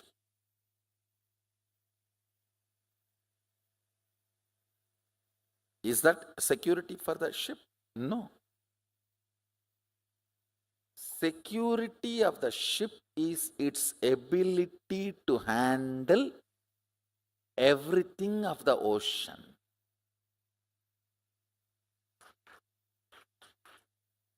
Security for you is your ability to handle all the 11 dimensions. If you don't tumble down in the 25 states of consciousness, you are secured. The ultimate security, please listen, in the doing aspect and being aspect. Sushupta sushupti, to turyadita turyadita. If you can handle, that is what is security. With introduction to the 11th dimension, the intensity of your powerful cognitions will just shoot up. Understand? The amount of powerful cognitions, all of you need to understand the meaning of the word powerful cognition. For example, if you see somebody dying, are you going to cognize it as powerlessness, shaking, fear? Are you going to cognize the situation with a powerfulness? That is the way the reality is. What next? In every situation, cognizing with powerfulness, whether health, relationships, love. Listen. Knowledge and understanding, even if it is intellectual, knowledge and understanding of this 11th dimension makes many of the suffering caused by others and the sufferings you cause to others redundant. Only a person who understands 11 dimensions of the universe can be non-violent, can be really non-violent. Understanding about this 11 dimension will make your existence frequency intense. Understand, life should be like everything around you should be just vibrating with you. The moment thought comes, an idea comes, a cognition comes, the whole nature should cooperate and make it happen. Introduction to 11 dimension itself is to show you your multiple possibilities.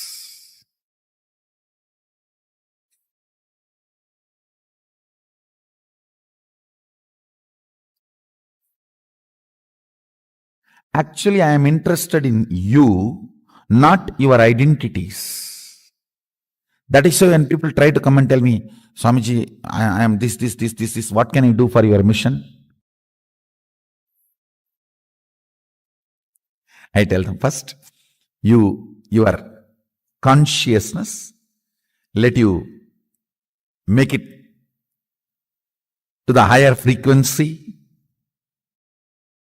Taste what I am teaching, what I am standing for. Substantially, even you will not be able to doubt. You to that level. Experience the depth of your consciousness. You should feel you have become too big. Wow, existence is really nice. The way I exist now feels great. Depth of personality is joy. Depth of personality is bliss. That consciousness you are carrying, that chit you are carrying, should be constantly manifesting powerful cognitions and power. That is the biggest help you can do to me. See, I want you to know these dimensions, only then I can take you to the next level of experience. Otherwise, when I give you the experience, you will be overwhelmed.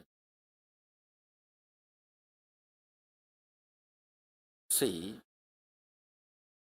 with understanding about these dimensions, you yourself will know how the powers are manifesting. And you will start playing with them. You getting comfortable with your consciousness and manifesting powers will start happening once you understand these 11 dimensions. Now, see, I have a responsibility. I have to give you this knowledge without giving you suffering. Mahadeva puts that word. There's a clear command. Knowledge has to be given without suffering.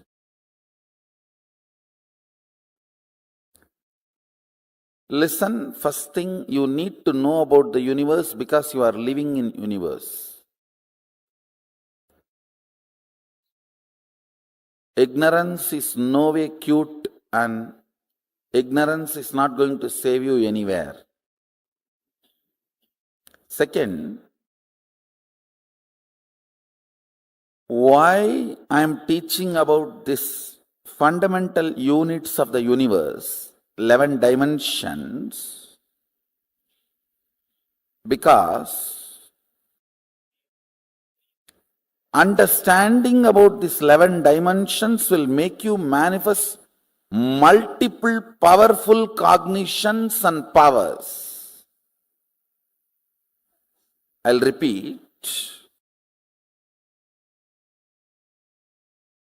See, manifesting powers of third eye, like reading through your third eye, scanning through your third eye, is power. But understanding the fundamental principle, unit, tattva, why you are able to do? Because you connect your third eye with a third eye which is already awakened, your master's third eye which initiated you. And that third eye is connected with all the existing third eye. Then, the power you manifested through your third eye is not limited to your third eye. You can read through any third eye. That is what is powerful cognition. Understand? So today you are going to manifest powerful cognitions. Only then you will understand how understanding about these multi-dimensions makes you start functioning in multi-dimension level. Understand, my purpose is individual, having a breakthrough in consciousness and feeling you have now become multiple. Like earlier, if you felt you are in your body 100 unit, it should just become million unit. You should feel, wow, million unit, I am in my system now. That's all I am interested. If you have become million from 100, then you will know the whole dimensions of the universe, possibilities of life, powers of the consciousness, everything starts manifesting. It's all fundamentally integrating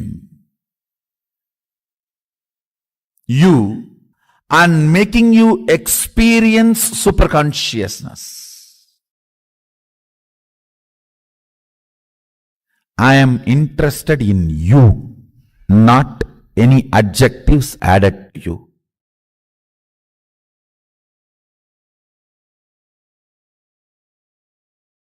I am interested in you manifesting, you radiating. My project plan is only one.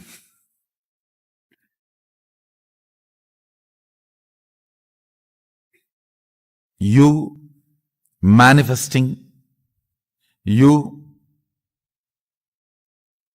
having a breakthrough. I'll do everything for that. Whether I ask you to eat vegetarian food, or I ask you to apply the aushadas and take bath, or I ask you to do the yoga on the pole and the rope, it is all centered on one. Now, I'm going to introduce you the 11 dimensions of the universe, all only this purpose. Breaking the barriers you built around you and experientially manifesting, not just theory, word.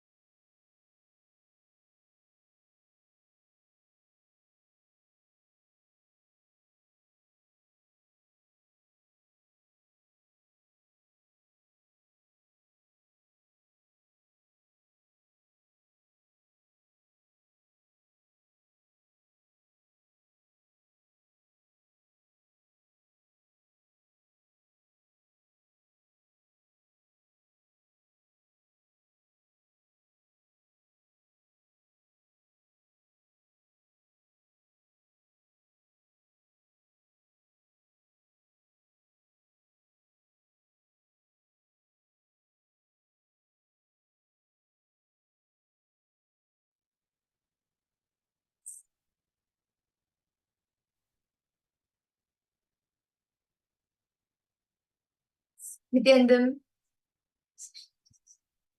Nithyanandam, to all the participants. That was a very beautiful session, Swamiji.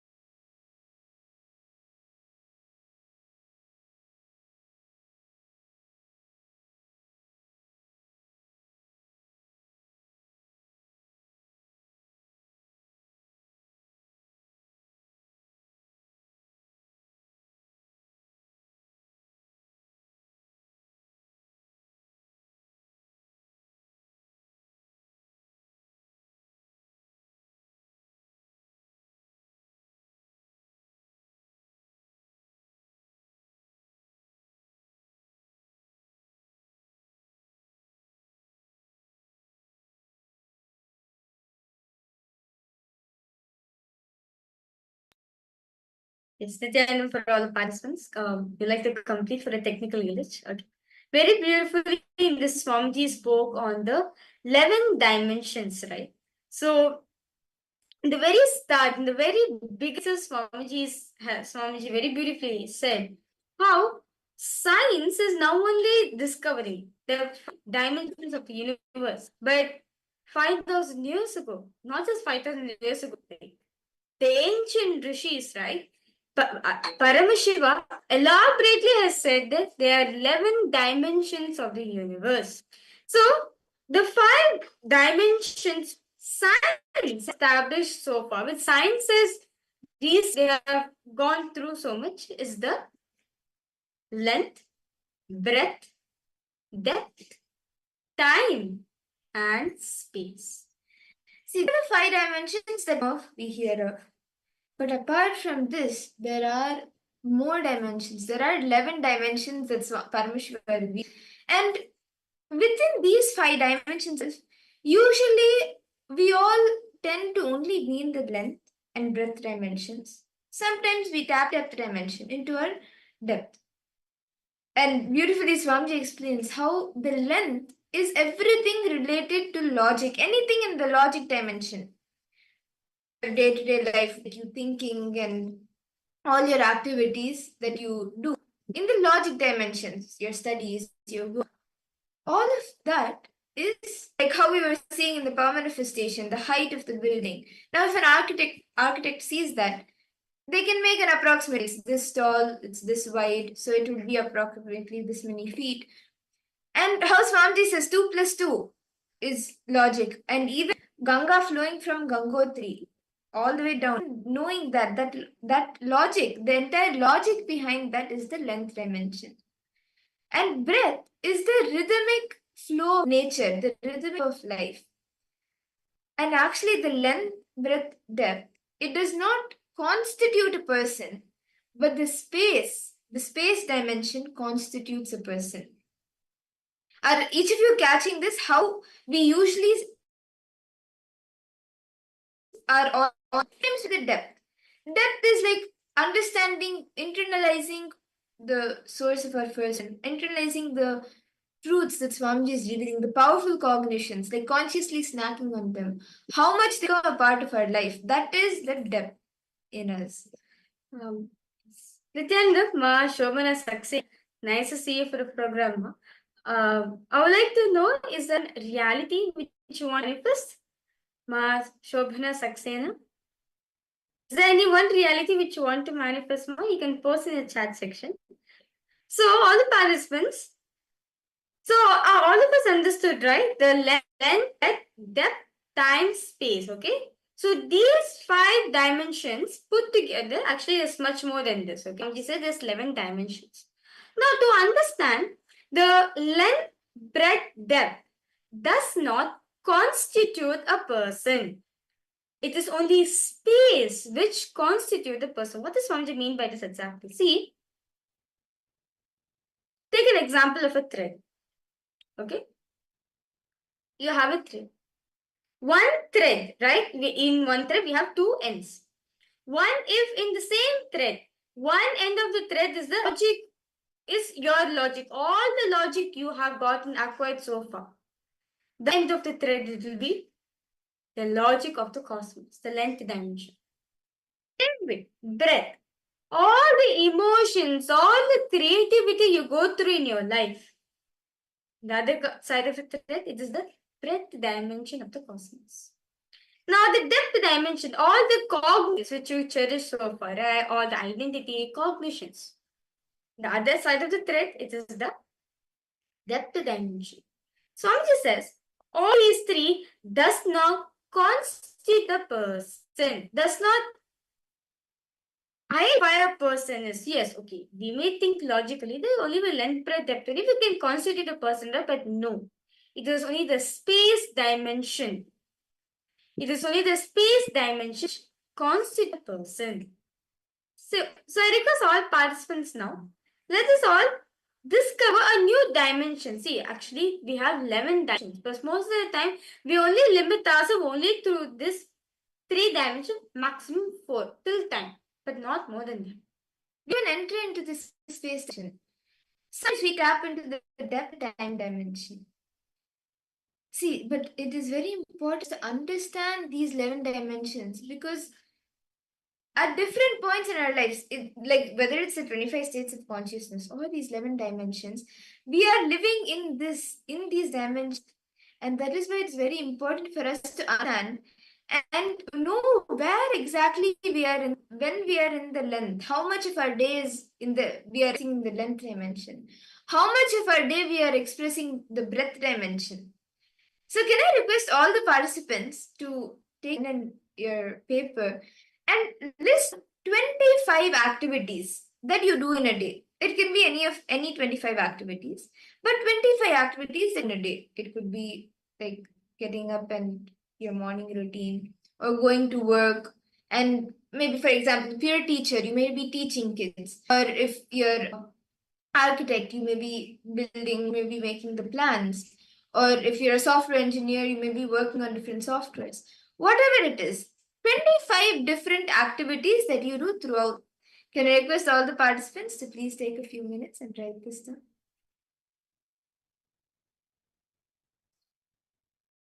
Any questions any of you have, please feel free to.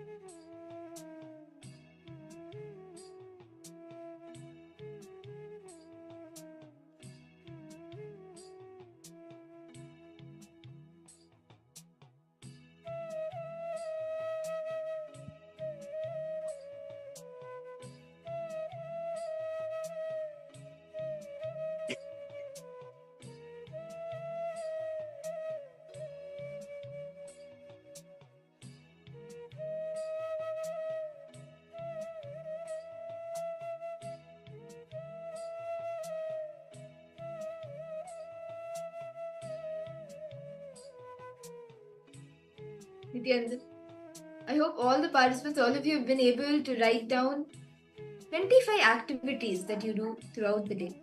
Different activities, it could be anything.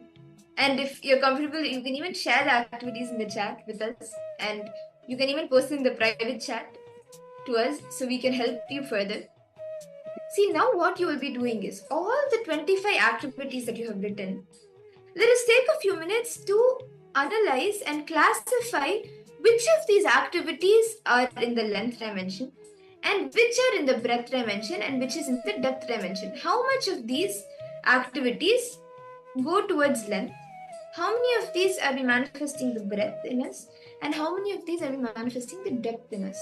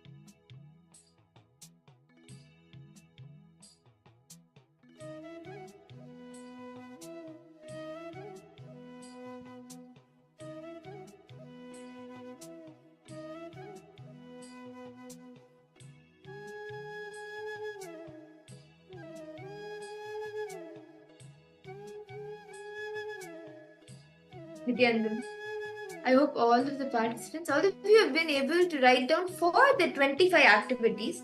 You have been able to classify which are the length, which are the depth, and which are the breadth, and which are the depth dimensions manifesting. Do any of you have any questions still here? And do you want to share any of the activities so you're able to understand more whether it is in the length, breadth, or depth? You're not sure and you want a little bit clarity on it? Yes. Ma Shobana Saxena, Nithyanandamma. Yes. Ma Kylie Wong. Ma Ananda Ghore Rupini. Ma Wang Hanyo. Okay. Rahulaya, any questions you have here?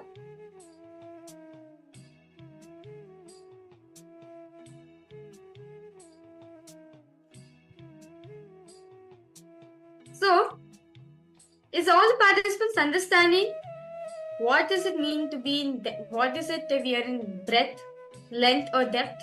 Any questions, any doubts, all of you having? Do feel free to post in chat section. That's no problem. Okay, you found no breadth dimension. Okay, could you post few of the activities that you do, Aya? So you can even post in private chat. We'll not read it out. Yes, puja and yoga is depth dimension actually. It's actually beyond depth dimension. See, anything related to arts, painting, dancing, singing, poetry, where you experience the rhythmic flow of nature, that is the breadth dimension. Or it can also creativity. Or it can also be the times where you experience deep emotions in your life. Like you're going through some emotional pain, suffering. This is also breadth. Swamiji said all emotions falls in the breadth dimension. Like you feeling sympathy, or you feeling some kind of emotion for your mother or for your sister, like for your relatives, for your siblings. That's also a breadth dimension. Yes. Okay. Ma Basti, do you want to share anything? Ma Lita, Ma Anandeshwari, Nithyananda, Ma Linga.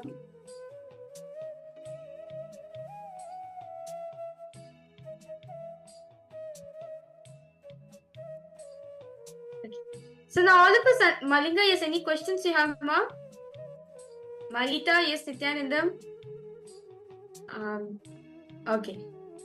So now very beautifully all of us identify, right? So all the activities we are doing, whether it's length oriented, breadth oriented, or depth oriented. Now I request all participants now. Now based on this, see, this is only to make each and every one of us aware that which dimensions are we spending more. See, if you're going to spend yourself more time in length dimension, you're going to become a logical person. If you're going to spend more time in your breadth dimension, you're going to be an emotional person. So you don't understanding. If you're going to spend more time in the depth dimension, then you're going to be a friend. You're going to be a companion for the other person. So you need to understand which dimension as you are in. As if you're in which dimension depends on the particular state. I mean, like, of course, all three interconnected to each other. The which dimension you are in, you attract that kind of people around you. And how much percentage of these dimensions are you expressing? How much percentage of the length dimension are you expressing? Or how dependent are you on the length dimension? How dependent are you on the breadth dimension? How dependent are you on the depth dimension? Can I request all the participants to write down how dependent are you on each of these dimensions? You can write the percentage. Actually, over here, very beautifully, Swamiji said that if you are spending time in your depth, right? If you're a depth or dependent person, then you'll always keep your friends inspired as they enjoy your company. So if you're a breadth dependent person, then no matter what happens, the relationship you carry with other person will always be emotional. If you are a length dependent person, right, you'll always ensure that the relationship which you're having will be more of logical based, more of conclusion, more of fights. So basically more of argument which will be happening. So because all participants, let's analyze. See, only if we become aware how much time we're spending on each of these dimensions, we can even raise ourselves up. So let's all do this. Just looking to see how much of your day is length dependent, breadth dependent, or depth dependent. Please internalize it in yourself.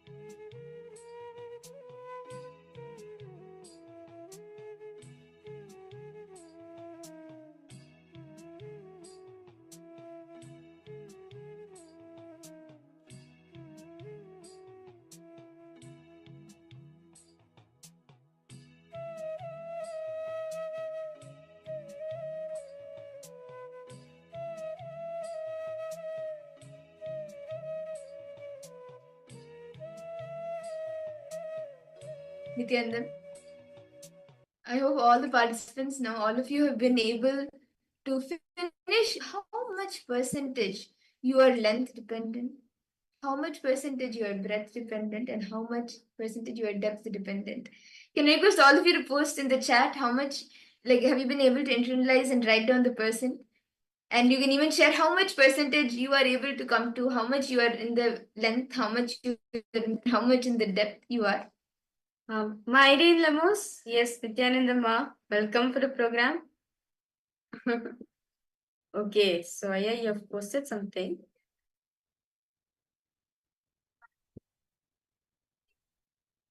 Okay, Rahul Kanaya, you have posted 40% breadth after knowing emotions are breadth, 30% depth, 30% length. But during Paramashivoham days, depth is max, I think 60. Yes. Okay. That's good, Aya. You've been able to analyze how much percentage you are living in these dimensions. Yes. Actually, that's nice. That's good. That's really nice. See, so one thing Swamiji says, right? Most of the time, as human beings, we spend most of the time in either length, most of the time in length, 50% of the time we spent in breadth. That's all, not more than that. Maybe depth will be like 10%, maximum will be 20%. But now we are in the Paramashivoham, right? This is an ecosystem. This is literally Swamiji's own inner space. You actually spend more time in depth dimension because you forget. Because in Paramashivoham, it is not about your length. Here it's not about length nor your breadth. It is about your depth. The cognitions you're carrying matters a lot, as the cognition only matters. The cognition, it is in the cognition only you manifest things outside. Okay. So how about the rest of the participants? Ma Shobhana Saxena, how about for you, Ma? Ma Margarita, how about for you? Ma Wang Hang Yu, yes. Okay. Ma Shulini Durga.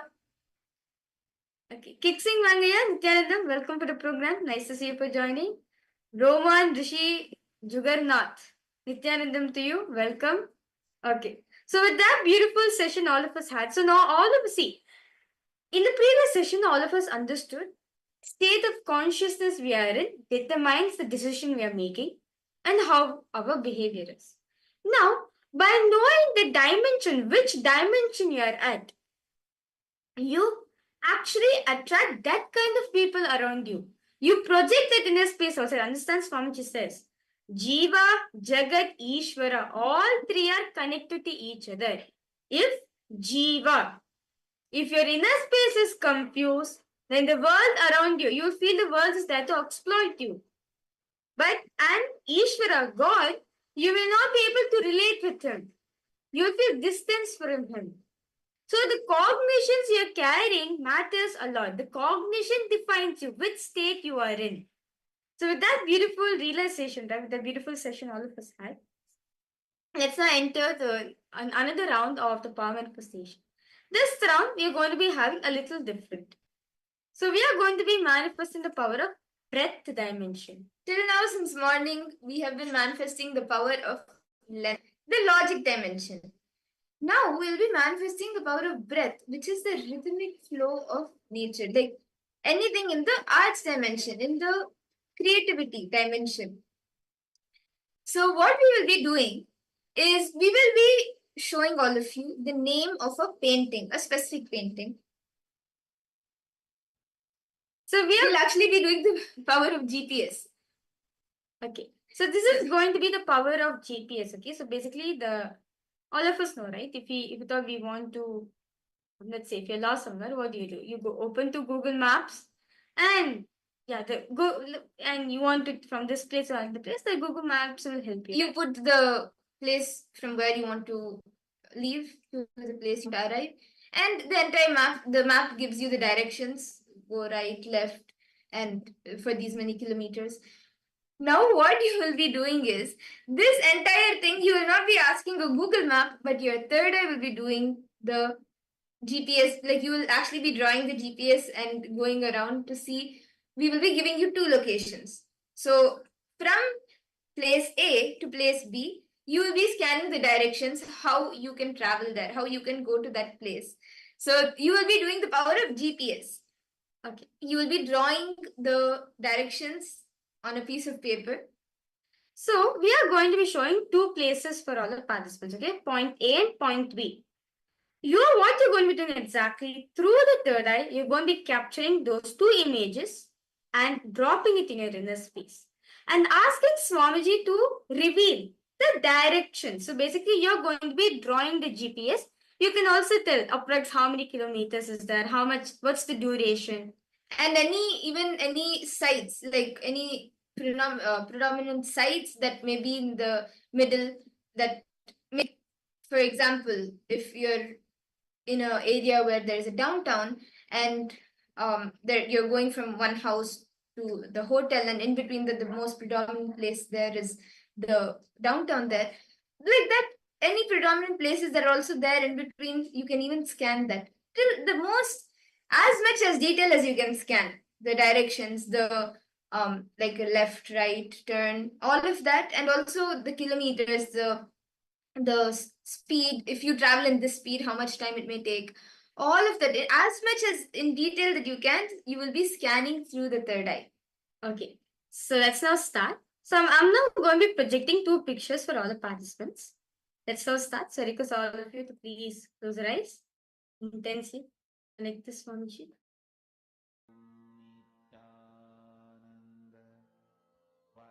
Now, start chanting Mahabhakya. Om Nithyananda Paramashivoham. Om Nithyananda Paramashivoham. Om Nithyananda Paramashivoham. Intensely start seeing the direction from place A to place B.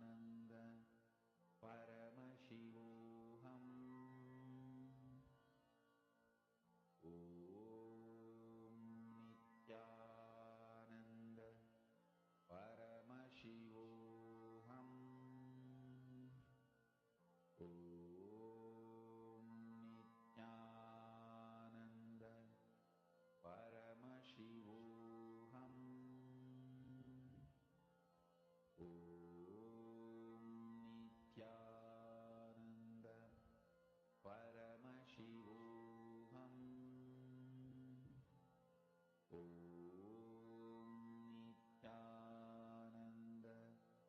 Paramashivoham Nithyananda Paramashivoham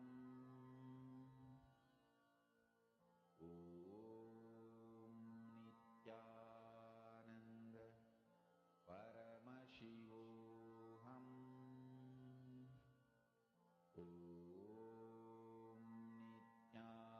Nithyananda Paramashivoham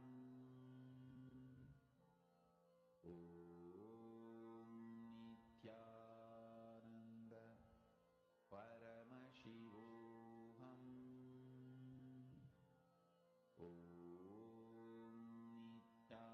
Nithyananda Paramashivoham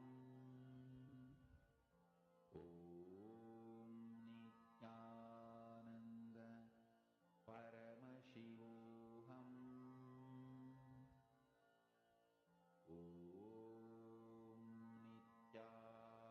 Nithyananda Paramashivoham Nithyananda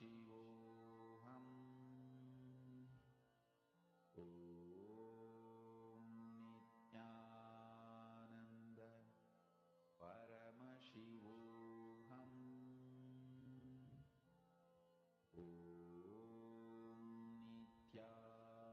Nithyananda Paramashivoham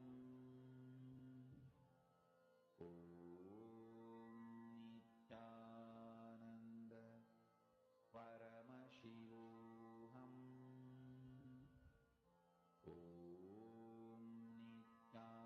Nithyananda Paramashivoham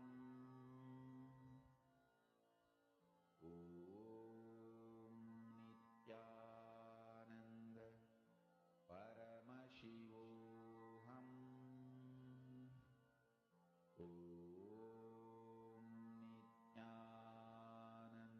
Nithyananda Paramashivoham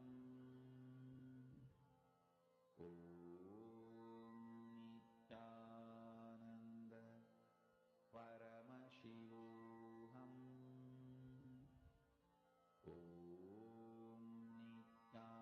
Nithyananda Paramashivoham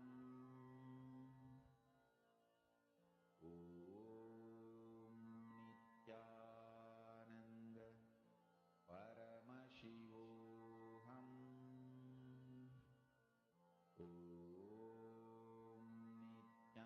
Nithyananda Paramashivoham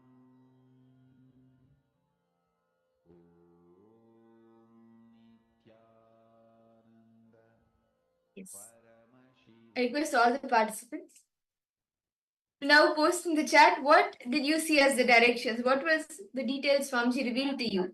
Can I request all the participants to take a moment and post it in the chat? Ma Margarita, Malita, Rahana, whom you, Ma Ananda, Agora Rupini. All of you can post. What did Swamiji reveal to you as the directions from place A to place B?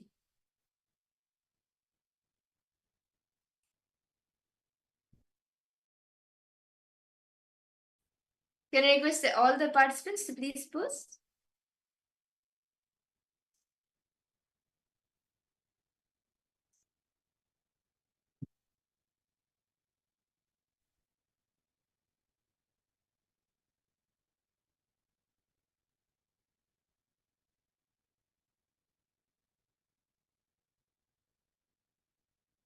Let's see all the answers. Okay, so Rahul Kanaya, what did you see? And how Yes, Chenaya? Ma Xiao Lao How? Ma Aideen Lemos, Ma Anandeshwari, Ma Jnanapradayini, all of you can post. Ma Lita, Ma Linga.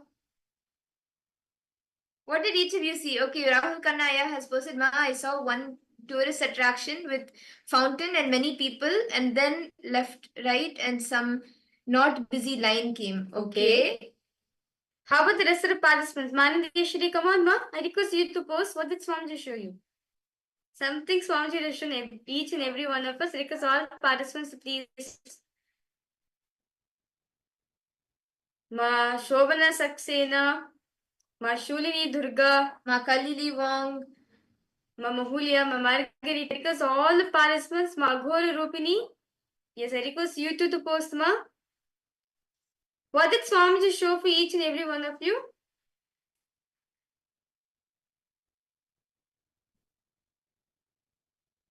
Fixing one, yeah? What did Swamiji show for you two, yeah? Okay. So shall we all see the answer now? What the direction from place A to place B is? Ma Irene Lemos, do you want to share, Ma? Before we go enter into the answer?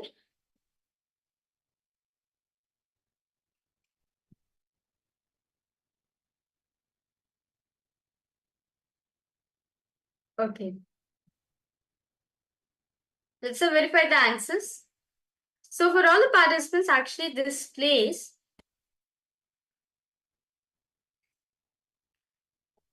this is actually a very famous place, and this is actually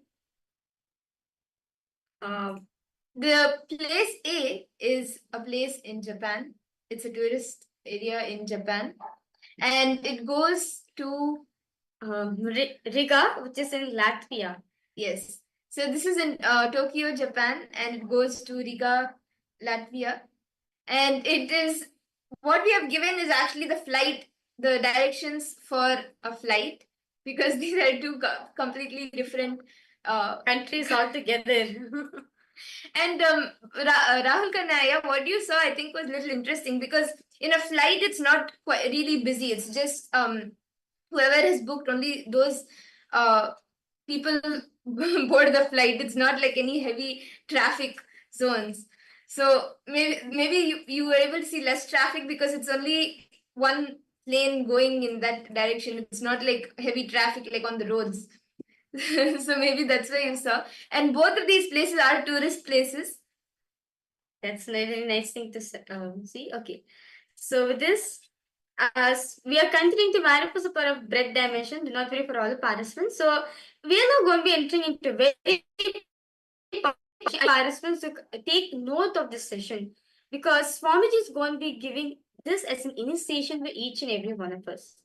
In this session, we are going to be learning about the Panchakrityas of Bhagavan Sadashiva. What are the Panchakrityas? The 5 cosmic actions: the Shrishti, the creation, the sustenance, Sthiti, rejuvenation, Samhara, and then putting into delusion, Tirobhava, and liberation, the Anugraha. These 5 Panchakrityas, how do they manifest? How does Paramashiva manifest them? We will now be seeing in this session. That is all. Many times we feel, right, how can I be Paramashiva? How can I manifest the Panchakrityas? I'm not even able to handle anything in my life. But Swamiji says that fundamentally we have Paramashiva's consciousness. It is only because of Paramashiva's consciousness only we are even there in planet Earth right now. So we have to understand how the Panchakrityas are happening in our life by understanding how Paramashiva does the Panchakrityas. So this is going to be an introductory session where Swamiji is going to be explaining detailing about the Panchakrityas of Bhagavan Paramashiva. How does Paramashiva does the Panchakrityas simultaneously, spontaneously, and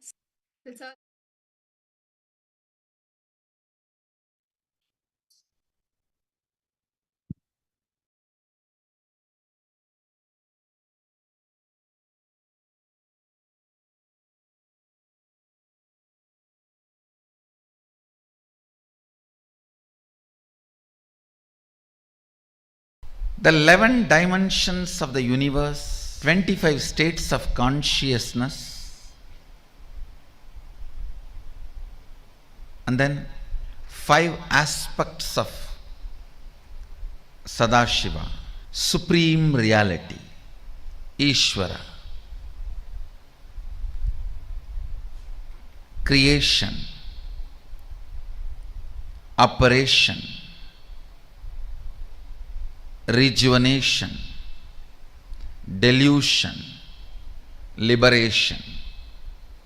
Please understand, supreme cannot be just God, generator, operator, destroyer. Please understand, the supreme as per Sanatana Hindu Dharma, Bhagavan, Brahman, Sadashiva cannot be translated by the word God. The Western definition of God is generator, operator, destroyer. Only three aspects. The Hindu understanding of supreme reality is generator, operator, destroyer, deluder, and liberator. The major two aspects of life unfortunately was never grasped anywhere else other than this Saraswati Ganges civilization. Only the Saraswati Ganges civilization understood the world beyond seen. If you don't understand delusion, you can't understand beyond the four dimensions. You can't understand reality in its completion. God is not Sadashiva. Maybe I can contribute a new word, Godel. G-O-D-D-E-L. G-O-D-D-E-L. Godel. Listen. Whenever science or technology grows, the scientists and people who are expert in that field need to contribute right word. They need to support the language also to explain the concepts. English is learning spirituality, Sanatana Hindu Dharma first time. So let's contribute some good words.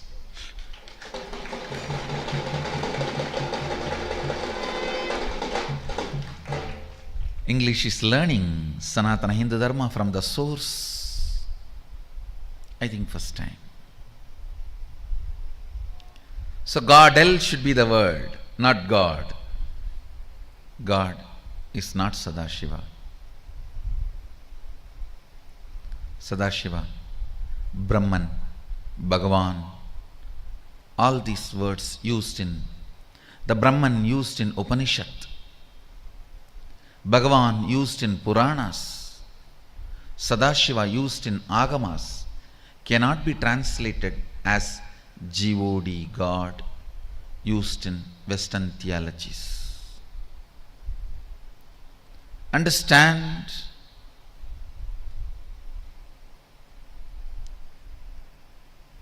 these five aspects of Sadashiva in the manifest form is called Ishvara, unmanifest form is Avyakta. Even this five is only the manifest form of Godel, Sadashiva.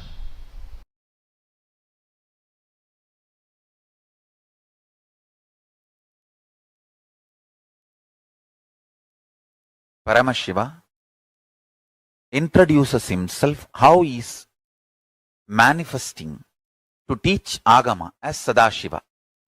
As Sadashiva, he manifests with 5 heads, 10 hands, teaches Agama. Through these 5 heads, he does these 5 actions. Manifestation. It's called Srishti. manifestation. Then sthiti, sustenance. Then samhara, rejuvenation. Then prabhava, pulling out of delusion. Then anugraha, liberation. Listen. Listen carefully. Sthiti.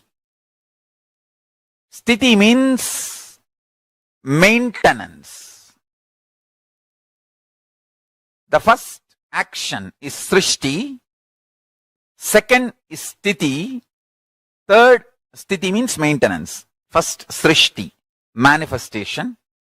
Sthiti, maintenance or sustenance.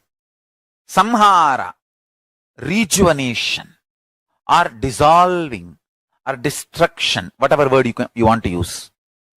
Samhara, literally the word samhara means transformation, rejuvenation. It one becoming another. So listen carefully. Srishti, manifestation. Sthiti, maintenance. Samhara,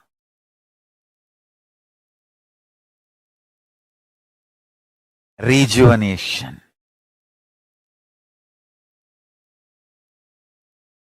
Prabhava, pulling out of delusion. Anugraha, liberation. Paramashiva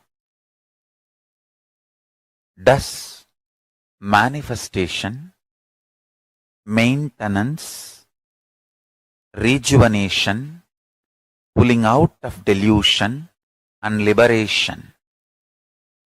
Satyojata, Tatpurusha, Vamadeva, Ahora, Ishana. These are the 5 phases. He resides in his supreme Paramashiva Swarupa as Ajomuha or Adhomuha, unborn, beyond form, formlessness. Is Paramashiva Swarupa. That Paramashiva Swarupa manifests with these 5 phases as Sadashiva,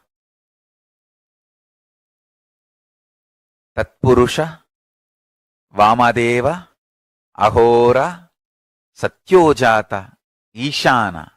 5 phases he manifests and does the Panchakritya, Srishti, manifestation, Sthiti, sustenance, Samhara, rejuvenation, Prabhava, pulling out of delusion, Anugraha, liberation. Understand? He does all these 5 jobs.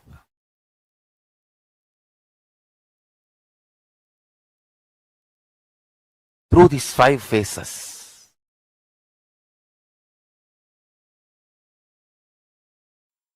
I'll tell you. In the cosmic level, Paramashiva has 5 of his dimensions: creation, sustenance, rejuvenation, destruction and rejuvenation, putting in and pulling out of delusion, and liberation. All these 5. In your microcosmic life, in your Pindanda microcosmic level, you play the same game. Every day, the new cells getting created, new organs getting manifested in your body is your creation. All of you need to know. Including your brain, everything gets newly created. New cells are created every minute, every second. This is your creation. In microcosmic level, in macrocosmic level, The planets which manifest planets are getting created in microcosmic level. The cells are created.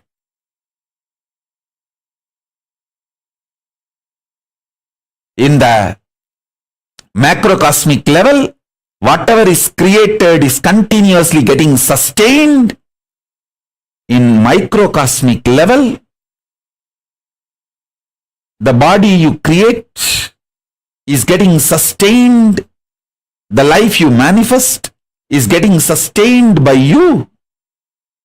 You continuously breathing, inhaling and exhaling, keeping you alive is sustenance, maintenance in microcosmic level. In the macrocosmic level, destruction, rejuvenation, samhara is black holes swallowing big bangs. In the microcosmic level, the old cells getting killed and new cells getting formed is rejuvenation, samhara. In your body, in your microcosmic level, pindanda level. Same way, in the Brahmanda level, the delusion is cosmos creating deluges, pralayas to rejuvenate itself, clean itself. You can see the heat wave all over the world. All the Panchabhutas playing and aligning itself. In the cosmic level, this is the delusion. Throbhava going on. In the macrocosm, Pindanda level, you forgetting your existence as Paramashiva, higher reality, falling into the nightmares and going through is the small scale Throbhava. Delusion in the Pindanda, microcosmic level you go through. In the cosmic level,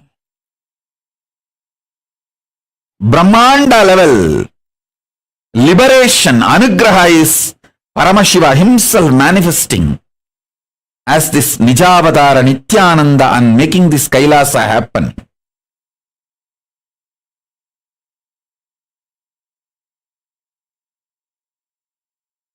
And guiding all the beings in microcosmic level, Pindanda level, you receiving these powerful cognitions and liberating yourself from all this delusion, deluge, by holding on to the Guru's feet is the liberation happening in you. Understand, whatever is happening in Brahmanda, macrocosm, is happening in your Pindanda, microcosm.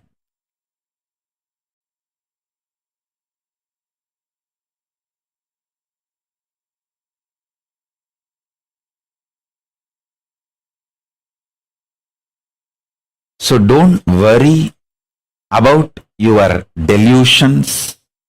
Don't be powerless about it. Don't try to work with the facts and figures externally. Don't try to work with the seen. Work on the seer. Paramashiva does 5 actions: creation, sustenance, rejuvenation, putting in delusion, and liberation. First 4, creation, he does by sitting in Brahmaloka. As a Brahma he manifests and creates. Maintenance, he does by lying down in Paramapada as Parandama. Rejuvenation he does as Maharudra in Kailasa, from Kailasa itself. Putting in delusion, he does through many of his forms like Bhikshadana, all those forms he took just to put people in delusion. Liberation. For liberation, he always comes down to planet Earth. He has to assume human form. The form he assumes for liberation is Guru. Keeping liberation as a predominant activity, the form he assumes is Guru. Listen. Creation, sustenance, rejuvenation, pulling out of delusion. When you understand the creation, sustenance, rejuvenation does not happen as you understand. Many things what you call as creation actually is rejuvenation. Many things you call as sustenance is actually rejuvenation. Many things you call as rejuvenation is actually manifestation, srishti of many things. In all these three, creation, maintenance, and rejuvenation, in all these three, various other dimensions are also there. Realizing that is getting out of delusion. That manifests as liberation. Focus on your first person. You will see how the creation as a multiple components, sustenance as multiple components, rejuvenation as multiple components, you will realize how you come out of delusion just by understanding it, and you will experience liberation. I am repeating. Focusing on the source of your first person, you will realize the way you generate. For generating, how you rejuvenate, how you sustain,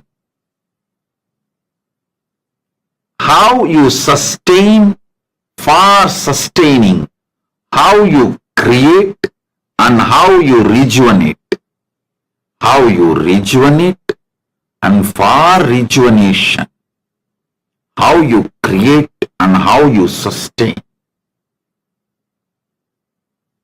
When you understand this deeper nuances, you are liberated from all these three. You are pulled out of this delusion. You will realize this creation, sustenance, rejuvenation, this three itself is a delusion. That is what is pulling yourself out of delusion. Then you will experience liberation. Listen, this is the truth, ultimate truth, directly from Paramashiva, from KAILASA. I am revealing this for the first time. So meditate on it. Internalize this. This is Nirvana Diksha.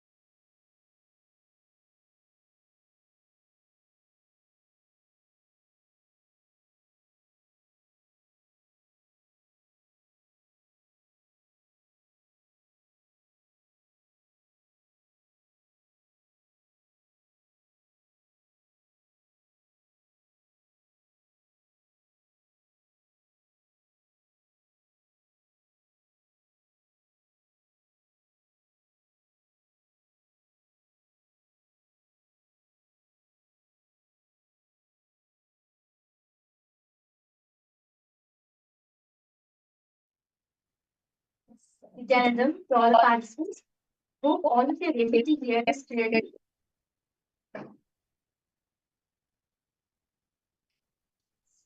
Now, in the space of Paramadvaita, we all listen to the story of how Nandana experienced the space of Paramadvaita with Paramashiva.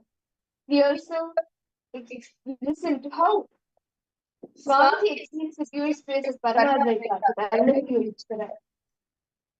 And let us all now serve ourselves in that space of Paramadvaita, Paramashiva Bhakti, Paramashiva Jnana, and Paramashiva Vijnana by immersing ourselves in the Nitya Kirtans, in the Sankirtana, immersing ourselves in the devotion, the Bhakti.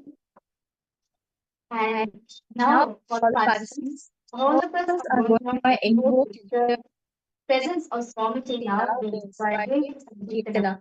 I welcome and I request each and every one of you to come along as we invoke Swamiji in our being. Joining with me, I have Madhya Arthapurya and Swami, who will be guiding us through beautiful Sankirtana. So let us all start with the Sadguru Vandana.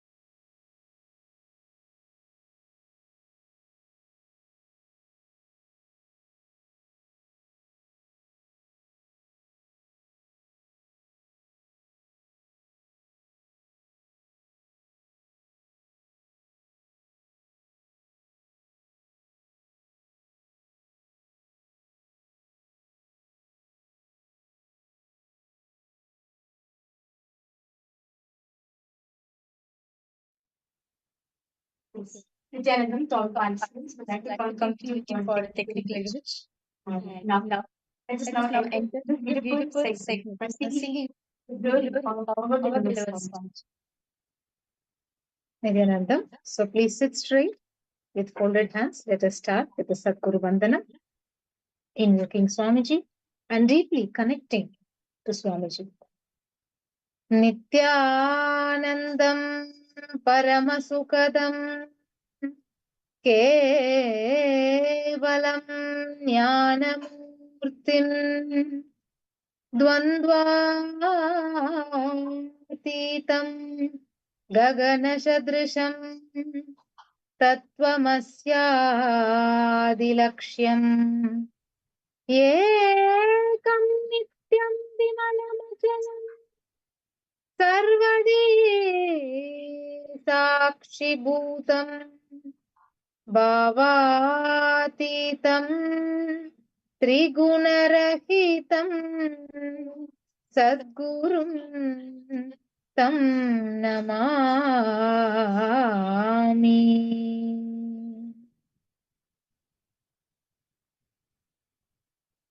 Let us now begin the Sankirtan. We'll be projecting the lyrics of the Kirtan now, so you can see the lyrics and sing along with us.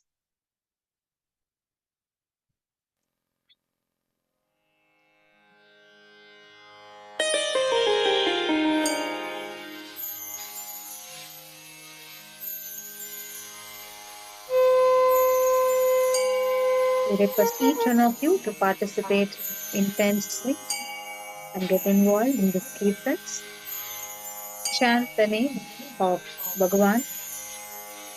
Each and every time you chant, connect with him in deep devotion and feeling connection.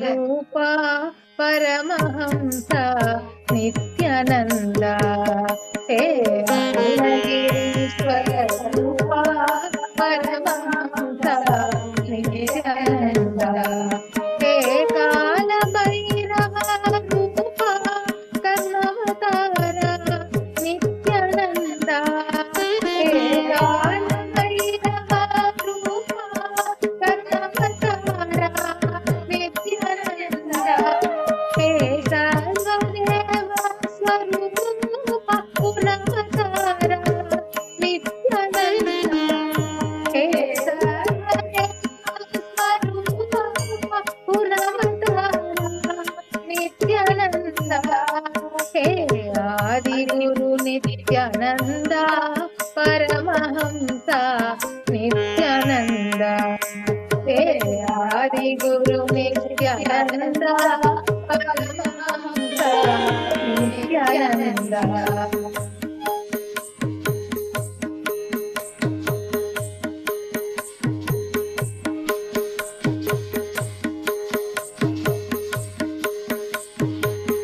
Adideva Nithyananda Mahadeva Nithyananda Adideva Nithyananda Mahadeva Nithyananda Gurudeva Nithyananda Devadideva Nithyananda Paramahamsa Nithyananda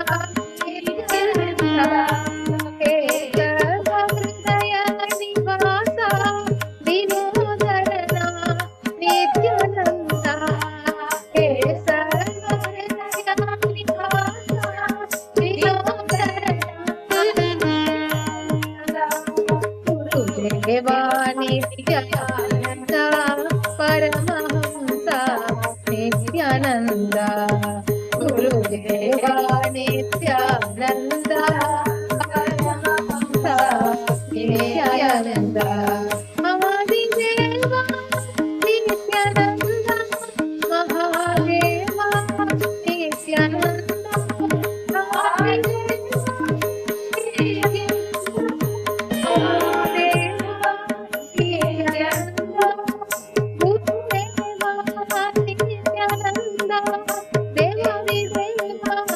Nithyananda Paramahamsa Nithyananda.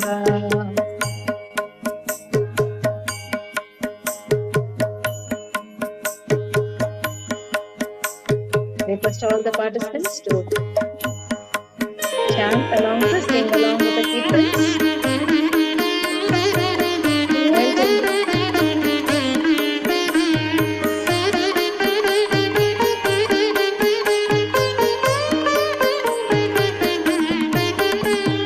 Manamohaka jada swarupa Virabhadresha Nithyananda. Manamohaka jada swarupa Virabhadresha Nithyananda. Arudra Tandava Pratapa Elataraja Nithyananda. Arudra Tandava Pratapa Elataraja Nithyananda. Ati Sundara Divya Swarupa Paramahamsa Nithyananda. Ati Sundara Divya Swarupa Paramahamsa Nithyananda. Hey Arunagiri Swarupa Paramahamsa Nithyananda. Hey Arunagiri Swarupa Paramahamsa Nithyananda. Hey Kala Bhairava Nithyananda. Hey Kala Bhairava Rupa Karunavatara Nithyananda. Hey Arunagirishwara Rupa Paramahamsa Nithyananda. Hey Arunagirishwara Rupa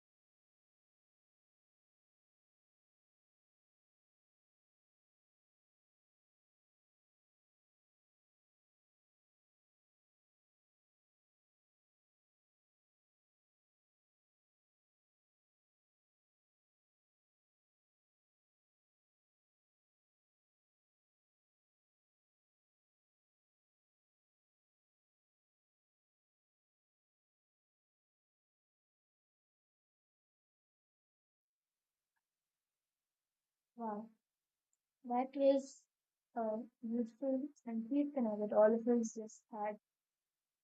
And in that same space of bhakti, devotion, each and every one of you have a chance to make that Paramashiva Bhakti into Paramashiva Jnana and even make it into Paramashiva Vijnana. And that opportunity that each and every one of you have is the Paramashiva Sena program.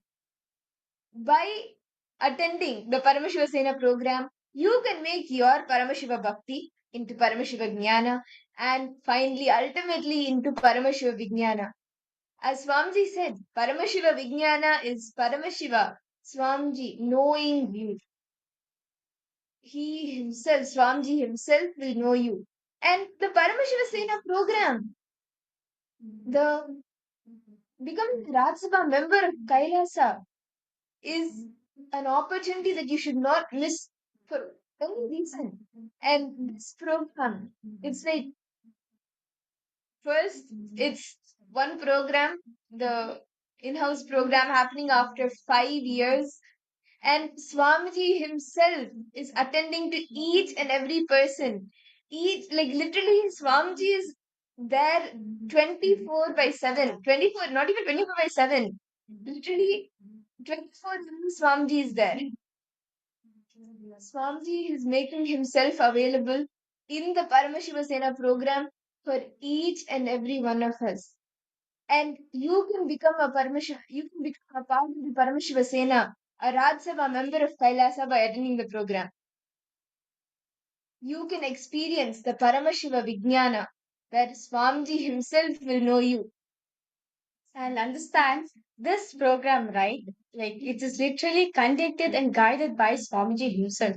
Literally, like throughout the whole program, in the day, like from the time starting the program till the end, Swamiji is there with each and every single participant, guiding them to become his ambassadors. As very beautifully read, Paramashiva Sena is for each and every one of us to experience the you are to understand. And so it's like all of us, it's like a training ground for all of us to radiate Swamiji himself, manifest Swamiji in each and every one of us. I want to thank all the participants and all the viewers live right now.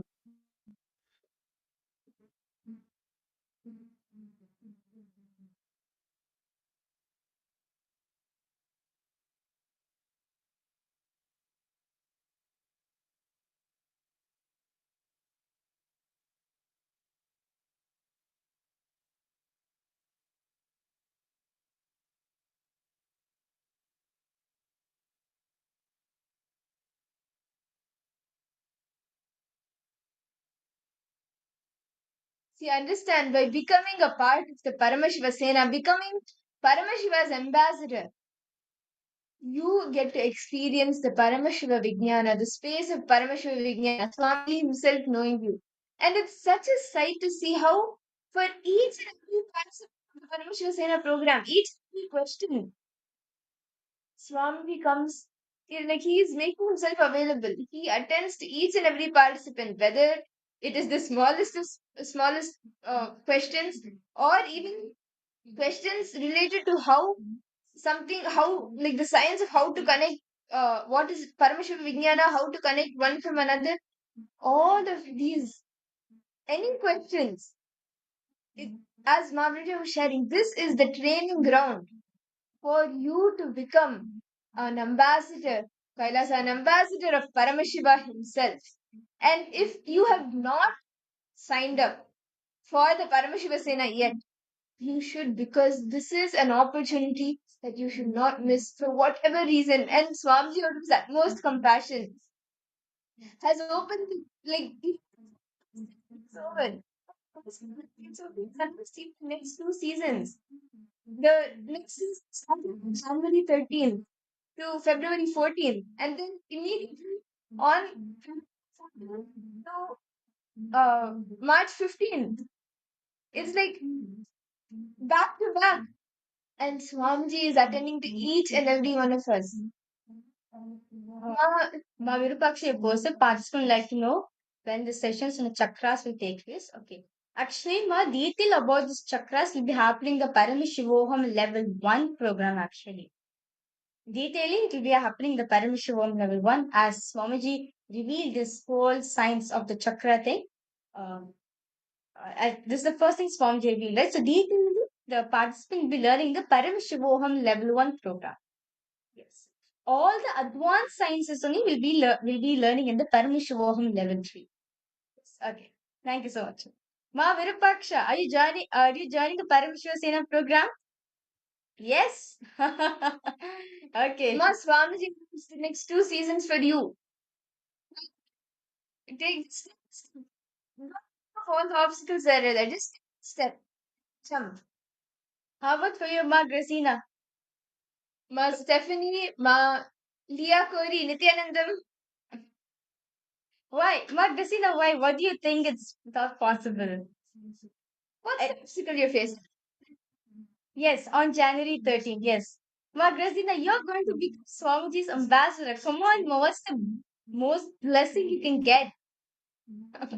There cannot be a bigger blessing than being Swamiji's very own ambassador, manifesting Swamiji through you, literally being an extension of him, going and enriching people, sharing Swamiji's, like literally embodying Swamiji for the people, enriching them, helping people in every place where they are stuck. And Paramashiva program is on ground training to be Paramashiva's ambassador. As very beautifully Swamiji said, right? In Paramashiva program, literally Swamiji will be knowing all the manifest and the unmanifest part of you. Literally Swamiji will know your whole. Literally, if you want Swamiji to know you personally, Paramashiva is for you. As literally like today is like this the 11th day, like the 12th day of or the 12th day of the Paramashiva program. And literally like all the participants are getting trained on ground to represent Swamiji wherever they go. And end of the day, they are going to be part of they are going to be part of the Raj Sabha of Kailasa. And this is a big opportunity Swamiji is giving up for each and every one of us. Become a Raj Sabha member of Kailasa. Please head to ecitizen.info/PSS and please and understand like it's just too amazing. Literally Swamiji himself will be training each and every one of us from the minor detail to how to present yourself, how to talk.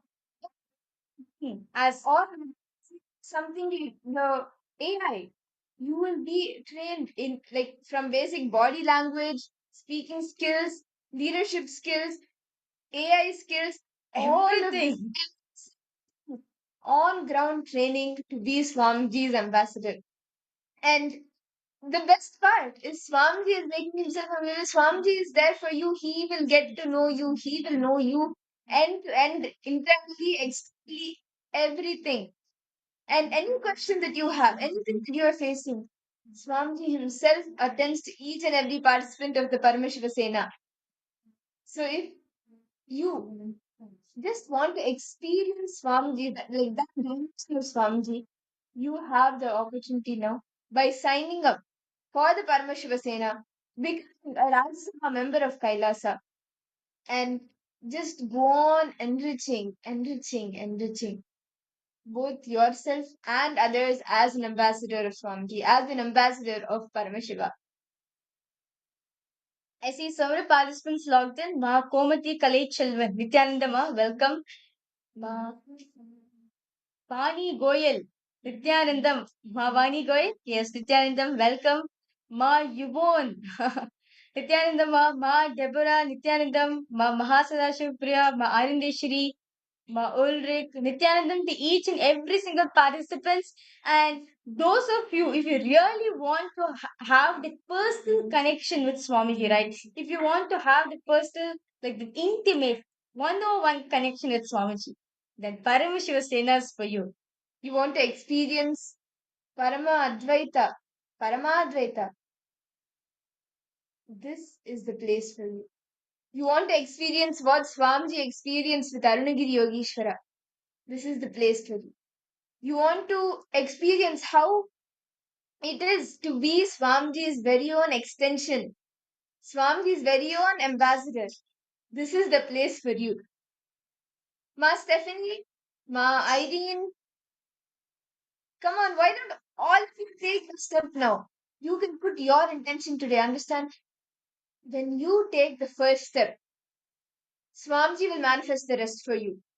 You may be having multiple obstacles, whether it's your passport, visa, money, whatever it could be. If you put your intention today, you take the first step, Swamiji will take care of the rest. Actually, many sort of Paramashivoham participants, how they have come is just a miracle. Saying, like Swamiji said, okay, Paramashivoham is happening, come join for the Paramashivoham. They put their intention, miracles happen. Swamiji moved everything, all the obstacles for them, and they made it. For some people from different countries, whether it's from Malaysia, Singapore, Australia, Europe, it's not so easy visa. And they got a visa, they made it to the program. So don't cherish the obstacles, but just say, yes, I want to become Paramashiva's ambassador. I want to become a Rajya Sabha member of KAILASA, experience the Paramadvaita, Paramashiva Vijnana dimension and that space with Swamiji. Just put your intention to it. The rest Swamiji will manifest. Ma Virupaksha, Ma Irene, Ma Grazina, Ma Stephanie, Ma Teresa, Pixin Vengaya, each of you can put your intention, sign up today. Swamiji will manifest the rest. Come on, Ma Grazina, you put an intention, Masi. Whatever the resistance you're having, right, Ma Grazina? You can see a smile, you must see that resistance which you're carrying, right? Like, you want to have that intense love with Swamiji, right? You want to have that personal connection with Swamiji. It's props. Yes, Swamiji is the one who's going to manifest your reality. You may think, okay, how is it possible for me? I need to travel, I need to arrange the funds, and yeah, whatnot, right? You have to do everything. But understand, he is moving things from continent to continent. Won't he make you also experience? Won't he also take you along with some of it? He will, Ma Grasina. Why intention? You'll see, Ma Grasina. It's all about the intention. If you have the intention, sure Swamiji will manifest for you. It is just the risks you need to drop now. Like, do you feel scared? Do you feel like I'm not able to make it? Do you feel like it's impossible for me? What feeling aggressive? I request you, drop it Swamiji's feet. What makes you to say that? Paramashivoham is for everyone. But do you want to radiate Swamiji? Do you want to imbibe Swamiji? Yes?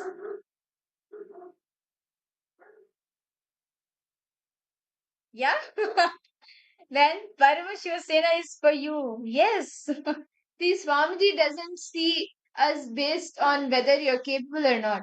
He makes you capable enough to become an ambassador. Yes, you want to imbibe Swamiji in your inner space. Then Paramashivoham, we understand, ma, in this program, literally 24/7, Swamiji is being available. Swamiji is being available for all of us, literally attending to each and every one of us. Like calling out your name. Who knows? When you attend the Paramashivoham program, Swamiji call out your name, Grazina. If you want to experience an intimate relationship with Swamiji, then Paramashivoham is for you. As Swamiji very beautifully said, right? If you want Paramashiva to know you, Paramashivoham is for you then. So I request all the participants and all the viewers who's watching us live right now, if you're interested in attending the Paramashivoham program, We are getting trained to become Swamiji's ambassador. And I request you to please head to this link, ecitizen.info/PSS, and put your intention over there. You will see, you will manifest your reality. And with that, let's all now enter into the deep meditative state the as the time has come that all of us have been waiting for. The darshan. Let us all enter into the deep state of meditation. Please sit straight. Close your eyes. I request all.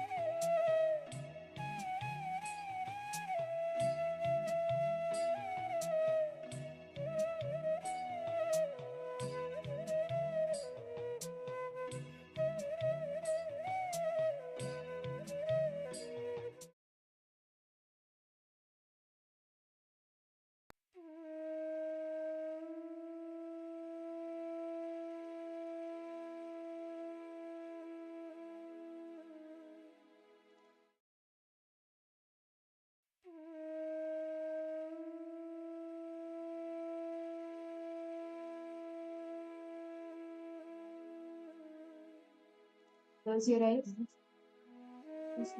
Sit straight. Intensely remember all that you have been showered.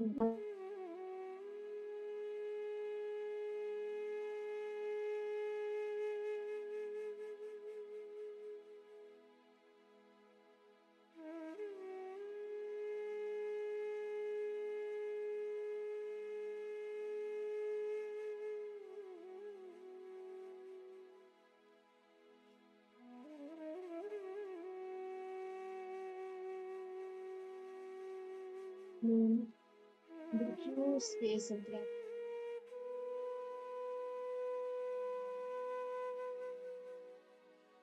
For everything that Swamiji has showered you with.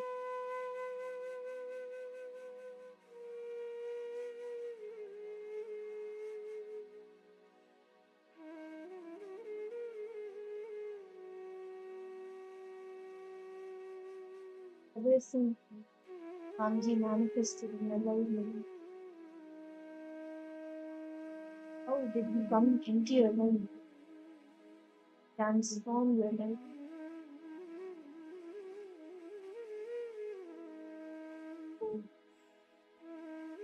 Wait, in that pure space of gratitude.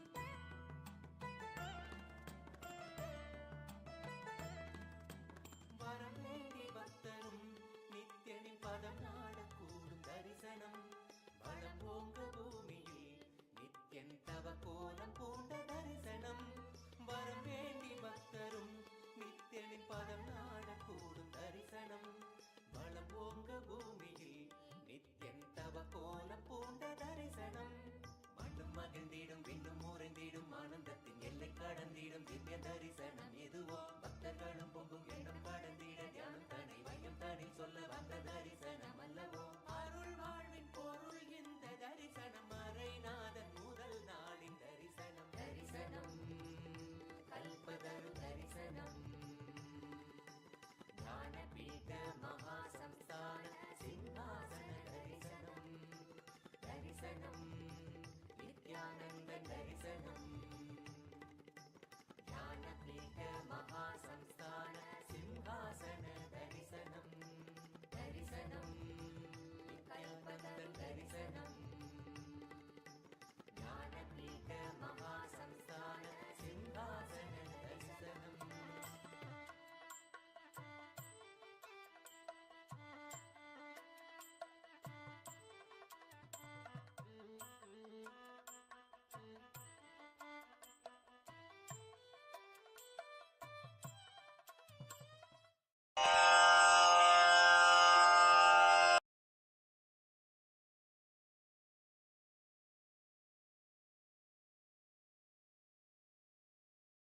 Around 5,000 years ago, at the end of Mahabharat War, the ancient enlightened Hindu civilization consisted of 10,000 Hindu traditions, or sampradayas, that existed in 56 Hindu nations, 200 Hindu kingdoms, 1,700 Hindu provinces that covered more than 6 million kilometers square of Asia.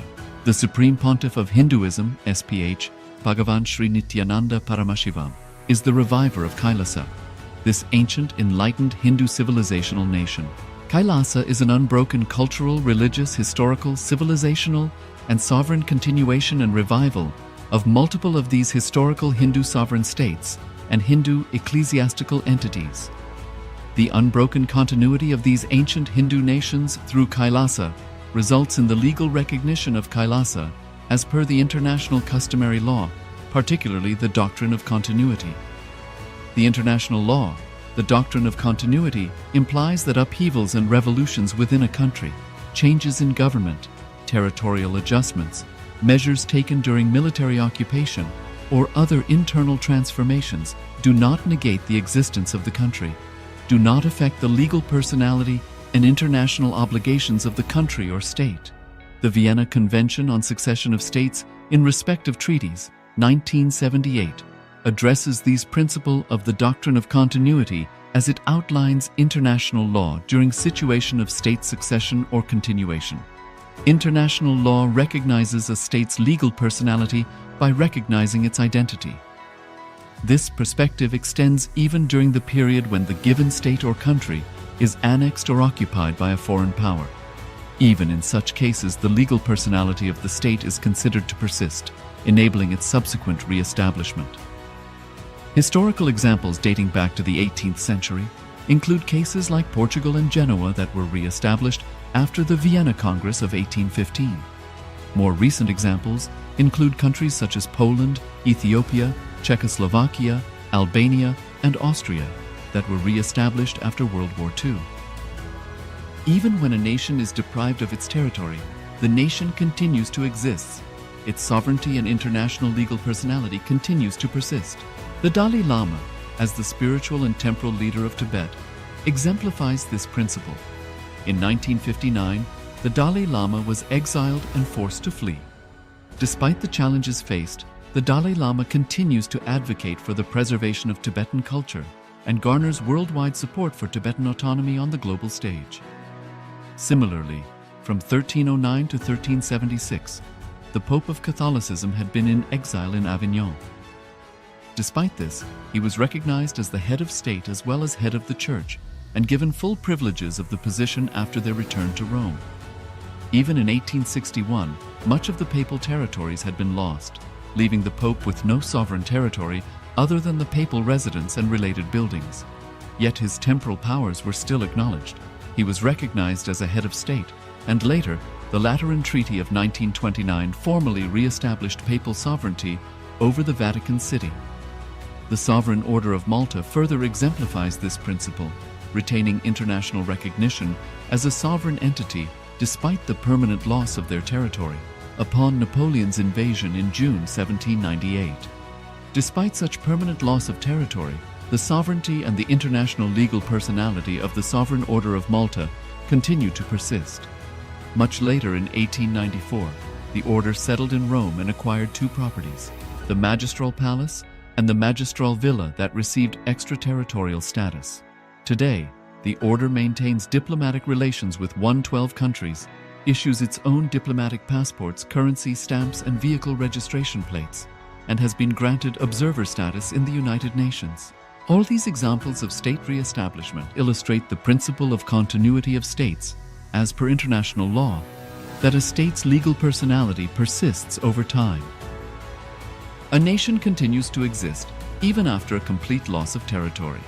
A far more striking example is of the oceanic countries, which are under the threat of their entire nation being drowned and submerged due to rising sea levels owing to global warming.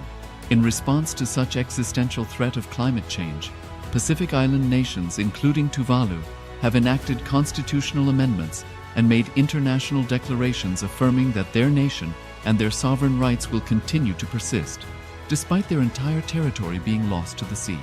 This proactive stance is highlighted in the Constitution of Tuvalu Act 2023 and the Pacific Islands Forum Declaration of 2021.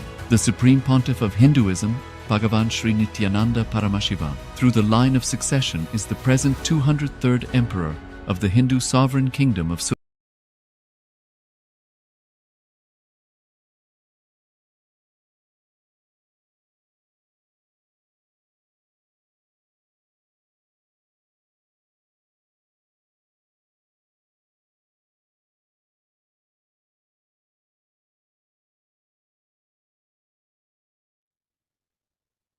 नित्यानन्दं परमसुखदं केवलं ज्ञानमूर्तिं द्वन्द्वातीतं गगनसदृशं तत्त्वमस्यादिलक्ष्यम् एकं नित्यं विमलमचलं सर्वदी साक्षिभूतं भावातीतं त्रिगुणरहितं सद्गुरुं तं Namami.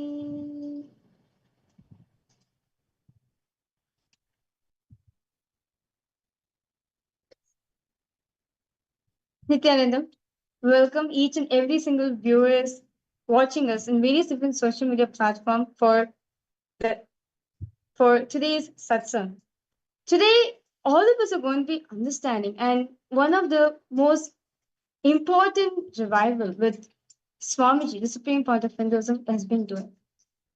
Let's now understand exactly what is happening in the current day world. One of the most important topics, the topics in the world is about children. And Swamiji, one of the greatest revivals which Swamiji has done is reviving the Nithyananda Gurukul. First, let us understand what is going on with what are the problems, what are the crises which the modern day children are facing. Children today are facing and suffering at unprecedented rates. Let's look at some shocking statistics and shocking facts. Suicide among children, among youth, is the second leading cause of death among teenagers globally. And more than 1 in 5 children suffer from severe anxiety and depression just by the age of 13 itself. And few of the other problems which the youth face nowadays is screen addiction. We all know how addicting social media is, whether it's TikTok, Instagram, Facebook, Twitter, it can be anything. Social media is so addicting nowadays, and children are just losing themselves in the devices in all of these social media platforms. The average child spends over 7 hours a day on digital screens.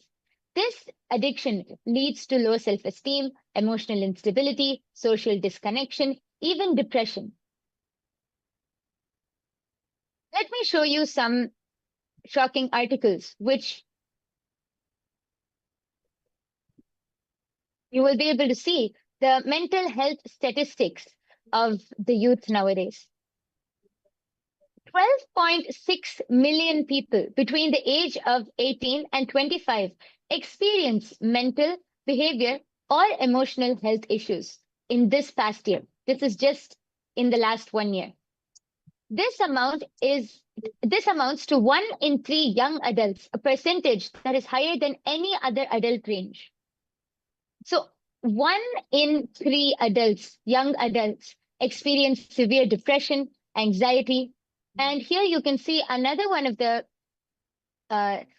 statistics showing the percentage of US teenagers ages from 12 to 17 who has had symptoms of anxiety or depression in the past 2 weeks just through daily screen time. This is not through exams. This is not through all of the other issues which are out there. Just through daily screen time. You can see 27.1% of teenagers experience anxiety symptoms and 25.9% experience depression symptoms. And this is with 4 or more daily hours of daily screen time. This is just with more than 4 hours of daily screen time.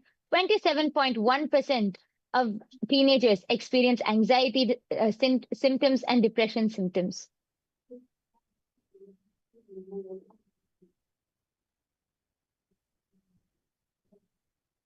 And to understand more deeply, right, in the current day, in the youth, the current day, the children's, right, in the modern day, and like recently, like there's so many like statistics which have been shown, so many researchers, studies, articles which have been published to understand that how all these effects, like recently there was a ban in Australia regarding children not using the social media under the age of 18. And this is to understand like how the social media distracts them so much, right? As like my Yogapana was sharing for all of us. So currently how the current age children, the teenagers are experiencing in a very young age depression, anxiety, and so many other disorders which they're facing in their life in a very young age itself. Yes. And you can also see that depressed individuals, more youth who are depressed, who are facing anxiety, they often feel the urge to use social media more. Here you can see the statistics, high depression symptoms, and just because they're feeling depressed or upset, sad, they don't know how to move on with their daily life, they get more and more addicted to social media. Actually, the other day, if you I was reading an article which shows about how the TikTok algorithm, if there's a child who is sad and he goes to just scrolling through TikTok, for example, and he stumbles upon a sad video or some depressing video, just by clicking on that, the natural algorithm is going to, as he keeps scrolling, it's only going to give more and more sad videos. So imagine they're sitting for over 7 hours on social media per day. And this is just an average number of children sitting with social media just for 7 hours. And they keep scrolling through and seeing, sad videos, depressing videos. Naturally, the suicide thoughts, naturally, all of these thoughts are going to come. They don't know what to do with their lives. You can see anxiety and depression is the top list of problems which teens see among their peers. There's also another recent article which was posted saying that even doctors, parents have started feeling that kids should not get their phones before the age of 18 to safeguard mental health, as you can see in the slide in front of you. Just like this, even Australia, as Mavirija explained, Australia has also has banned social media for kids under the age of 16. Just this one social media is able to have such an impact on children. And this is to understand that when, like, actually what happens in the social media, no matter whatever they go through, right, whatever happens through, the continuous scrolling in the social media, right, the kinds of information they've been exposed to, the kind of information in a very young age, children are being absorbing into their life, due to which they take decisions in their life also. And due to which, because of this one reason of social media, so much of like in a very young age, at the age of 18, kids start experiencing depression. They already have lots of anxiety, and they're clueless. Do not know what are they supposed to do in their life. Yes. And let's talk about another very pressing issue among youth: exam pressure. The moment we say exam pressure, I think every one of you, even if you're an adult sitting here, you'll be able to relate to it, because exam pressure is one of the main things which is, kids just stress out about their exam results. How are they going to pass? What will people think? What will their parents think? They just get so stressed out about exam, that exam pressure is one of the highest causes for youth suicide. You can see one of the articles which shows here. Over the last few decades, while suicide rates have been reported as stable or falling in many developed countries, a rising trend of youth suicide has been observed. In 21 of the 30 countries in the WHO European region, suicide rates in males aged 15 to 19 rose, and for females, the suicide rates rose between 18 of 30 of the countries. So you can see how suicide rates among youth is increasing day by day. And one of the main reasons is exam pressure, peer pressure, all of these problems which youth goes through, which children go through. You can see another table also which shows that suicide rates among US youth and young adults aged 10 to 24, how it's just increasing.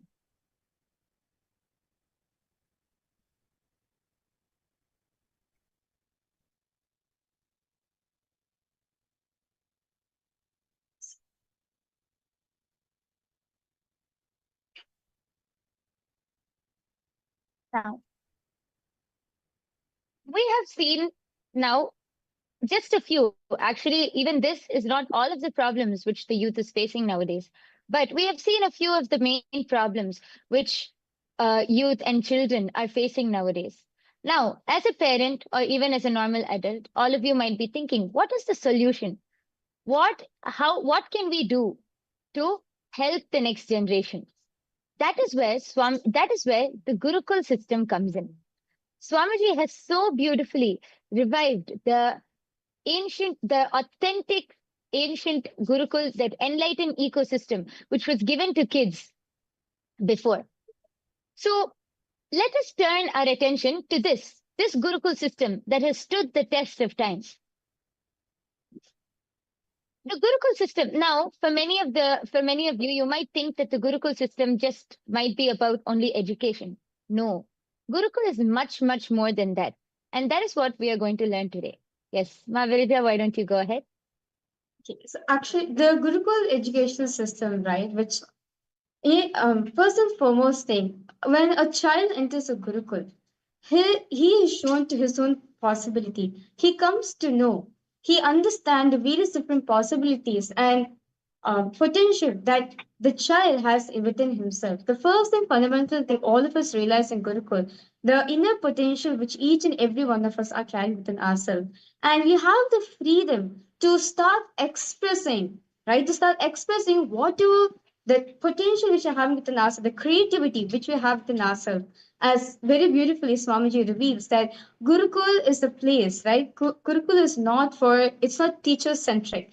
It is more of student centric, where even the teacher and the student learn from each other, and the child, right, and the child is given the opportunity, is given the possibility to explore the various dimensions, various possibilities which is had within himself.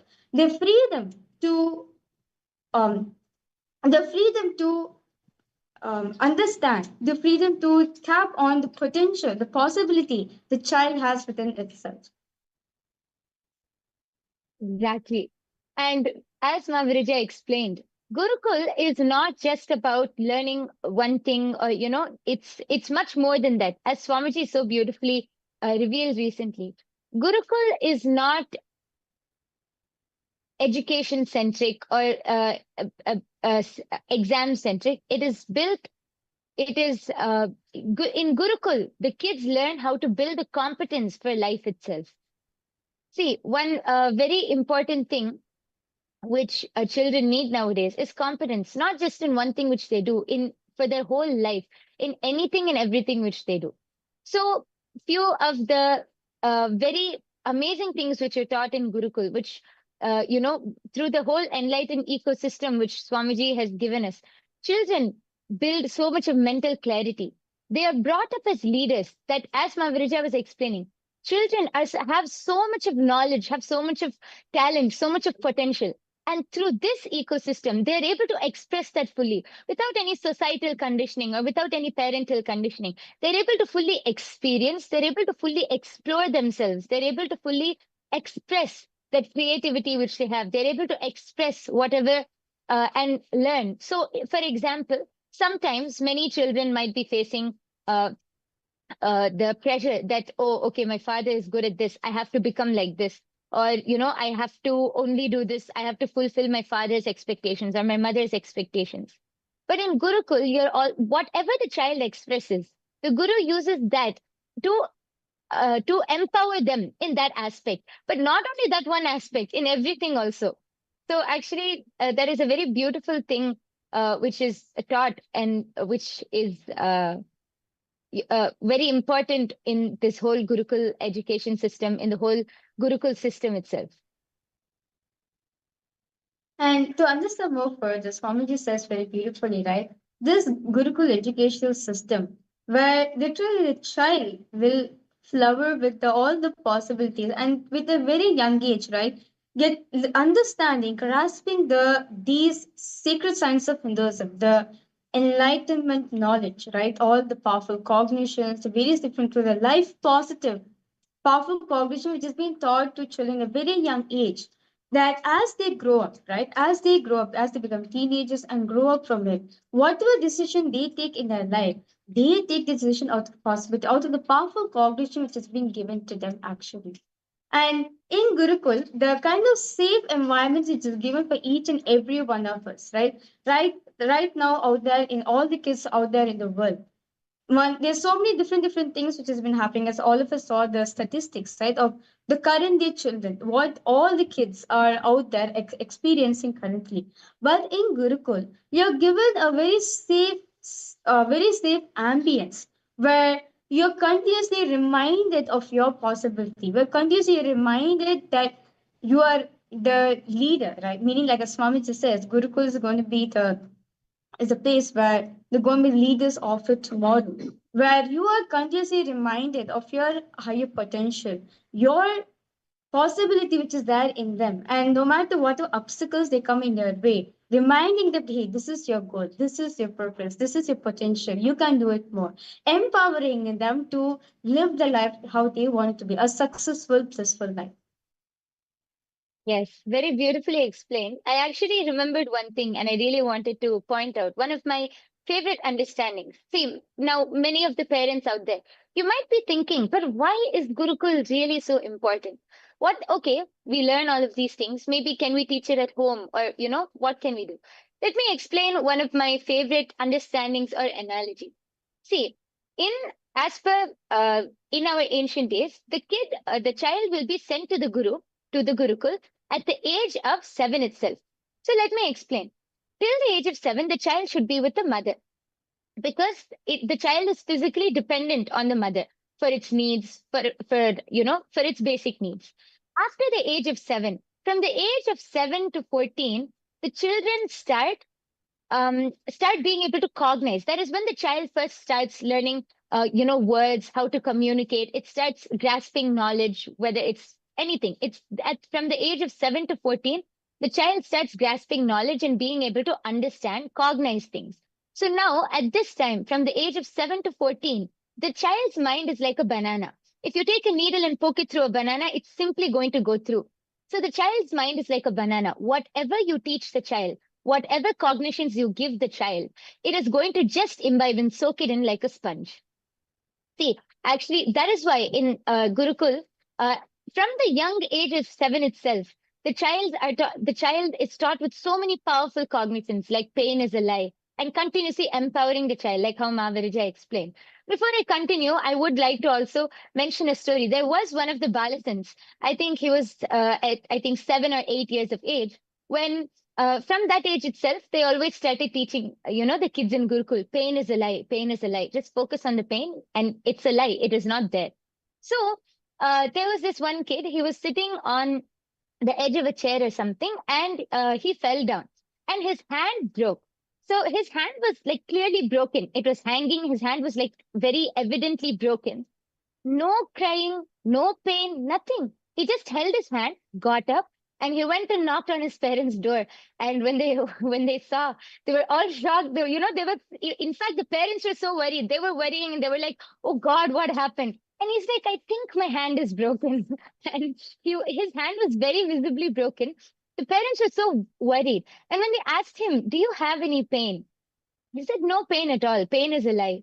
So, because from that young age itself, they are continuously taught, we are continuously taught in Gurukul, all of these powerful cognitions, pain is a lie, and so much more. It became a reality for him. At that age, see, now if any adult, they will definitely experience pain, and they will not be able to immediately bring up that powerful cognition. But because at that young age, the kids were taught this, and from that young age it was imbibed continuously into them. The moment when the hand broke, it became a reality for him. Pain is a lie. There is no pain. And this is just one incident. But there are so many incidents which we have seen. I think Maviraj also knows. We have seen so many incidents in Gurukul of how so many kids experience this truth that pain is a lie. This is just one of the things which we are taught. So, yes, back to what I was explaining. From the age of 7 to 14, the child's mind is like a banana. Whatever cognitions you put, whatever it is simply going to enter in, and they are going to receive those. Now, from the age of 14, at the age of 14, the physical maturity happens in the child. So, from the age of 14 to 21, that is the time the mind starts hardening. From a banana, it starts becoming like a rock. All of the cognitions, all of the, cognitions which the child has, whatever the child is doing, all of those start becoming rock solid. It starts getting solidified into the child. These are the cognitions which the child is going to hold for the rest of their life. Any major decisions, any decisions which they want to take. These are the cognitions which they are going to hold, because it's, the mind is solidifying into a rock. That's why from the age of, actually the whole period, that's why in our ancient days also, whether it is the great incarnations like Sri Rama or Krishna, all of those great incarnations, our ancestors, they also went to Gurukul. From the age of 7 to 21, this Gurukul period, being under the Guru, is very, very important, because only the Guru will be able to give the right cognitions to the child. Only the Guru will be able to impart and imbibe the right, impart the right knowledge which the child can receive. I think this was a very important point for all of the parents out there to even understand how important, how crucial it is that this time the child should be with the Guru to get to receive the right knowledge, to receive the right cognition.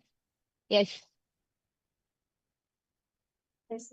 Actually, to add a little more, right? As in Gurukul, exactly how Swamiji trains each and every one of us, the kind of identity, like actually, as my yoga prana was sharing, like the whole process from when we are born until the age of 7, till the age of 14, till the age of 21, right? This is the whole cycle how we actually build our life. Swamiji says actually before the age of 21, you may have physical maturity, but the psychological maturity does not happen in you. It is only the age of 21, the psychological maturity happens in you. And before the age of 7, right? Before the age of 7, but actually the age of 7 is where you start understanding life. That's like if you're outside, literally what happens, like kids start going to school and they start learning, right? What's happening around them. And based on they start building the identity. The period, the age of 7, is like a crucial time where this is where you start building an identity towards yourself based on whatever is happening around you, right? Based on whoever you see in your life, you start building an identity towards yourself. From there, you build it up. From the age of 7, you build it up until the age of 14, where the physical maturity happens. And till the age of 21, until you get the psychological, the mental maturity which happens in you. So during this moments of time, right, especially this is the, like as my yoga friend was saying, that how a child, right, is literally like a banana. Anything you put into it, anything it sees, or any powerful cognition spread onto it, anything which is given, it immediately absorbs it, right? So this is the time, especially that's why Gurukul is from a very young age. So you grow under the feet of Master, under Swamiji's blessings, under Swamiji's feet, where you are fed, which you are given the identity you are Paramashiva, right? Of course, in the ancient time, like of course in the Vedic time, like during Krishna's time, Rama's time, in a very young age itself, they are given it to the Guru and given them the right identity until the maturity happens in their life. Actually, that is a very beautiful point, because now, parents and so many people will be thinking, okay, maybe why can't we give these cognitions at home? Why can't we, impart this knowledge to our children at home? Just think about it. Okay, you might teach your children, you might start giving them these cognitions, but is the ecosystem which is around them, is the ecosystem supporting them? As Mavirija explained, at the age of 7, naturally, that is the time you start sending your child to school. That is the time they start building new friends. The first identity, whether it's the toys, they start watching, different cartoons or whatever. They have their favorite cartoon. By that time, they'll have their favorite toy. They start grasping, learning new things. They start building new friends. So now you think about it. Do you think that the ecosystem around your child, even if you teach them all of these cognitions, you give them this knowledge, do you think the ecosystem is going to support this? So is your child going to keep thinking about it? See, for actually another very important thing is when we're growing up in the Gurukul, we nowadays children, they'll have some celebrities as their models. Some famous people. It might be an influencer, it might be an actor or an actress. They have some celebrity as their models. They see them and I'm like, oh, I want to become like this. For us, it is our guru. For us, it is Swamiji. So when you grow up in the Gurukul ecosystem, not only for us, when we look at Swamiji, it's not just building the grace or maybe the radiance which Swamiji has, but even the state of which Swamiji is in.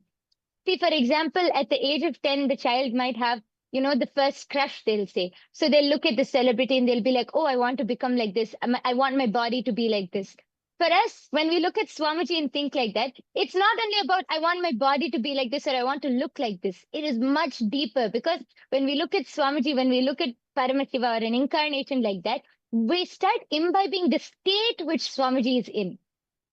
This is a very important point. So the ecosystem which you grow in is very, very, very important and crucial for the child.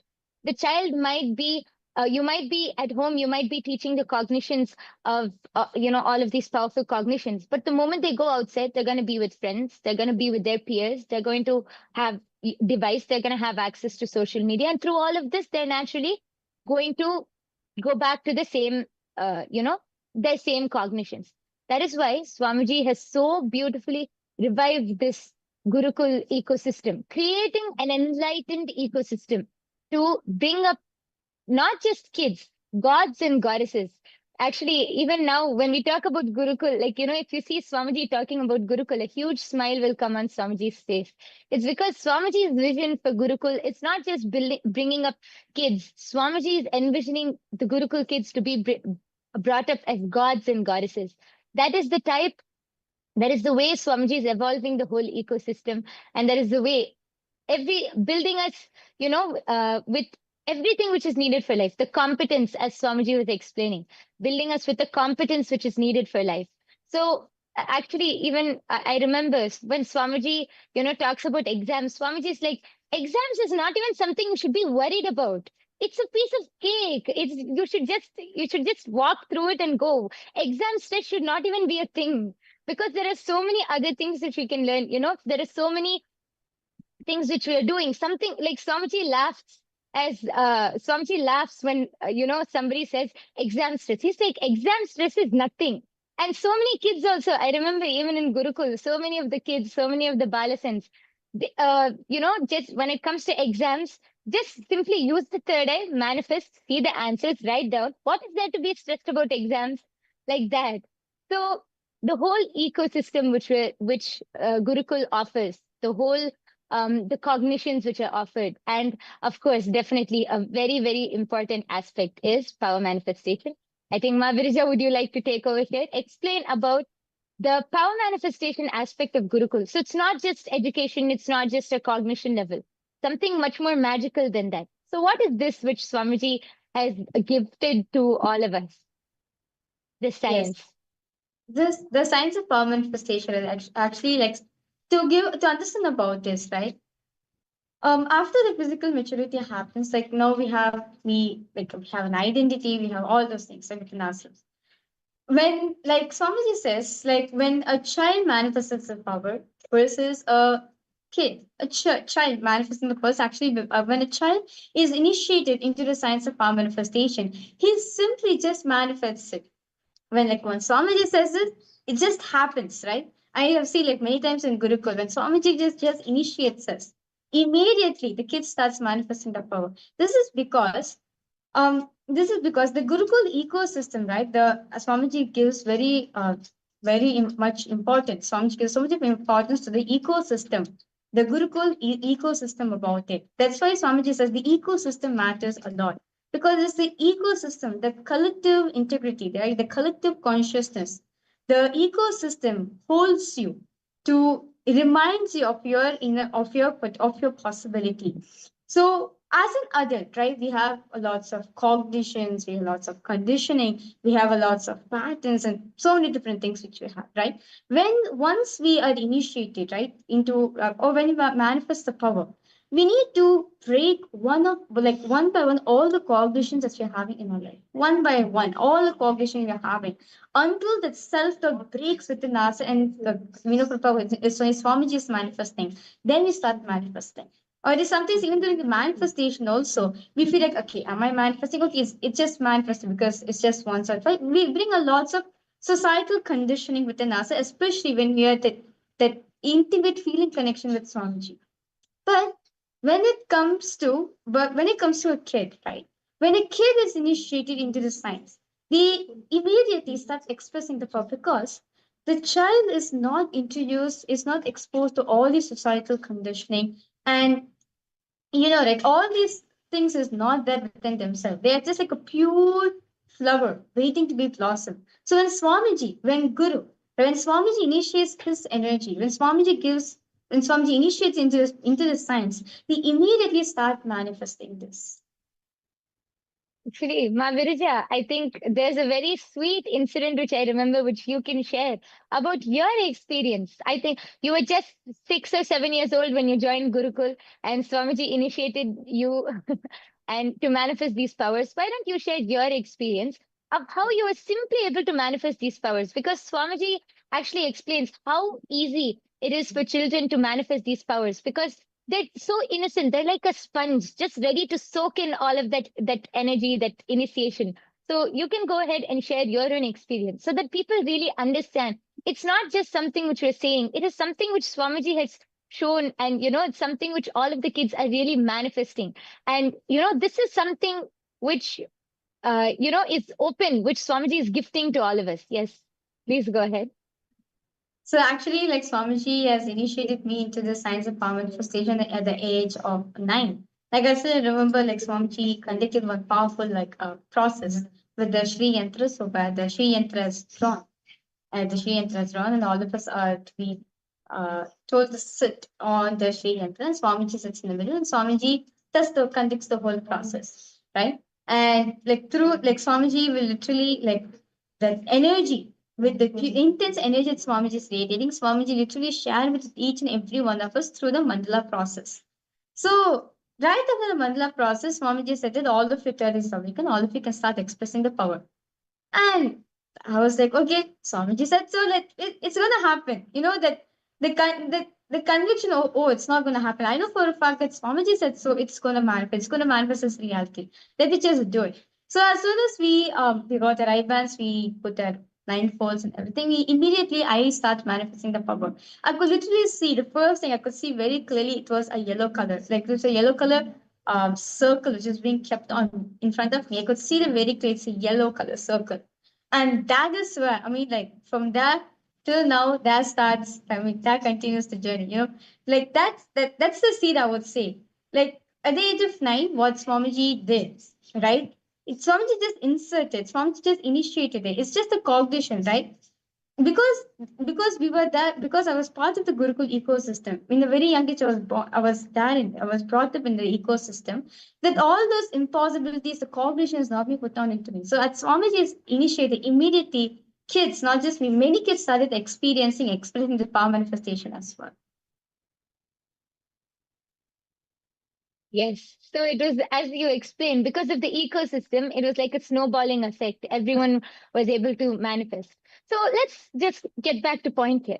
This beautiful science, this experience which you just shared, this beautiful science is available. Swamiji has, gifted this whole science to the whole of humanity, and especially Swamiji has revived this whole Gurukul system, and is Swamiji has opened the doors of Gurukul for all of the children to come learn. It's such a beautiful experience, which each and every one of you can also experience. Before we continue, I would like all of the viewers, please take a moment, come to our YouTube chat section, and please do post, what do you feel about this whole Gurukul system, especially regarding what the kids, modern day kids, the issues which the kids are facing nowadays.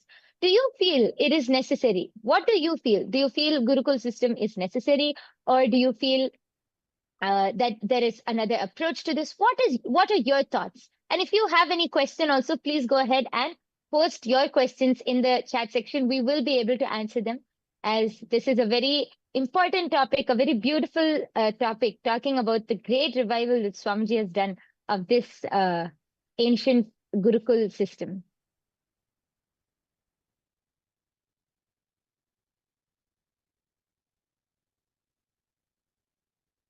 Yes, we request all the viewers to head to YouTube and post what is your understanding. You can post your what do you understand? What do you feel is the answer? Thus, the revival, right? That Swamiji is reviving the Gurukul educational system, and we request all the viewers to go ahead and post your thoughts. What are your thoughts about the modern education system which is being taught to the kids, which is out there in the world, and versus the revival, the Gurukul ancient, the enlightened educational system which Swamiji is reviving? We request all of you to head to YouTube and share your thoughts and understandings over there as well.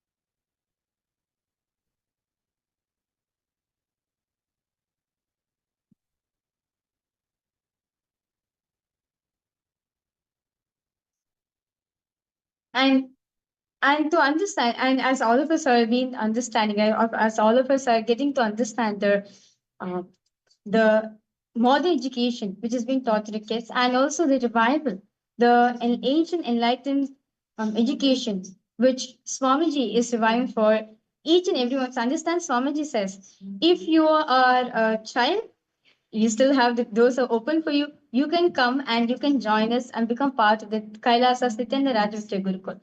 If you're an adult, it's fine. It's not too late. You can come and join us in the Paramashivoham program, where you will understand. You were just like how what is happening, just like how in Gurukul, whatever is being taught, right? Whatever, like from a young age, what the child is being grown up with, what the child is being taught to.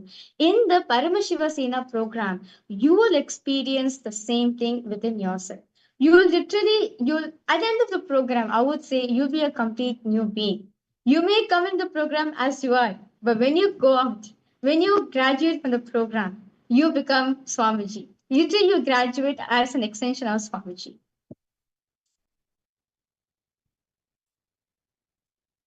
Yes.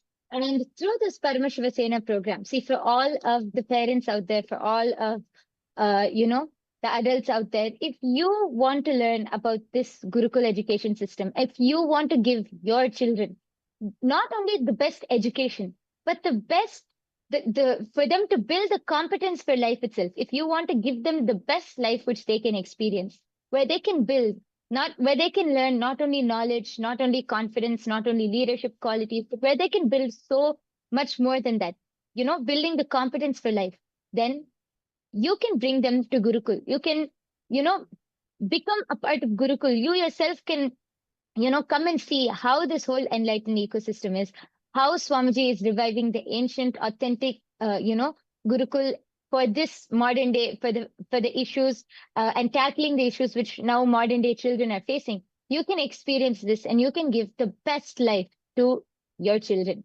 So if you want to experience this and you want to give your kids this life, please go ahead and click on the link below. You can go to the link below, which is projected below, and you will be able to sign up for the Paramashiva Sena program.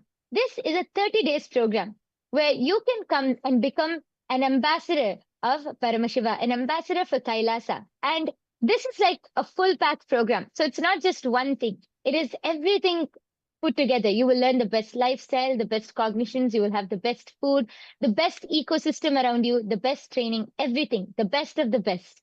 So you can come and attend this Paramashiva Sena program. If you are listening to this, please do not miss out on this Paramashiva Sena program. It is completely free of cost. Swamiji has, removed one of the biggest obstacles, making it available to everyone.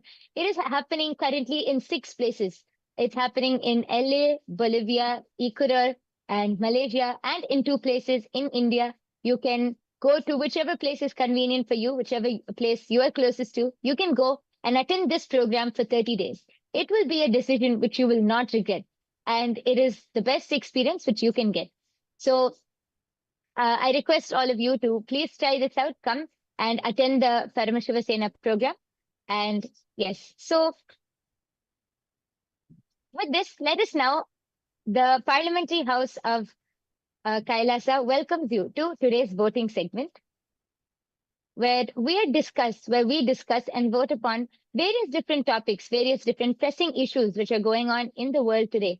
And all of you, as members of KAILASA, the Rajya Sabha and Chit Sabha House of Parliament, you can come vote, and your vote is heard. So that KAILASA can make more decisions to improve this world.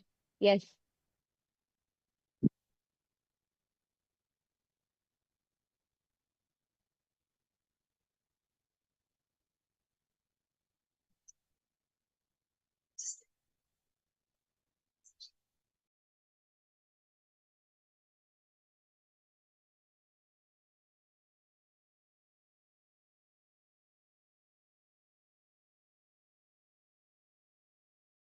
Yes. Before that, let us now see the different ways through which you can reach out, as we are very soon going to be having the darshan and satsang of Swamiji. Let us now check the different platforms, the different ways through which you can reach out and post your boons, requests, prayers, and everything. So the first KAILASA being the largest digital nation in the world, we have reached over 1 billion lives, enriching over 1 billion lives.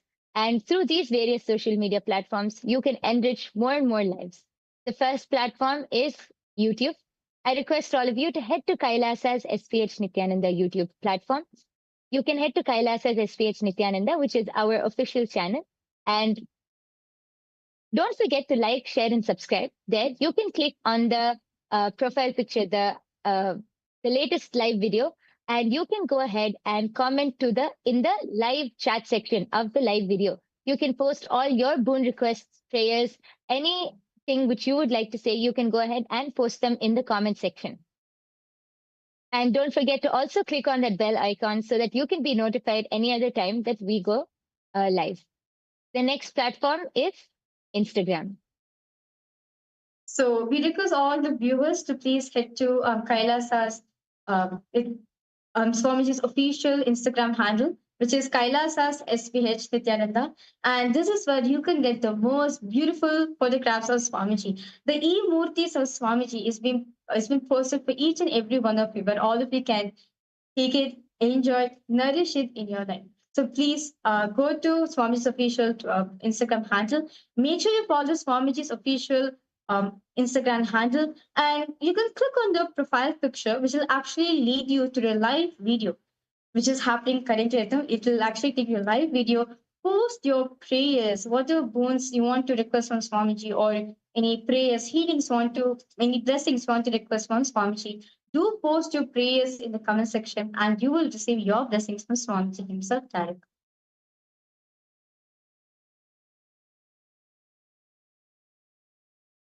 Yes. And the next platform is X, previously known as Twitter. I request all of you to head to KAILASA's SPH Nithyananda Paramashivoham official Twitter handle. There, you can go to the topmost pinned post and click on the reply icon. There, you can post all of your questions. You can post any questions which you have about Swamiji's latest satsang revelations, any latest truths which Swamiji has revealed. You can post your questions over there, and you can also post your prayers, requests, anything which you want on KAILASA's SPH Nithyananda Paramashivoham official Twitter handle. You can use the hashtag AskTheAvatar. Also, don't forget to use various hashtags like AskTheAvatar, SVH Nithyananda, and any other hashtags as you post your prayer as a reply in the topmost pinned post. And the next platform which we have for all of you is Facebook. Make sure you follow Swamiji's official Facebook handle, which is KAILASA's SPH Nithyananda Paramashivoham. This is where you can get the latest news and updates of KAILASA. So if you want to know what exactly is happening, and if you want to know the various different celebrations, the various different activities KAILASA is doing all around the world, right? As currently the Paramashiva Sena program is going on. And if you want to understand, if you want to know what's the latest happening of KAILASA, this platform is for you. So make sure you follow Swamiji's official Facebook page. And as you heading to the Facebook page, the live video will be posted right now. And you can post your prayers, whatever boon blessings you want to request from Swamiji as in the comment section, and Swamiji himself will respond back to you. You'll receive your prayers. And apart from that, share this live video to your near and dear ones by clicking on the share icon. Share it to every single person, to whoever you feel they do need to experience this in their life. They do need to receive the most rarest opportunity to receive Swamiji blessings in their life. Please go ahead, share it with them, like this page so you can get all the ongoing latest news of KAILASA as well. And now, we welcome all of you to KAILASA's parliamentary voting. Yes. So, the question for today: as the week of solidarity with the people struggling against racism and racial discrimination is about to begin, KAILASA faces ongoing systematic discrimination through coordinated disinformation campaigns across social media platforms. These efforts, orchestrated by politically motivated groups, attempt to discredit KAILASA's legitimacy and humanitarian work through false narratives and deliberate misinterpretation. But despite these challenges, the SPH continues to expand KAILASA's positive contributions globally through numerous humanitarian initiatives, including free healthcare campaigns and camps, disaster relief efforts, and education programs that has reached millions. KAILASA has served over 2 billion free meals through the Annadan programs, nourishing communities in need across the globe. Now, more than ever, it is crucial for Hindus worldwide to unite and protect our sacred traditions and actively combat the rising tide of misinformation targeting our heritage and leadership.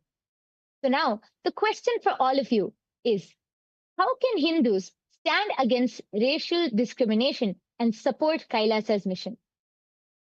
All of you can think about this, and there are various options which are posted. You can all go to, please head to kailasa.org/Hindu-votes. Please go to this link and cast your vote below. Each of your voice is heard, and each of your vote is important for us. Please go ahead. There are various options which are projected below, and you can go cast your vote at the link projected below. Also, you can also share this on all of your social media platforms. You can use the hashtag KAILASA votes. Go ahead, share this to your near and dear ones, your family, your friends. Each of your voice, every Hindu's voice is important, and for us to expand this amazing mission which Swamiji is doing. So I request all of you to go ahead and cast your votes now. And now, very soon, we are going to be receiving the darshan and satsang from Swamiji. Before that, let us now listen to the latest updates from the Ask Nithyananda AI.